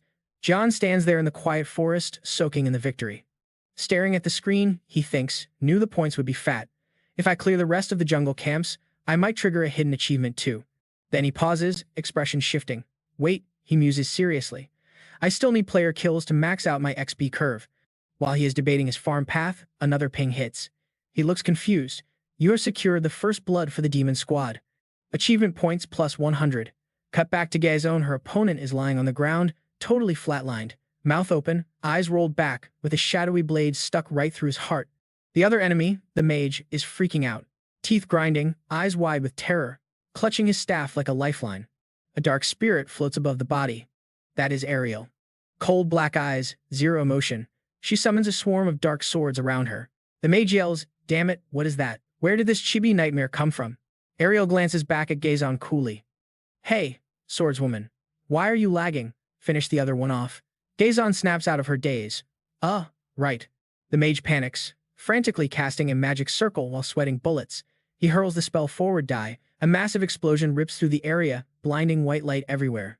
But even with that flashy ultimate, he is not going anywhere. His eyes bulge out as he realizes the smoke didn't hide him well enough. A shadow looms over him. He looks up. It is Gazon. She is airborne, sword raised high, eyes glowing with pure, unadulterated vengeance. Game over, buddy. She dove in, her sword slashing across like a shooting star, but instead of a wish, it delivered a razor-sharp cut. Gazon looked up, totally chill, though her furrowed brow made her expression hard to read. Ariel just stood there, arms crossed and face like stone. Then a voice made her twitch. "Thanks for the save," Gazon said. Ariel frowned, fists clenching as she spun around without missing a beat. She put on this high and mighty tone. "I don't need gratitude from some bottom feeder." Wait, who even is she? The question made Ariel scowl even harder. She snapped back. "Jihan summoned me here before taking off. Probably wants me to cover his tracks. That rude jerk. Wait, is she his summoned spirit?" Gazon closed her eyes for a sec, then kept it 100. "I'm just glad he didn't run in blind, thinking he's invincible." Then she teased. "Sounds like your feelings are a little hurt, huh?" "No way. When is Jihan coming back?" After a beat of silence, she shrugged it off. Ariel looked unsure. No clue. The summon timer is almost up, and he's nowhere to be seen.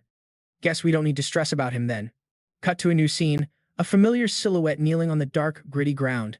He was kneeling amidst a pile of monster corpses he probably just wrecked, bathed in this soft, blue glow. Jihan looked up, expression dark and stormy, grinding his teeth. Suddenly, his eyes went wide. He didn't even notice the massive threat creeping up behind him. Why is the room spinning? Right then, his system interface popped up, flashing bright red. "Warning, abnormal status effect. You've been spotted by a monster." Back to the action, that monster was looming right behind Jihan like a skyscraper. While he stared blankly at the warning, totally confused, he mumbled, "Wait, when did this thing?" Before he could finish, a long pink tongue shot out like a harpoon. Luckily, his reflexes were insane, and he dodged the sucker punch just in time.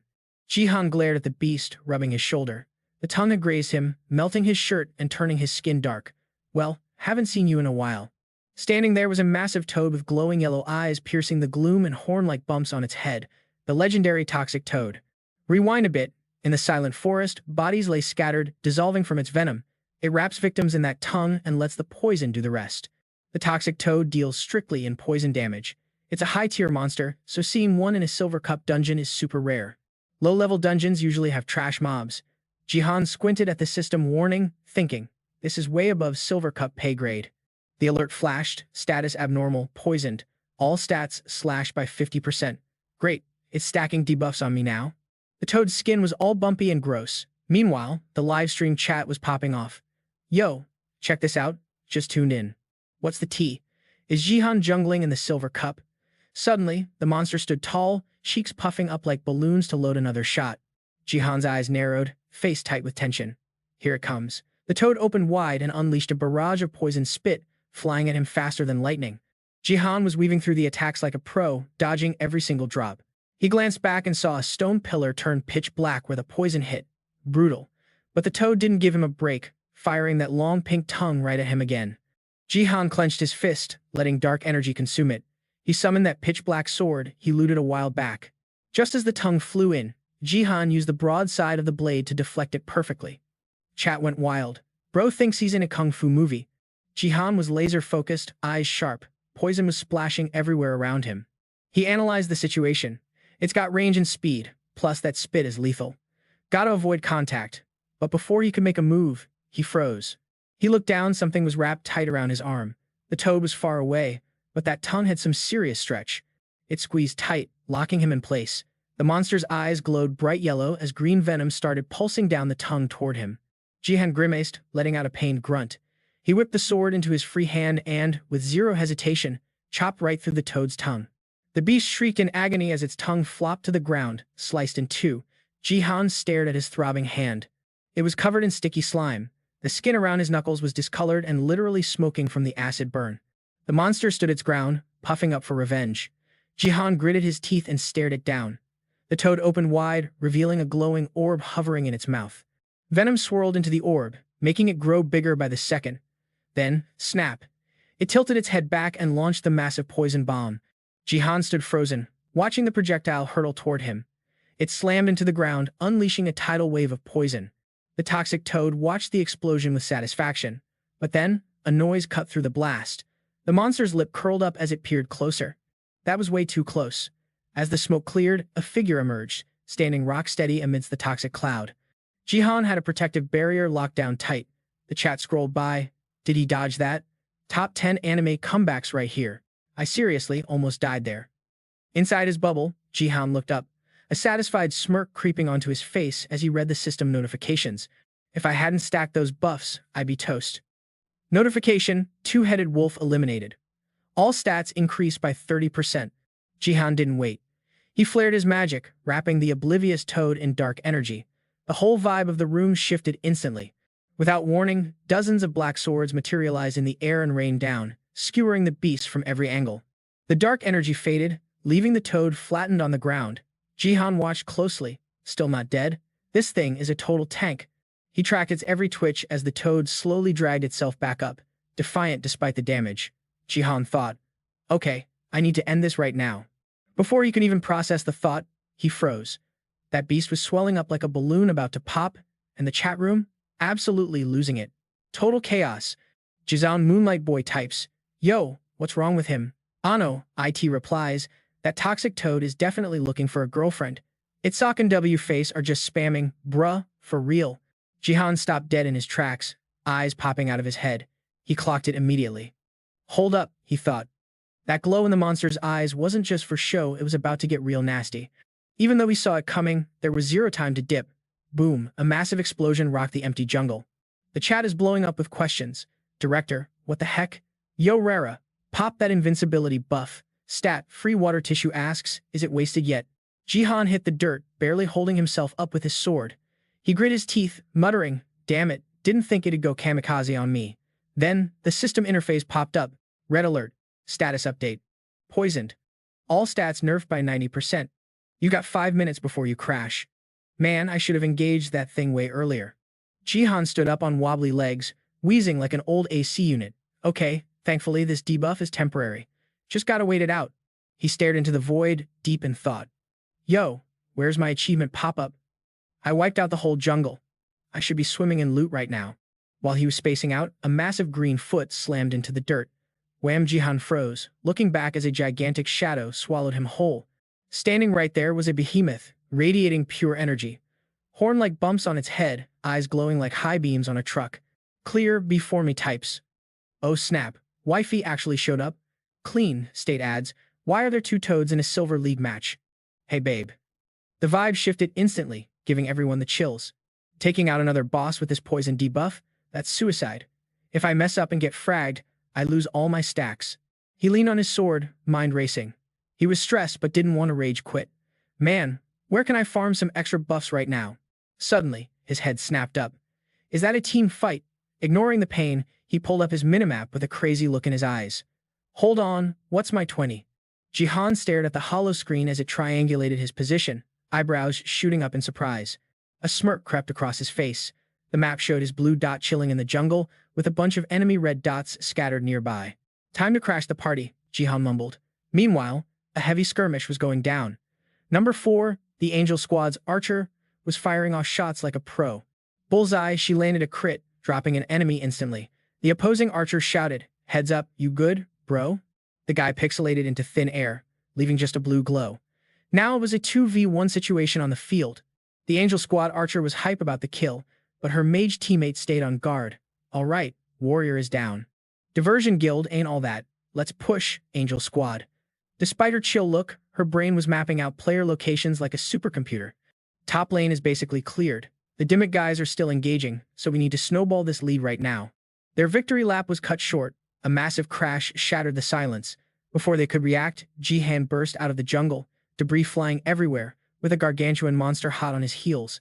Bam! Jihan stuck the landing right in front of them, leaving them totally shook. The beast was right on him. The girl's jaws hit the floor. Jihan, looking fresh as a daisy, glanced back over his shoulder. Gotcha. Locking in, Jihan barked orders while the girls stood there paralyzed. Need some backup here, ladies.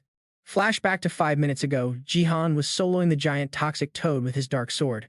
He thought, gotta kite this thing to a bad spot. I'll finish it if I get an opening. Then he frowned. The boss just stood there. Yo, is this thing glitched? Why isn't it aggroing? The chat went wild. Wortesm typed, maybe it thinks you're a handsome toad. T-Doctor added, toads have trash eyesight, bro. Bingo. The jungle monster was looking at him with hard eyes, world turning pink. Jihan slumped, defeated by the cringe, while the chat roasted him. R commented, why is it blushing? Laugh my ass off. Jihan didn't hesitate, he swung his dark blade and slashed the toad right in the kisser. Talk about a bad breakup. The beast went full rage mode, snapping its jaws and chasing Jihan. He sprinted away, muttering, okay, didn't expect it to trigger that fast. Back to the present, the Angel Squad was freaking out. Why is a jungle boss in the middle of a lane? Suddenly, the toad started glowing and shaking, unleashing a massive poison cloud. The toxic mist trapped the Angel Squad, leaving them coughing up pixels and health bars dropping. System alert, abnormal status detected. Squad members are paralyzed. Players were dropping like flies, crawling on the ground. Poison, I can't breathe. The brunette from Angel Squad was gasping, totally salty about the situation. Is this guy a psycho? Who pulls a boss here? Then she froze, locking eyes on his dark sword. That thing screamed dangerous. Yep, that's Jihan's blade. He flashed a cocky grin, raising the glowing weapon. Sorry fam, but I gotta farm you real quick.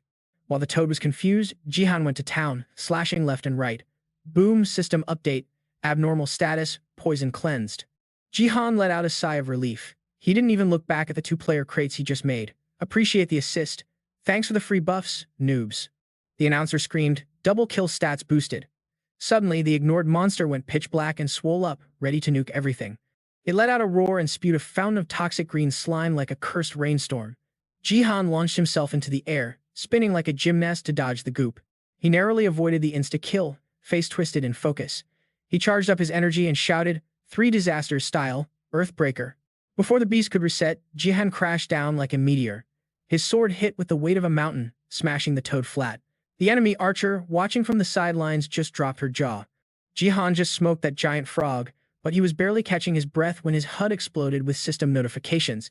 He was low-key freaking out like, seriously, what did he just trigger? Yo, toxic toad down, your stats just skyrocketed. Hidden quest, conquer the green forest completed. That is a cool 10,000 achievement points in the bank, baby. Jihan scrolled through the loot screen, feeling pretty proud of himself.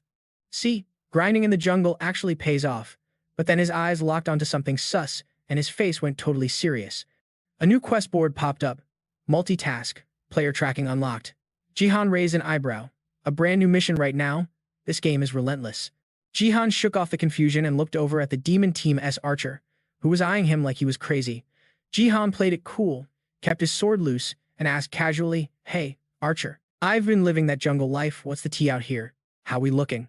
The demon archer hesitated for a sec before replying. Gazon is absolutely crushing it. Top lane, mid is a stalemate, but we definitely took the L in bot lane. But hey, you're here to save us, right? The archer pointed at a wave of minions creeping closer.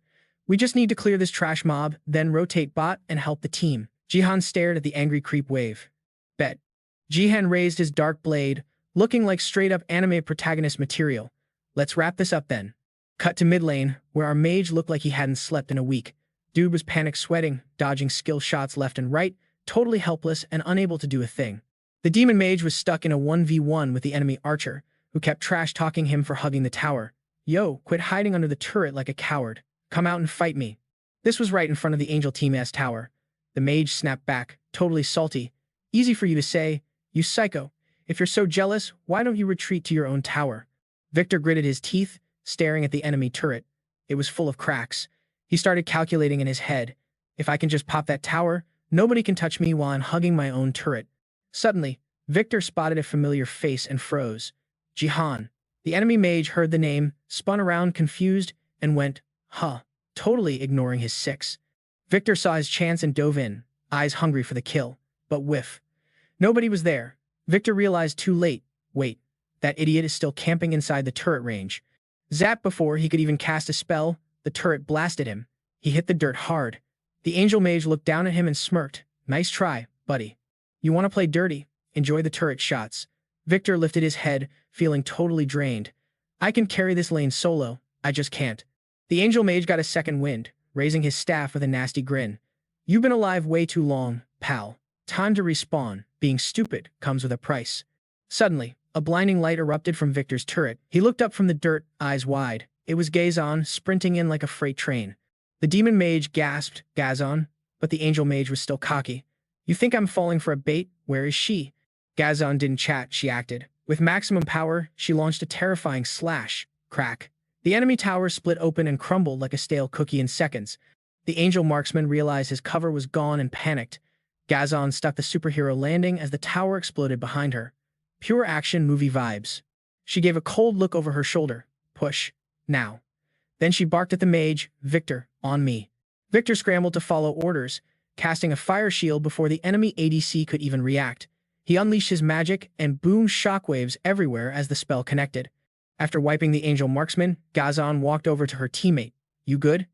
She stood there looking legendary, with Ariel floating right next to her like a boss. I think if we control mid, this game is in the bag, Gazon said.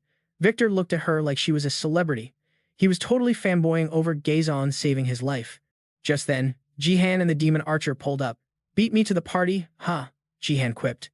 Gazon turned around, surprised. Jihan? Victor pouted, thinking, why is he interrupting my moment with her? We were bonding. Jihan ignored the bad vibes and shrugged. Sorry for the delay. I owe you one. Gazon nodded coolly. That spirit you summoned is doing work. Ariel immediately snapped. Excuse me. I ain't just some regular summon, okay? Put some respect on my name. The demon team noticed the angel team was just huddled in their fountain, not moving. Looks like they rage quit, one player whispered. They gave up. Let's just wreck the last tower and end this. Got it, Jihan said, his voice sounding weirdly serious. He dropped a line that confused Gazon. You guys handle the cleanup. Wait, Jihan, Gazon called out. What are you doing? She watched him walk straight toward the enemy spawn point. Dude, that's the fountain. It heals them and kills you. The angel marksman respawned, looking super salty. Damn it. These guys are too fed. Another angel player just sat there, sighing. Game over, man. Oh, you're back? We're trash, she muttered. Then she spotted Jihan walking in. What the why is he coming here? Does he know the game is technically over? Hey, nobody's here. Go home. But Jihan ignored them, surrounded by a dark, menacing aura. The angel team looked at him like, is this guy for real? What a try-hard. Is he trying to attack the spawn? That's hilarious. One laughed. It's like he's bronze tier. The base barrier is invincible. Genius. Jihan didn't say a word. He just swung his sword. Crack. The invincible barrier fractured under the blow. The angel player's jaws dropped to the floor. Hey, you can't attack the spawn, that's against the rules, one screamed. Jihan smirked at the shattering shield. Oh really? Must we missed that in the tutorial. I'm new here, remember? He said sarcastically. Then he flashed back to the system quest, Trace of the Apostle. Phase 1. Mission. Destroy the Archangel S sword in the Angel base and the Reaper S scythe in the Demon base to collect the shards. Reward, 20,000 achievement points. Warning. Shards can only be collected from the enemy base. Current status, Archangel sword shard 0 out of 1. Reaper scythe shard 0 out of 1. He remembered that nasty golem with the arms sticking out of the ground. As soon as I saw the payout was higher than the jungle clear, I knew this was tied to that zombie golem mess. Obviously, the difficulty is insane. Jihan focused on the targets, the Angel sword and the Reaper scythe. These were the team's symbols, stuck right in the spawn points, protected by shields that were supposed to be unbreakable. At least, that's what the NPC said. Without flinching, Jihan wound up and smacked the Angel barrier again. The players inside watched the cracks spread, eyes popping out of their heads. No way, panic broke out near the Nexus. Everyone was screaming over each other. He's actually breaking the game. Do something before he destroys it.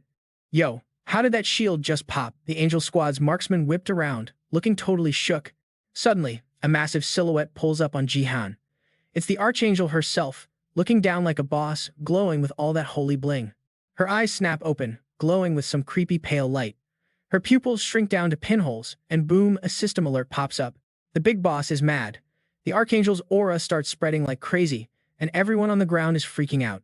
The enemy mage is shaking in his boots, clutching a tree like, what the heck is that? But Gazan keeps his cool, even though he's a bit rattled, and barks orders to the squad. Ignore the drama, just wreck their base. But deep down, she's side-eyeing Jihan like, bro, what is your game plan? Jihan doesn't flinch. The Archangel charges up like a battery, raising a hand and unleashing some serious pressure. Instantly, the shield lights up and regenerates. The marksman's jaw drops as the system announces the Archangel just buffed the defense. The sniper gets cocky, pointing at Jihan. Ha, it's back up. Too tough for you, scrub. His teammate cuts in, quit yapping and move before you get wrecked. The chat goes wild. Everyone's realizing, wait, that shield is actually breakable. Jihan, the designated shield breaker, looks salty about the fail. Ariel shoots him a side eye, sounding totally unimpressed. That's it? Pretty good for a noob, I guess. Jihan hits her back with a voice that's chill but deadly serious. You're right, it's a tank. Suddenly, he's hyped up, gripping his sword. Time to go full try-hard mode. We're talking 3 legendary styles here named after gods: Destruction, Thunder, and the edgy one, Darkness. The Dark God's power is global. Jihan drops the beat, Dark Spirit Vortex. A tornado kicks up. Energy stacks on his blade, ripping up the pavement like it's made of paper. He locks in. Max stats. He clears hundreds of yards in a blink and smashes the barrier, sending out a massive shockwave. The blast blows the sniper away. He's hugging a pillar for dear life, screaming, hold on to something, guys. Ariel watches the energy surge, eyes wide. No way that's illegal.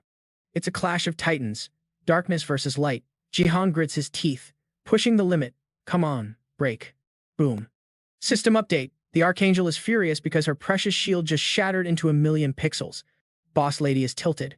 She reaches out to smack Jihan down personally for the disrespect. With eyes like lasers and a storm of ice, she dives straight at him. Jihan keeps his cool. He bets it all, channels his inner mana, and finally pow, the barrier explodes. The enemy base is naked now. The altar's lights go out. Through the smoke, Jihan stands there beat up, but looking like a total legend. System announcement. Pentakill. Jihan wipes off the dirt, grinning. Man, that was close. Victory. The demon side wins. The chat is blowing up pure chaos and hype. They actually won. Comments are scrolling fast. That pentakill was insane. Did he actually break the shield? No shot. First the jungle, now the shield. Guy's a record machine. I stand. Jihan. Scene switches to Shizuru reading the chat. The top guild in the States offered him $500 million. Good thing he turned them down. Shizuru narrows her eyes. Sung Jihan. She replays the footage. A silver rank pulling off jungle plays and breaking base shields. The guy is a wild card. She pictures Jihan next to the Sword King. He might even be better than the king himself. She slumps back in her chair. I have to sign him. But how do I slide into his DMs without looking desperate? Just then, an employee greets Ha Yun. Morning, boss. She waves back and struts off, looking confident. Shizuru watches her go. I've got a better plan. Cut to Jihan in his penthouse. System pop-up. Hidden quest complete. Pentakill. Achievement points unlocked. Objective. Smash the sanctuary completed. Here are your points. Rank 1 achieved. GP earnings boosted by 50%. Jihan smirks. Payday came early. He checks the loot table. 20,000 points. Guess I only get the shards if the enemy actually had them. Sword shard, scythe shard, gotta catch him all. Suddenly, a voice interrupts his grinding session. Hey, Jihan turns around. Oh, Ariel, good job today. I owe you one. She stays quiet for a sec, then asks, who are you really? Huh? Jihan plays dumb. Ariel presses him. That power you used to nuke the shield. Jihan scratches his neck, looking awkward. I can't tell her I'm from the future. He sees her getting suspicious. It's, complicated. Part of my unique skill tree. Why do you ask? Before he can finish, the room goes dark. Ariel summons a bunch of shadow swords and points them right at his throat. Jihan freezes. Whoa, chill. What's the deal? Ariel looks deadly serious. Spill it. How does a scrub like you have that power? Jihan frowns, realizing she's not bluffing. Okay, let's calm down. You thirsty for that power or what? You ready to go that far just to flex on me? After a moment of dead silence, Ariel corrected herself. That power belongs to my main body. She emphasized every word, watching Jihan's eyes shift. The skill you just triggered? That's straight from the Shadow Queen's stash. Jihan was shook, having a hard time believing it. The Shadow Queen's power. Seeing his doubt, Ariel flexed, casually controlling magic solo to prove a point. This dark magic is distilled from the purest, high-grade darkness energy. The wavelength is a total match to mine. She continued with a cold, indifferent vibe. As far as I know, there's only one way to copycat a Constellation's signature move. So, Ariel switched gears, asking aggressively, "Spill it. How did you snag that power?" Jihan didn't reply instantly, eyeing her with major suspicion while calculating his next move. Dark Soul Spin, that's the name of the unknown god tier art I grinded in my past life. He pictured the similarities between Ariel and the Wandering Martial God, feeling skeptical. The Wandering Martial God's technique and the Shadow Queen's power look identical. What's the beef between those two constellations? After a deep thought, Jihan bowed his head helplessly and replied, "Look, I'd love to explain, but I'm drawing a blank here."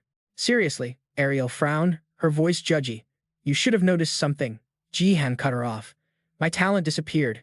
He raised a hand, looking totally chill. "Don't ask me why, but the constellation I signed a contract with repoed it. I'm probably the only player in history to get robbed of their talent." Seeing Ariel's face scream, "I don't believe you," Jihan added, "You want receipts? Want to check my status window?" Ariel ignored the offer and just asked, curious, "What was the talent called?"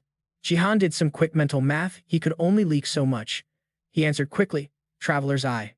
Ariel looked stunned, her face darkening. She frowned hard, clearly not buying it. That is highly sus. Suddenly, Ariel calmed down, recalling all the mana in the room. Her voice went flat. "Whatever. I'll let you slide for now." Jihan sat on the bed, heart pounding, relieved. Thought she was going to nuke my apartment for a second there. Suddenly, his eyes drifted to the phone lighting up on the nightstand. Incoming call. Jihan picked up. "Yo, hello?" A loud voice echoed from the other side. "Uncle Jihan." He looked confused. Ha-eun pressed the phone to her ear, sounding anxious.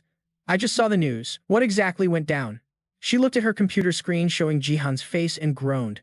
"You are trending on every site, dude. Wait.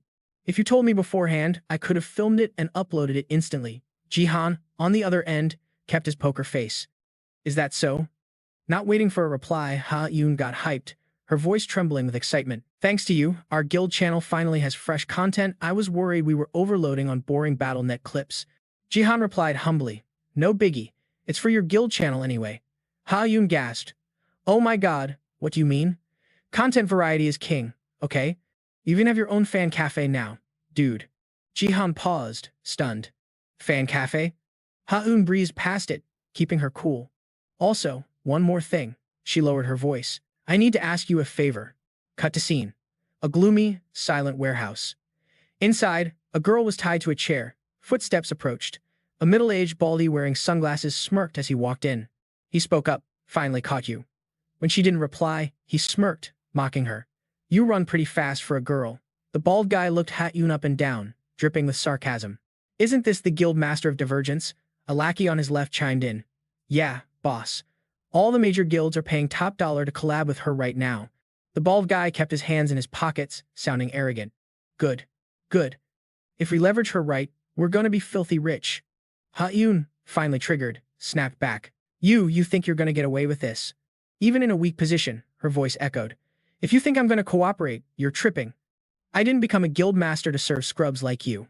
The bald guy didn't get mad, just laughed and taunted her. "If you have energy to scream, keep going." Ha-eun, seeing his thick face, went full savage mode. "You shameless jerk. It's disgusting watching trash like you act superior. And why are you wearing sunglasses at night? Trash. Baldy. Dirty chrome dome." The lackey next to him saw his boss's face freeze and panicked. It was unbelievable, a beautiful girl roasting him so hard the tough bald guy started sobbing, burying his face in his hands while a lackey comforted him. Another lackey stepped up and yelled, "Can you shut your mouth? He's not balding. He shaves it by choice," he yelled in the desolate warehouse, trying to scare her. "And if you're waiting for a hero to save you, sorry about your luck." The lackey gloated, showing off. "This abandoned building isn't even on the map. Even GPS is useless here, so unless you have a death wish." Before he could finish, Jihan's silhouette appeared behind him. Jihan spoke as the lackey froze. "Found you." The gang turned around in shock to see Jihan standing there. Ha-eun gasped, surprised. "Mr. Jihan?" Jihan didn't answer. He just calmly loosened his tie, getting ready to throw hands. Seeing him ready to rumble, the bald guy and his crew panicked and pulled their guns. The lackey stuttered, "Jihan, how?" The bald guy, realizing the danger, screamed, "Damn it, shoot him." The three of them, confident because they were packing heat, started firing wildly at him. Suddenly, a bullet flew right at Jihan's eye. But before it could hit, his eyes glowed red, and the bullet froze in midair. In an instant, Jihan stopped every single bullet with one hand using his power. All the bullets hung suspended in the air. Seeing guns were useless against Jihan, the terrified goons dropped their weapons. One guy yelled, "Monster out of options." The bald guy pulled his ace card, a massive bazooka. He shouted with fake bravery while his lackeys looked on in awe. All or nothing. The bald guy pulled the trigger, screaming as the rocket launched, "I'll blow you and this entire building to hell." Jihan looked at the rocket flying toward him with caution, but then, in a split second, he flicked his wrist. His mana redirected the rocket right back at the gang. The bald guy looked up, confused. Huh? Suddenly, the spot where the three goons were standing exploded in a massive boom, flames roaring violently. Jihan, having handled business, walked over and smiled as he untied Haeun. "You okay?" Haeun looked bewildered, asking curiously, "How did you find me?" "They said GPS doesn't work here." Jihan gave a knowing look. He fumbled in his pocket for a moment, then dramatically pulled out a brand new, high-end foldable phone. Jihan put on an excited face, his voice dripping with pride. "Thanks to the Space 23 and its ultra-precise satellite tracking, finding you was a breeze." Haeun, standing behind him, covered her mouth in theatrical shock. "Is that the new Space 23 with the shock-resistant shell and folding screen?" She didn't stop there, reciting specs like she'd memorized the brochure. "It's more durable and smoother than any other foldable phone on the market. Pre-order the Space 23 today." Jihan struck a commercial pose with perfect hand gestures, and that is how an ad is born. The image on the screen froze. Cut back to reality watching the video. Haeun jumped up and clapped excitedly. Bravo. Saya was rolling on the floor laughing, while Jihan looked dead inside. "Uncle Jihan, you are a genius actor." Saya sat up, shaking, giving a thumbs up. "Uncle, seriously, that acting was peak. You should switch careers to Hollywood." Jihan wiped a tear of pure embarrassment from his eye. "Saya, please." Jihan sat stiffly on the chair and spoke coldly. "I did the sponsor spot like you asked." "But doesn't this ad lower the guild's rep?" Haeun immediately pointed a finger, objecting. "No, not at all." Saya didn't care. She grabbed the remote. "Rewind, I have to watch that again." Haeun suddenly pulled the sparkling foldable phone out of nowhere, putting on her commercial face. "Do you know how lit this phone actually is? They actually used an Akashic scroll to craft this bad boy. And yeah, we're talking about an SS-tier item you can only snag from the Platinum Cup. It's so high-end the system interface literally glitches out with sparkles. The Akashic Scroll, an SS-rank artifact, holds all the multidimensional data from the early days of BattleNet, but nobody knew how to run it because the flavor text was total gibberish. The price went to the moon after some tech corp figured out how to use it to boost their electronics. Ariel was listening nearby and threw a fit. They used an Akashic Scroll on that piece of junk? Haeun, standing a bit further away, looked annoyed. "Scrap metal?" Jihan turned to call Ariel, looking skeptical. She ignored him, floating in midair and looking down on everyone. Typical behavior for low-tier humans. What a waste of legendary loot. Hearing Ariel's rant, Jihan got curious. "Is there another way to use it?" Ariel replied casually. "Obviously." A sudden knock on the door cut them off. Haeun stopped paying attention to Ariel and turned toward the noise. "Hey, the camera crew is here." Saya jumped up from her spot. "I'll get the door." Jihan stood up too, sounding totally over it. "What kind of content are we filming today?" Haeun beamed with excitement. "A training vlog. I want to film you working out at the Sword Palace." She paused. "Oh, right, I forgot to mention." She smiled and introduced the guests. "The guild's editing squad is here to help with the shoot." Just then, 3 people walked in, led by Shizuru. She didn't waste a second. "Hello, Mr. Sung." Jihan froze, sensing a weird vibe. Shizuru's eyes went all dreamy, and a spooky pink mist started swirling around her without warning. She purred softly. "I'm Shizuru from the editing team. Really looking forward to working with you." While Jihan was spacing out staring at her, Haeun suddenly yelled. "Jihan." He jumped like he'd been tased. Yeah?" He finally snapped back to reality and asked Haeun, "Since when does post-production show up to the filming?" She looked awkward. "Well, actually." Shizuru cut in, standing next to her. She acted all shy and humble. "I actually volunteered. I'm a huge fan. I really wanted to meet you in person, so I begged Guildmaster Lee to let me come." After that super heartfelt intro, Shizuru smiled and reached out to Jihan. "Can I shake your hand?" The situation was kinda cringe, and Jihan hesitated for a second, but he quickly played along. Sure, why not?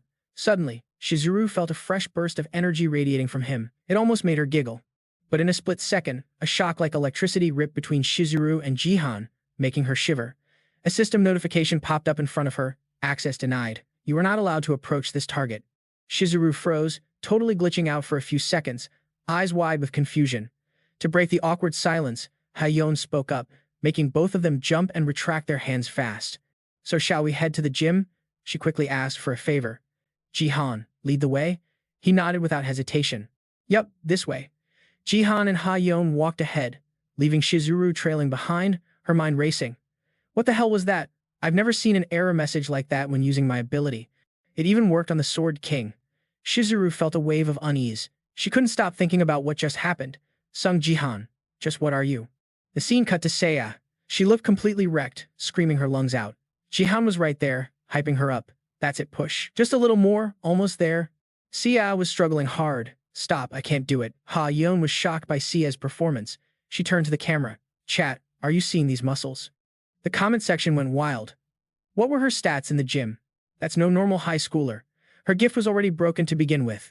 Ha-yeon turned to ask Jihan, what exactly is Seiya training for? He told the viewers, she's trying to boost her stamina stat. Seiya was dripping with sweat. Finally, all of Seiya's grinding paid off.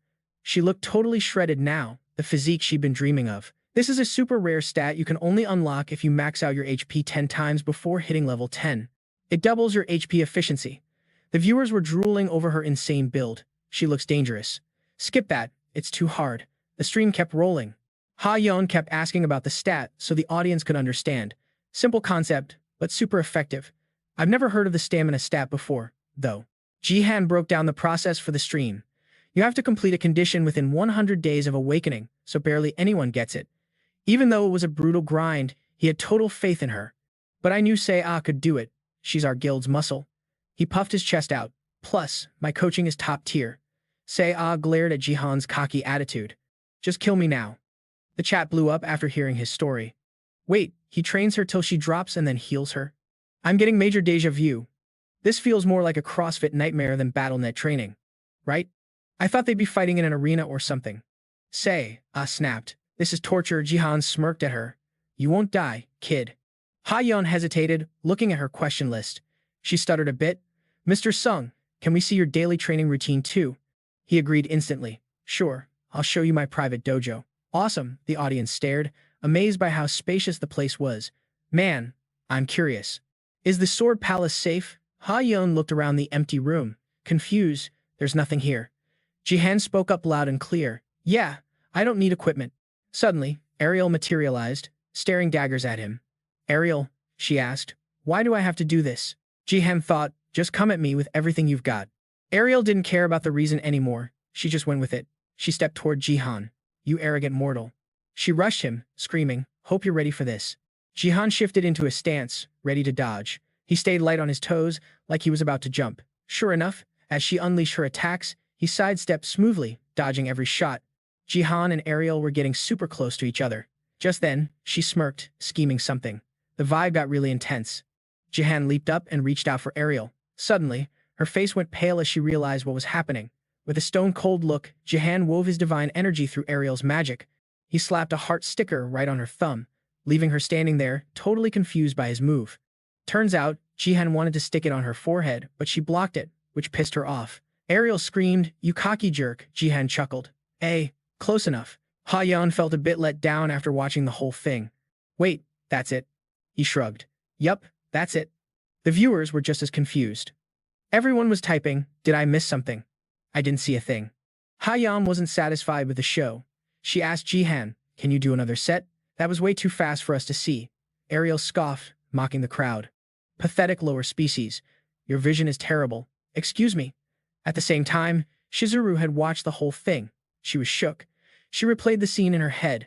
That attack targeted his blind spot, but he used force at the very last second to block it. Is that even allowed? Suddenly, Shizuru remembered the important item in her bag. I brought the Akashic scroll just in case. She let out a breath of relief. Thank God I have it. That scroll might actually work on him, so she clutched her bag tight. Shizuru gathers all her courage and slides into the room where Jihan is chilling. She hits him with that soft, shy voice, acting like she just wants to help. Yo, let me fix your mic real quick, Jihan. I got you. Jihan immediately stands up and leans in close so Shizuru can do her thing. Just a sec, she whispers, cool as a cucumber. But while she's fiddling with the mic, that weird energy flares up again. Shizuru looks totally zoned out, like she's in a trance. Then, boom, system notification, Ito Shizuru's unique ability, Femme Fatale, kicks in. It's a top-tier charm skill meant to brainwash people. It's a support buff, kinda like Lion's Nurture skill. Suddenly, her bag starts glowing with this super eerie light. She pops an Akashic scroll. The vibe instantly shifts, making the room feel tiny, just the two of them.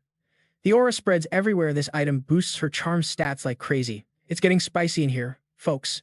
Shizuru looks up with those sparkly anime eyes at Jihan's handsome face. But inside, she's panicking. Huh? I used the Akashic scroll and it still flopped? No way. She's stressing out. Even the Sword King wasn't this immune to her riz. What is going on?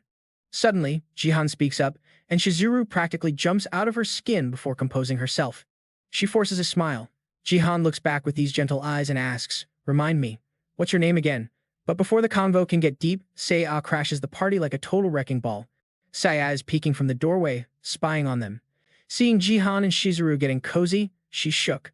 Watching them laugh together makes Seiya feel some type of way super annoyed. Is uncle seriously asking for her number? Plus, the way Jihan is looking at Shizuru seems way too affectionate, giving Seiya the wrong idea. What is up with that face? I've never seen him act like this. He wouldn't even give Ha-yeon the time of day. While Seiya is overthinking, Ha-yeon spots the drama too. Even Ha-yeon is stunned. She thought Jihan had zero game. Her expression goes dark. Oh my god. So he does know how to pick up girls. He told me he didn't even know his own phone number. Back to the action, Shizuru hands over her digits. Here's my number. Jihan turns a little red. Thanks. You must be confused, but let me know anytime if something comes up. She giggles, all excited. Oh my god, I'm such a huge fan, I'd love to, but inside, Shizuru is thinking, Sung Jihan, this guy is definitely not naive. She switches to analysis mode, keeping that fake smile plastered on while plotting 4D chess in her head. Since he didn't drop to his knees, the hypnosis definitely failed. It's so frustrating. Obey worked on the Sword King, why not him? Shizuru starts scheming a new way to enchant Jihan. Step 1. Build trust. Twilight hits the city, lights flickering on in the skyscrapers. Suddenly, we see a guy looking absolutely dapper. He's rocking a black suit with immaculate vibes. Turns out, it's Jihan. Seiya has never seen him dressed this sharp. Uncle, what's the occasion? She's so curious, she starts bombarding him with questions. You're not raiding, and I've never seen you in a suit. Who are you seeing? That editor girl from yesterday? Jihan freezes. He definitely heard every word. Jihan finally speaks up, but he's being super vague. He clearly doesn't want Seiya in his business. It's nothing. Just eat dinner, don't wait up for me. He spins around and dips, leaving her standing there totally lost. Seiya eyes him suspiciously. This whole situation is weird as hell. What the actual? Seiya mutters to herself, sounding bummed. He's acting like he's never coming back or something. Below, the traffic flows like a river of lights. It looks magical, but the mood is heavy. Meanwhile, Shizuru is staring at her DMs with Jihan, grinning like an idiot. She's so wrapped up in her happiness she ignores Takeda, standing right there until he speaks up. Geez, Takeda says nervously. Are we revealing ourselves too early? Shizuru breaks it down for him. With a player on Sung Jihan's level, we never know when the charm might wear off. Don't you remember the Sword King wandering off when we didn't check him? Takeda stammers, looking terrified. Right, true. He knows his place. You even use the Akashic scroll. This won't be a walk in the park. Shizuru cuts him off cold. Forget it. Stop worrying about nothing and just stick to the script. If things get messy, our shadows will handle it. Plan set, Takeda nods. Just then, Jihan pulls up to the meeting spot. Hey Miss Ito, sorry I'm late, Jihan says politely. Then he pauses, looking confused. You been waiting? He notices Takeda. Takeda? Jihan's eyes narrow. Sus. Why is this guy here? Takeda starts sweating. Mr. Sung, the thing is, Shizuru cuts him off instantly. Don't worry about Takeda, Jihan. She leans on the table, giving him that look. He helps me with my work. Jihan looks baffled. Help? Suddenly, Shizuru stands up, dropping the nice girl act completely. Her face goes full villain. That's right. Dragging you to Japan is my job. She barks an order. Takeda. Do it, yes ma'am. He whips out the Akashic scroll from his pocket. Mr. Sung Takeda grips the item and chants, "Let's change these emotions." Massive magical pressure surrounds Jihan. He just stands there blankly, like he has no clue what's about to hit him. Shizuru finally shows her true colors. She planned this perfectly. Takeda's talent is trash in a fight, but when he teams up with her, it's a broken combo. Her logic is sound. His talent lets him share his emotions with a target. Exchange. If they combine exchange with the Akashic Scroll, Jihan can't say no. Jihan is still frozen, waiting for Takeda's move. Looks like it's game over, sung Jihan. Suddenly, the scroll flies right out of Takeda's hand. The old man's jaw drops. Wait, where did it go? Jihan snaps his fingers. Snap. Takeda looks absolutely ridiculous right now. The guy is totally lost. Jihan can't watch this cringe fest anymore. He starts roasting him. I was wondering why a guy with such mediocre stats gets hired by players. Turns out, Jihan saw through Shizuru's scheme from day one. He was just waiting for the beat drop. You're hiding some interesting toys, aren't you? Edo Shizuru. Shizuru is shaking. Her plan just crumbled. Hypnosis didn't work. She decides to stop pretending and lets the mask fall. You were faking it the whole time. Not only that, he knows exactly who she is. This is bad. Jihan claps back. Who knows? Do I really have to explain myself to you? He steps closer. Bottom line is, your little tricks don't work on me. His eyes get scary cold. I don't want to trash this restaurant, so be a good girl, shut up, and follow me. Jihan has her cornered. Shizuru realizes she has to switch up her game immediately. Her voice changes instantly. My mistake. I should have done more research before making a move. She pauses. But Jihan, did you know? Suddenly, a shadowy figure materializes behind Jihan's back. I've still got one move left. Boom, a massive noise rocks the room, and lights blind everyone. They both smash through the glass window. Kato Akari lunges straight at Jihan, sword drawn, moving like a blur. But Jihan, he saw this coming a mile away. He's already got his blade out, ready to block that strike like it's nothing. The vibe shifted from 0 to 100 real quick, like the final round of a UFC championship. Jihan got slammed into the dirt by Gato Akari instantly. Then boom, a massive explosion popped off right in his face, shaking the whole block like a Michael Bay movie. Dust clears, and our boy Jihan is looking rough. His shirt is basically shredded, total wardrobe malfunction. He's got scratches everywhere, blinking through the smoke, trying to figure out what zip code he's in. Jihan was totally disoriented. He's thinking, yo, what is this? Gato Akari is standing there, draped in a cloak like she's cosplaying the Grim Reaper, blocking his path. She's locked and loaded, ready to end his subscription to life. Suddenly, a voice cuts through the noise. An assassin. Up in the VIP box of a skyscraper, Takeda and Shizuru are watching the live stream. Shizuru is smirking, thinking to herself, man, I am a genius for bringing her along. Pure villain energy. She really thought she was playing 4D chess with this move. Akari is the queen of stealth and sneaky takedowns. If you need someone deleted from the server without alerting the mods, she's your go-to girl. Back to the main event, Jihan versus Akari. Jihan is looking a little sweaty. He realizes this isn't a tutorial level. Analyzing her movement, he figures she's not just a noob. She's moving like a gold rank player, maybe even diamond. She's absolutely cracked. Jihan is on the back foot, totally defensive. He definitely underestimated the ops. He's thinking, dang, they actually did their homework. This isn't just a random encounter, it's a legitimate boss raid. It's all Edo Shizuru's fault. But Jihan, the kid's got a big brain. He came up with a counter-strat instantly. Not bad, but I brought receipts too. Right then, Takeda's phone blows up with some terrible news. He rushes to tell Shizuru. Oh my god, look, he holds up the tablet, showing the feed. Shizuru's face goes pale. The livestream is popping off on BatuTube. It's broadcasting Jihan's first-person point of view for the whole world to see. Shizuru's jaw hits the floor. She is completely shook. Suddenly, a core memory unlocks flashback to when she first tried to slide into Jihan's life. Turns out, the editing squad from the guild came in clutch today. Back then, Ariel's spidey senses were tingling. She told Jihan, yo, something sus. Jihan was like, say what now? Her, Ariel pointed out. She spotted a charm item in Shizuru's designer bag. She was hiding an Akashic scroll. Jihan was stunned. An Akashic scroll? For real? Ariel knows her loot drops perfectly. She broke it down for him. That scroll isn't for charging your phone. It buffs support talents to god tier levels. Ariel's like, I don't know what her game is, but it definitely isn't wholesome. But a random employee carrying legendary gear? That is a red flag the size of Texas. Ariel told Jihan to stay frosty with this girl. Flashback to the green room, someone said. Let's take 5 before we continue.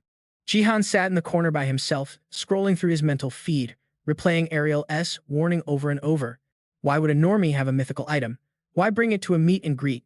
Just then, Shizuru popped up right in front of him with a fake nice smile, acting all innocent. She leaned in way too close. "Hey, Mr. Jihan, I think we need to fix your mic."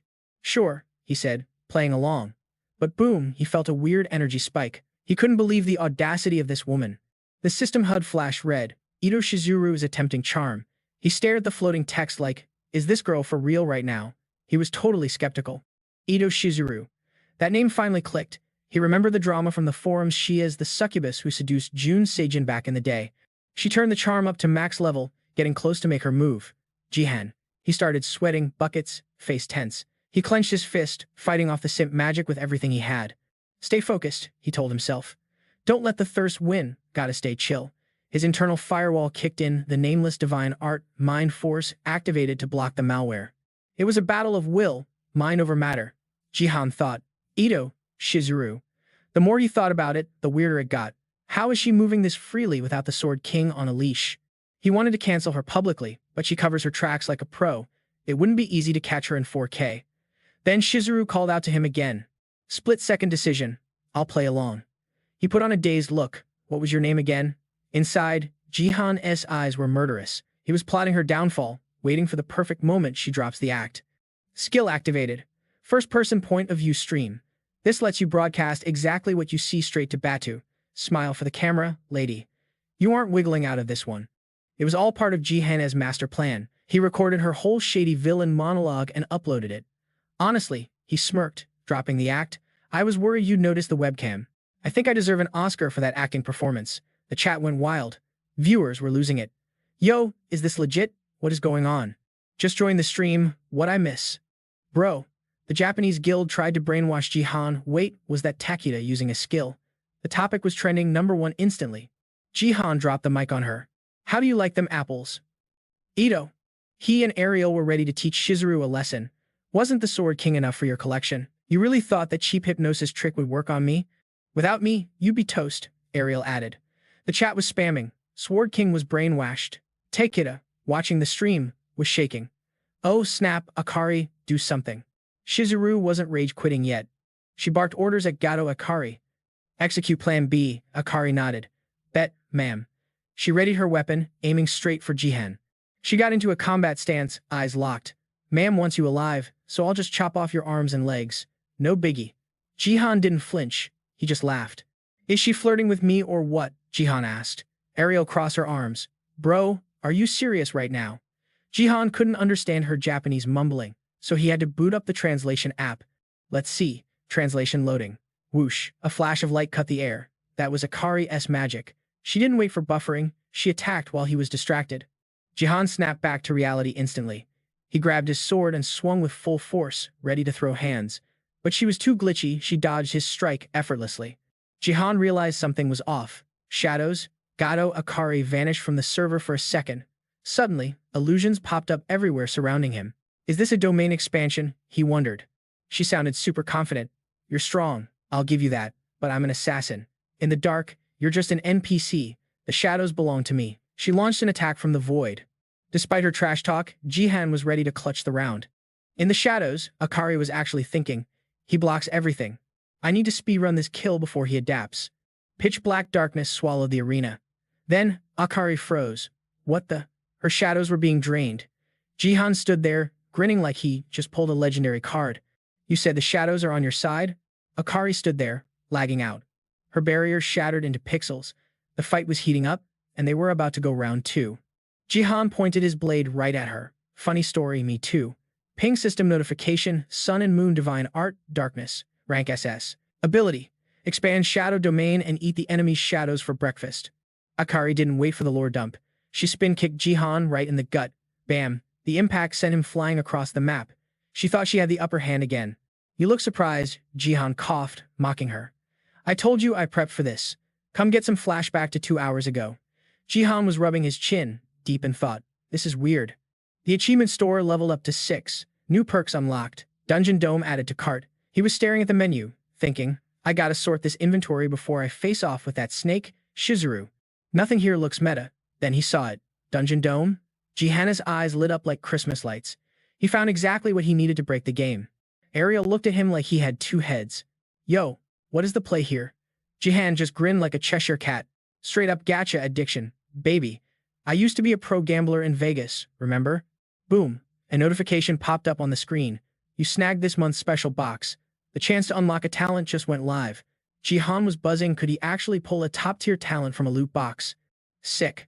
But then the screen trolled him. Congrats, you pulled Dexterity F5. Talk about a letdown.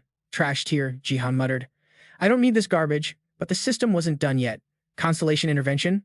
Turns out, the Shadow Queen dropped some serious cash to reroll the loot table. Jihan stared at the screen, totally lost. That F-tier dexterity just got swapped for Dark Eclipse. Ariel was triggered on his behalf. Actually, scratch that. She was just triggered. Excuse me. Is she out of her mind? She went full Karen mode. Why would you waste a god-tier skill on this bottom feeder? You're gonna break the game balance dropping loot like that. Just then, the stats flash SS rank talent. Looks like the Shadow Queen is thirsty for Jihan. Like, obsessed level. Dark Eclipse and SS rank beast. It extends the Queen's shadowy dominion and lets you sponge up enemy darkness. Absorbing that gloom buffs your Shadow Sword's eclipse effect like crazy. Plus, with the Shadow Queen backing you as a sponsor, your talent level gets a +1 boost. Okay, yeah, she definitely wants him. Zero chill. Ariel was still yapping in Jihan's ear, but he was literally pretending she didn't exist. Hey, are you listening? This skill, it basically lets you evolve into a constellation. Jihan whipped around so fast he almost got whiplash. Say what now? He was confused. I thought constellations were born, not made. You mean I can grind my way up to godhood? Ariel rolled her eyes. Explaining this to a noob is pointless. She muttered to herself, what is she plotting, giving him that power? Suddenly, the door creaked. Someone was about to crash the party. Sure enough, Sei-Ah burst into the room. Uncle, what's with all the junk? She looked him up and down, weirded out. And the suit? You never dress up unless you're working.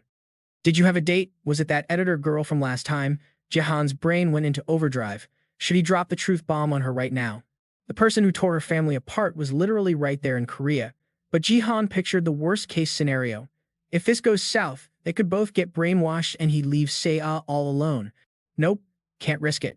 He decided to keep his mouth shut until he secured the W. Jihan hesitated, glancing at his niece's suspicious face. Forget it, he said, turning to leave. Don't wait up for me. Sei-Ah looked crushed, watching his back as he walked away.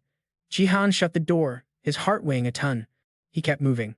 Shizuru was definitely plotting to snatch him up, even though she knew he was Seiya's only family left. Screw that. Jihan was out for blood. Shizuru, you aren't taking anything from me. Not today. Now, let's cut to the action. Jihan versus Akari. It's about to go down. The chat was blowing up. Is a diamond ranker seriously getting clapped by a silver? Where's the SWAT team? Bro, look at him. He doesn't need saving. Jihan smirked. Didn't think I'd have to bust this out. He swung his sword with insane force. Boom. The shockwave sliced right through Akari's hair and triggered a massive explosion behind her. Akari wasn't backing down, though. She summoned her weapon, locking in for a counterattack. With zero hesitation, she yeeted that thing straight at him. Try eating this, she screamed. The blades came flying at his face, packing enough punch to turn anyone into paste. Jihan gripped his sword, ready to parry.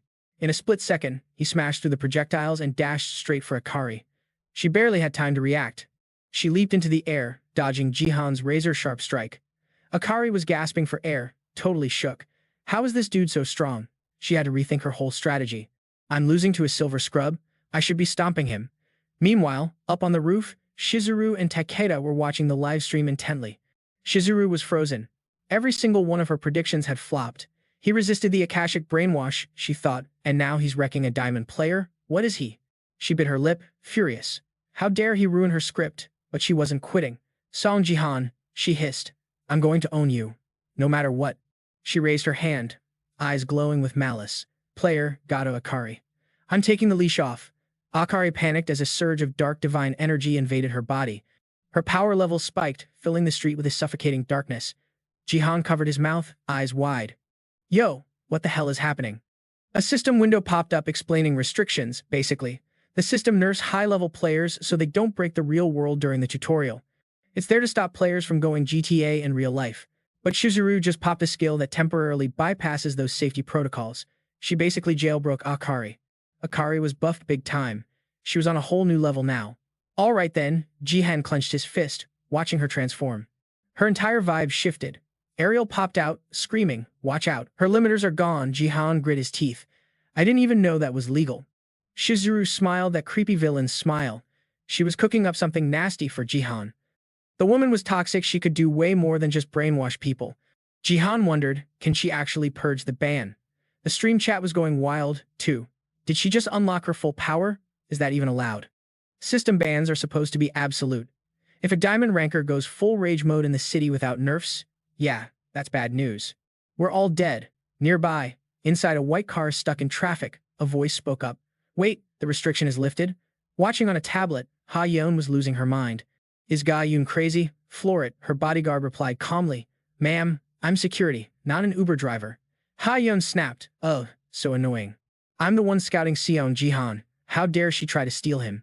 It was ironic. Jihan's stats were lower, but he was holding his own against a diamond. Ha Yeon knew if the gloves were off, things were about to get messy. Back in the fight, Akari reached out like she was about to crush Jihan in her palm.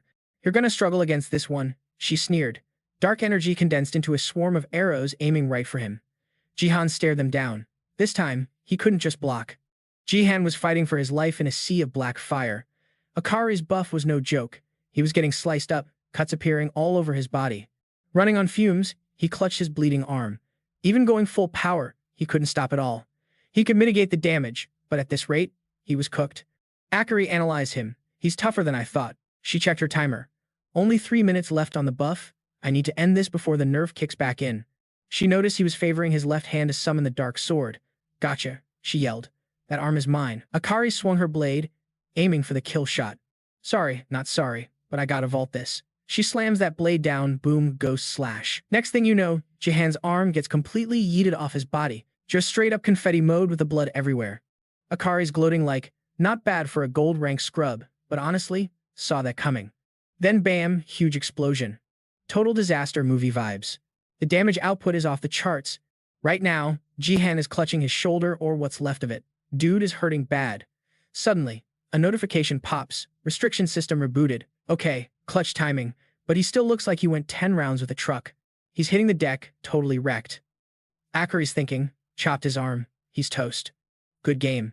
She literally calls him out by name, zero respect. Yo, Jihan.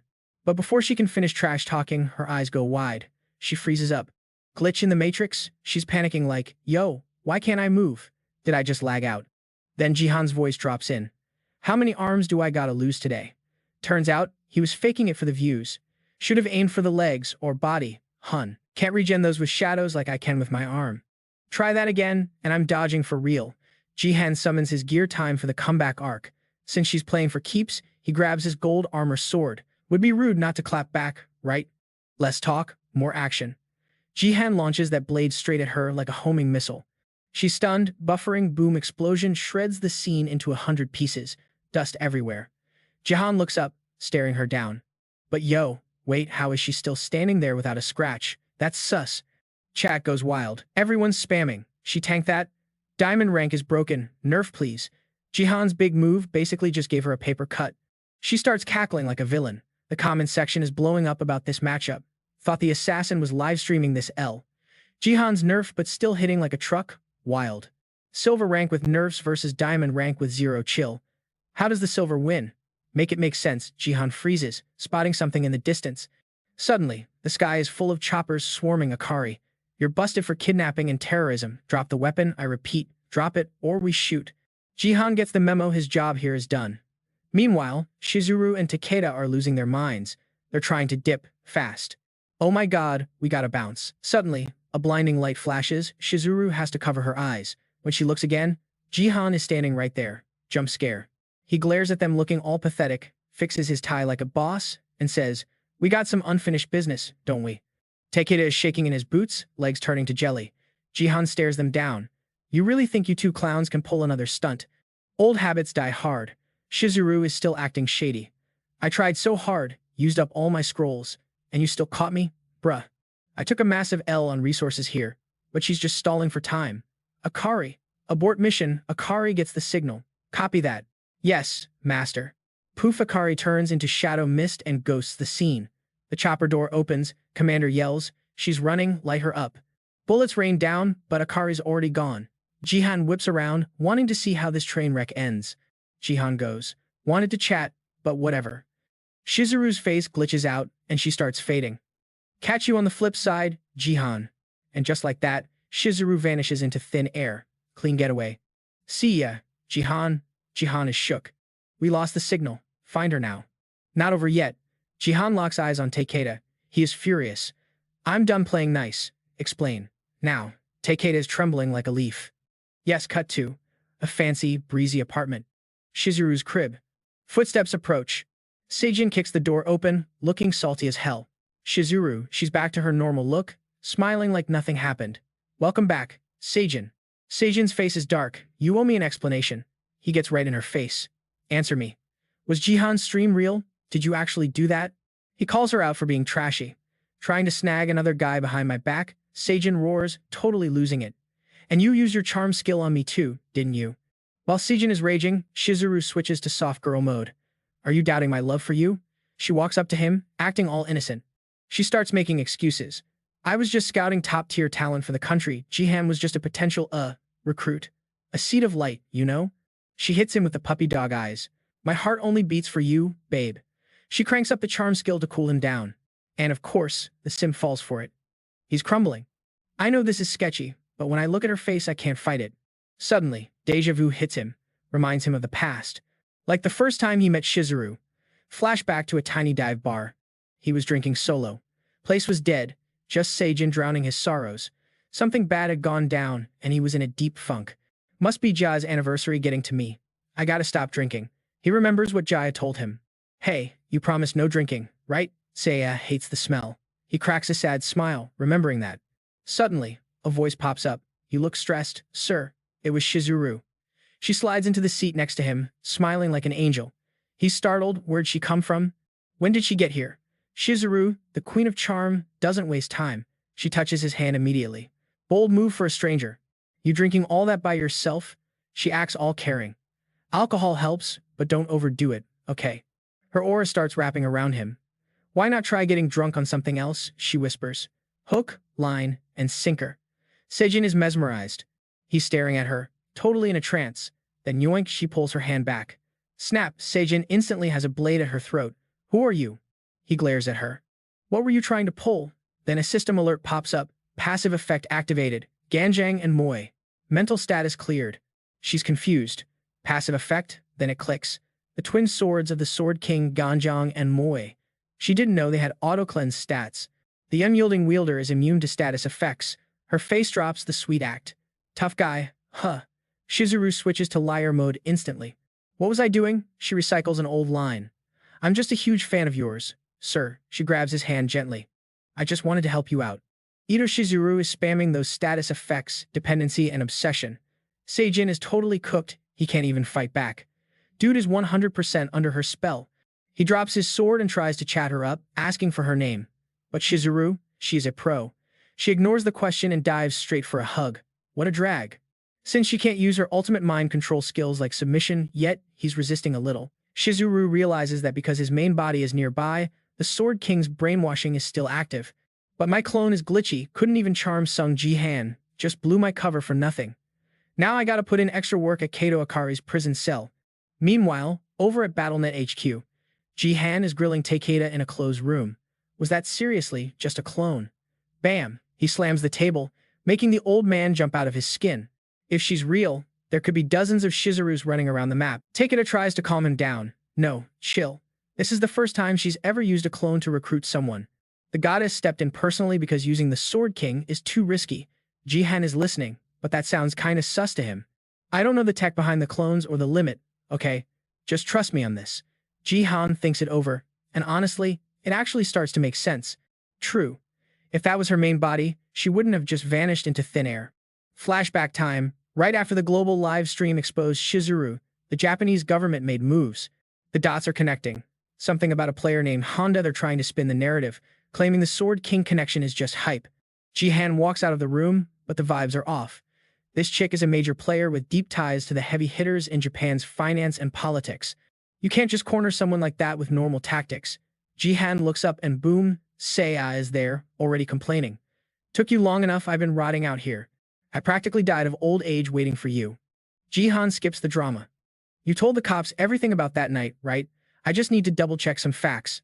She gives him the death glare, totally salty. Then she snaps, yelling right in his face.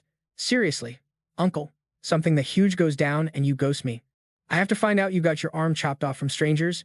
Do you have any idea how much I panicked watching that stream? She's not done roasting him. A heads up would be nice. I'm almost an adult. Stop treating me like a baby. Jihan looks like he just got scolded by his mom, pale as a sheet. Okay, my bad. Sia's voice cracks, getting emotional. If you disappeared, what am I supposed to do? Jihan is stunned. Aw, sweet moment coming. Nope. Pao say, punches him straight in the gut. Wait, are you crying? She's still upset. Talking won't fix anything. She clenches her fist, stepping up with some real courage. I'm gonna level up and get strong enough to help you, so stop trying to solo everything, got it? He looks at her like a proud dad. She's really growing up. Then, he decides to troll her a little. Well, if you keep beating me up like that, you'll be OP in no time. She fires back, you bet I will. Even if I've still got a long way to go to catch up. She jokes back, oh wow, you raised a little tiger, didn't you? But then Sei gets serious. Uncle, the mood drops. I want to talk about Dad. That streamer girl definitely brainwashed him. She looks terrified. Is there any way to undo it? Even after everything, she can't let go of her dad. No matter what people say about Yoon Sejin, he's still family. Jihan is about to deliver the bad news when Ariel cuts in. Hey Sia, we can fix that. Everyone freezes. Wait, what did you just say? Ariel stays cool. That brainwashing, totally reversible.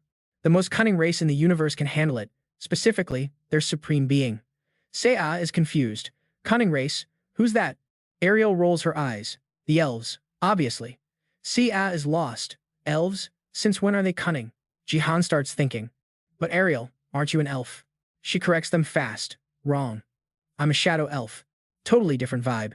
Jihan connects the dots. The Elf Alliance. In his past life, those guys were ruthless survivalists. They even dominated the top 5 spots in the Space League. Seiya is getting a history lesson. That's wild. In movies, elves are always the good guys. Ariel drops a truth bomb. To their own kind, sure, they're super loyal. But to anyone else, they're brutal, backstabbing nightmares. Seiya asks, so, who is this supreme being? Ariel pauses. On the elf planet, there's a world tree. It's the core of their existence, their god, their world, everything. And the world tree can purify any status effect. If you snag a leaf, or even touch a branch, your dad's brainwashing is history. Jihan looks shook. Seiya's eyes light up. Just that tree and he's back. Ariel doesn't sugarcoat it. Yup, but getting to it, that's gonna be a grind. Jihan's mind is racing. Was the weird glitch in fate before he turned back time connected to this? The truth is starting to sink in. And it's unsettling. Seiya is buzzing with hope, at least there's a chance. But then she sees Jihan's face. He looks way more stressed than her. Cut to a skyscraper. Lee Haeyeon is live. What's up? Chat Guild, Master Haeyeon here. The comments are flying. Keep crushing it, Queen. Looking gorgeous today, then the questions start. Where's the goat? Is Sung Jihan okay? She flashes a smile. Relax. Guys, I know you're worried after the stream, but Jihan is safe and sound. Management has extra security unlocked for our players. Chat goes wild. About time, government needs to wake up. If we lose Jihan, this country is finished. Haeyeon quickly pivots. Anyway, today I'm fulfilling a promise. Chat is confused. What promise? Suddenly pop confetti everywhere. I promise to reveal my status window when we hit 1 million subs. Since Jihan is queuing for a match right now, we'll show it live in-game. Let's check it out with Lion. The poor manager has to sweep up the mess. Someone types, wait, 1 million already. Reply, blew up right after the last stream, bro. That was fast. Haeyeon checks the monitor. And boom, match found. The squad spawns in a circle. Map, Invasion Dungeon. Jihan is on the Angel faction. How's this gonna play out? Chat is already spamming predictions. Yo, is Jihan for real right now? Is he actually about to leak his own status window? Like, straight up dox himself. Haeyeon is standing there looking like a statue. She is completely shook. She's probably thinking about suing him for emotional damage. No cap.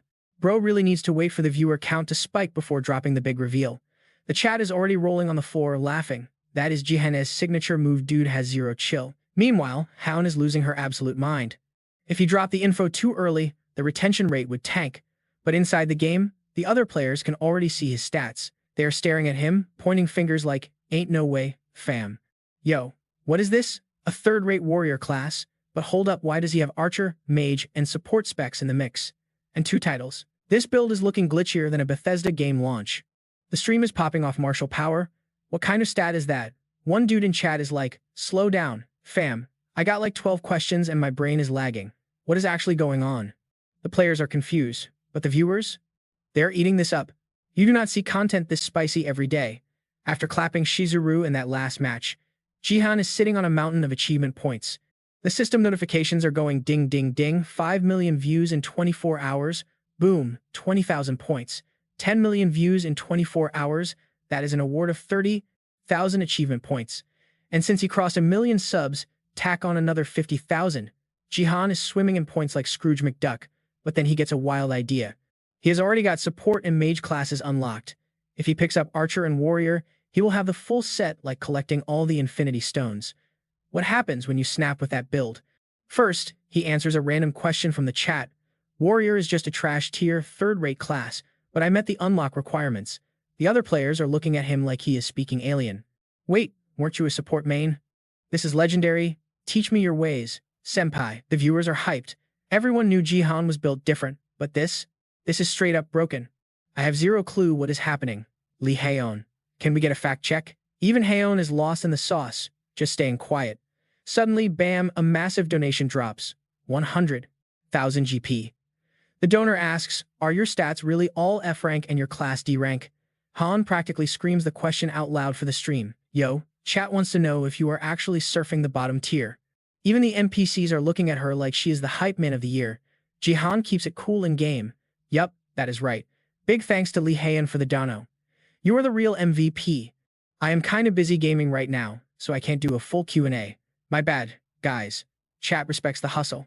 Dropping lore while playing, that is 200 IQ content creation right there. Then Jihan hits the dash button literally. Game is starting. I am taking the solo lane. Peace. He is ditching the team pairing setup like a bad Tinder date. The other players are just yelling his name in the dust. Half the chat is like, where did he go? And the other half is getting major deja vu. Cut to a different lobby, some poor dude screams as Jihan eliminates a teammate. First blood, baby. Why is Seong Jihan on the enemy team? Dude is a literal ecosystem disturbance and I ain't talking about no giant frogs. Jihan just hits them with the polite, thanks for the compliment, bro. 5 minutes in, 10 kills, 0 deaths. The KD ratio is looking infinite. His teammate tries to rally, don't GG yet, it is too early. Then turns to Jihan, I have heard the rumors about you, fam.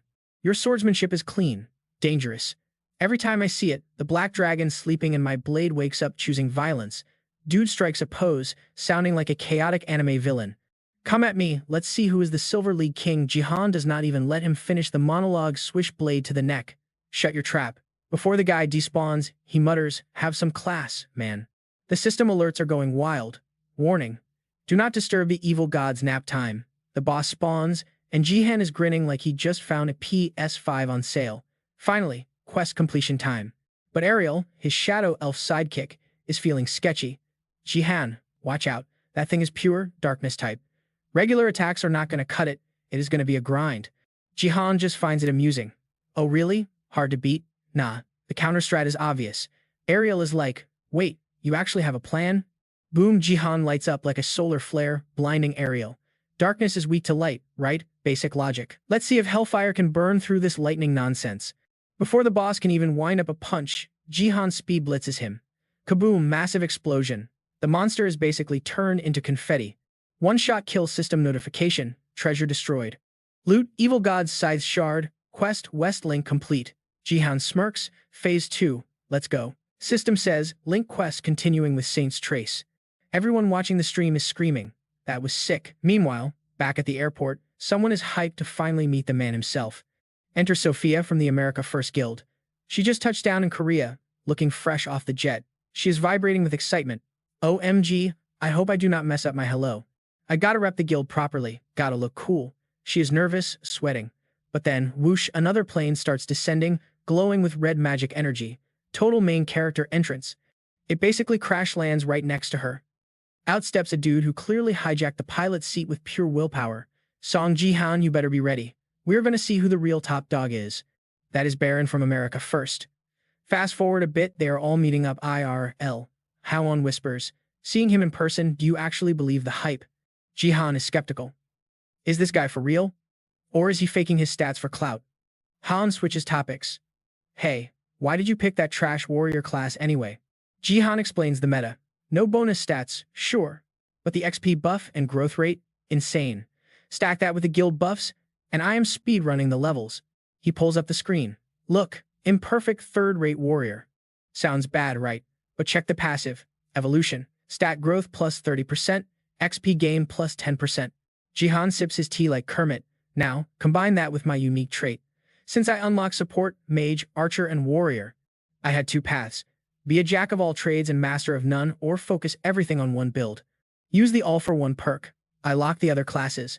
I keep their stats, but I can't learn new skills from them. In exchange, I supercharge the warrior class.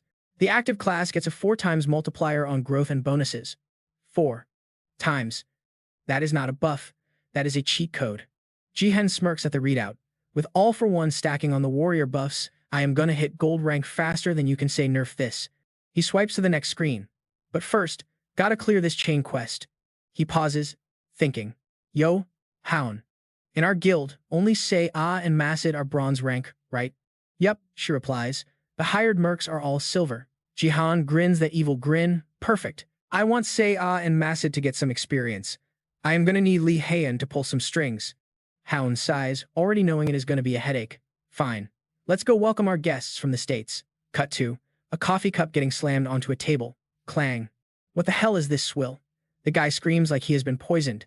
This coffee tastes like dirt. Baron and Sophia act like they do not know him, covering their ears. We are joining this guild and this is the service? Do they drink mud here? Sophia is dying of cringe. Bro, you do not even drink coffee. Why are you complaining just to complain? You're just thirsting to join the guild because your crush is here, someone teased. Baron's face went bright red instantly. Excuse me? When did I ever say that? I'm only doing this because Saya begged me, okay? Purely reluctant charity work, no cap. Across the table, another voice chimed in. This latte is fire though. Why you tripping? It was the mercenary. Baron got loud again. Say what? That word triggers my abandonment issues. Meanwhile, this dude next to him is juggling a soccer ball with his feet like we're not indoors. Zero manners. Talk about bad house guests complaining about the snacks. Anyway, that's Diego Macid from the Tirio Guild. Sitting next to him is Jun Seo, also rocking the guild tag. Baron, having zero chill as usual, started arguing about gatekeeping the guild. Sophia shut that down real quick. Baron, please, put a sock in it. He finally looked over at the car. Fine. Since she's Seong Jihan's blood relative, I guess she can piggyback on our luck. Baron then side-eyed Diego. But I don't get why you're here. Is the tea true? Did you really derank all the way to level 1 and restart your build as a mage? With a flick of his wrist, Baron used telekinesis to snatch the ball mid-juggle.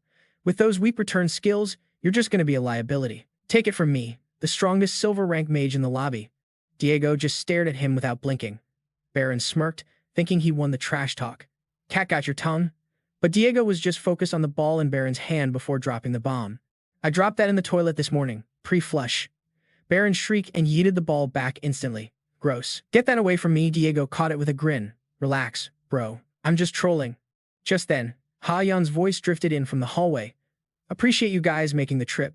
Song Jihan walked in right behind her, opening the door wide. Welcome to the Tirio Guild crib, Baron and Sophia. Sophia lit up like a Christmas tree and jumped out of her chair.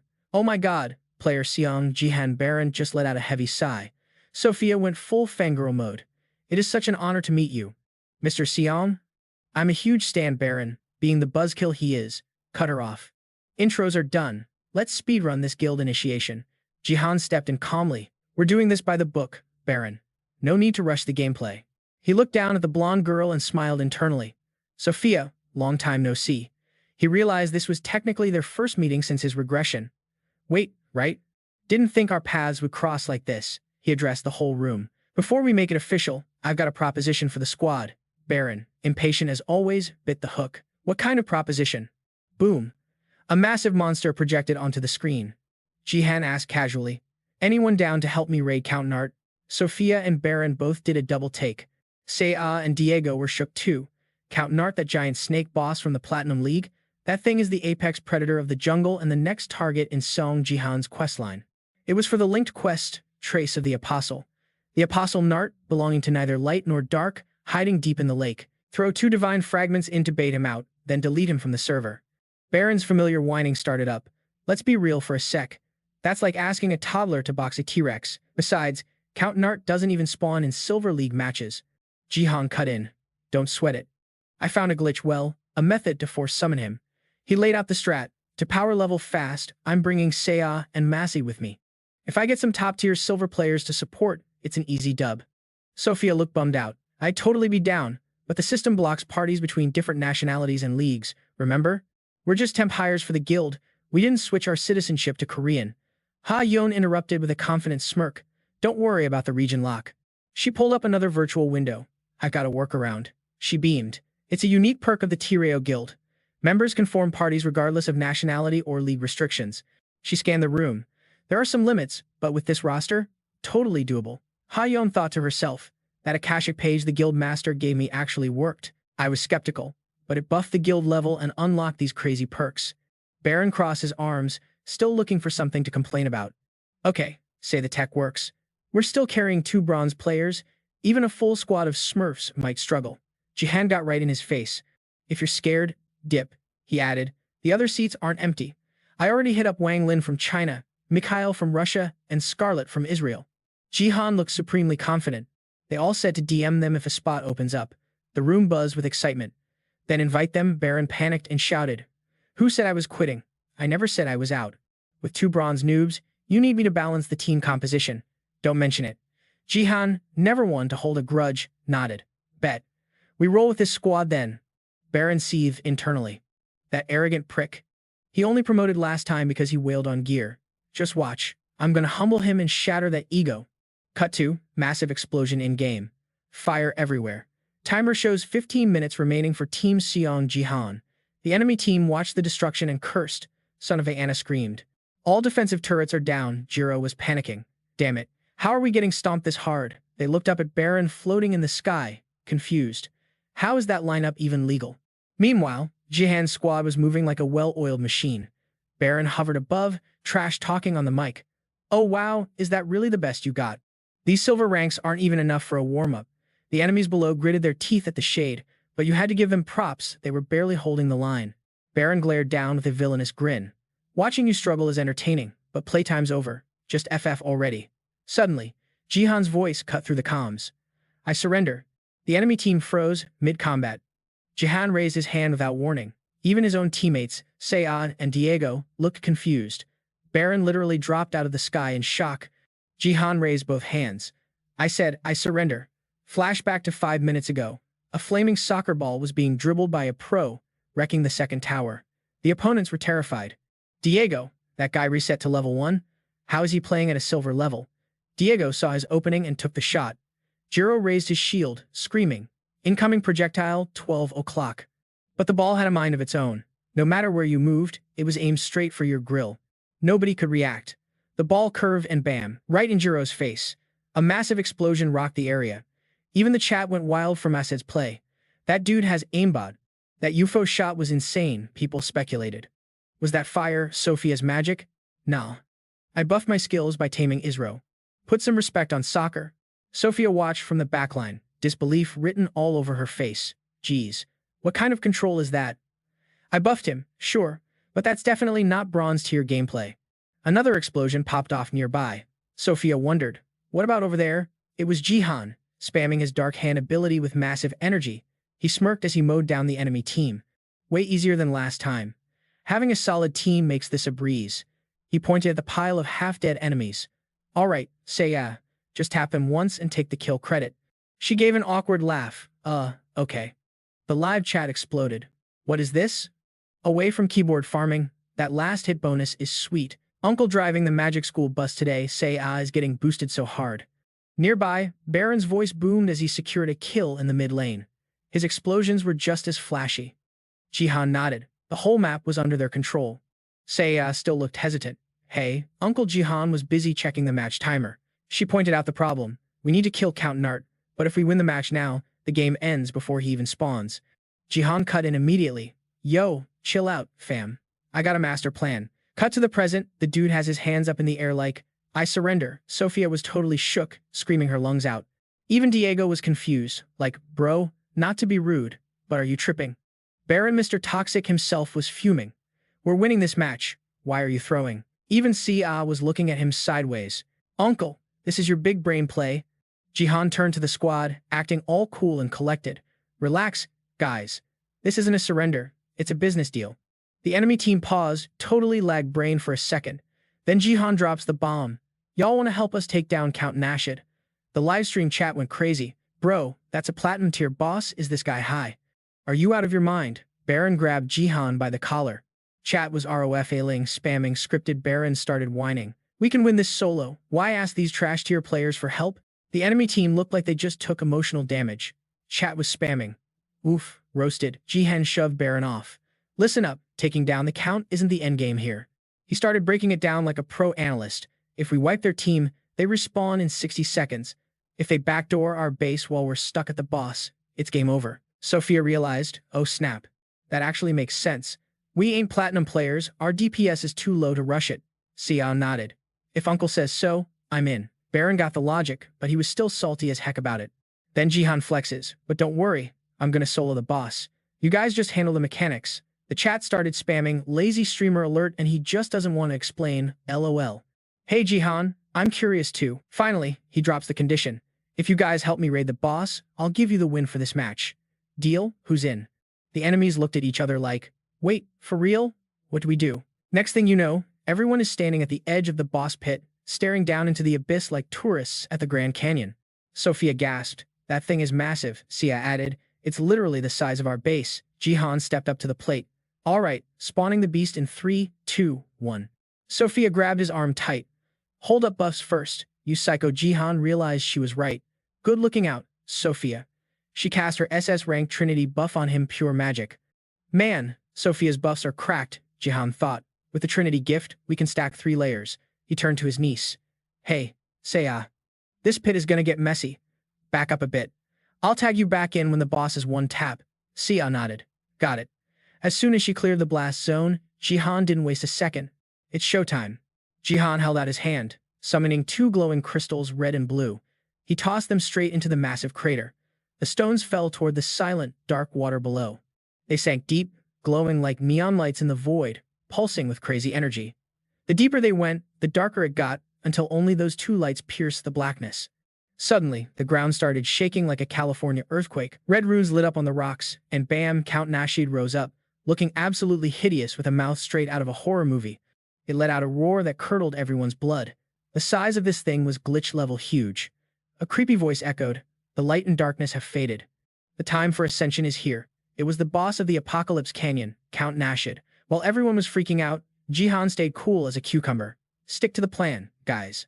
He shouted instructions, smash those rune stones around the pit, that's his power source.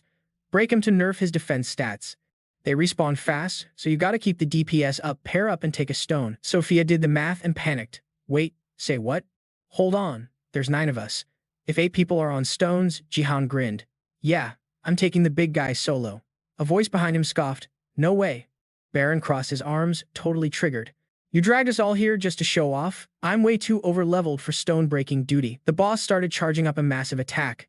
Baron kept yapping. Don't come crying to me when you get wiped. But Sophia noticed the boss winding up. Baron, look out behind you, Sophia screamed. The boss launched a nuke. Baron froze like a deer in headlights. Oh, crap. Boom, smoke everywhere. But Jihan tanked the hit. He stood there, blocking the blast, and looked down at Baron with ice-cold eyes. Stop feeding and do your job. Baron was shook, trembling like a leaf. Sophia sighed in relief. Thank God for Jihan. Move your butt, Baron, she yelled. Baron moved, but he was fuming inside. His ego was taking a massive hit, being ordered around by Jihan. Count Nashid's eyes glowed crimson, teeth bared like he wanted a snack. Spoiler alert, we were the snack. A vortex of dark purple energy swirled from its mouth. Jihan was dodging like a pro speedrunner, eyes locked on the target, looking fierce. Ariel, his spirit guide, popped up next to him. Hey weakling, she teased, while the boss flailed around. I'll let you in on a secret. That monster is leaking dark energy. Just fighting it is gonna power level your sword mastery stats. Jihan smirked. Jackpot. He looked at the beast like it was a loot box. Time to milk this boss for all the XP it's got. The monster smashed the ground, shattering the earth, but Jihan double jumped over the shockwave like it was nothing. He saw his reflection in the beast's eyes and slashed a clean cut. Jihan was loving this grind, focused and deadly. He landed smoothly after a long slide. Okay, that was kinda close, he admitted to himself. But with the team debuffing him, this is easy mode. Another explosion rocked the arena, bathing everything in purple light. Up on the ridge, Anna and her teammate from the enemy squad were watching the show. Anna was sweating bullets. 5 minutes? He cleared it in less than 5 minutes. She turned to tease her teammate. Hey Baron, looks like you ain't the MVP anymore, tough guy. Baron snapped, frowning hard. What did you just say? Anna smirked, going full sass mode. I'm just being honest. Facts are facts, right? You got raw firepower, sure, but your micromanagement sucks compared to Jihan. She was hitting him where it hurts. I saw his damage output earlier. It's right up there with yours. The chat was cooking him too. Jihan's mechanics are god tier. Baron is washed up. Jihan would clap him in a 1v1. Anna tried to backtrack. I mean, you're still #1 in the States, don't be sad. But Baron went silent. He raised a massive hand toward her face. Anna panicked, realizing she went too far. Whack, he slapped her with a shockwave, sending her flying backward. Sophia and Diego saw the whole thing from the backline. Baron looked like a demon, grinding his teeth in pure rage. Sophia's jaw hit the floor, eyes wide in disbelief. Diego couldn't believe it either. Dude has officially lost it. He powered up, furious. Yo Baron, what is your problem, man? Baron just friendly fired. He blasted Jihan point blank, sending a shockwave right through him. Jihan spun around, eyes wide and twitching. He looked ready to throw hands but was too stunned to react. Baron cracked up like a maniac, veins popping out of his neck, looking like he just chugged 3 energy drinks. Then he flips Jihan the bird. Real classy. Dude has been waiting all game to pull a stunt like that. He starts floating up, glowing with that I'm the main character energy. I don't need you scrubs, he bragged. I am fully buffed. I can solo this trash mob. The system pinged, pentakill confirmed. Stats boosted. The chat is absolutely losing it. Is he inting? What a psycho. Classic NA server behavior. Nah, don't put that on us. Dude's definitely from the Canadian servers. Jihan stared at Baron, completely flabbergasted. His look shifted from shock to pure defense mode. Baron, he yelled, barely keeping it together. Have you lost your absolute mind? Baron snapped back, totally toxic. Uncle Jihan, you just mad I am stealing your spotlight? Jihan almost laughed out loud. Bro, what are you even yapping about right now? I knew you were plotting against me, Baron shouted, paranoid. Then he turned on the boss. Yo, Earthworm Jim. He floated right up to Count Nacida's face. Zero survival instincts. Gets boring playing with these bronze-tier noobs, right? Baron sneered, dripping with unearned confidence. He grinned like a total villain, eyes burning with madness. Red light flared around him like he was going Super Saiyan. He spun up a massive vortex of energy, ready to nuke everything. I'm ending this in one shot, Baron screamed, posing for the thumbnail. Count Nacid started glowing red, his eyes burning like hot coals at a barbecue. He was not amused. Boom, a pillar of fire erupted, spinning like a massive tornado. It sounded like a freight train. Jihan gripped his weapon, watching the fireworks from the sidelines, knowing this wasn't going to end well. Baron smirked, thinking he just secured the MVP award. But then, record scratch. His eyes bugged out. That smug look vanished, replaced by the face of a guy who realizes he forgot to pay his taxes. See, Baron skipped the tutorial. Rule Hashdown. Count Nacid is a single unit. AoE attacks, totally useless. Massive misplay. Jihan had already clocked this, which is why he was hanging back. Rule Hashtu. You can't damage the boss while the tombstone mechanic is active. Read the wiki, folks. Rule #3. When you team kill, the tombstone heals itself. The pieces were literally glowing and stitching back together. And the kicker, Rule #4. Once the red light faded, Count Nacid was standing there, full HP, staring Baron down. The boss radiated pure game over energy. Baron looked like he just saw a ghost, trembling in the air. He couldn't believe his ult did 0 damage. Crap. The Count's eyes flashed red like a stoplight. And he lunged. Chomp. He swallowed Baron's head whole. That is, the ending trolls get totally deleted. System alert. Player Baron has been eliminated. Sophia went ghost white. Diego looked like he was going to be sick. The chat was spamming Fs and El Bozo at light speed. Was justice served? Nope, we are officially cooked. Count Nacid is fully reset and looking massive. He stretched out, towering over the arena with eyes like burning charcoal. Dark purple smoke started swirling. Pathetic humans, the Count hissed. I'm sending you all to the Shadow Realm. His eyes flashed, and bam, AoE stun activated. Sophia and Diego got hit with the yellow paralysis light. They dropped to their knees, shaking like leaves in a hurricane, trying to stand but clearly outmatched by the level gap. Jihan got locked down too, feeling like he was under a hydraulic press. Ariel popped up, looking stressed. Yo, you good? Jihan grit his teeth, furious. Baron, you absolute tool, Jihan thought. You kicked over the rice bowl and ruined the whole run. Ariel could tell it was bad. Jihan glared at the giant monster, raging at the unfairness of it all. Thanks to Baron, the alliance is dead. Retry? No way. This is his silver promo series. He can't dodge this match. He has to clutch up and survive. Thwack, suddenly, arrows slammed into Count Nasid's head. Jihan strained his neck against the stun to see who was crazy enough to draw aggro right now. Up on the high ground, it's Sia. She's got her bow drawn. Jihan recognized that silhouette instantly. Kid, what are you doing? Sia is sweating bullets, eyes wide, totally locked in. She looks terrified, but her hands are steady. Standing against that boss, she looks tiny like a frantic teen versus a monster truck. The Count roared and charged straight for her. Sia screamed and bolted. Meanwhile, Jihan stared at his hand. His fingers twitched. Control is coming back. Debuff is fading, he realized. While Sia was running for her life up there, Jihan finally found his voice and screamed. Sia, why are you here? I told you to camp in a safe spot. Your DPS is 0 on this guy. Don't feed. Get out of there and let me carry. That hit her harder than the boss. Her face dropped, then she snapped. She screamed back, totally frustrated, making Jihan pause. Huh. She's sprinting away from a literal demon and venting at the same time. Every word was soaked in desperation and self-blame. She knew she was underleveled. She saw the comments, good game. Team wipe incoming. Why'd he bring the niece? Should have drafted a pro. She poured her heart out. Being called a Nepo baby hurts way more than Baron S trash talk. Sophia and Diego, face down in the dirt, were confused. Sophia thought, why is she tripping? That kid has been grinding XP harder than anyone. She finally escaped the Sword King's daughter label, only to get tagged as Jihan's niece. She unlocked her powers and she is trying to prove she belongs in the lobby. She prepped her build, studied the strats, and trained like Rocky. Jihan went silent. He realized he'd been treating her like an NPC when she's trying to be a player. Sia suddenly hit the brakes. She spun around, face set like stone. Don't tell me to run, tell me the meta. How can I actually be useful? Jihan looked at her worried, but proud. Sia, look out. The monster took a swing. She yelped and scrambled away just as the fist came down. Crash. The ground exploded, sending debris flying like a Michael Bay movie. Jihan's brain went into overdrive. Tank and healer are down. It's a 2v1 clutch situation. Thanks to Sophia's buffs earlier, Jihan figured he needed about 60 seconds to break the stun. Sweat dripped down his face. He grit his teeth. Okay, let's do this. Say ah, Jihan yelled. She glanced back, panting and terrified. Jihan cupped his hands like a megaphone. Switched to auto mosquito mode. He screamed it so hard his eyes almost popped out. Saya froze. Even the boss looked confused. The heck is that? You know auto mosquitoes, they worse than the summer ones. They slow, dying, and weak, but they are persistent and annoying as hell. It's that final, desperate bite before winter. Thweep, thweep, thweep. 3 more arrows stuck into the Count. He spun around, fuming. That dark aura flared up again. You annoying little pest, the Count roared.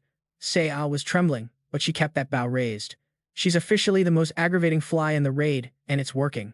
Nas threw a heavy haymaker right where she was standing, but Saya juked it fast. Sophia was hyping her up, saying the girl is a pro runner. Diego was a little sus, though. Doesn't that monster sound exactly like Bayan to you? Meanwhile, Jihan had a solid grip on his blade, dark purple vibes flowing all over his hand and weapon. He planted one hand on the ground and pushed himself up, grinding through the pain. Nice hustle, Saya. Thanks to your distraction, I'm almost back on my feet. Suddenly, a weird surge of energy spiked through his sword arm. Jihan snapped his head around, feeling tense but keeping his grip tight. The heck is this? Ariel popped up looking deep in thought. Your power just leveled up, Jihan. Your stats are popping off, she noted. Sword proficiency is way up. Guess chopping up that worm monster was worth the headache after all. Jihan stared at his blade, totally zoning out. If this dark energy is this OP, maybe I can finally trigger that new move from the Dark Shadow God arts. Ariel was yapping in his ear. To level up, you gotta invest in sword skills. Hello? You listening? Suddenly, a deafening roar cut her off, making Jihan bug his eyes out as NASA's aura exploded right in front of him. Waves of light blasted out like a tsunami. The thing screamed, "You pathetic trash." Down below, Saya looked up, absolutely terrified, shaking like a leaf. Nas raised its claws, looking like straight nightmare fuel, his aura getting thicker by the second. The live stream chat went absolutely nuts with comments. Game of tag is over. Think you can escape? Saya successfully baited the boss out of its lair. She backed up to the cliff edge, slipped, and screamed as she plummeted into the deep ravine. She screamed in pure panic, body curled up, hands flailing to grab onto anything. Jihan watched her fall, heart pounding in his chest. Seiya lay still in a cloud of dust, looking tiny. She dug her fingers into the dirt, not just from the pain, but because she refused to take the L so easily. She was gasping for air, sweat dripping down her pale face, slamming her hand down to find one last burst of strength. Just a little more, she thought. Her stamina bar was basically empty. Seiya gritted her teeth, sweat pouring down like rain under the insane pressure. Meanwhile, Sophia and Diego's eyes were popping out of their heads, totally shook by what was going down. Jihan stood frozen, eyes locked on her with worry. But Seiya knew she had a job to do. It was the only way to help her uncle. Her legs were trembling, but she forced herself up. Body wrecked, but spirit unbreakable, she stood up no matter what. Giant Nas towered over her, flashing sharp fangs and leaking killer intent. Totally overwhelming. System alert. Stamina stat increased. Seiya glared at the monster with pure determination, brows furrowed. I just gotta keep running, she told herself. System alert. Rare stat. Persistence unlocked. Nas looked terrifying, face shadowed in darkness, screaming in rage. You're too loud. Weird purple lightning crackled around him, his face twisted and scary. His voice echoed with mockery. Low-tier trash like you needs to stop causing trouble. Just disappear already. Nas fired a massive purple blast, wrecking the ground and sending debris flying everywhere. He stood tall, looking like an absolute unit in that armor, radiating death vibes. Finally, silence. Nas leaned in close, maximizing the creep factor with his dark purple skin and glowing red eyes. He looked absolutely savage. Yo, where you looking, ugly? Jihan had already scooped Seiya up in his arms. Nas looked stunned. He didn't think the guy could break out of that crowd control. Jihan looked super chill, a confident smirk on his face, blue energy swirling around him. That was close. Seiya's eyes went wide. System check. Paralysis status effect cleared. Seiya, you're tough as nails, kiddo, Jihan praised her. She beamed, cheeks turning pink, looking innocent and happy. Nas just stared at them like, hello, am I a joke to you? You don't get what happened? It's the persistence stat. Jihan stepped in front of Seiya to shield her. Fall back for a sec, Seiya. She looked worried, unsure about his plan. Uncle, can you take him? We're down half our team defending the base. Jihan just smirked, oozing confidence. He knew exactly what he was doing. Gripping his sword as power surged, he reassured her, don't sweat it. Jihan grinned, eyes fierce, and swung his sword back into a battle stance. I've got a plan. Nas was caught off guard but squared up anyway. Suddenly, Jihan yeeted his sword forward, stabbing it into the ground right in front of the monster. The monster stared at the purple puddle forming in front of it, totally confused. Suddenly, Jihan threw both hands up, smiling like a goofball. I surrender. In the distance, Sophia and Diego fell over in disbelief. What is happening right now? Behind him, Seiya's face went dark, eyes rolling back in shock. Uncle, are you trolling? Nas laughed arrogantly, standing tall and proud. That your final words? The monster scoffed. Not bad for a mortal. Seiya looked ready to puke from despair, but Jihan kept that cool smirk, eyes laser-focused. The beast lunged forward at blinding speed, mouth wide open like a shark. I'm gonna enjoy swallowing you whole. But the second he hit that purple puddle, the energy grabbed him like quicksand. Nas struggled, totally shocked. What is this thing? Jihan laughed, mocking him. Calculated. The only one getting eaten here is you, buddy. He stood there looking like a boss, hand glowing with energy. That shadow won't stop until you're deleted. This was the second form of the dark shadow god arts. The purple darkness swallowed Nas completely until he vanished. A rule-breaking power that eats darkness itself. As Jihan deleted Count Nas, we cut to the traitor Baron, freezing in his tracks. If I hadn't slacked off, I would have won, he thought. Why isn't that trash dead yet? Suddenly, a purple flash made Baron jump. His jaw hit the floor, eyes wide with panic. What the system announcement, Count Nas has been eliminated by the Angel faction. The Blessing of the Void is now active for all Angel players. Baron checked the notification, face turning blue, eyes crazy with rage. What the hell? He took down Count Nas without my help? Soon Jihan did it solo. He turned dark, refusing to believe it. This is impossible.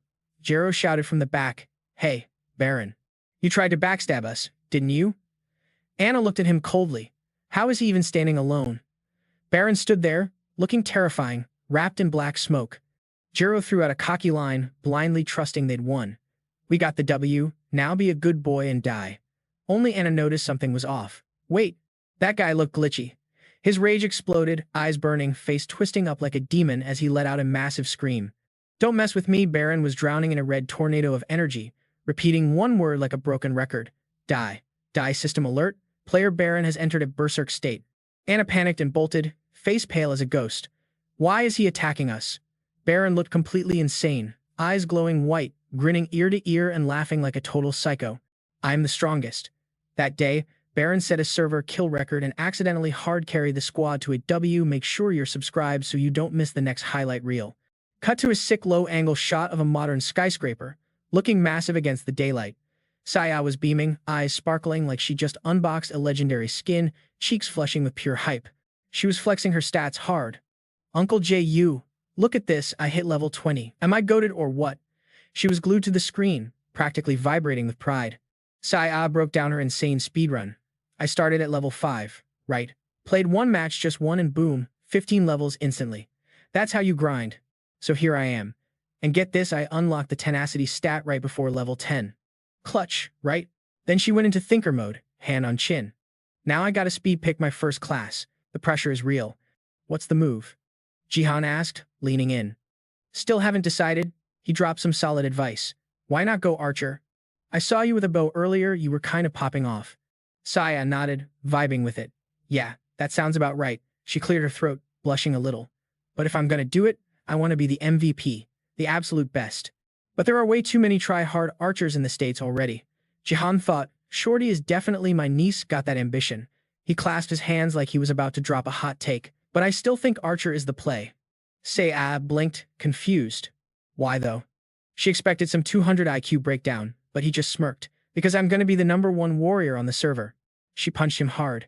You're actually the worst. Whack. The phone on the table buzzed. Jihan, literally coughing up a pixel of blood and shaking from the hit, wheezed. Just pick warrior, then, geez. Saya grabbed her phone, surprised. Hold up, gotta take this. She dipped out of the room to answer. Hello? Yeah? Left alone, Jihan checked the post-game loot stats. Taking down Count Nace actually paid out. The rewards are no joke. I'm definitely high enough level for the promotion match now. He focused on the intel and the new gear. The quest rewards dropped a ton of achievement points too. Jihan clicked on one item. Wait, what is this? A system window popped up. Veil of the Void. A shield for the Apostle of the Void. Grants invisibility and disconnects you from the server, world. Dodges attacks under level 55. Breaks if you move. Total ghost mode. Equip it too long, and you get deleted by the Void. Jihan frowned, staring at the screen. Something about this felt super sus. S-tier loot is valid, but disconnected from the world? And what kind of side effect is that? Felt like a trap. Jihan got serious, full detective mode. Ariel, pull up. We need to talk. Dark purple smoke swirled around him, and Ariel materialized, looking icy and hard to read as always. Jihan summoned her to fact-check this sketchy drop. You know what this item is? Ariel stayed silent, head down. Jihan's radar went off. Yo, why the long face? Suddenly, she flipped the script. You have beef with the skill I used to catch that snake. Jihan flashed back. Dark Shadow Ascension? Ariel pressed. Yeah, that one. You still don't get what's wrong with it. She flared up in her boss form, flaming darkness, totally different from her chibi mode. No matter how many times he saw it, it looked exactly like the Shadow Queen's ult. Jihan hesitated. What's the connection between the Dark Shadow arts and the Shadow Queen? Ariel turned her back, dodging the question. Jihan tried to corner her. Stop ghosting me. What's the real origin? This again? I told you, I don't know. Ariel looked guarded, definitely gatekeeping something. I already explained everything last time. Jihan locked in. Let's be real. Time to stop capping. Ariel finally spilled the tea. The constellation who repoed your gift, it was the wandering martial god, wasn't it? Jihan's eyes went wide. How does she know? Ariel crossed her arms. Don't even try to deny it. She revealed the main reason she was stuck with him. From the jump, my main body targeted you because you reek of that guy's aura. Jihan looked shook for a second, realizing the truth. Then he smirked, trying to play it cool. And here I thought it was just some weird fetish. Ariel snapped. Shut up. Jihan exhaled. Okay, fine. It's not exactly a secret anyway. You're right. Ariel eyed him sharply, scanning him. The vibe in the room got tense, heavy with suspicion. But is the wandering martial god really that OP? Scary enough to send a clone to stalk a casual like me? Her eyes darkened, looking like she was remembering some trauma. To us, constellations, the wandering martial god isn't just an op. The air was thick. Jihan stared straight ahead. Ariel dropped the warning. He's a walking disaster. A literal glitch in the system. She broke it down. Usually, constellations see their birth star as a mother, an image flash cosmic beings protecting their glowing home planets in deep space. Jihan cut in. Pause. Born? You saying constellations aren't, like, born gods? He looked genuinely confused. Ariel schooled him. They aren't just myths. Think of them as living beings who broke their limits and ascended to godhood, leveling up past reality. Jihan processed the info, looking serious and a bit shocked. So if you hit level 777 in BattleNet, you become a constellation? But wait, the cap is 500. Jihan did the math. That doesn't add up? Is that even possible? She cut him off. Can't explain now. Finish the tutorial, and you'll understand. She steered the convo back to the drama. Anyway, back to the main topic. The scene shifted to a mystic purple vibe, a hand gently holding a dark void orb. That martial god guy is built different. He made his own star the amethyst star. The wandering martial god stood there, glowing purple and neon blue, looking absolute menace. He chains people to giant pillars and hunts other constellations, freezes them in his star. He looked like a cosmic horror boss, eyes burning white like high beams in the dark. Those frozen constellations aren't dead or alive, just batteries. That's why he's the boogeyman for every constellation out there. Silence. Ariel stared deep into a magic orb, tracing it with her finger like she was swiping through a timeline. My main body felt his scent on you, so she sent me to spy. A giant cosmic entity appeared in the sky, woven from stardust and galaxies. You using skills the martial god gave you isn't weird. He probably looted them from other constellations and passed them down to you. Back in the room, Ariel looked proud. But here's the plot twist: the Shadow Queen never got robbed by the martial god. She got in Jihan's face, cold but confused. So how are you using my main body's power? How do you explain that glitch? His gaze was icy, side-eyeing the situation with a depth that showed he wasn't the same person anymore. Got it. I cracked the code. Jihan figured out why his current build is so OP with powers he shouldn't technically have yet. Flashback time. In my last life, I didn't even unlock the Dark Shadow Arts until I hit the Diamond League. Back then, the wandering martial god Total Creep drained the Shadow Queen's batteries to create that technique. Yeah, he basically ate her powers. So, if we keep going, that martial god freak is gonna come for my head again. Ariel did a quick stat check. Yo, real talk though, is that the sickest move you got from him?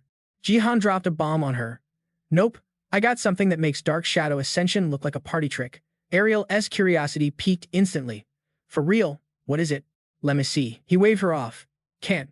My level's trash right now. Even doing the Ascension move barely works after I buff myself up. Ariel did the chin stroke pose, eyes scheming hard. If I can get a peek at that god-tier skill, my main body might get a serious power-up. Suddenly, Sei-Ah bursts onto the scene, waving like a maniac. Uncle Hey.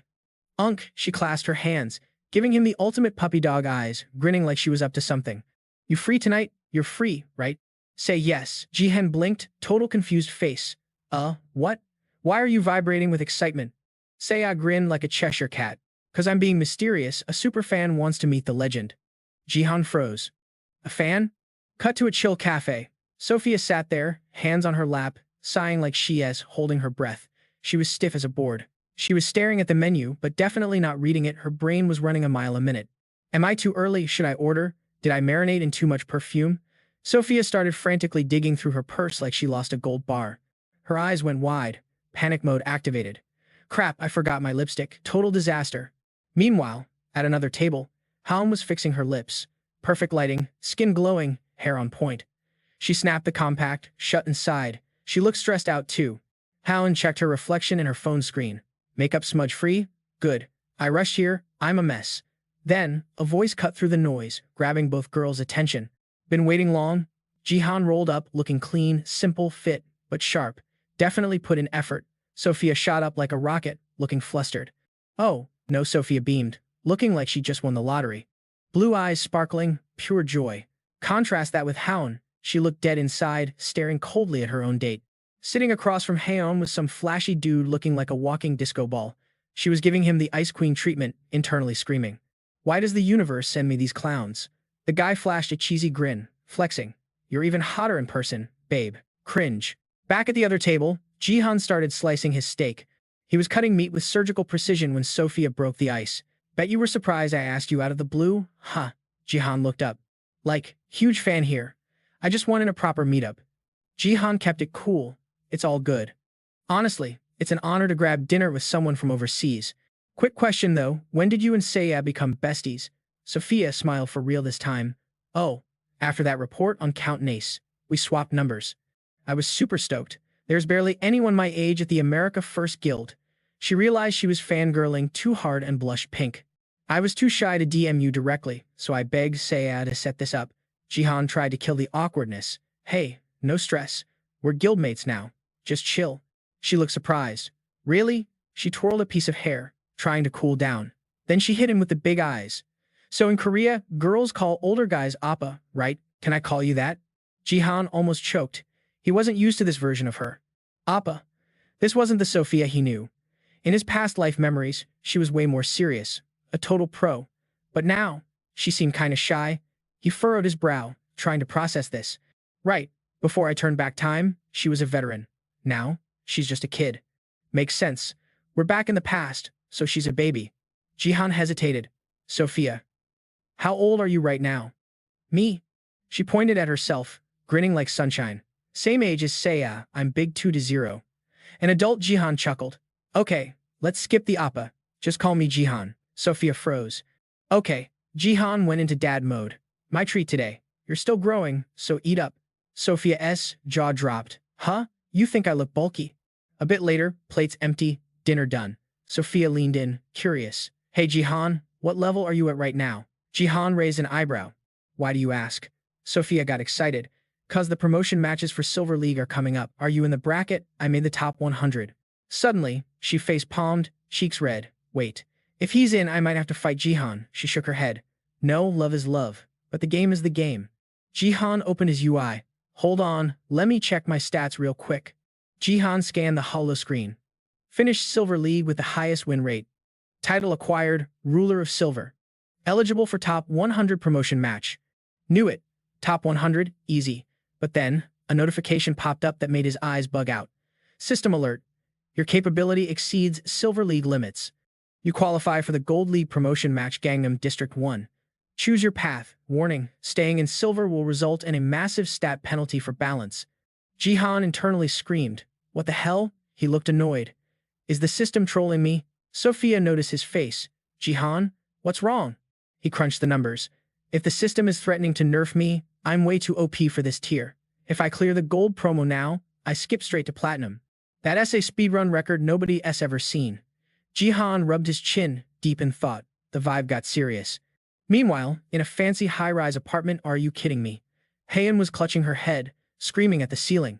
Is he psycho? Who proposes on the first date? That flashy guy had literally pulled out a massive diamond ring. I feel it, Han. It's destiny. Haeun's manager looked at her like, well, what can you do? Just tell him you're busy with guild business. Han sighed, scrolling through her phone. Looking defeated. Easy for you to say. If I don't go, my family nags me to death. I guess I'll just show up to shut them up. She flopped onto the couch, dreaming. I need a guy who's a workaholic. Someone ambitious who doesn't have time for this clingy nonsense. Only the thrill of a real challenge matches his vibe. Gazan tried dropping hints, truth hurts and usually comes out at the last second. But Haeun was totally tuning him out. Whatever. She's glued to her screen, then boom, a notification pops up. Yo, an update on the betting page. Haeun's jaw hits the floor, totally shook. Gazan slides over immediately. What's the tea? What gives? Haeun reads the patch notes and spots the glitch. The promotion match got remixed. Gazan gasps. Boss, what kind of chaotic option did you pick? Meanwhile, Jihan is just vibing, scrolling through the votes on his phone. Zero stress about the penalty. Dude is smiling like he holds all the aces. He figures he will just tank the penalty and catch the dub anyway. Seeing Jihan locked in the CL promotion match. If he went the easy route with the Goldry promotion to hit platinum, he'd miss out on those sweet achievement stats in Goldry. Plus, Jihan needs to pump the brakes on his leveling speed. He's plotting for a specific timeline, a major turning point that's about to go down. Promotion day is late September. 3 months left until the tutorial phase wraps and Earth joins the Space League. Jihan shuts his eyes tight, browsing his mental hard drive to stop the apocalypse scheduled for that day. Jihan gets a flashback, some guy screaming in pure agony, engulfed in flames. Nope, I am not dying today. Just thinking about it makes him sweat. Save me, gotta secure that Platinum League spot. He stares at the screen, zoning out hard.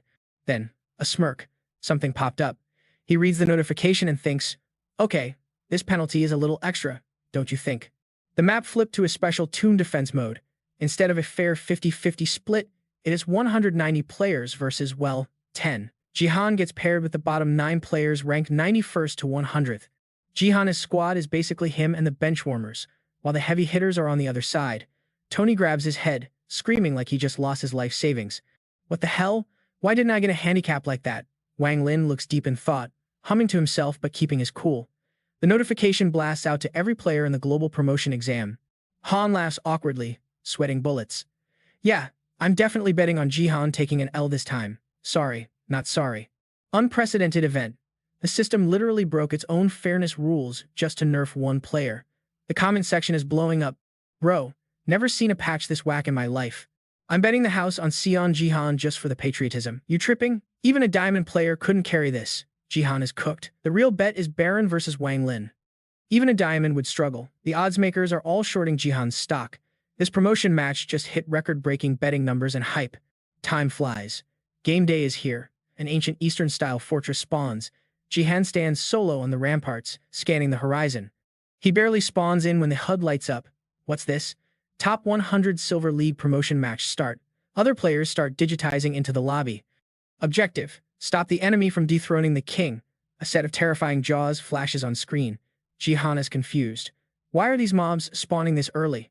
System alert: the Undead Alliance, the Kinfa King.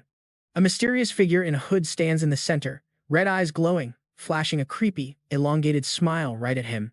In this high-stakes top 100 match, they're replaying a special defense mode. It flips the script usually. Players are the Tomb Raiders attacking the grave. This time, they on guard duty. But here is the kicker. The North Gate has Jihan and his 9 low-tier teammates, while the South Gate is stacked with the other 90 elites. South Gate, 90 players. Baron stares at the scoreboard, looking salty. Is this complexity really necessary? He's trying to big-brain the mission objectives.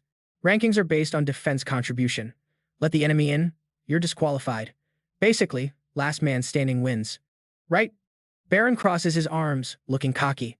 Jihan's side only has 10 defenders. Looks like this W is already mine. He is busy strategizing when a voice behind him makes him jump. You really think that? Wang Lin hits him with a smug grin, looking calm but ready to throw shade. Pretty sure the BattleNet betting odds have me as the MVP favorite. You're just a temp from the Beijing Reserve League, Wang Lin. Baron's face twists with annoyance. These idiots are blind. Wang Lin clasps his hands behind his back, looking unbothered just to tick him off. Think about it. I hit rank 2 while carrying trash randoms in party play. Baron clenches his fist, rage meter rising. What did you say? Wang Lin throws his hands up, smiling like a fake friend. Do you understand me? Or is the translator glitching? Baron's face goes dark. The vibe gets toxic fast. Wang Lin drops a cold whisper. Listen up, Baron. His eyes are icy, challenging. If the so-called best prospect in America is only at this level, Baron scowls, jaw tight, looking ready to punch a hole in the wall. He is absolutely triggered. Soon, the world #1 spot will belong to Beijing, not New York. Baron snaps, grabbing Wang Lin by the collar. What kind of trash are you spewing? While Baron is literally choking Wang Lin, the notification dings. Game start. The Undead Alliance, Kinfa King, is coming for the Conqueror's soul. Defend until the Conqueror wakes up. The sky turns blood red, fog rolls in, and a skeleton army in full plate armor marches toward the fortress. Armored skeletons charge with zero chill, bringing pure destruction. Kinfa King, Baron, and Wang Lin both freeze. They've never seen mobs this hardcore before. It's one of the reasons Earth got wiped before the regression. A purple portal swirls open a dungeon gate. Back in the day, these gates only spawn in the bottom 10% of countries, but they spread like a virus until the whole world except the last 10 nations got wrecked. And the monster that came out of the Korean gate back then? The alien undead legion, Kinfa King. Zombies with burning red eyes, cold and terrifying. Roars echo in step with the march to dethrone the conqueror. At the north gate, Jihan looks at his squad of 10. He's sweating, clearly stressed out. Aren't these guys strictly Dungeon Gate bosses? Didn't expect them in a promo match. This is going to be a headache. Jihan side-eyes the noise, surprised. What is that? The other players are face-palming. I'm on Jihan's team, so I'm ranked in the bottom 10? Damn it, this match is cooked. How do 10 of us stop that? Jihan watches, looking annoyed enough to start cursing. If everyone is going to be useless, I can count on backup. He looks worried, calculating his next move. Guess I gotta solo carry this lobby. Suddenly, Sophia runs over, eyes sparkling, grabbing his hand. Jihan, he blinks. Sophia? She's beaming, totally hyped. We're on the same team. That means I don't have to fight you, right? Lucky me, Jihan looks at her thinking, why the heck is she even here? Yo, welcome back to the channel. So, get this, her rank was way lower than I expected. Total plot twist, but her eyes were sparkling like diamonds. Suddenly, this massive log comes flying in at Mach 10 whoosh. The two guys upstairs nearly wet themselves when the ground started shaking like a California earthquake. Those zombies are going full SWAT team on the gate with that battering ram. They were screaming, open up like it's Black Friday at Walmart. Jihan turns around, puts on his serious game face, and goes, hold that thought, hit me with those buffs first, fam. Sophia jumps like she saw a ghost and replies, you got it. Jihan peers down and notices something sketchy. These aren't your average brainless NPCs just rushing in. They're moving like a trained military squad. Totally sus. Turns out, every single mob down there is as jacked as a regular player. Jihan steps up to the edge of the high wall, then YET launches himself high into the air, getting ready to drop the beat on him. He summons a shiny blade out of thin air, classic flex. He grips it tight, arm cocked back like he is about to pitch a fastball at Yankee Stadium. It's go time, chat. He's grinning like he just won the lottery. They were just scrubs, he thinks.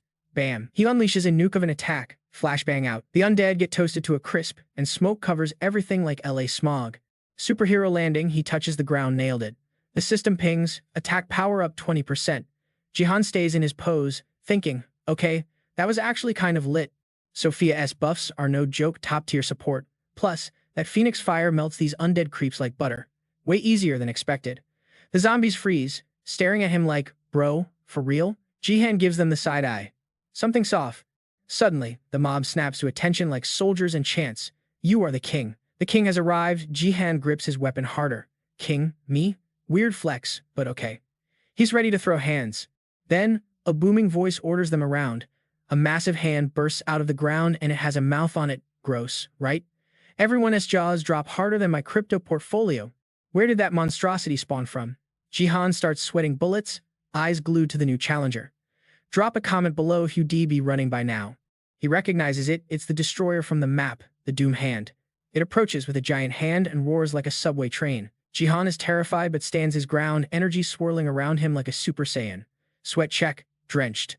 The tension is thick enough to cut with a knife. He knows this is bad news. Last time, it was just a flesh golem. Now the boss himself is pulling up? No way. He squares up, one fist clenched, the other gripping his golden staff. He watches the giant stone wall cracking under pressure. Things are falling apart fast, guys. Doomhand and his skeleton crew are glowing with red eyes, scary stuff. System alert pops up. North wall durability down 20%. Sophia's face is pure shock. No way, she screams. If the north gate falls, it's game over for everyone there. Instant elimination. Jihan sprints off. Crap. A creepy laugh echoes, sending chills down his spine. Sounds like a villain from a horror flick. He looks up, shaking a bit. Doomhand licks its lips with a gross, wet tongue and growls. You really do have the vibes of a king. It opens its mouth right in front of him. You, get a mint, buddy. The monster towers over him. I'm gonna swallow you whole and make you mine. Whoa, pause on that. The stream cuts to a view of Doomhand rallying his undead squad. Cut to Haon watching the live stream. She looks stressed out, eyebrows twitching. What in the world is happening? She thinks. That thing wrecked the wall in one hit. Is this patched? Yo, what is that beast? Someone asks. Gazan replies, dead serious. It looks like the boss that showed up back when Jihan was just a bronze tier noob. Ha-on sighs, realizing how screwed they are. Winning this is going to be darker than my coffee. Gazan tries to keep it cool, though. Chill, fam. He's got this. Don't trip, Jihan's clutch, Gazan says with a faint chuckle. Ha-on looks at him like, are you seeing what I'm seeing? Totally confused. Suddenly, her vibe changes. Sharp eyes, mysterious smile. Finally, she thinks. She looks confident, like this was all part of her 4D chess game. She's betting everything on Jihan taking the W. Back on the field, the squad is grinding hard, but the mobs just keep respawning. Infinite wave glitch. Sophia surveys the chaos and yells, this is looking bad, guys. She's sweating buckets, biting her lip. The wall is about to crumble like a cookie. She screams, keep pushing, team, don't let up. Just hold the line, Jihan is on his way. Then she glances over and freezes. Doomhand is cackling like a maniac, raising a giant, dusty paw in the air. Jihan realizes he's cornered. Can't dodge this. He signals his move, eyes glowing red with pure grit. Doomhand sees the power-up and gets hyped, screaming, let's go. This king has some spicy moves. You're gonna be a delicious snack. Jihan keeps his cool, analyzing the enemy like a pro gamer. This ain't just a biter zombie. he thinks. It's smart, and it's headhunting me specifically. Did the devs break the game balance or what? Doomhand pulls back and WHAM slams down with the force of a meteor. Energy crackles everywhere. Jihan looks up and actually smirks. You gotta be kidding me. Stubborn glitch, aren't you? He glances at the wall, getting hammered, and starts to panic. I'm stuck here playing 1v1 while the base is getting wrecked. Can't waste any more time. Jihan grips his staff so hard his veins pop. Golden lightning starts gathering around him. I gotta delete this guy. As soon as possible. He stands tall, raises his spear, and boom, a massive lightning bolt strikes him from the heavens. His eyes glow like headlights as he absorbs the juice, transforming his body into pure electricity. For who? Bolts of energy flood into him. Skill activated, avatar mode. The light is so blinding that Doomhand screeches. My eyes. Jihan looks totally emo now with hair covering one eye. Nameless divine art, heavenly lightning boom. He unleashes his aura, surrounded by golden sparks. Time to go all out, baby. Doomhand looks shook. It realizes the difficulty level just spiked to nightmare. Things just got real. It points at the undead mosh pit. Get him, you idiots, pile on. The minions swarm in like fans at a concert, but the second they touch Jihan's lightning shield, zap, they get deleted. Even Doomhand gets singed and yells, ouch, that stings. Ow, ow, ow. Too spicy. Doomhand whines, totally failing the vibe check. Jihan is stunned. The monster growls, man, you're annoying. I can't eat you like this. Mood ruined. It starts fading into the fog like a ghost. Catch you later. King Jihan watches him despawn, totally confused. Jihan frowns, ready to rage. Where you running to, you worm? He launches a massive lightning strike at the sky, creating a blinding explosion. Get back here. But then he freezes. The space in front of him is empty. Just a massive crater where Doomhand used to be. Wait, what? The giant kaiju just vanished in a blink. You gotta be trolling me, Jihan thinks. Panic sets in. Did he just hop dimensions? He scratches his head, feeling major deja vu. Then he checks the stats on an item, the Void Cloak. Cloak of the Void Messenger. Isolates you from reality for stealth mode. Dodges all attacks under rank SS. But if you move, the glitch stops working. Whoa! OP item alert. Smash that like button if you want one of those. Yo, chat, listen up. You keep that gear equipped too long, and you might just get yeeted into the void. Looking at the stats in the system, this item's effect looks suspiciously like that broken ability we saw earlier, doesn't it? John pops the item, and boom, the cloak flies right onto him. Zero time to waste here. YOLO, let's see if this works, or if I feed. He throws the cloak on, eyes locked in with that main character determination. John opens his eyes and whoa, he is literally standing right behind the hooded boss. Stealth level 100. The boss chuckles, thinking he just narrowly dodged a bullet. Man, that hurt. Almost got turned into barbecue. John watches him, thinking, is this the real deal? Or is this guy just a catfish for the Black Hand? The villain still has his back turned, throwing out compliments like, this king isn't playing around today, huh? Actually got some skills. Never seen a build like this. John's mind is racing. He's eyeing the glowing figure next to the boss. You look way stronger than you should be, bro. You that conqueror from the Imperial Tomb or what? John's brain is overloaded. Wasn't the whole point of this promotion match to protect the conqueror's soul? Why does this guy already have it? The team's silence is making the villain super salty.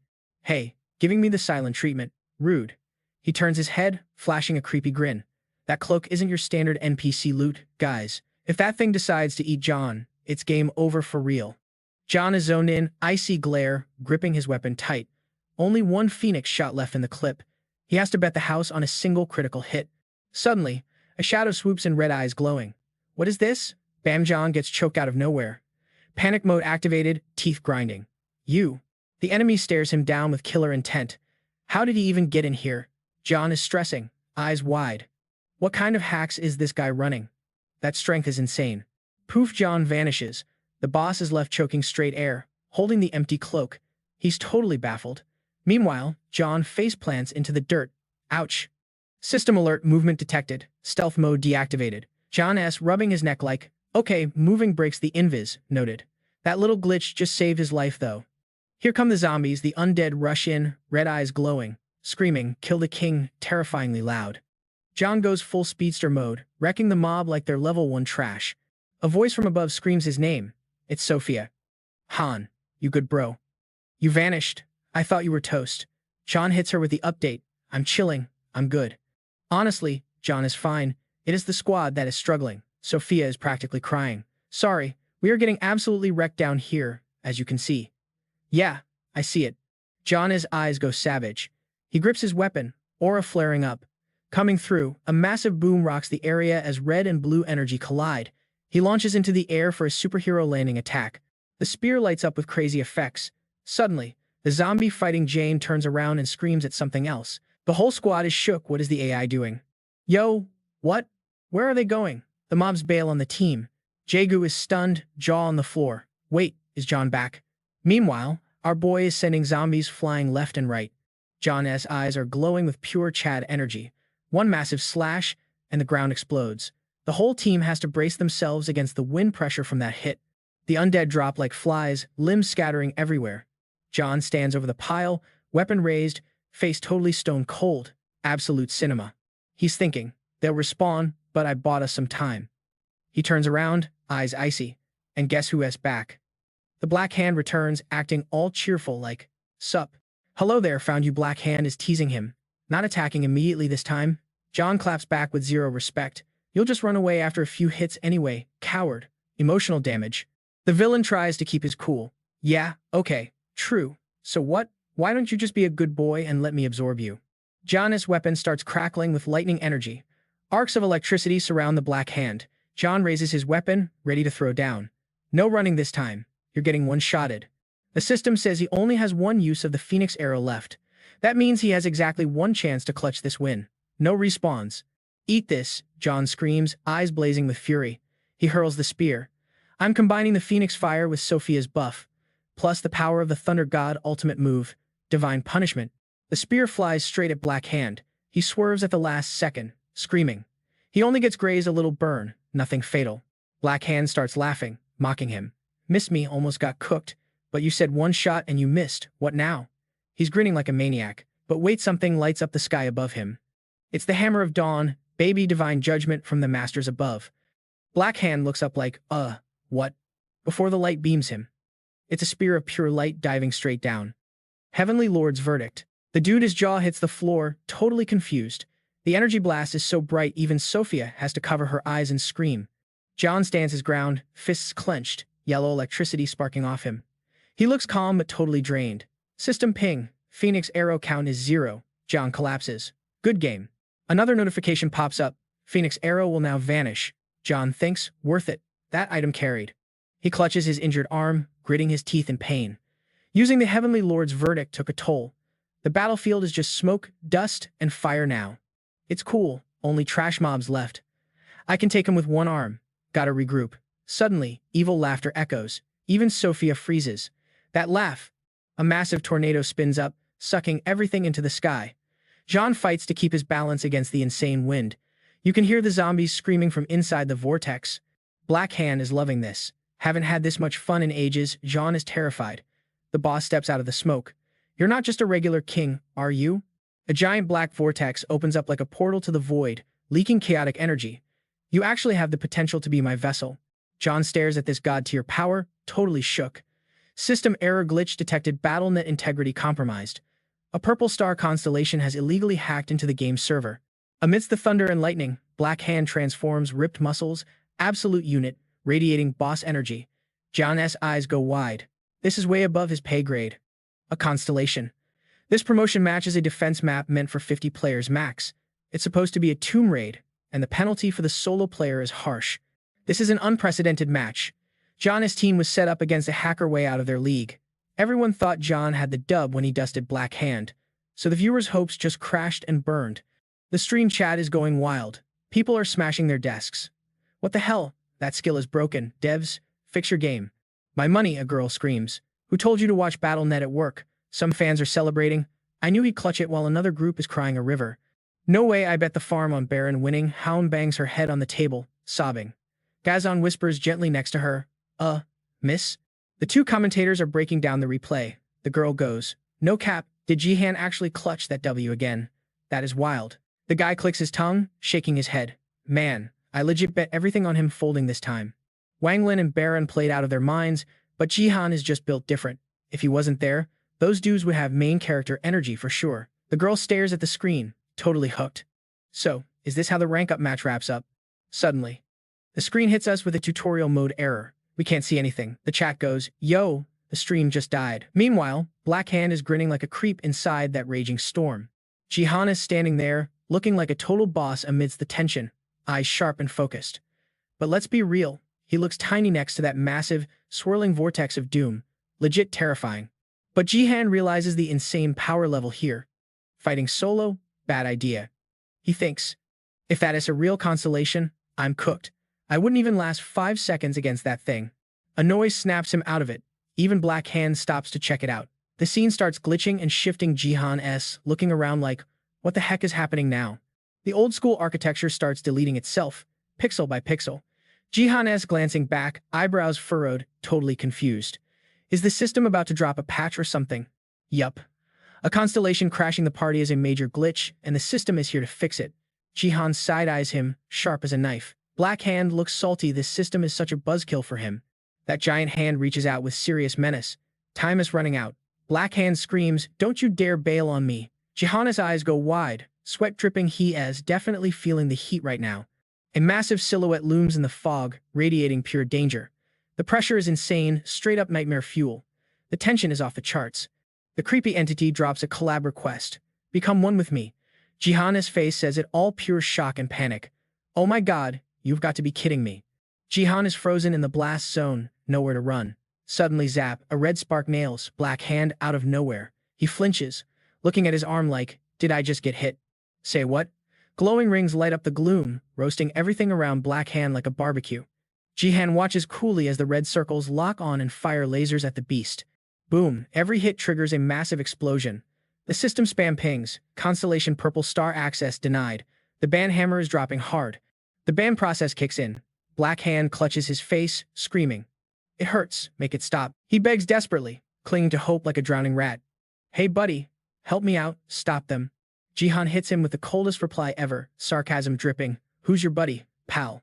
Kaboom, huge explosion. Jihan nods, impressed. Dang, the system's firewall is actually efficient for once. Nice, problem solved. Through the thick smoke, Black Hand's giant paw reaches out, trembling. Hold up, wait a sec, pause the game. He's sweating bullets, face twisted in panic. I'll give it back. Black Hand makes a desperate deal. Just let me chat with that guy for a second, okay? I got some tea to spill, it's important. A soul wrapped in golden light appears, looks super majestic, full of hidden power. Jihan thinks, wait, is that the Conqueror's spirit? No way. Jihan gets serious, crunching the numbers in his head. A system window pops up. Accept Constellation's offer. Loot, Conqueror's spirit, plus a massive bonus reward. System protection active, mental attacks blocked. Jihan stares at the screen, looking serious but a little sketchy about it. It's a high-stakes gamble. The game basically wants him to say yes. Plus, freeing that Conqueror guy's soul seems pretty crucial to the plot. You don't walk away from that loot. Jihan's eyes go cold and sharp. Black Hand, holding the soul, waits for the green light. The second Jihan speaks, the monster lights up. Sweet.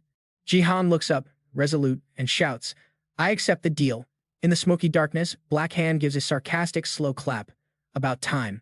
Wow, zero hesitation. I like a guy who makes quick moves. Jihan cuts him off. I am busy. Get to the point. You're not exactly friendly. Jihan stays chill, ignoring the monster's attitude. All right, like I said before, Black Hand grins like a maniac. Sure, you don't want to be my head? He makes some weird noise. Jihan grimaces, grinding his teeth. This dude's jokes are trash. Hard pass. Black Hand screams, why? Jihan snaps back. You think that sounds fun? Why would I want to be a head for a hideous freak like you? Get real. The monster keeps pushing, trying to sell it. Bro, think about it. You to become a constellation. Do you have any idea how epic that is? You're missing out. A vision of twisted, screaming faces appears in the gloom. Jihan realizes this guy's body is literally made of souls. Is that how he leveled up? By eating people? That is sick. Zero benefits dealing with you. Jihan looks at him with pure disgust. I know exactly where following a monster gets you. Beat it. Black Hand looks totally confused. Huh? He gets triggered, flailing around and screaming like a toddler denied candy. Watch your mouth. Do you know who I am? I am literally one of the strongest constellations in the universe. Respect the name. Jihan trolls him. Who? Never heard of ya. Black Hand screeches. Who am I? Jihan just picks his ear, totally unbothered. Yeah, nobody cares, dude. Suddenly, he starts name-dropping historical figures like Marx and Lenin. Since we were on Earth, I vibe with their ideology. So, I'm gonna go by the name Carmine. Black Hand keeps yapping. Actually, call me Sen. Cute nickname, right?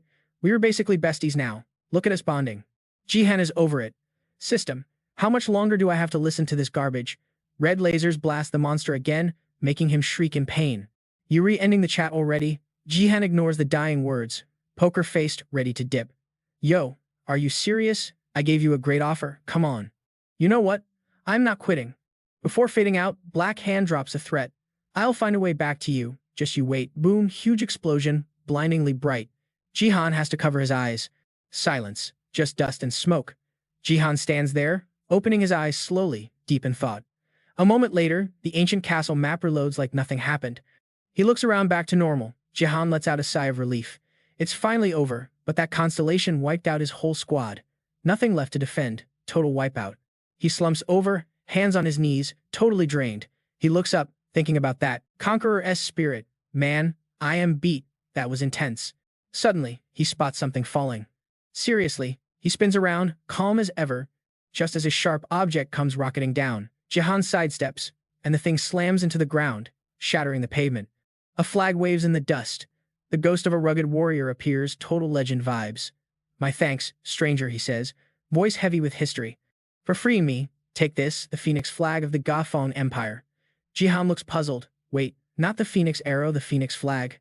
System alert. Phoenix flag. Rank SSS. It's a relic used by the founding Phoenix Emperor himself. That is a god-tier item. Special ability. Plant this bad boy on the battlefield and all allies get a 25% stat boost. Bonus. If you're a guild master, your guild effect level jumps up by 4. That is absolutely broken. Jihan's eyes bugged out when he saw the stats on that SSS tier loot. Dude hit a smirk, locking it down instantly. The system said the Conqueror would pay up, but damn, this wasn't just a reward, it was a jackpot. He turned to the spirit like, yo, thanks for the insane gear. I'm gonna put this to work, trust me. The ghost guy looked totally lost, though. Wait, did I hook you up before? Jihan brought up the phoenix flag from the mausoleum raid. You know, the one you gave me? The Conqueror was drawing a blank. Oh, the phoenix flag. He started breaking it down. That was probably a dupe created for my data while I was locked up in the Purple Star. It was guarding the place in my stead. Just a simulation of the old tomb anyway. Makes sense it was there. Whatever. I am fading out. So it's not my problem anymore. He grabbed his reins, ready to bounce as his spirit started glitching out. Hey hero, seriously, without you, I'd be enslaved by that massive star forever. Before he vanished, the Conqueror dropped some final advice. Do not mess with that thing. I don't care how sweet the deal sounds. Then poof, he dissolved into golden pixel dust. Jihan looked up, straight-faced and determined. Don't sweat it. Even if it begs on its knees, I am steering clear. Jihan spotted the phoenix flag planted nearby and ripped it out of the ground like King Arthur. Ding system alert, player Sung Jihan just wrecked the special boss. He gripped the flag, looking like an absolute unit. Total boss energy right there. The Silver League top 100 results dropped. Wang Lin and Baron were shook that Jihan took the W. Cut to the sunrise hitting the skyscrapers. Jihan flopped onto his bed, let out a huge sigh, and closed his eyes. Man, finally over. The notifications went crazy. League champ, 5 million GP, 5 levels up, and the title King of Silver. Ka-ching. He scrolled through the logs while chilling. Yeah, old news. Then he saw the bonus. Achievement unlocked. Faced a constellation. 100,000 points. Nice. Another one. Inflicted damage on a constellation. That's 200,000 points. Jihan blinked. Wait, that actually counted as an achievement? Then he panicked a sec. Hold up. Did that glitch get live streamed? Was it censored? But it looked like everything was handled. The system scrubbed the footage. Jihan walked out to find his niece. Yo Seiya, did you catch the stream? Silence. The apartment was empty. Then it hit him. Oh, snap. She's in her promotion match right now, cut to the Bronze League arena under the bright sun. Only 3 players left standing. Seiya looked locked in. Some dude fired a skill at her, but she swerved it, sprinted to the side, and grabbed her bow before he could even blink. She lined up the shot, laser focused. Thwip. The arrow nailed him, and he let out a gnarly scream. Seiya landed smoothly, grinning like she owned the place. 1 down, 1 to go. Suddenly, the last guy tried to jump her from behind. He swung a massive blade, looking for the kill. She dodged the slash, got right in his face, and launched him into the sky with a savage uppercut. Dude was coughing up blood in mid-air when an arrow caught up to him. It pierced right through. Seiya waved. GG, no re. She was gasping for air as the announcement blared. Bronze League promotion winner player Yoon Seiya. Her face lit up. She started hopping around like a kid on sugar. Yes, I won. I'm finally in the Silver League, baby. Ding, upgrade conditions met. GIF ranking up. She was beaming. Finally, my late bloomer skill is leveling up. Is it E rank now? Her eyes went wide as she read the prompt. What the heck? Become the only late bloomer user on Earth or be the first to hit gold rank? If failed, the gift is deleted. She gulped. I have to be the first to reach gold. Cut to the city skyline at night, looking all cyberpunk with the neon lights. Meanwhile, Jin Zhuhua was watching Sia's highlights. Two of her goons were tied up on the floor, sobbing like babies. We messed up. Boss, please. Spare us. Zhuhua gave a dry laugh. She didn't have time for snitches. She snapped her fingers. Why are they still breathing? One of her guards stepped up with a blade. Before they could beg again, slash. Blood everywhere. Zhuhua ignored the mess and pointed at the screen. That Korean girl, late bloomer, Yoon Se, right? Her lackeys nodded. Yes, ma'am. Her eyes glowed with malice. Looks like I need to take a trip to Korea. This was Jin Zhuhua, the top dog of the China-Hong Kong League. Back at the base, Jihan and Ha-yeon were analyzing Sea's new quest. Jihan crossed his arms. Is this some new patch requirement? Ha-yeon nodded. Yeah, the meta change for E-rank upgrades. She frowned. This isn't going to be a walk in the park. Failing means losing the gift entirely. She has to be the only late bloomer left or the first to hit gold. If not, bye-bye powers. The system is basically forcing a deathmatch, Jihan noted. Sea looked confused. I didn't even know anyone else had this gift. Ha-yeon brushed her hair back, stressed. True.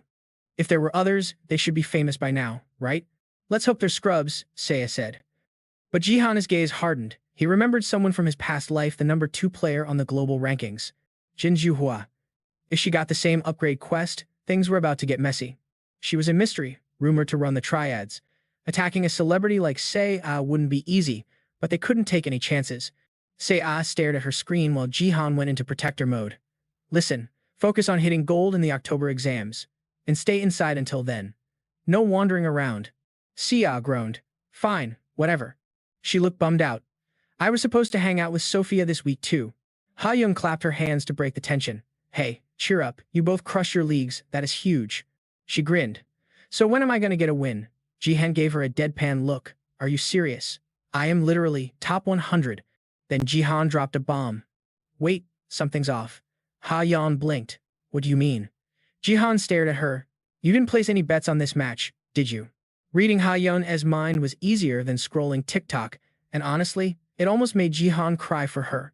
If she bet, she definitely went all in on someone else, meaning she's totally broke. So why is she grinning like she just won the lottery? Sus. Majorly sus. She started capping immediately. Gambling? Me, please. I don't touch that stuff anymore.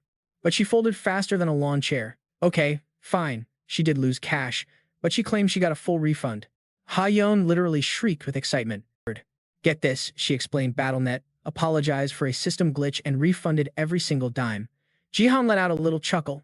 Oh, word? Is that why you jumped me with questions earlier? Turns out, the system crashed during the stream, and the feed cut out right before the big win. The chat went wild, and Ha-yeon was apparently dancing on tables like a maniac. Did your gift break the server or something? Jihan crossed his arms, shook his head, and played it cool. Nah, nothing that deep. But inside, he remembered the Shadow Hand's creepy love letter and felt a chill down his spine.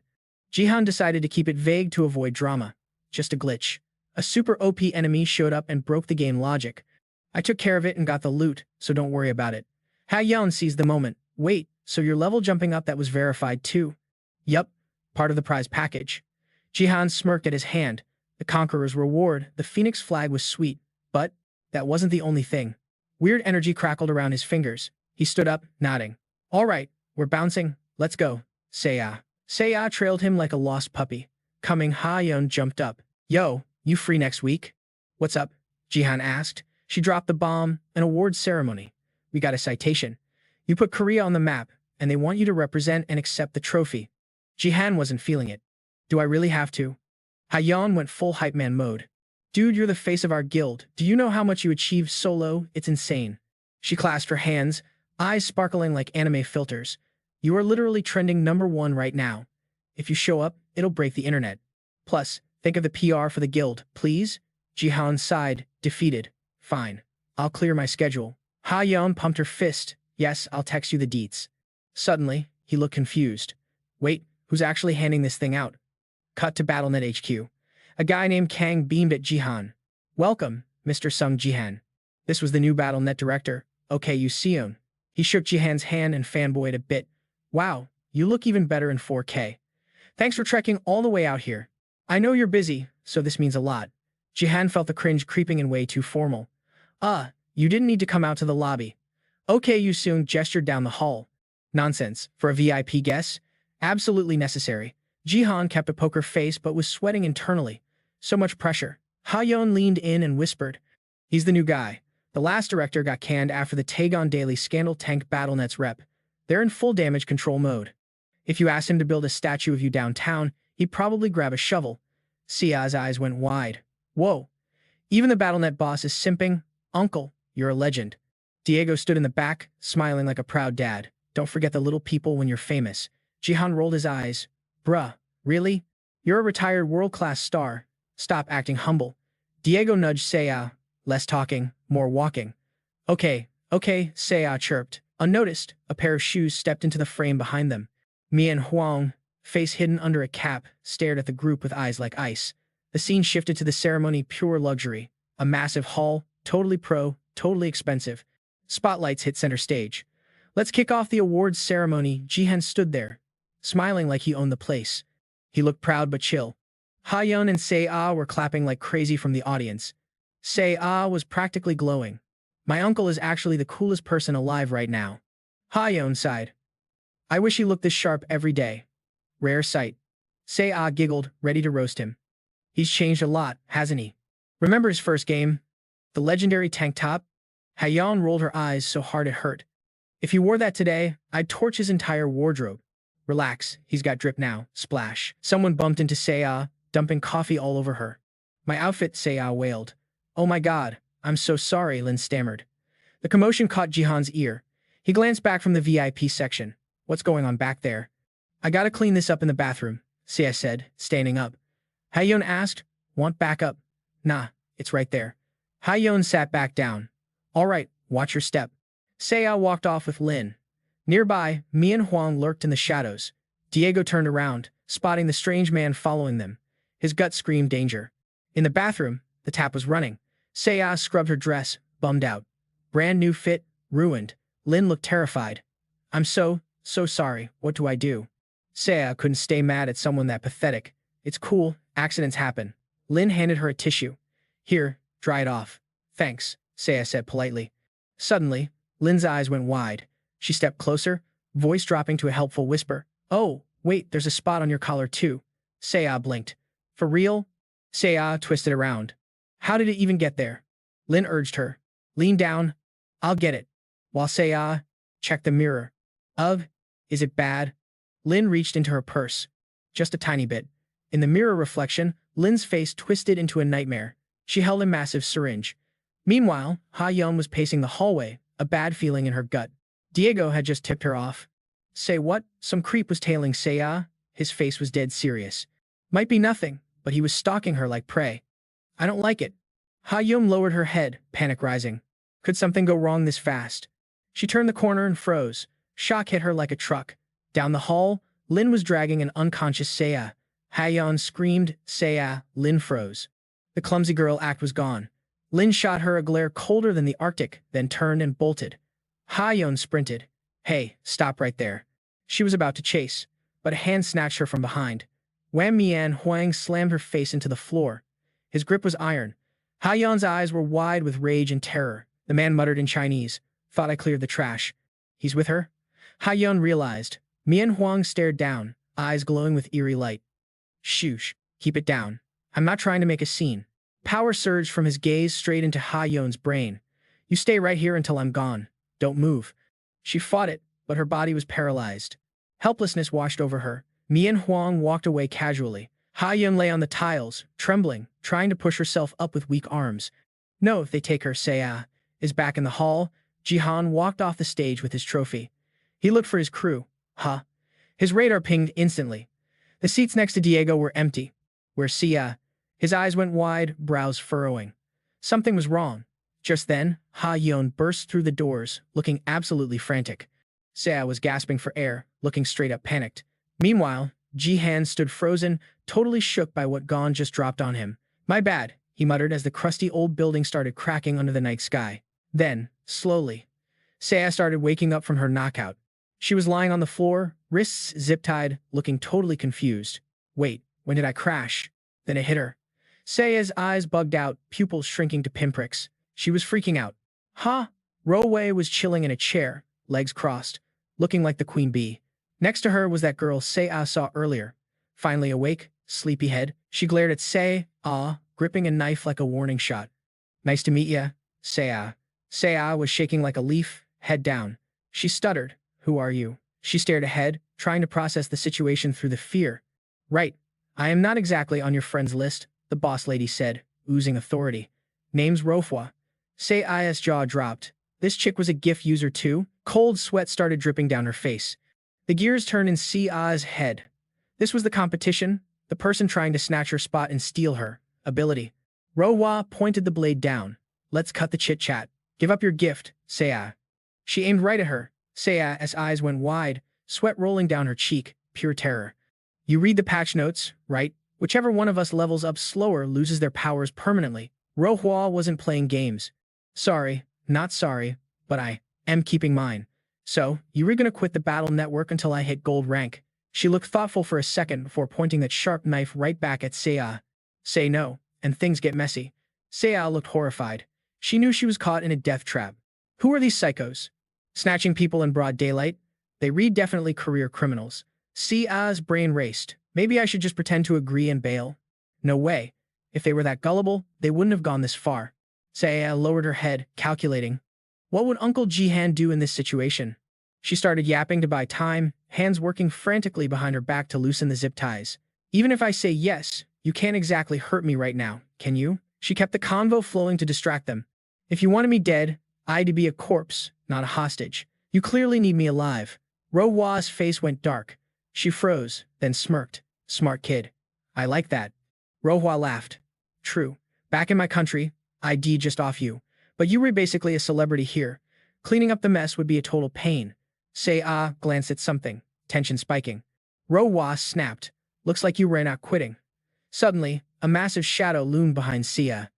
Guess we do it the hard way. Manhwa, the big guy, stood behind her. Just die already.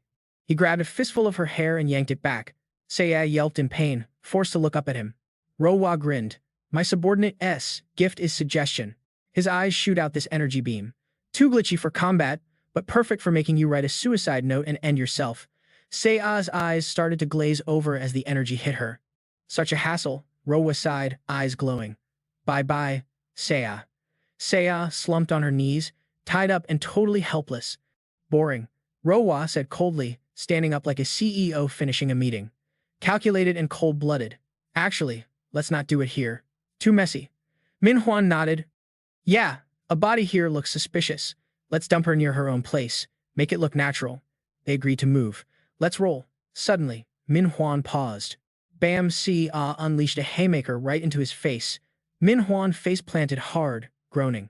The other two just stared, jaws on the floor. For a second, I actually thought about quitting, Saya said, her face glowing with swag and confidence. But I earned this power with my blood, sweat, and tears. So yeah, forget that. Footsteps echoed outside. Jihan and Gaon had tracked the kidnapping van. This the spot? Jihan asked. Gaon nodded.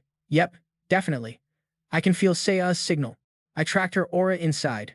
She was moving just a second ago, he said, eyes cold as ice but feeling a wave of relief. Thank God the kid is okay. Jihan started power walking toward the entrance.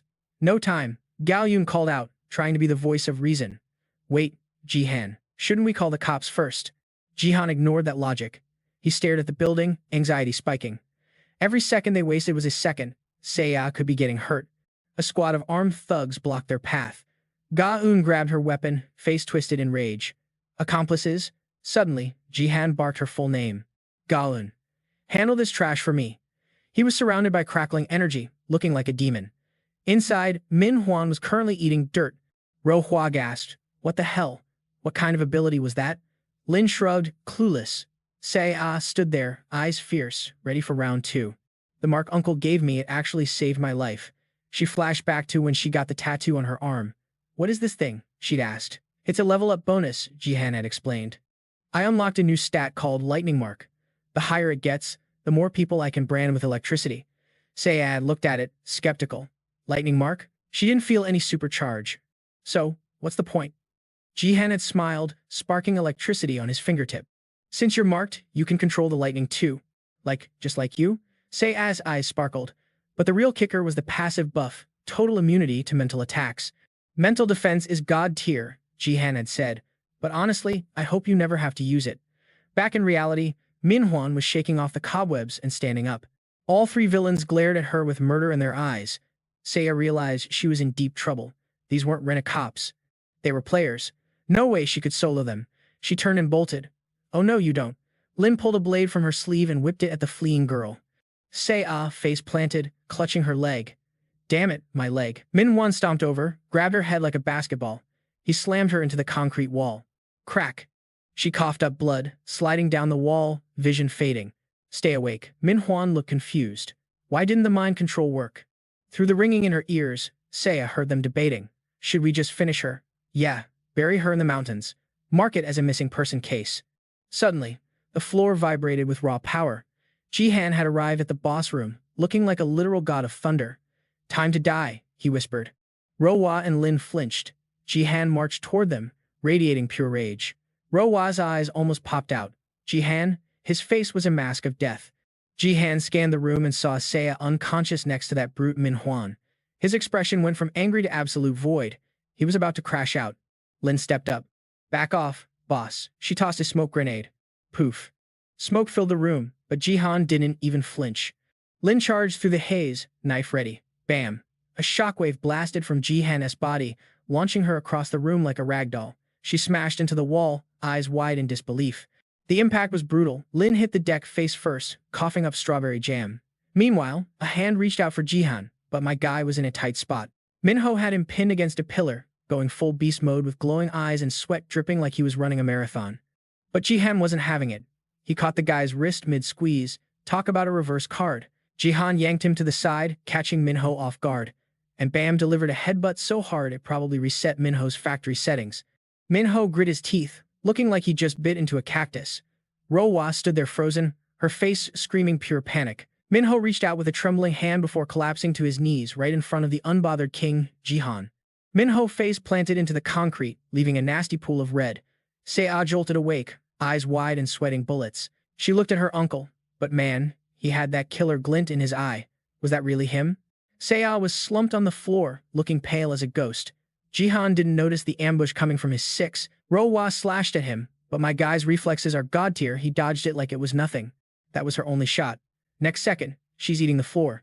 Jihan jacked her up by the collar, winding up a punch that would have ended her subscription to life. He only froze because someone barked an order from across the room.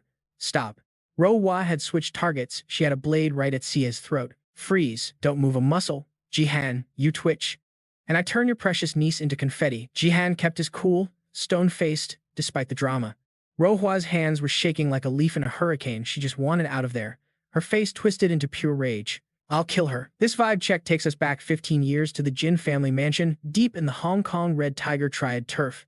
Screaming filled the hallway. The maid's kid was bawling. "Mom, it hurts. Help." The maid rushed in, begging, "Miss, please stop," but Rohwa just kept swinging like a spoiled brat on a rampage. A stern voice cut through the noise. Rohwa looked up to see her pop standing there, looking all serious business. "What's all the racket about?" The man looked strictly professional. Rohwa stammered, trying to find an excuse. She wouldn't give me the doll when I asked." The maid tried to explain, terrified. "I'm sorry, Chairman, my son just really loves that toy."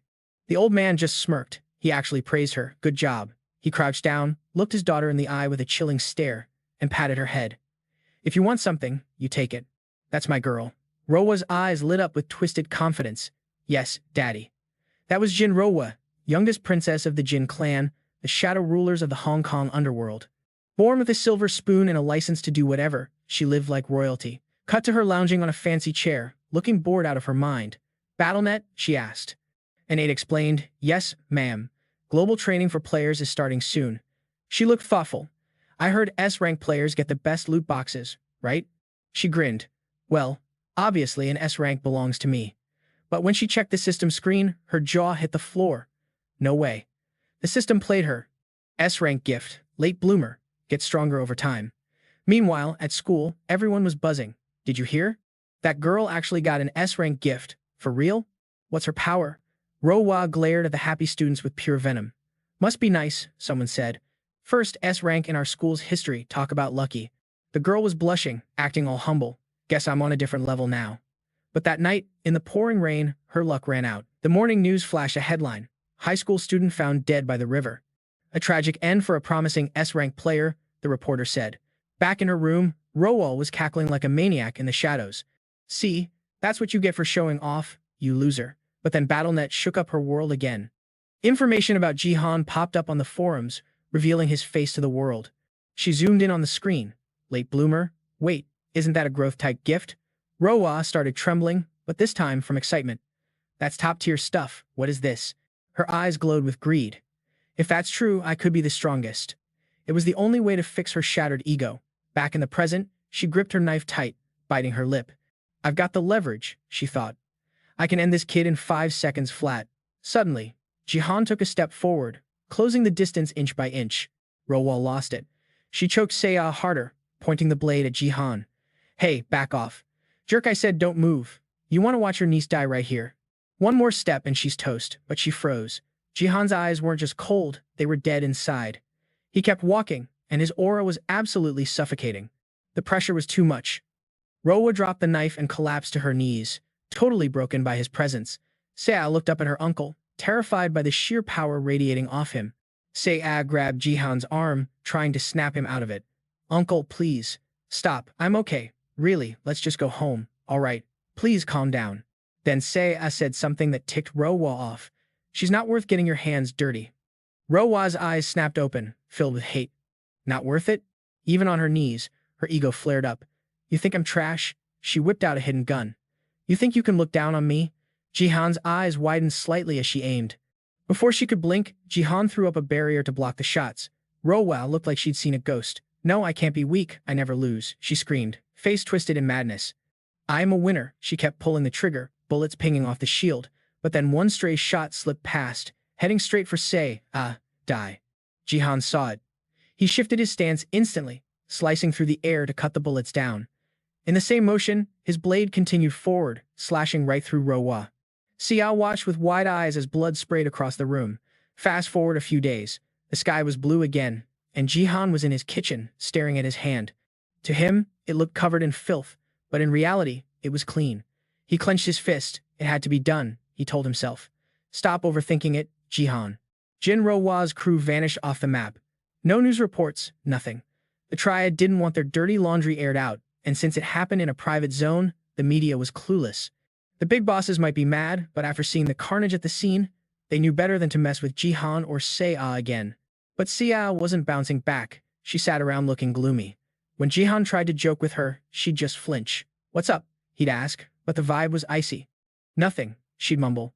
Jihan smiled, but it didn't reach his eyes.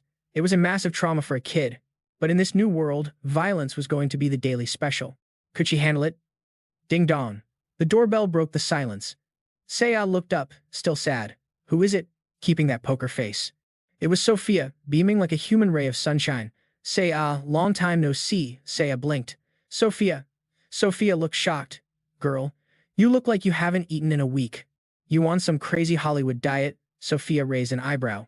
Why are you here? Seiya asked. Jihan stepped in. I invited her. He gave a gentle smile. You haven't been out in ages. You two need to catch up. Go get some fresh air. Seiya hesitated, but Sophia was already hyping it up. Jihan, you gotta come with us. Jihan looked awkward. I'm good, really, he said. Sophia wasn't taking no for an answer. Don't be a party pooper, I've got the perfect itinerary planned. She was practically vibrating with energy. We're gonna have a blast. Jihan leaned in close to Sophia, whispering so Seiya couldn't hear. She's been really down lately. I'm counting on you to bring her smile back, okay? Sophia turned beet red, hiding her face in her hands and squeaking out a shy, okay. Seiya started panicking a little, stammering.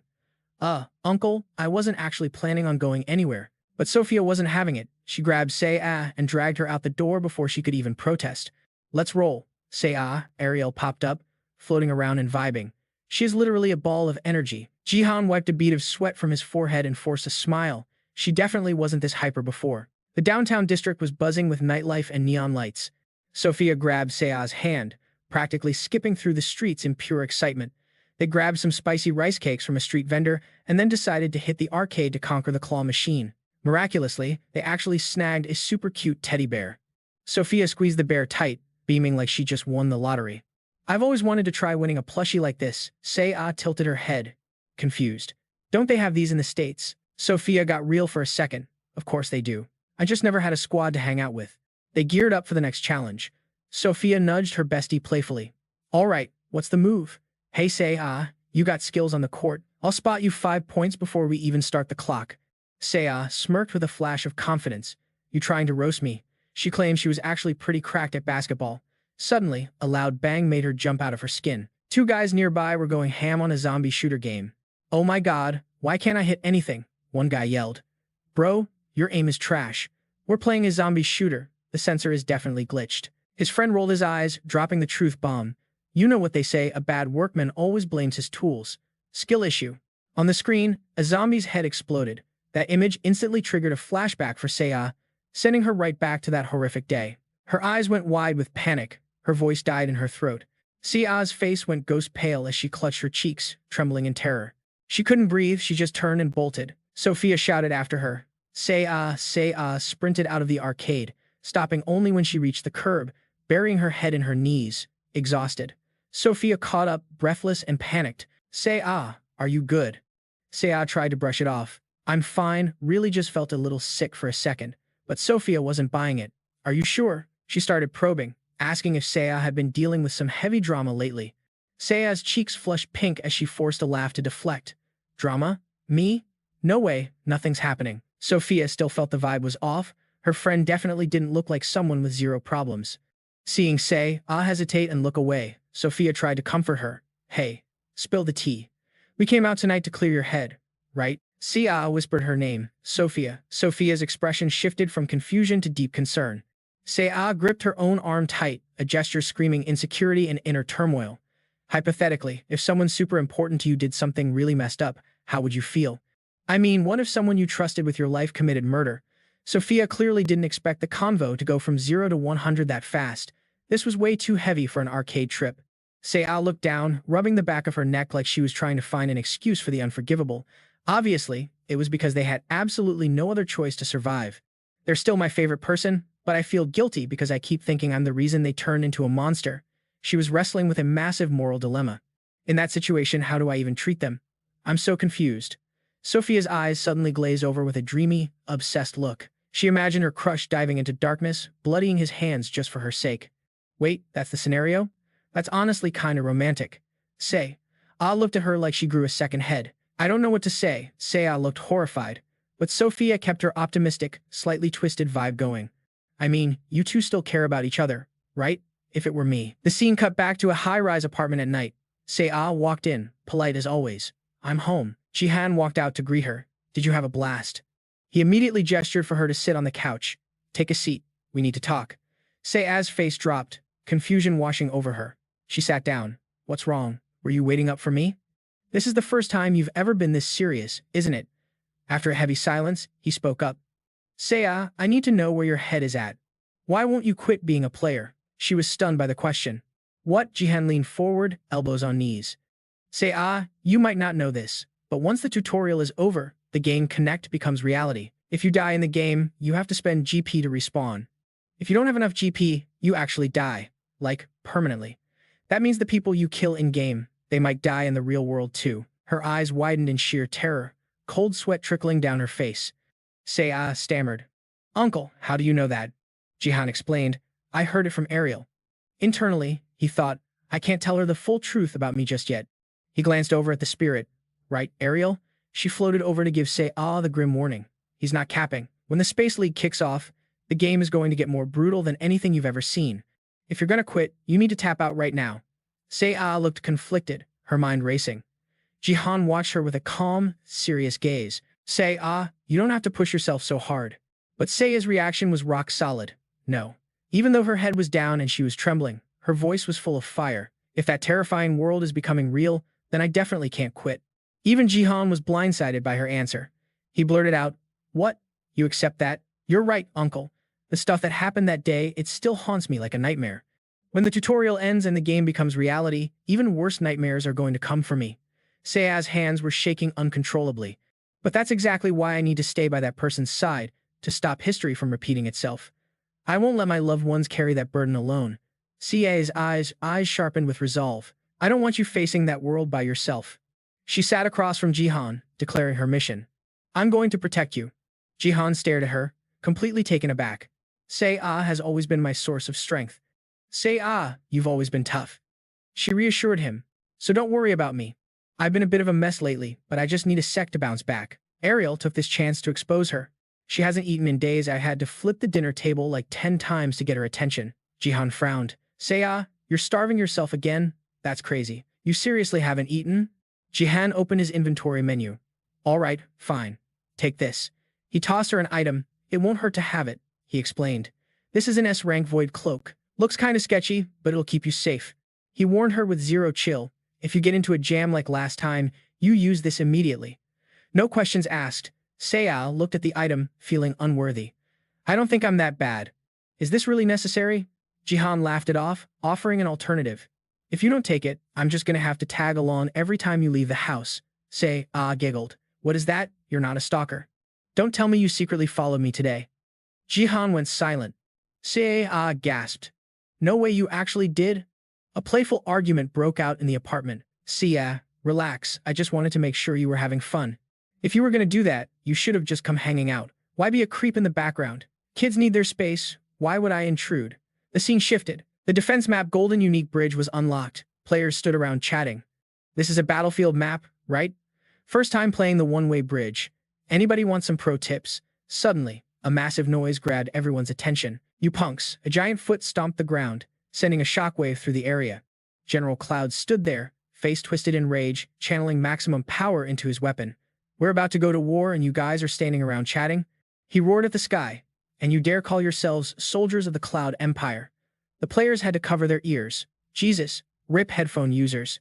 "Can we turn this NPC's volume down?" Suddenly, the general looked behind them, spotting something. On the bridge, a massive swarm of black shadows was rushing toward them. The enemy horde brandished weapons, eyes glowing red as they charged. General Cloud stepped in front of the players, barking orders.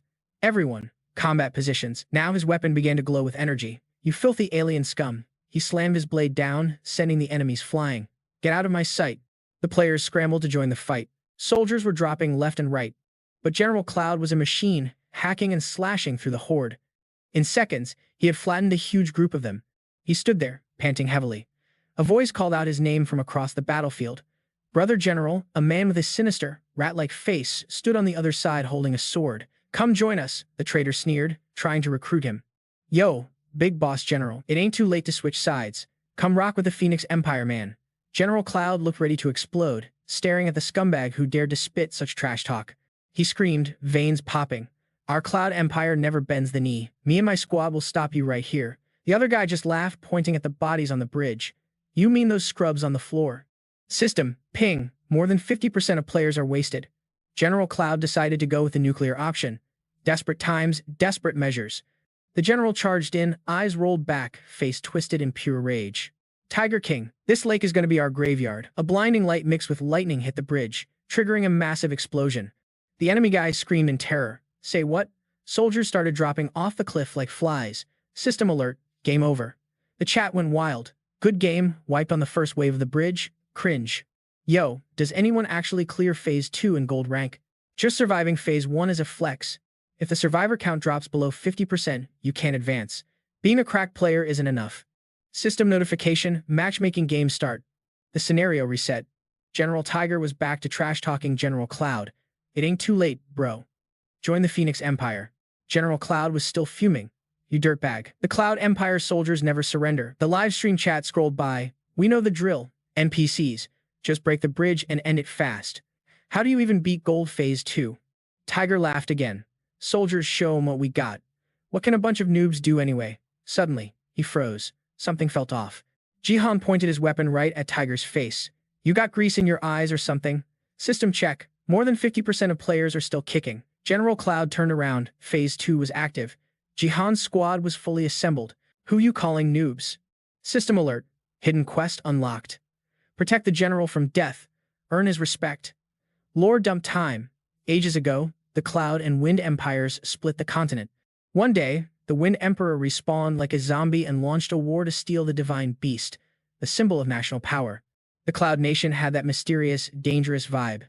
In this war, the Flying General, the Emperor's sworn brother and gatekeeper, held off 3 waves of attacks with less than 10 dudes.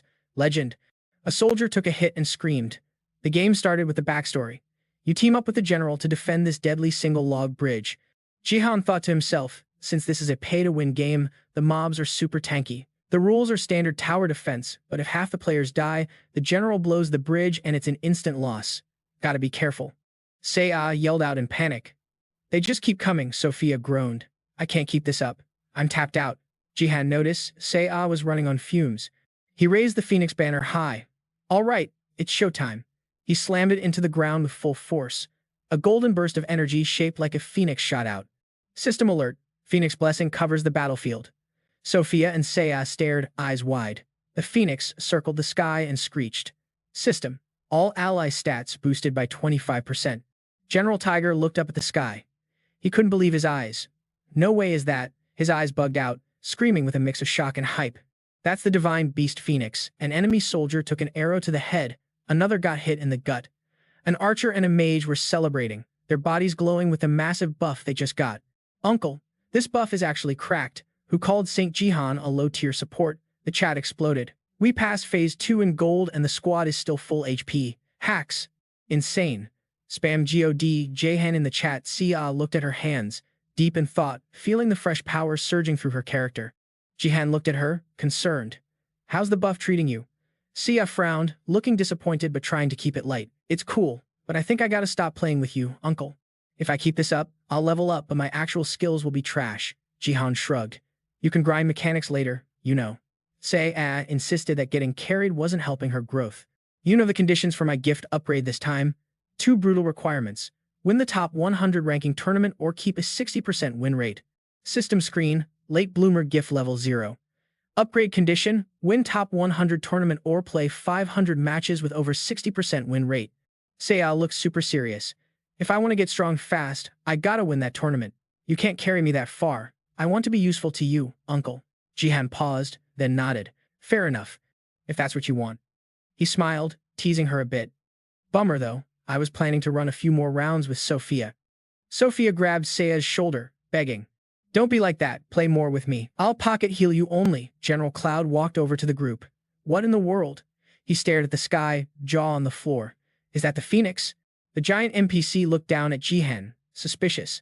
That stolen divine beast power, only a captain of the royal guard could have that. Don't tell me you're from the palace. Jihan had no clue about that lore. Say what? He answered honestly. I just got lucky with a random drop. System alert. General Cloud is watching you. Hidden quest. Get acknowledged by General Cloud and prevent his death. Seeing the quest pop up surprised him. Jihan's eyes widened. He focused on the text. Chance to be acknowledged. He switched up his vibe instantly, bowing with total respect. That is correct, General. I am from the Royal Shadow Unit, reporting for duty. Seiya stood there, confused. Uncle, why are you being so cringe? General Cloud looked relieved. So you really were sent by the royal family. Jihan kept up the act. I'll handle these traitors. General, please take a breather. The general coughed lightly, praising him. But there's a problem. Your loyalty is legit. But General Cloud laid it out. Even with the divine beast, taking down General Tiger won't be a walk in the park. Stand behind me and help the soldiers defend. Jihan got personal. General, didn't you swear a brotherhood oath with the Emperor? The air got intense with Jihan's protective words. The Emperor ordered me to protect you with my life. Because you are practically part of the Emperor himself. Let me risk it all for you and His Majesty. System alert. General Cloud's trust in you has increased. The general touched his face. Memories of the oath under the cherry blossoms came rushing back. He pointed his weapon at Jihan. All right then. If you're that committed, I have no choice. His face lit up with excitement. Take this, I'll share the power of my Cloud Thunder Spear. Go smoke. General Tiger energy flowed from the general's weapon into Jihan's. The Phoenix banner in his hand pulsed with explosive power. System alert. Cloud Thunder Spear is reacting with your thunder force. Lightning power amplified. Cloud Thunder recognizes you as master. Lightning stat +2. Jihan thought. Jackpot. Didn't expect this bonus. A familiar voice rang out from behind. Looks like the play date is over, pal. General Tiger and his army marched up, radiating killer vibes. Surprise, surprise. Didn't expect a Phoenix user here. He screamed, ordering his troops, charge, steal the Phoenix. Jihan barked orders. Siya, take the high ground and snipe. Yes, Sophia. Support the backline. Sophia asked, what about Jihan? He stood like a tank in front of the enemy wave. His eyes were cold, determined to take heads. Jihan unleashed his combos. Infinity Strike Army Sweeper body parts of the enemy soldiers went flying in every direction. General Tiger lost it, seeing his squad get wrecked. My soldiers, Jihan's energy blast flew right at him. Tiger blocked it with his weapon, deflecting the force sideways into a massive explosion. Ho Chiu was absolutely losing it, fists clenched tight enough to crack walnuts. Jihan just gave a chill smirk, electricity buzzing around his arm like a power line. Quit hiding behind your minions, tough guy. Let's dance. That taunt hit a nerve. Ho Chiu's face went crimson with rage, and he raised his jagged blade high, bringing it down in a slash meant to split the earth in two. Ho Chiu looked like a demon as he swung. Hide? You think a little punk like you can step to Ho Chiu? Jihan looked up at the blade, screaming toward him. He didn't even flinch, just raised his weapon and caught the strike cold. Ho Chiu grinned like a maniac, looking totally unhinged. Let's see you handle this. He looked desperate, hands shaking, but Jihan's face was nothing but confidence. Scared mouse, huh? With a grunt, Jihan shoved the massive blade aside. Suddenly, one of the grunt soldiers dragged himself off the ground, looking like a zombie from a horror flick. He groaned. Total annihilation. His eyes were bloodshot, face gaunt and terrifying. Up on the ridge, Siege Unit A fired a bolt. Jihan yelled, pointing out a new threat. Unit A, incoming from your 6. The girl on controls snapped back. I got eyes on him. That is when she realized Jihan was down there holding the line all by himself. She felt a knot in her stomach. Could he really handle this solo? Down below, Ho Chiu parried Jihan's strike and swung a massive counter slash. Jihan stomped the ground, launching himself backward just in time. Jihan's eyes locked in, pure focus. He channeled a massive surge of energy into his weapon and blasted it forward, engulfing Ho Chiu in raw power. The guy let out a scream that was half rage, half agony. But then, Ho Chiu smirked, glancing to the side like he was bored. He started charging up. Is that the best you got? Jihan's brain went into overdrive. Wait, did this dude just absorb my lightning attack? The enemy's gaze was razor-sharp and deadly. Even with the Heavenly Thunder technique boosted by his stats, the damage was basically zero. Jihan realized he had to be careful. No doubt about it, this guy was a legit endgame boss. His defense stats were off the charts. Jihan's eyes widened a bit as Ho Chiu's gaze flared up like two burning torches. Ho Chiu unleashed a devastating slash, sending out a shockwave that tore up the ground. Jihan's face twisted a mix of shock and what the heck do I do now? He stood his ground in the middle of the chaotic windstorm caused by the blow. Through the dust, Ho Chiu came charging like a freight train, reaching out a massive claw to snatch him. Jihan's brow furrowed, his expression screaming do or die. They clashed violently, the impact ripping a piece of Jihan's tunic right off. Ho Chiu's aura turned dark and ominous. The boss laughed, sounding way too cocky. Almost had you there, little fly. I aimed right for your skull, but you managed to slip away. You're definitely not some random scrub, Ho Chiu sneered, mocking him. Tell you what, surrender now and I might let you live. Meanwhile, energy started glowing in Jihan's palm. Ho Chiu's eyes popped open. Jihan just gave a smooth, confident grin. Looks like electricity isn't your thing, huh? Above them, a phoenix clutching an orb soared through the sky. Let's see how you handle a little thunder and fire combo meal. Jihan swung his weapon with everything he had. The phoenix swooped down, trailing a blaze of red fire. Ho Chiu buckled, disappearing into a cloud of smoke and dust. Bingo. The boss face planted into the dirt. Jihan looked a bit stunned himself. Seriously, he hadn't expected it to hit that hard. Since the lightning was a dud, he just improvised with the phoenix fire. Who knew he'd fold after one hit? You call yourself the Phoenix Army leader, but you can't handle a little heat? Jihan turned back to check on the squad. General Van was flabbergasted. No way. He hadn't even lifted a finger yet, and the kid had already smoked Ho Chiu. I was going to jump in, but I didn't even get a turn. Jihan gave a humble smile. Why bring a bazooka to a knife fight, right? He scanned the area. Looks like Phase 2 is a wrap. General Van scratched his head, looking a bit awkward. You're a beast, kid, Van admitted. The vibe shifted, getting heavy again.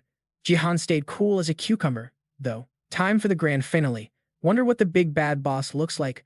Jihan whipped around, eyes deadly serious. The air grew thick with dark energy. A confident smirk returned to his face. He figured it out. Oh, I remember this part. High above, blackbirds circled, screeching like banshees. The final boss of the one-way bridge, the Black Phoenix. General Van looked up, totally lost. The chat stream went crazy. No shot. He actually made it to the gold tier. Stage 3? Can Jihan actually solo this thing? Footsteps echoed. Here it comes. The last surviving soldier stumbled forward, clutching his head, babbling about the wind. Van reached for his weapon. One left. Jihan stopped him. Hold up, he grinned, looking a little mischievous. This dude's glitching. And there it was. The special NPC linked to the boss. The soldier had snapped out of the Wind Empire's brainwashing. The true darkness had arrived. The chat scrolled by. Does this guy speak English or just growl? Lol, the growling. Nah fam, that's not a mob. That's the hint NPC. Lore dump incoming. The soldier stumbled toward Jihan. It's the Black Phoenix's power even in death. Our army rises to fight. He grabbed Jihan's arm, then gripped his shoulders, looking him dead in the eye. Listen, out of 5 hatchlings, only one is the real deal. You can't win unless you destroy the true darkness. Jihan thought. So I gotta frag the main body to clear the quest. The chat mocked the instructions. TL, DR, kill the real one. Bruh, that's barely a hint. This quest is gonna be a nightmare. No cap. General Van looked stressed. Only one is real. How are we supposed to spot the fake? Jihan gave a chill smile. I'll handle it, General. Stick to the plan. But the soldier wasn't done yet. Clutching his head again, the NPC warned, do not combine the Thunder Arts and the Fire Phoenix. Jihan froze. Whoa, hold up. That line isn't in the wiki. Chat went wild. What the heck? Is that a hidden dialogue path? Jihan's expression darkened. Suddenly, a system alert popped up. Error, anomaly detected in NPC dialogue. Unauthorized Constellation terminal has breached the game server. Jihan stopped dead, narrowing his eyes suspiciously. Who are you? The bony figure just started cackling. Jihan watched as the skeleton's mouth stretched into a creepy grin. It leaned right into his personal space, laughing like a maniac. Busted, Jihan looked visibly rattled, sweat beading on his forehead. The soldier's face went fully dark, eyes glowing a demonic red. Massive pressure dropped on the room. Another constellation interfering with the game. Who is it this time? Suddenly, the robed skeleton made a surprisingly cute, excited face. Hey system, come on. Can't I just chat with the leader for a sec? Jihan stood there, totally error 404. Then it clicked. Wait, don't tell me Black Hand. Long time no see, leader. How you been? The system blared, expelling intruder in 5 seconds. The skeleton started panicking. All right, Jihan looked annoyed, like he was dealing with a spam caller. Leader, watch out for the pigeons, okay? Lay low. That's all I came to say. He waved frantically. Catch you on the flip side, and poof, he was gone. The soldier's eyes went back to that gloomy red, looking confused, muttering about darkness again. Is he back to default settings? Jihan wondered. The chat was scrolling so fast it was a blur. What just happened? Yo, what's that noise? Suddenly, screams erupted. The Black Phoenixes were swooping down, snatching players into the air. A player scrambled away from a terrifying shadow, screaming, "Get away from me." The vibe turned instantly horrific. The Phoenix is active. Heads up, everyone. Jihan felt a spike of anxiety. Crap, he realized. I shouldn't have mixed the Thunder God arts with the Phoenix fire. That combination was the ultimate weapon against the undead. His eyes widened, and a small, chaotic smile crept onto his face. Still, you can't just ghost a constellation's advice. Ariel was in his ear like, boss, bust out the dark spirits. Jihan was shook. Say what? Right now. Her eyes were screaming panic. Those firebirds? They're the same scumbags who teamed up with the World Tree Alliance to wipe my people off the map. Jihan side-eyed her, sensing the vibe was off. Ariel was fuming. Time for some get back. He tried to chill her out. Yo, pause. Then it clicked. The World Tree Alliance is basically an elf frat house, so you're saying your own elf cousins did you dirty. Before he could finish, a noise popped off behind them. A Black Phoenix came crashing in, total party crasher style. Ariel snapped. Deets later as the bird lunged at Jihan. He hit a vertical leap to dodge the beak. Pull out Eclipse. Right now, she screamed, looking terrifying. Jihan grimaced, situation critical. He summoned the Black Spirit Spear. Boom. Dark energy everywhere. The bird screeched like it just stepped on a Lego. Dang, it actually worked. He figured dark magic on a dark bird would be a dud. Ariel clapped back. Stop sleeping on the Black Spirit's power, bro. Meanwhile, another bird was hammering a shield wall. Some gamer was losing it. Shield's cracking, I need heals. Stat Sophia's trying, I'm spamming potions on you. A loud noise turned heads. General Bai Jiang stepped up, swinging at the beast. Back off my squad, he sliced a wing, but the thing regenerated instantly like Wolverine. The general panicked. It respawned already? Jihan ran the numbers. That's a clone. Clones have insane regen, but if you tag the main body, the clones take the L2. The meta here is finding the main boss as soon as possible. While Jihan was strategizing, a phoenix swooped in carrying a player in its mouth like a chew toy. Someone get this psycho pigeon off me, crunch. Dude got deleted before he finished the sentence. Red mist everywhere. Jihan thought, is this really the best these guys got? Looks like only the general and Jihan have the DPS to hurt these things. Bai Jiang slammed his weapon down. This ain't working. Circle up on me, fam. The general went full tank mode. Scram, you freaks, I'm not letting you farm my soldiers. Jihan watched him, surprised. He grouped the players, which means the birds are bunching up for an AoE target. Jihan looked up. Light bulb moment. He sprinted at the general and used the old man's shoulder as a launch pad. Thanks to the boost, he skyrocketed. Jihan hovered in mid-air with Eclipse, right at eye level with a flock of murder birds. Strategy update. Forget finding the needle in the haystack. They're all in one pile. Dark energy surged from his hand. His eyes went cold.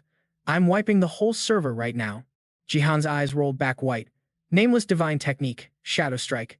He spun like a human tornado, sending a cyclone of pain their way. The birds got sucked in and wrecked. He threw one last hit for good measure but then realized gravity exists.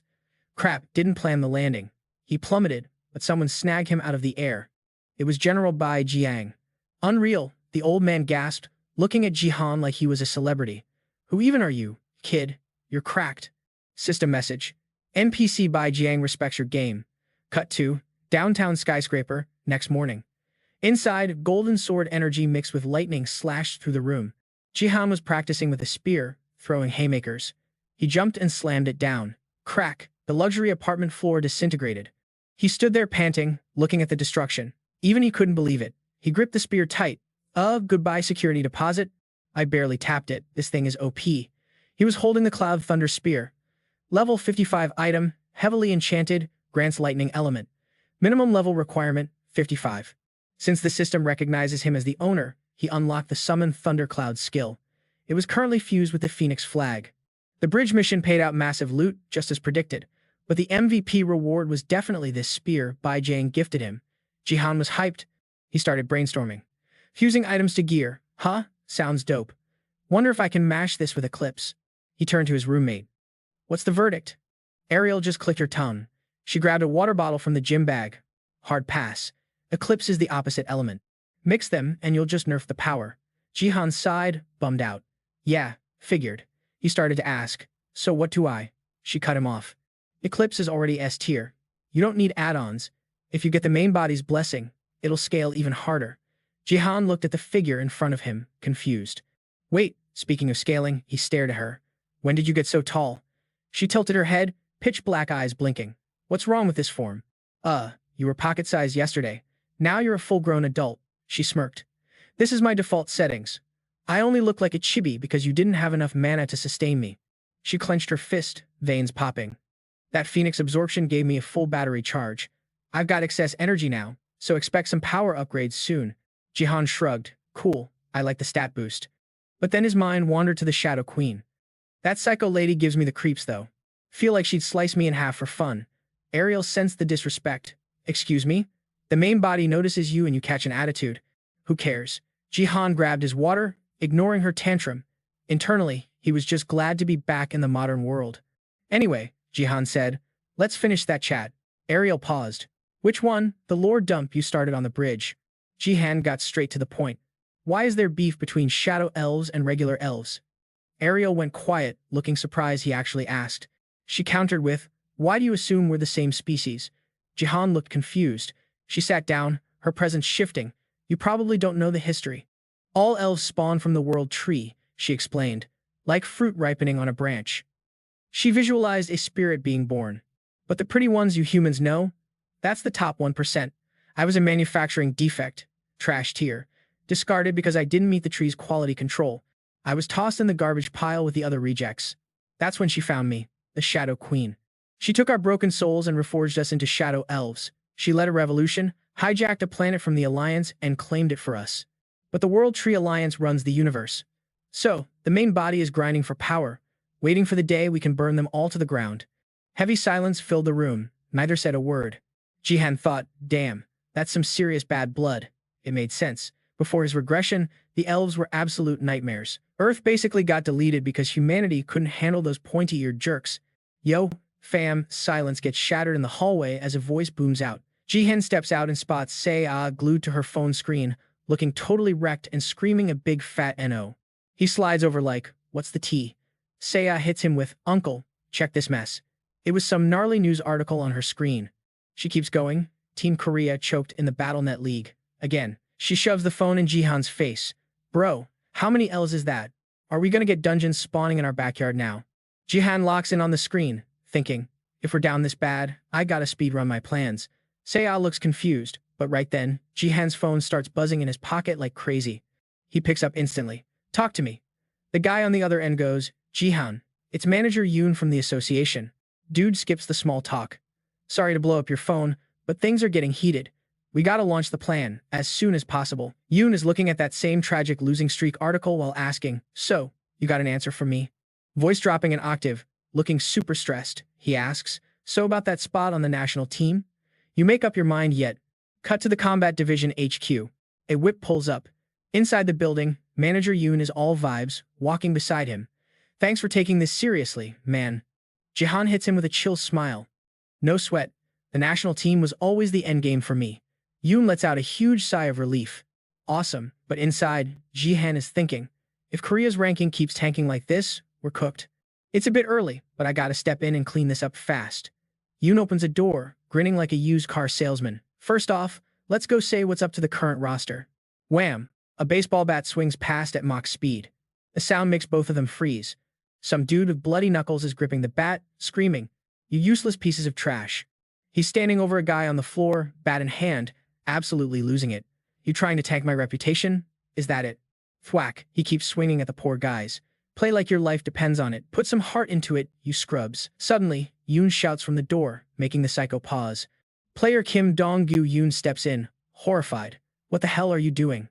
Dong-gyu tosses the bat aside like nothing happened, just giving him a little tutorial. Yoon screams, that ain't coaching, that's assault.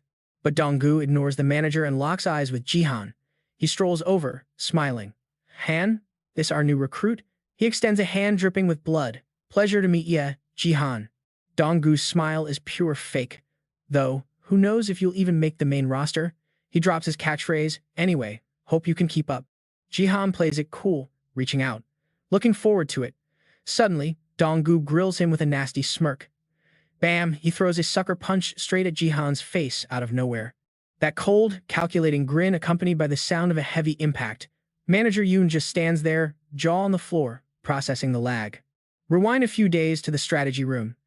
Yoon drops the bomb. We're scouting Sung Jihan for the national team. Dong-gyu sits there, brows furrowed, totally blindsided. He gasps. Excuse me, Yoon continues. It's still in the talks, but if Jihan agrees, the administration will run an official test. Dong-gyu isn't having it. Are you insane? He slams both fists on the table. I don't care how hyped this rookie is, the dude is hardstock platinum. This isn't Little League. You pick some influencer kid just for clout and you'll tank the whole tournament, but Yoon shuts him down cold. Our stats have been trashed since the Sword King left. Yoon points at the data. The Warrior lineup needs a total reboot. You got any better ideas? Or is Korea out of talent? Just fast-track Jihan to the main team. Dong-gyu listens, fuming. The public sentiment regarding the Warrior team is brutal right now. The administration is getting review bombed with complaints.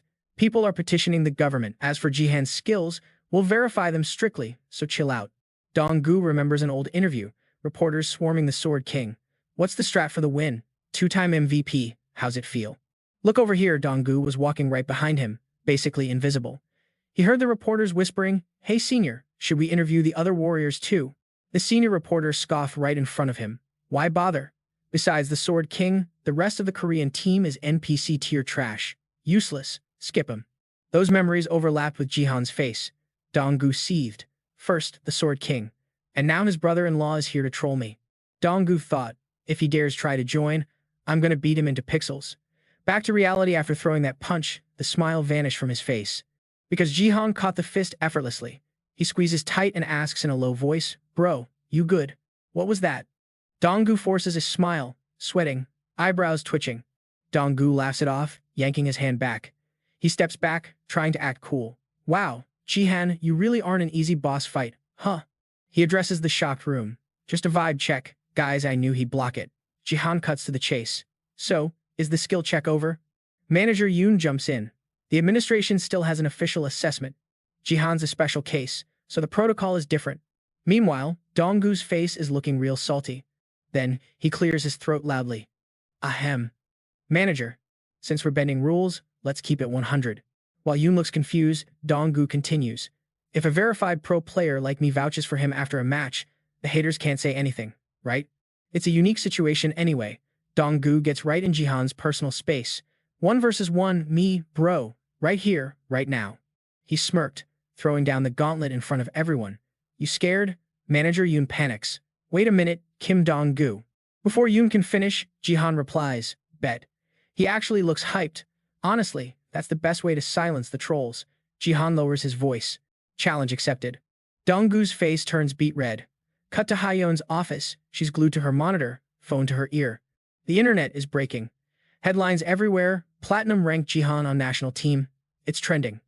People are demanding he gets a slot immediately. Comments are flooding in. Is the Jihan leak real? Makes sense. Our warrior team is dog water right now anyway. He needs to be on the roster. Jihan clapped, a diamond ranker like it was nothing. Bro took down a tank as a support. He was only silver back then. Stop glazing Jihan. Rules exist for a reason. Hayeon speaks into the phone, sounding stressed. Are you sure about this? She's talking to Jihan. A platinum nominee already broke the internet, and now you're going to livestream a deathmatch on national TV?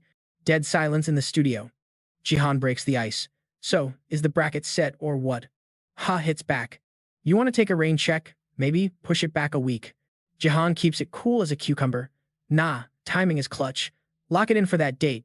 Ha switches up the vibe, dropping a respectful yes, sir. Totally catches Jihan off guard. She sounds 100% sure. Boss, I'm betting the house on you this time. Bro freezes like a deer in headlights. She used to think he was trash. Jihan cuts the awkwardness with a scowl. All right, bet. Catch you on the flip side. Ha is all hype. For sure, hit me up if things go south. Click. Jihan starts plotting. Live broadcast on prime time. Sounds like they're trying to roast me in 4K. He starts crunching the numbers. One bad trade, just one slip up, and they'll spot I'm not on that national team level yet. Jihan pulls up the HUD, voice shaky. Stats, looking decent. Seon Jihan, level 72, Gangnam District 1 gold rank. Then a notification pops off, strength sitting at 99. Yo, you want to drop a point to max this out? He grins with swagger. Ask me again next week. Boom. Stats update instantly. Strength, 100. Force, 100. The screen lights up like Times Square, leaving him shook. The system goes haywire. We're talking glitch mode. A faint red mana aura starts swirling around him. Jihan stares at his hands, totally confused. What the? It's just a single stat point, but it feels like I just leveled up 10 times over. He clenches a fist. I got this. Inside, the chi is flowing, pooling up in his chest like a nuclear reactor alongside his other energy centers. External force smashes through the internal barrier. BAM system notification flashes. Triple Dantian integration initiated. It is go time. Lightning crackles in his palm, going absolutely feral. He grits his teeth, trying not to scream, feeling like he is being ripped apart pixel by pixel. But Jihan isn't a quitter. Can't bail now. Gotta ride the lightning. He lets out a savage roar, smashing through the mental block with pure grit. He squats low, power stance, screaming, brake dust settles, black smoke fades. He drops to his knees with a heavy thud. Ding system says, Triple Dantian integration, complete. Jihan looks wrecked. He checks the logs. Strength and force fused into a brand new stat. Unlocks special skill, soulless, sounds edgy. He drags himself up, sighing. A special skill? That beats a rare stat any day, right? Just as he is celebrating the W, a massive black hand materializes right above his head. It snatches him up like a claw machine toy. Poof, he is gone. Red alert flashes. Owner of Soulless, the wandering martial god is summoning your sorry behind. Jihan gets isekai'd to some trippy dimension. He hits the deck hard, scrambles up, and finds himself staring at a light show that would put Vegas to shame. Under a galaxy sky, ghostly weapons are floating everywhere. Jihan is freaking out. Yo, where am I? Is this a glitch? He recalls the last system prompt. It definitely said martial god. Last time, he repoed my GIF because of the Dantian link. Now he is dragging me here in person? While he is confused, a shadow creeps up behind him. Been a minute since we had visitors. Jihan spins around, ready to throw hands. Jihan keeps his guard up. You the wandering martial god? The shadowy figure doesn't answer, just smirks like he knows the punchline to a bad joke. Finally, the shade speaks up. Slow your roll, kid. You are too low level. If you saw the big boss's true form, your brain would melt. I'm just the receptionist. The shadow fades, revealing a majestic old dude with flowing white hair. I am the envoy. Been around for 3,000 cycles. He flashes a gentle, grandpa-style smile. Name's Dongfang Shuo. Jihan blinks, stunned. Dongfang Shuo, the legend? System pop-up. Dongfang Shuo's brush. Item rank, double S. Connected to the martial god. This guy is the real deal. The old man asks, you were wondering why you got the VIP invite, right? I'll give it to you straight, the old man says. Chosen one. Ditch the soulless skill. Become a simp, a servant for the martial god. Jihan's eyes pop out of his head. After a solid minute of silence, Jihan stammers. Come again? The old man points a finger. Soulless is a one-of-a-kind drop per planet. If you keep hogging it, he doesn't finish. Suddenly, 1,000 spectral swords materialize, pointing straight at Jihan's throat. Old man snaps his fingers, freezing the blades. Once you level up enough to be a threat, the martial god will delete you from the server. But, he continues, uninstall the skill, pledge loyalty, and you get immortality as a premium subscriber. With a literal armory pointed at his face, Jihan has to choose. His brain is doing backflips, wondering what the move is. What in the multiverse is going on? One per planet? Does that mean this martial god started on Earth too? Jihan bows his head, thinking hard. Focus, Jihan. Options are, get wrecked or become a slave. But hey, if I say no to slavery, maybe they won't insta-kill me. I can hear your gears turning, kid. Dongfang raises a hand, and the ghostly arsenal lifts up. Let me drop some wisdom, he says gravely. See this junk? It all belonged to top-tier players who thought they could 1v1 the martial god. Dongfang keeps his cool, warning him, don't bet your life on a losing streak. You don't want to be a sidekick, I get it. But main characters die too. Jihan looks up at the floating graveyard of swords, deep in thought. Jihan nods slowly. You make a solid point, Gramps. The old man looks pleased. Smart lad. Now hold up, Jihan interrupts. I ain't being nobody's slave. He stands tall in the pressure cooker. I'm keeping soulless, and one day, I'm gonna clap the martial god. Flashbacks hit him his family, the destruction back in the hood. Jihan clenches his jaw. For my hometown. He looks like a total boss. And for my planet, I'm not settling for second place. Dongfang stares for a hot minute, then strokes his beard. I see. You got guts, kid. I dig that energy. A creepy, sly grin spreads across his face. That's right. Go big or go home. Dust swirls around them, but talk is cheap. Suddenly, the old man lunges, purple eyes glowing like neon signs, palm thrusting forward. It is a blitz attack. He blasts Jihan with a wave of force. Jihan gets launched, sneakers screeching against the floor as he tries to break. Jihan is stumbling hard, totally unable to keep his balance, hands and feet flailing like he is on ice. His chest is burning up, and right then, the old man drops the harsh truth. Listen, kid, rule number 1 of this world? It's dog eat dog. You can't survive on just vibes and attitude. You feel me? The old guy grips his blade tight, spitting facts that cut deeper than the steel. If you seriously want to step to the war god someday, you gotta at least be strong enough to be his punching bag first. Boom, he swings that sword down with zero hesitation. It's game over. Jihan is lagging, completely frozen. He clutches his chest in agony while the ground around him gets absolutely deleted by the shockwave. While rocks are flying everywhere, Shuo points his sword and drops an update. Catch this fade, chosen one. Jihan is still buffering, his brain trying to process the insanity unfolding right in front of him. Suddenly, Shuo flexes this massive yin-yang energy shield. The pressure is over 9,000. Jihan is thinking, good game, how do I even block this? Just as the energy peaks, a voice yells cut and Shuo flinches. Out of the shadowy void, a massive unit steps up, radiating pure power. This dark figure creeps up right behind Shuo. Shuo turns around and realizes he is basically an ant compared to this giant. He turns purple, drops to his knees instantly, and stammers, Lord, War God. The giant stands there, emitting heavy boss-level vibes. Jihan is tweaking. His eyes pop out of his skull when he realizes it's him, the legendary wandering war god in the flesh. The giant stands tall, voice dropping like bass in a trap beat. A scrub who hasn't even hit the constellation leaderboards thinks he can solo me. That's cute. Jihan is gasping for air, trying not to lose his cool in front of the boss. Bet. I'll be waiting for you. Dark glitches and lightning spark up around Jihan. The war god's eyes go demon mode red, and he points a massive finger forward. I'm actually hyped for the rematch. See you, Jihan. Whoosh. With that finger point, Jihan gets yeeted into a bottomless black hole opening up right under his kicks. Thud. Jihan respawns back in the city, slamming the pavement hard. He sits up, panting like he just ran a marathon. People on the street are staring like, yo, is he good? Sweat is dripping off his face. His brain is fried, head pounding like a drum. He feels like someone took a sledgehammer to his skull. I only saw a fraction of that dude's true form, and I'm this wrecked? Is the skill gap really that wide? Suddenly, a kid in a group of high schoolers screams, huh. They rush him, spamming questions like a live chat.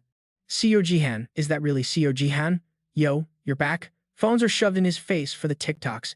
Jihan is dazed, totally out of it while they keep badgering him. Where you been hiding, bro? Did you rage quit the national team trials? Jihan looks confused at the fanboys and asks, hold up, chat. What are y'all talking about? Just then, Jihan raises his hand to block the cameras when Seiya hops out of a whip behind him, yelling, Uncle. She sprints over, tackling him with a hug. Uncle, where on earth have you been all this time? He nudges her back, still confused. What's the drama? Why is everyone tripping? Behind him, another student is yelling for clout. CO Jihan, give us a statement. Seiya looks at him, bewildered. Wait, you don't know? Uncle, you've been ghosting everyone for 7 whole days. Right on cue, Heian is screaming from the car down the street. Jihan, get in the car, right now. Everyone whips their heads around. Slam. They dive in, and the door shuts tight. The car peels out. The fanboys chase them down the block, yelling, CO Jihan, wait up, we need a selfie.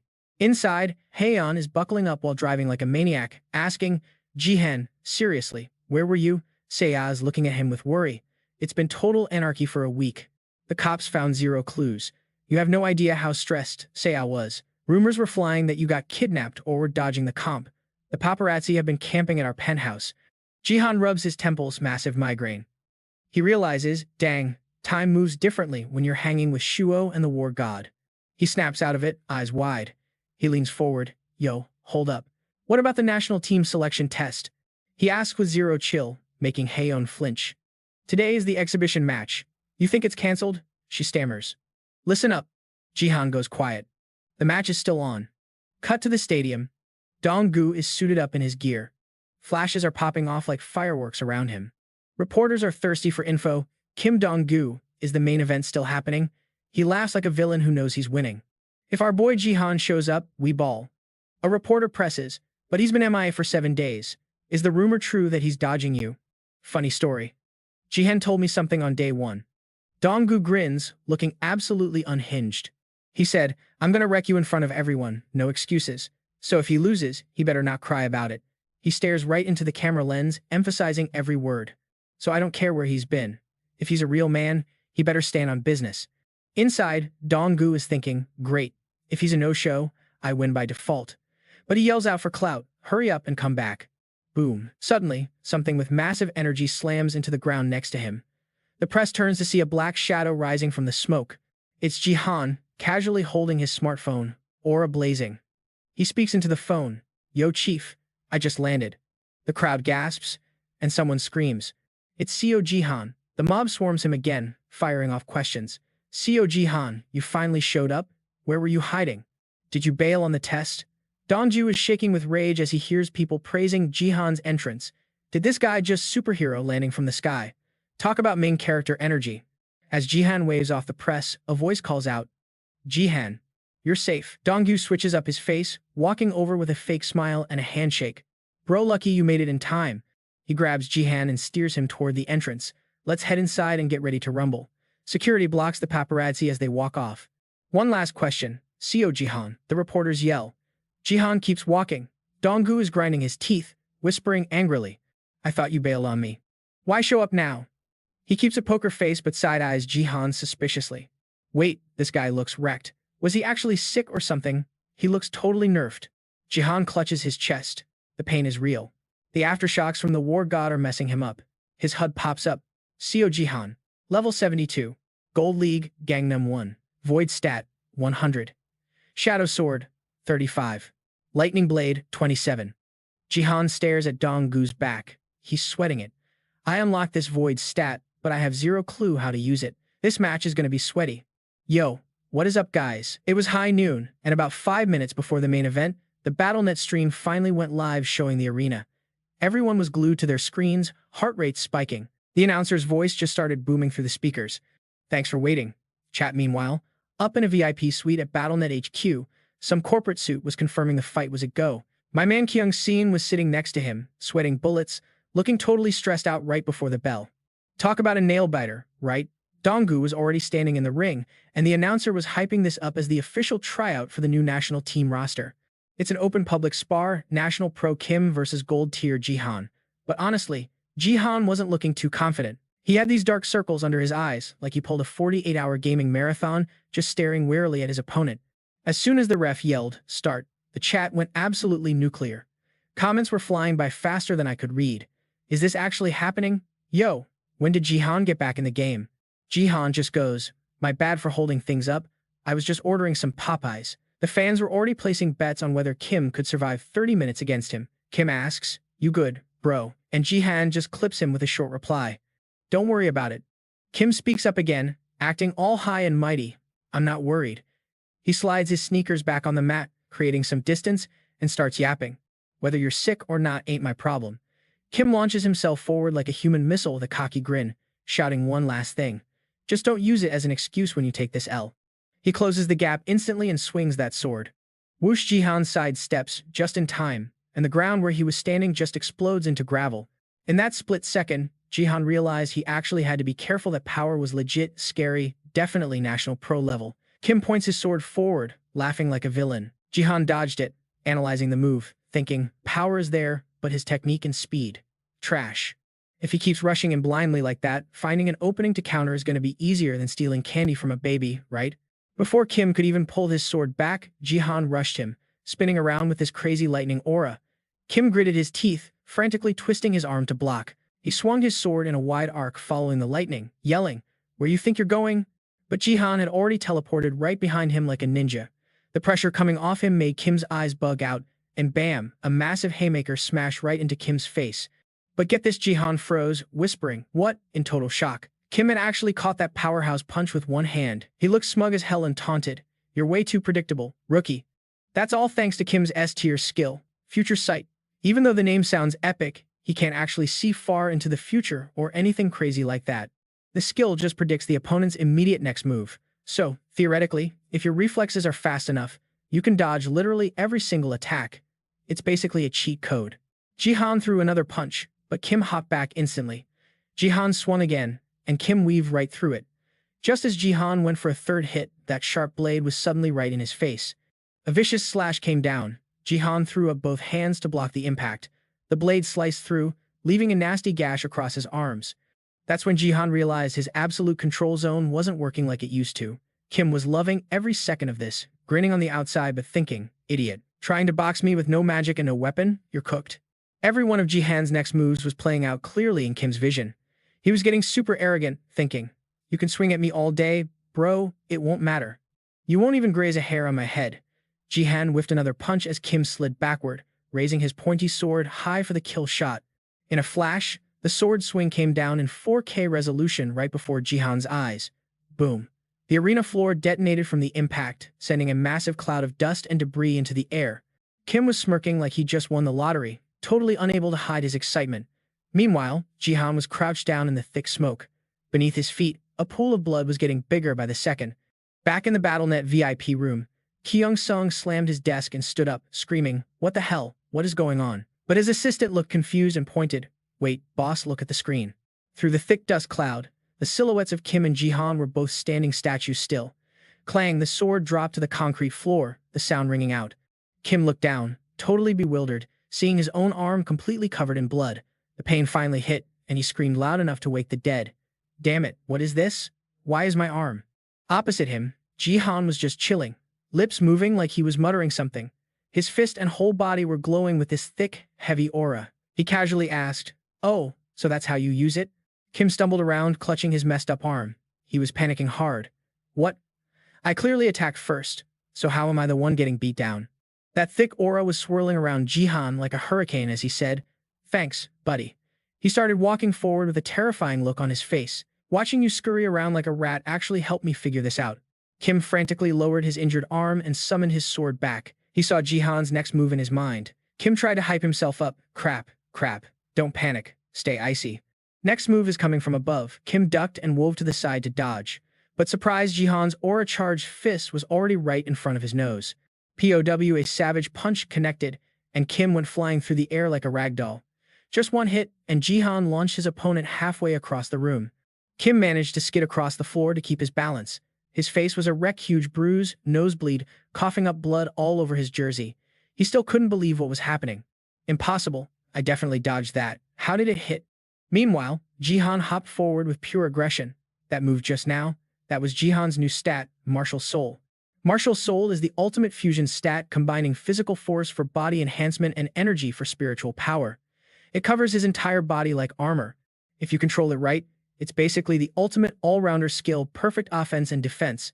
Jihan cocked his fist back, energy crackling, squeezing his hand so tight it was literally smoking. They squared up. Kim was so terrified his arm gave out and he dropped his sword again. And then, wham, another thunderous punch from Jihan landed instantly. Kim's eyes rolled back and he started spewing blood like a fountain. This time he got launched all the way to the arena wall. The dust was still settling in the ring. Jihan held his follow-through pose like a boss. The announcer was losing his mind. What are we witnessing? Jihan stood there like a hero, while Kim was crumpled up pathetically against the wall.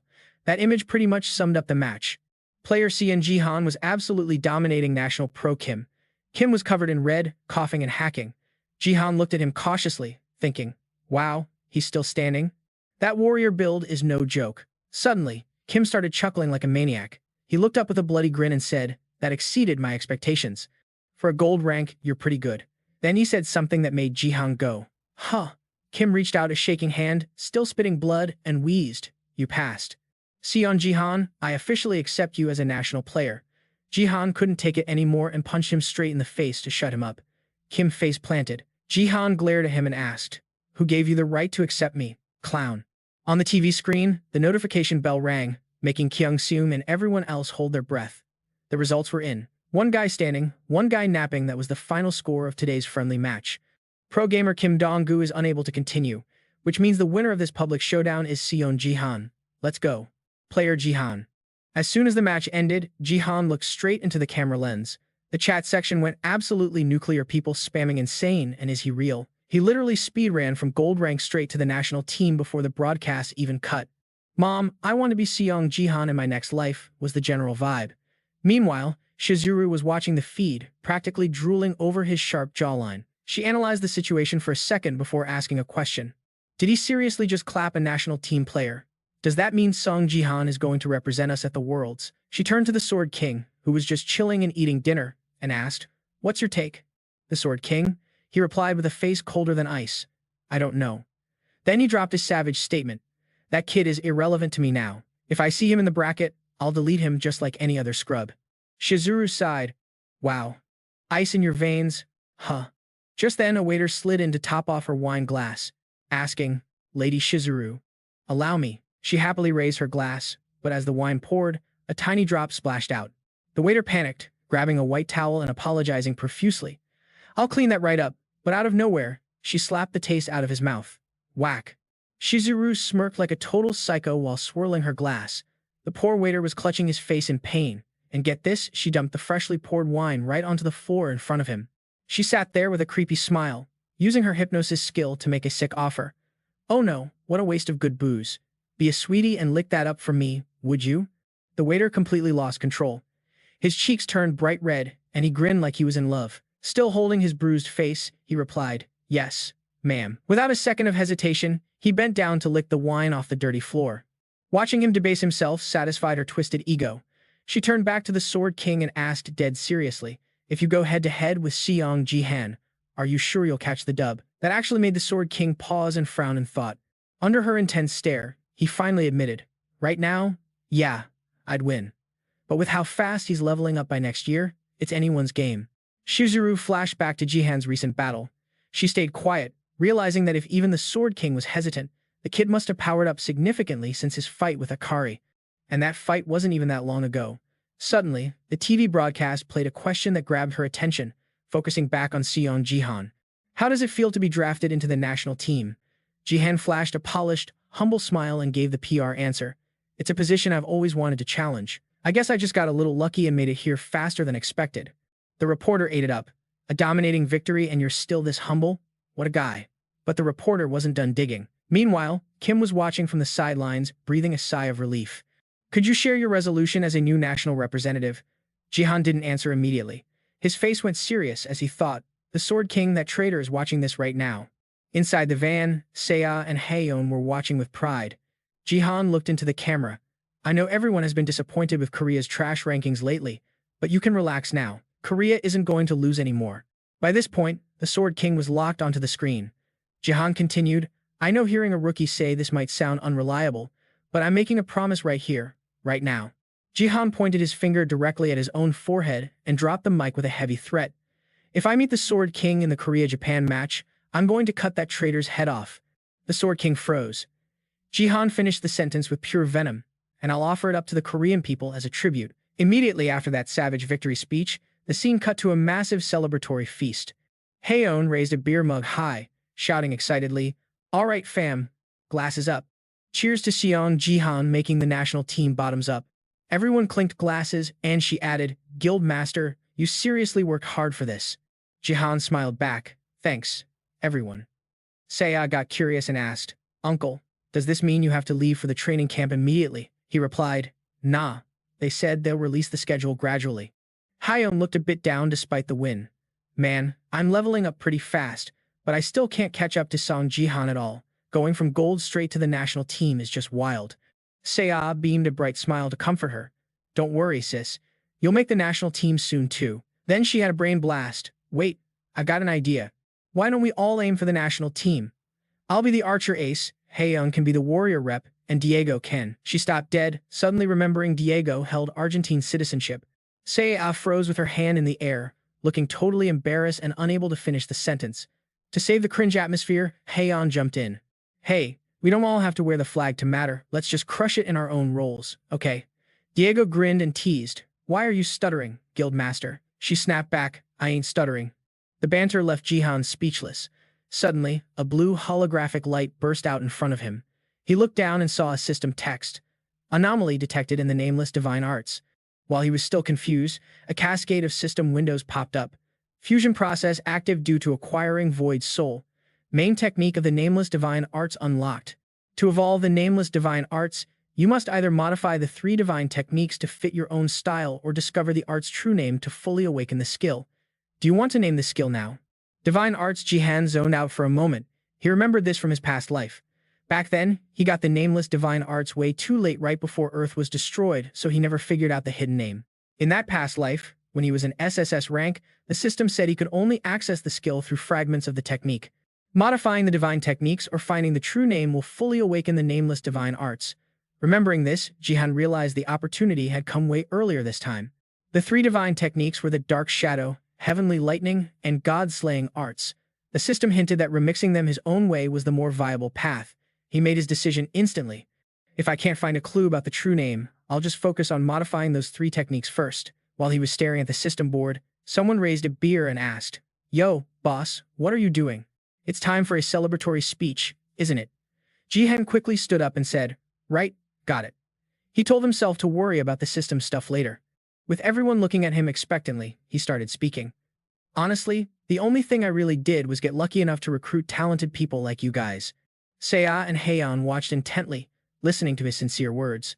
Thanks for trusting me, sticking with me, and grinding non-stop. Jihan raised his glass with a new promise. The next time we have a party like this, it'll be when Korea becomes #1 in the world. Clink. As glasses touched, the scene shifted to a creepy eye slowly opening somewhere else. The eye snapped open, revealing a blurry, unfamiliar ceiling. A guy named Seun blinked, looking totally lost. A notification chime hit, and he grabbed his sword in a panic. Welcome to the gold rank Gangnam Zone. A massive crowd of players attempting the promotion was already there. Then the mission briefing dropped. Mission, survival. Location, experimental zone. He was still freaking out, looking left and right. Seun slowly stood up, anxiety spiking. Experimental zone? Wait, this map starts at level 75 in the Gold League. Damn it, I literally just hit the level cap. I haven't even read the walkthrough yet. Just then, someone nearby screamed in frustration. Are you kidding me? I just got here and I spawned in a red zone. Another player holding a staff was practically crying. This sucks, I'm going to get D-ranked for sure. Seun looked around, a million questions racing through his head. Red zone. What the heck is a red zone? Before he could figure it out, the game start announcement blared, and terrifying red laser grids sliced through the air. Alright guys, check the scoreboard. We need the survivor count to hit 50, but it's sitting at 100 right now. Then boom. The whole room lights up red with these crazy laser grids appearing out of nowhere. The system drops a fight to survive bombshell, and everyone freaks out. It's total panic mode. Jihan whips around to check his six, trying to figure out what the heck is going on. It is absolute mayhem in their explosions popping off, dudes getting eliminated left and right, people screaming and running like headless chickens. Jihan is standing there thinking, yo, is this even the same game? While half the lobby gets sliced up by the red lasers, a notification pops up. RNG time, baby survivors get teleported to 3 zones, green, yellow, or red. Talk about a luck of the draw. And of course, the red zone is basically the newbie graveyard. You gotta survive other players and dodge a million traps. A few minutes later, dead silence. Just the smell of blood and dust hanging in the air. The few guys left standing are wheezing like they just ran a marathon. One dude screams at the sky. Are you kidding me? My luck is trash. If I got green or yellow, I'd be leveling up easy right now. Jihan is feeling the salt too. He's thinking, for real, PvP is hard enough. Now I gotta play hopscotch with death traps? Devs, please nerf. But then, someone calls out from the crowd. Hold up, guys. It's this player named Gobrek. He's got his hands up like he's surrendering. Let's chill. The traps are bad enough without us killing each other. Fighting now is just suicide. He starts doing the math for everyone. Look, we just need 50 people left total, right? Green has 35, yellow has 27, red has 14. That is 71 total. Then he drops the pitch. Who cares about the other zones? Let's stop the friendly fire. If we team up, we can cheese the traps. Some people are buying it, others are sussed out. Even Jihan thinks the dude sounds kinda familiar. Then his buddy Jinx walks up, slaps Gobrek on the back, and flashes $1 million smile. Alright, looks like we have a deal. He steps up with his staff and asks, yo, any first-timers in this survival zone? Any fresh level 75s in the chat? Then he hits them with a nice guy act. Group up here. I know the glitch spots for the traps. Jihan nods, thinking, finally, Akari, let's go. Everything seems chill, but catch this. Jinx looks back at Gobrek, gives him a little nod, and suddenly his face goes from best friend to serial killer real quick. Once the newbies are all huddled up like sheep, Jinx asks one more time, you guys are all level 75, right? They like, yeah, sure are. Jinx starts twirling his staff and says, perfect. Bam. Jinx swings his staff right at Jihan's face. It's not just him, swords come flying out of nowhere from the rest of their squad. The level 75 crew is totally blindsided. Jihan dodges and yells, bro, what is your problem? Jinx just grins like a psycho, looking all dark and twisted. What?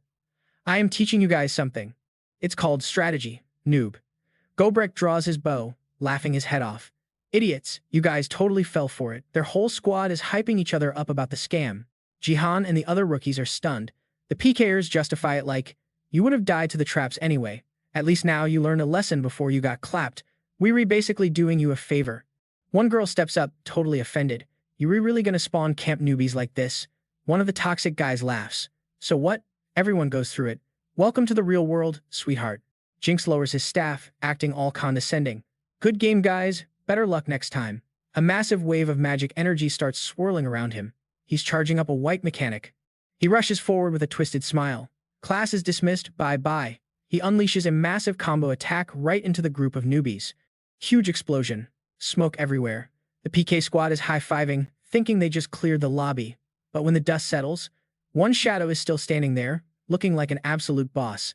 Suddenly, the 3 main scammers get lifted into the air by an invisible force and slammed into the ground. Hard. They are coughing up blood, screaming, what is this? Is the game bugged? Out walks Jihan, dragging a sword dripping with dark energy. He looks at them with dead eyes and says, sorry, I was a little groggy earlier. Forgot how this game works. The aura coming off him is terrifying. But thanks to your strategy, it's all coming back to me. The toxic players start getting deleted one by one. The red zone turns into a slaughterhouse, and Jihan is the butcher. No mercy. He's swinging that sword like a pro. The spectators watching the stream are going nuts in the comments. Yo, this isn't a newbie. That is a Smurf account. He is destroying the ecosystem. Even while getting wrecked, one of the idiots tries to trash talk him. You freak. What kind of cheat codes are you using? Jihan doesn't even blink. He brings the sword down chop. 1 hit, 1 kill. Die already. After clearing the trash, he looks up at the sky, bored out of his mind. Is that it? Lobby clear? The scoreboard updates. Green, 28. Yellow, 25. Red, 1. Total survivors, 54. Jihan sees the number and gets annoyed. Seriously? Still haven't hit 50? Man, I wish I could server hop and hunt the other zones. Suddenly, dark smoke swirls around him. It is Ariel, his spirit guide. Jihan, watch out. He's surprised to hear her voice. Ariel? She sounds panicked. I knew this place looked familiar. Then she drops a lore bomb that freezes him in his tracks. This isn't just a game map. It's a World Tree Alliance laboratory. She explains that whenever elves invade a planet, they leave these messed up labs behind to run experiments. I've raided these places before. I lost good teammates to the security systems here. Jihan goes on high alert. This isn't part of the normal game map rotation. So we glitched into a hidden area? Jihan scans the room. If Ariel is right, the devs copy-pasted a real elf base into the game assets. That is wild. He thought it was just a weird survival mode, but it's actual alien tech. Suddenly, red alarms start blaring. Whoop, whoop. A robotic voice announces, Red Zone test subjects eliminated. Anomaly detected. Unauthorized entity present. Jihan looks around. Are they talking about me? Laser grids start forming everywhere again, initiating total purge. Jihan stands there looking confused at the red squares before it hits him. Wait, purge? What the hell? Since when does the map fight back? The stream chat is going crazy. Rip Jihan, don't mess with the red zone. Bro didn't read the patch notes. The red squares are closing in fast. Jihan yells, this is cheap, you can't even dodge this. It's an insta-kill mechanic. Ariel screams, Jihan, the center door. Run for it. He looks at the wall she's pointing at. What? That is a wall, not a door. She starts explaining the physics fast. It's a spatial rift. When the traps activate, the fabric of space tears open. You can phase through it. Jihan is skeptical. It looks like solid concrete to me. Ariel. The lasers are inches away from his face. Go now. It won't stay open. Jihan grits his teeth and launches himself. If I faceplant into a wall, I am blaming you. He sprints and dives with his hand out.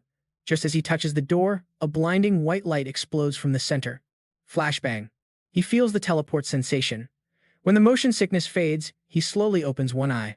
The red light is gone. It's bright. Jihan stands up and his jaw drops. He's not in the lab anymore. He's on a beautiful path lined with green trees, leading to this majestic temple. Talk about a hidden level unlock.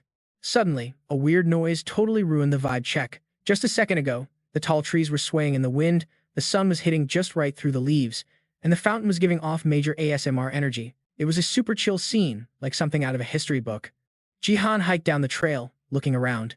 Yo, Ariel, drop a pin for me, where are we? She seemed just as lost, honestly. No clue, fam. I didn't even know this map had a Zen garden. Just as Jihan plucked a fresh flower, a system notification popped up. Hidden quest escape, the red zone complete. Boom. But wait. A new quest notification just slid into the DMs. Unlock epic quest. Face the lab master and figure out what the heck they're testing. Reward, 100 points. Achievement, mystery. Jihan read the text and thought, this definitely isn't the usual daily grind. Purpose of the experiment, huh? Suddenly, a rustling sound from up ahead made him look up. A figure with long blonde hair stepped into view like a dramatic cutscene. She asked, who are you? It was Chemo, an elf in this world. She continued, don't tell me a test subject actually escaped. Jihan tilted his head, confused, realizing he was looking at a legitimate elf. Ariel, floating behind him, confirmed it. That's a real elf. Heads up, Jihan, she's trouble. He replied telepathically, sounding bored. I know. I got eyes. You just chill and watch. He was already sizing her up. Ariel said this was the World Tree Alliance's lab. Does that mean this elf is the CEO of this place? Chemo spoke up again, saying no test subject had ever made it this far. Interesting, she noted. She gestured to a seat behind her, acting all posh. Since you're here, care for some tea? It's literally tea time. Jihan didn't answer right away. He was running the numbers in his head. He wanted to speed run this encounter and get the info, but he had no idea what her power level was. Too risky to go aggressive. Best play is to act along for now. Sure, why not? He said politely, stepping forward. As he sat down, Chemo poured hot tea into a cup. They sat opposite each other, and the vibe was incredibly heavy. She slid the cup toward Jihan. Here, drink up. He lifted the cup, looking at Chemo's friendly smile. But his gut was screaming, stranger danger. This felt super creepy. What if it's poison? Ariel popped up with an idea. She's sketchy as hell. Just slice her up. Jihan made a face and shut her down fast. No, Zip it. Holding the cup, he reassured himself. Just act natural. It's still the tutorial phase, so the devs probably won't kill me off yet. He spoke up. Thanks. Don't mind if I do. Kimo was staring at him intensely now. After finishing the tea, Jihan asked, so, what is this place, and what's it used for? Since he was already talking, he threw in more questions, realizing she definitely wasn't a normal player. Who are you, really? What are you doing on this experiment map? Her response made Jihan jump. You ask a lot of questions for a kid, don't you? Kimo sipped her tea, answering slowly. Relax, one thing at a time. This is just my precious little garden. Obviously, I'm not here to play the tutorial like you scrubs. Her eyes went sharp as she gave a genuine answer. I'm just observing you guys from the VIP section. That answer worried Jihan. Surprisingly, she was being more cooperative than he expected. Maybe he could farm some info out of her. After hesitating, he asked, so, why are you watching us? She put her cup down and said simply, easy. Then Kimo rested her chin on her hand, a terrifying look on her face. If a rare variant like you shows up, I catch you and make you my slave. Jihan zoned out for a second, totally shocked. Suddenly, his body started shaking violently. A massive shockwave hit him, and the teacup on the table shattered into pieces. He fell off his chair, dropping to his knees, unable to lift his head.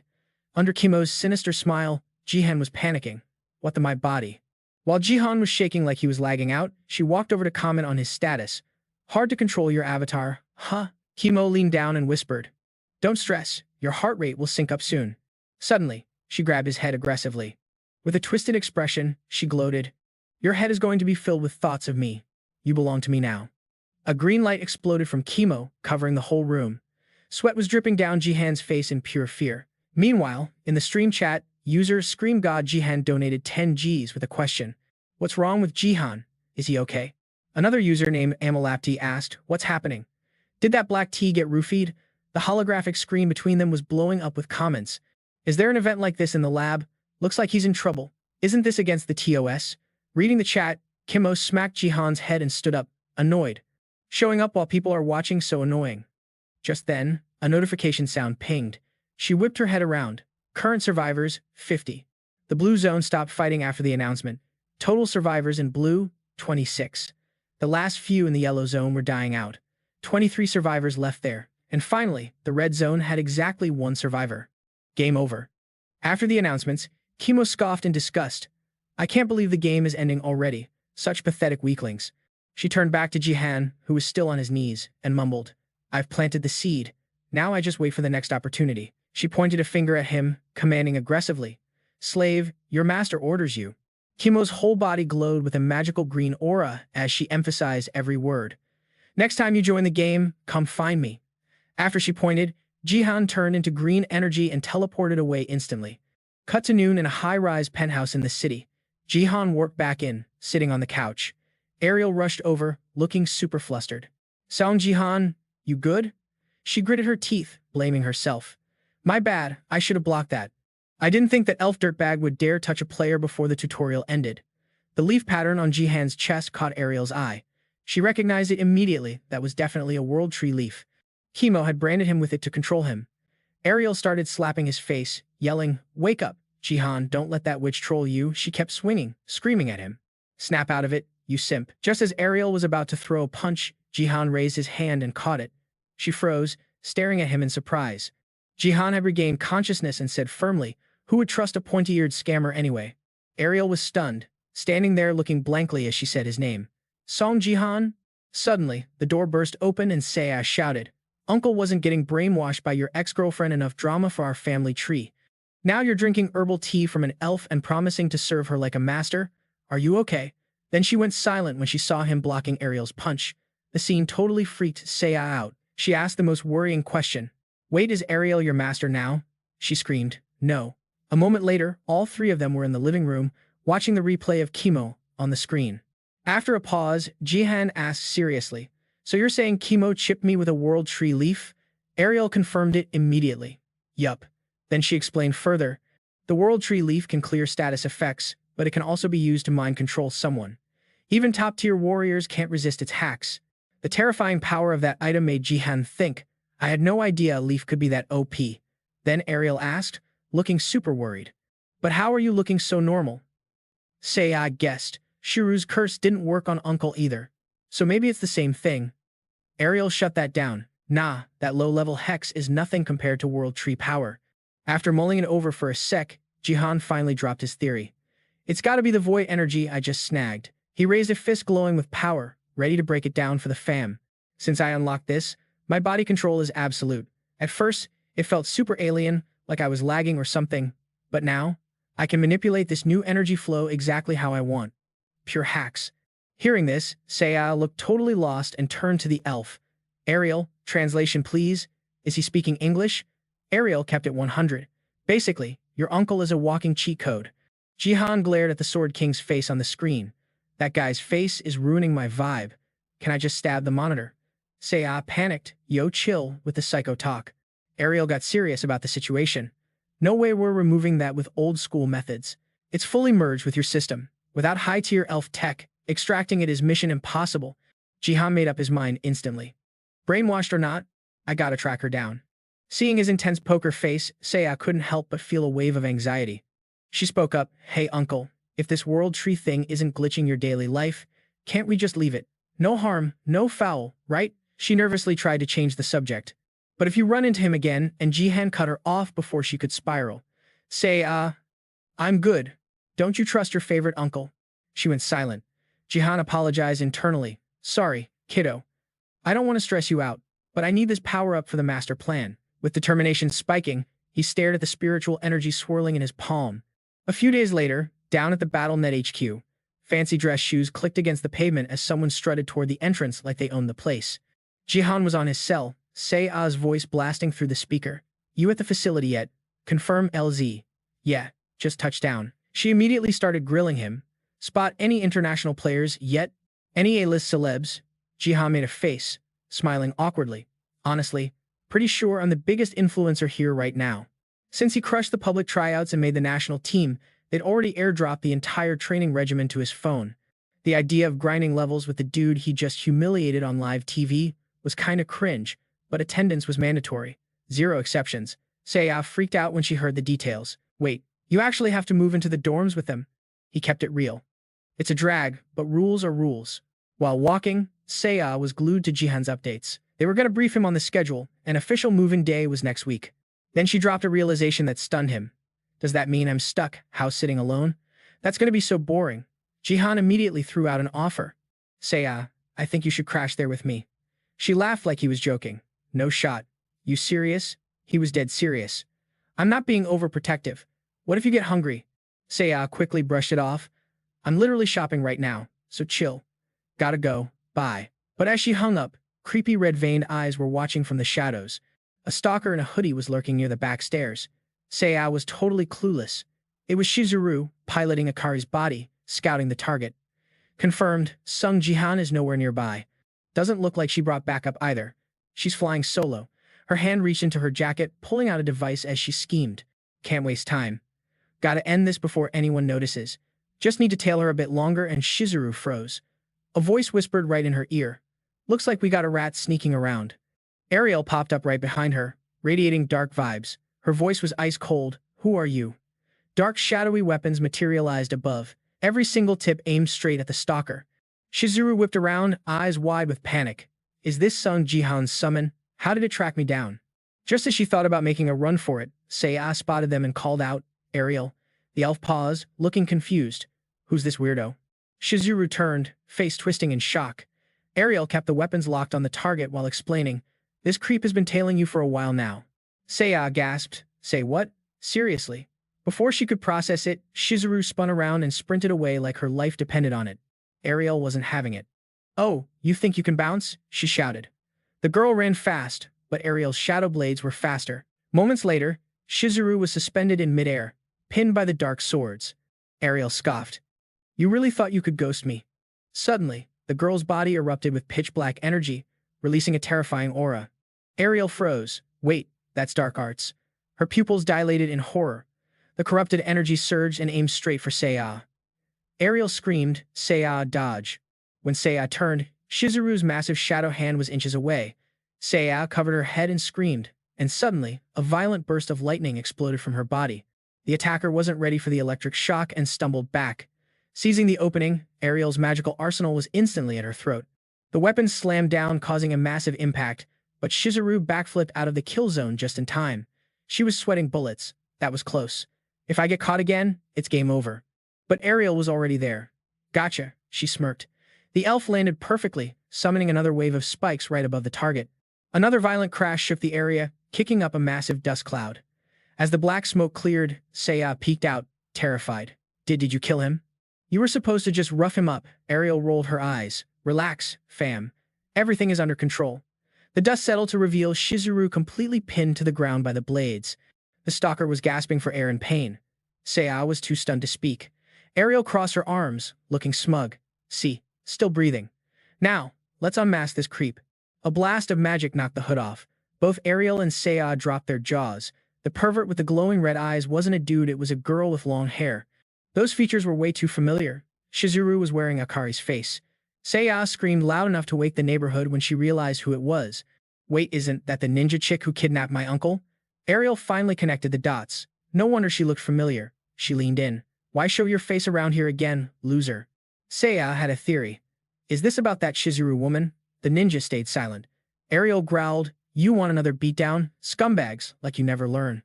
Flashback to earlier, Akari was on her knees, begging. I am so sorry, Lady Shizuru. She was trembling with guilt. I had no idea a silver-ranked player could be that OP. It was a humiliating defeat. Please, forgive me. Shizuru just twirled a lock of her hair, looking bored. After a long pause, she sighed. Save it, Akari. We'll just use a different method to reel Sung Jihan in. Akari looked up, confused. Shizuru snapped her fingers and called out to the door. Bring her in. Akari's eyes almost popped out of her head at what she saw next. Two massive bodyguards dragged a young girl into the room. Shizuru smiled cruelly. I heard you have a super cute little sister, Akari.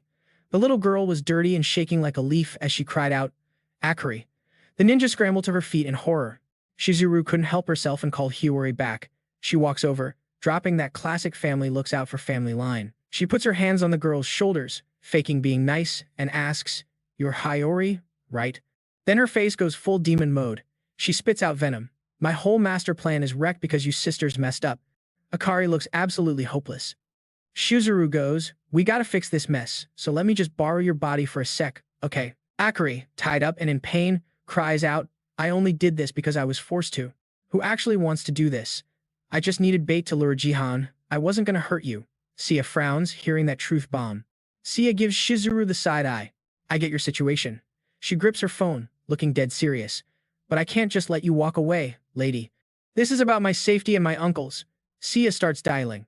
Calling him is way better than calling the cops, don't you think? While the phone rings, Shizuru bows her head like she's sad. But while they're distracted by the ringtone, she quietly pulls a knife from behind her back. Jihan picks up. Sia immediately goes, Yo, uncle, you busy? I need help right now. Bam, Shizuru snaps the ropes and charges forward. A massive slash rips through the air, cutting Ariel in two. Sia turns and sees her friend's top and bottom halves separated. She drops the phone in shock, screaming, Ariel. Jihan is panicking on the other end. Sia, what's wrong? Shizuru mocks her. Thought you'd let me go if I acted pathetic. You're colder than I thought. Sia, huh. She grins like a villain, pulling her mask down. Before this went down, Akari was begging Shizuru, Miss Shizuru, take me instead. Akari was losing it, pleading, I'll give you my body, just please let my sister go. With a wicked grin, a system window pops up asking, Player Akari transferred control. Do you want to use Akari's body as material to craft a clone?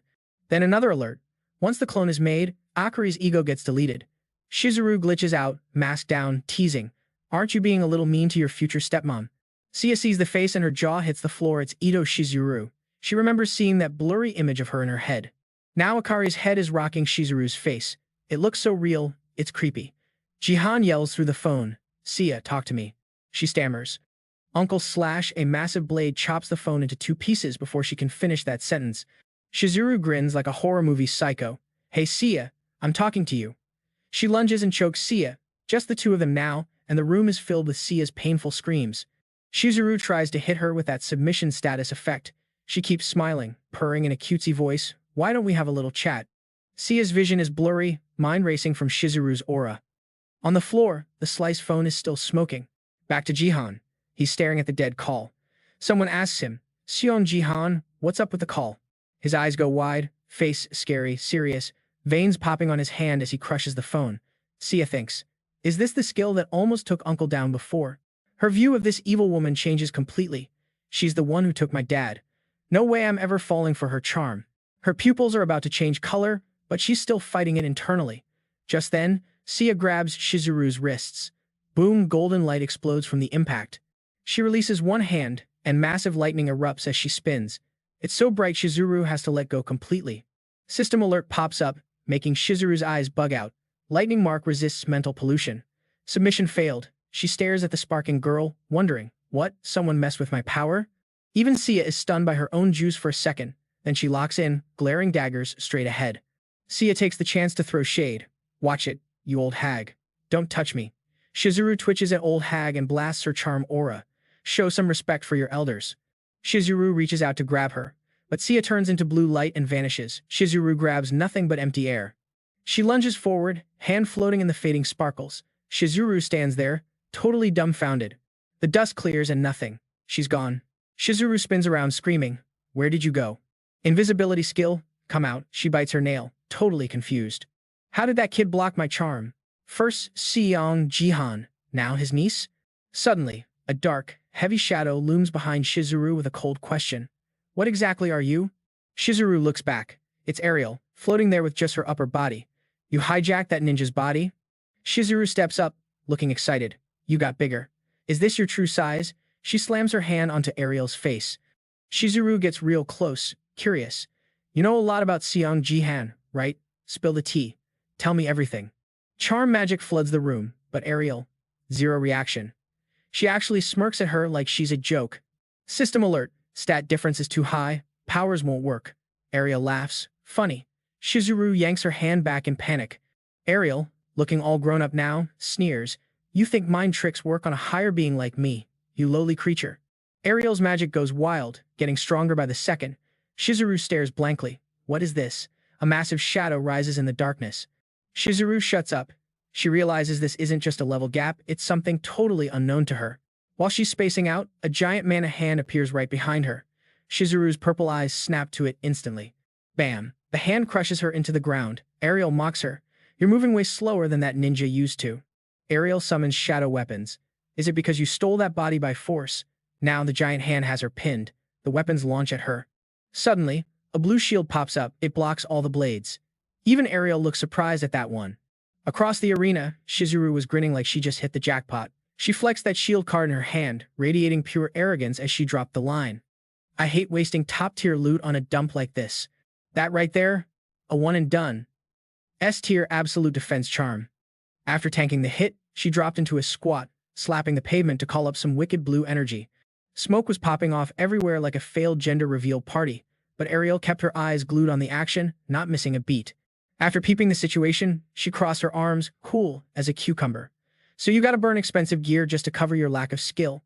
How long you think you can survive with those cheap parlor tricks? The lady clapped back with that main character energy. Chill, I got tons of gifts from people who adore me. Shizuru was smirking, but deep down, she was starting to sweat bullets. Her whole plan was cooked. Didn't expect Jihan summon to wall her off like that. Time to kidnap Saya and dip. Wait, where did that little witch go?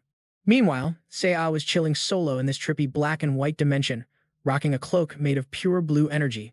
She was camping a spot near the duo, eyes glued to the fight, totally stressing out. Is this thing working? Judging by their clueless faces, she figured she was good. Shizuru and Ariel were totally ghosting her like she was spectating from another server. Saya got serious, realizing Uncle Jihan's item was way more OP than expected. Best move, camp here till the coast is clear. Suddenly, a big fat red notification popped up behind her. Warning, you have entered the void. Next second, a literal energy hurricane spawned right on her 6.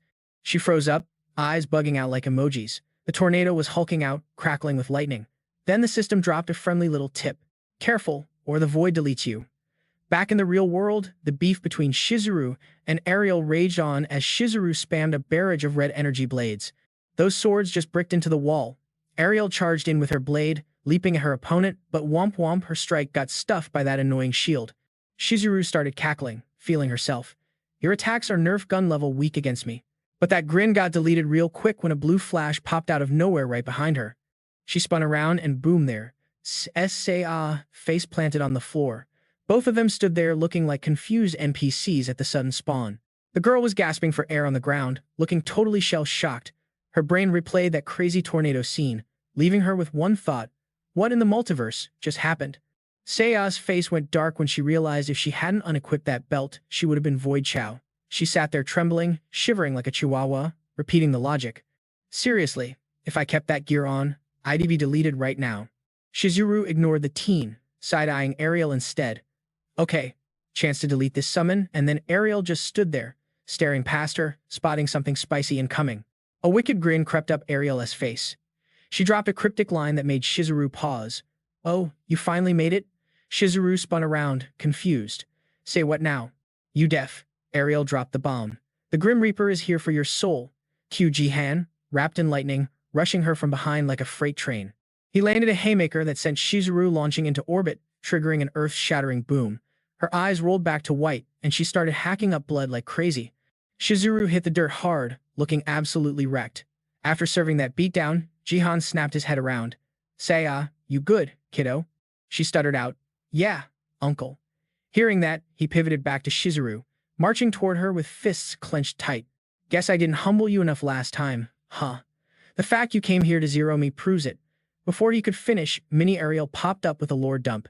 That ain't the lady from before. That's Eater Shizuru. She hijacked that body.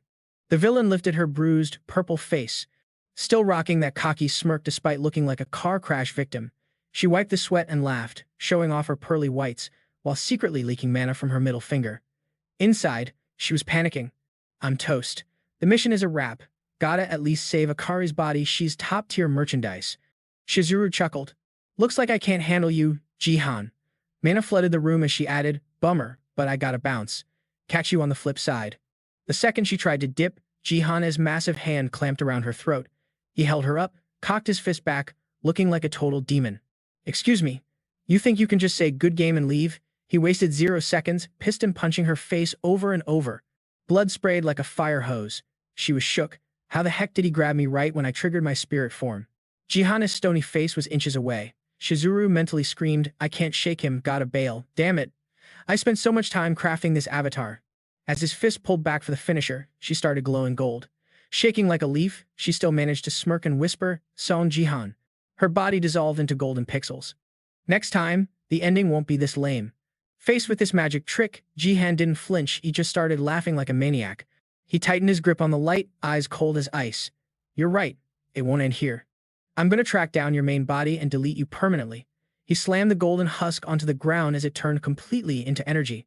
Leaving the glitching mess behind, Jihan turned to his niece. Let's roll, Seiya. But she was distracted, watching those golden wisps trail after Jihan like a homing beacon. That afternoon, inside a massive mansion in Japan, Shizuru was lounging in the living room, chin in hand, letting out a heavy, bored sigh. A voice piped up. You look down. She glanced at the guy and softly whispered, Sejin. He sat down right next to her, ready to simp. Something eating at you? She quickly waved it off. Nah, nothing. He leaned in, giving the puppy dog eyes. Don't be like that. Tell me. I'm actually worried. She paused, then dramatically slumped onto Sejin's shoulder like a damsel in distress. It's just my plan flopped again. She started reminiscing about the good old days, pouring on the fake regret. It would have been so awesome if we could have recruited Jihan to Japan. He's such a carry. We could have brought your daughter here and had a big family reunion. It's so frustrating that they don't get my good intentions. Sejin patted the manipulative snake on the shoulder, totally buying her act. Don't overthink it, Shizuru. You're still the sweetest soul, even if they're too blind to see it. Just then, a holo screen popped up right in her face. A loud notification pinged, Yo, that channel you subbed to. It's going live right now. Shin and Shizuru both had the same what the fuck moment seeing that alert. Excuse me, Jihan's channel? Why is that dude suddenly live streaming? Their vibes were totally different though. Shin was low-key panicking, but Shizuru was smirking like she owned the place. Please. Don't tell me he's finna spill the tea about today. Bet he has 0 receipts. What a clown. She turned on the charm, hitting Shin with those puppy dog eyes. Hey Shin, mind if I check this out real quick? Shin folded instantly. Sure. Her perfectly manicured nail tapped the screen. Inside, she was dying to know what kind of trash he was gonna talk. But the second the video loaded, her smile dropped. A familiar face was on the screen. It was Akari. What is good, world? Hope you're having a blessed day. She started exposing every crazy thing Shizuru did, Watching this, Shizuru was shaking, literally triggered. I used to be one of Ito Shizuru's minions. I'm a survivor of her mind control freaky stuff. She looked dead serious into the cam. My name is Akari Gato. I'm about to expose everything Shizuru did. Every messy thing I saw and felt. Back in reality, Shizuru was biting her nails off, totally shook, questions flooding her brain. Akari? How is she still breathing? How isn't she dead? Flashback to a few hours ago. Jihan was about to bounce when a golden flash caught his eye, demanding attention. Right behind him, Akari's body hadn't glitched out or vanished. She was on the ground, twitching while lightning bolts zapped everywhere, screaming her lungs out. System prompts popped up explaining the glitch. Shizuru's nasty soul has vacated the premises. Body decay initiated. Player Akari Gato's willpower is fighting back. Luckily, a success banner flashed moments later. Decay process cancelled. Jihan and Ariel stood there like, whoa, did that just happen? Totally confused, Jihan shouted, yo Ariel, what's the deal with her? Even Ariel looked clueless at Akari's weird situation. Akari was planking on the floor, eyes rolled back like a zombie before Ariel finally spoke. Her energy vibe just shifted. No clue how, but I think the real Akari is back in the driver's seat. She kept updating him with the stats. Jihan's face showed pure shock, but he saw her HP dropping fast. She's in bad shape. She ain't gonna make it like this. He rushed over and grabbed her collar ruff. He pumped some healing mana into her, thinking, I need her alive to explain this mess. Cut 2. High noon, rooftop of a bougie skyscraper. Akari cracked her tired eyes open, scratches still fresh on her face. She was dazed when a voice asked, You up? Jihan was standing over her, arms crossed, looking like a boss. He glared down at her. Spill the tea. Tell me everything you know about Shizuru. Then he got specific with the interrogation. You were her best friends forever. Why'd you let her turn you into a puppet? Did she dump you, or are you still taking orders from her? Tears welled up in Akari's eyes as he finished. She stuttered. I just, flashback, notifications showing Shizuru using Akari Gato's body as crafting mats for a puppet. Puppet, complete. Shizuru checked herself out in the mirror, feeling herself. Okay, slay, I look good. Seeing two Akaris, one real, one looking like a mirror image, Hiyori called out her sister's name. Freaking out, she asked Shizuru, Yo, what did you do to my sister? Shizuru side-eyed the real Akari. The girl was shaking like a leaf, eyes popping out of her head in terror. Shizuru petted Akari's hair and dropped a villain monologue. Never turned a diamond-tier player into a doll before. Impressive willpower, but I gotta test drive this ride to be sure. Hiyori went pale, absolutely horrified. Suddenly, a pair of hands grabbed her throat tight, no hesitation. Hiyori gasped in pain, trying to pry the hands off. The shaking hands choking her belonged to Akari. Akari was whimpering, but her face was twisted into a psycho smile. A piece of her subconscious was still in there, weeping tears of pure heartbreak. She told Jihan everything, trembling.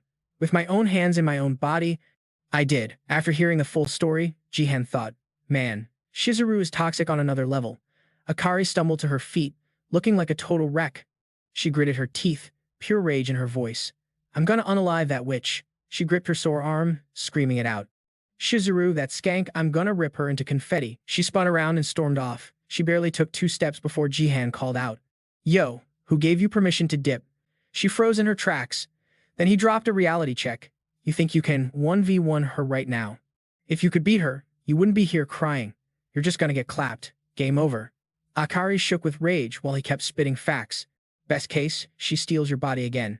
You'd basically be feeding the enemy. Akari clenched her jaw so hard veins popped. Then what am I supposed to do? Hand over her heart, tears streaming down her face, she laid it out. She took everything, my body, my fam, I got nothing left. She collapsed on her knees, sobbing her sister's name. Hiyori, she wouldn't stop crying. Jihan watched, feeling a little bad for her. After thinking for a sec, he dropped a line that silenced her. There's one move you got left. He reached out his hand. If you got nothing to lose, squat up with me. Akari looked up like he was her savior. I need payback. Jihan nodded.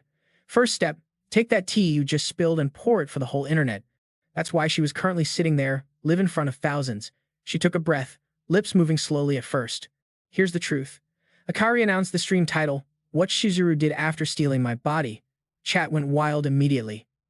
What the fuck? This is bigger than that kidnapping beef. The devs need to patch the international laws as soon as possible. She listed the first crimes, and it was horror movie stuff. Brainwashing, hijacking, avatars, and straight-up murder. But that ain't even the worst of it. She dropped a bombshell. She was sleeping with Japanese politicians to cover her tracks. Simpson the government protected her. She clenched her teeth. shame hitting her hard. And I was one of the people forced to do her dirty work. She put her head down, sobbing. Jihan stepped into the frame instantly. I'll take it from here. He looked dead at the camera, careful with his words. Hate to bring the vibe down right before the Northeast Asia tourney. People watching on the big screens in the streets were frozen, totally stunned. But y'all need to know, Ito Shizuru is dangerous. Everyone needs to stay woke. Jihan's warning hit different, especially for the players gearing up for the tournament. Even the old head getting pampered by his side, chicks had to lock in for this stream. Seriously, don't let that girl anywhere near him. Suddenly, the blue screen lights up, and there's Jihan looking stone cold and spitting straight facts. I'm spilling the tea right now, so none of you end up stabbing your own hood in the back like the Sword King did. Right as he dropped that truth bomb, smash, someone absolutely yeeted a cup across the room. The sound of shattering china was excruciating like nails on a chalkboard, and the one throwing the tantrum, Shizuru. Homegirl is officially spiraling out of control.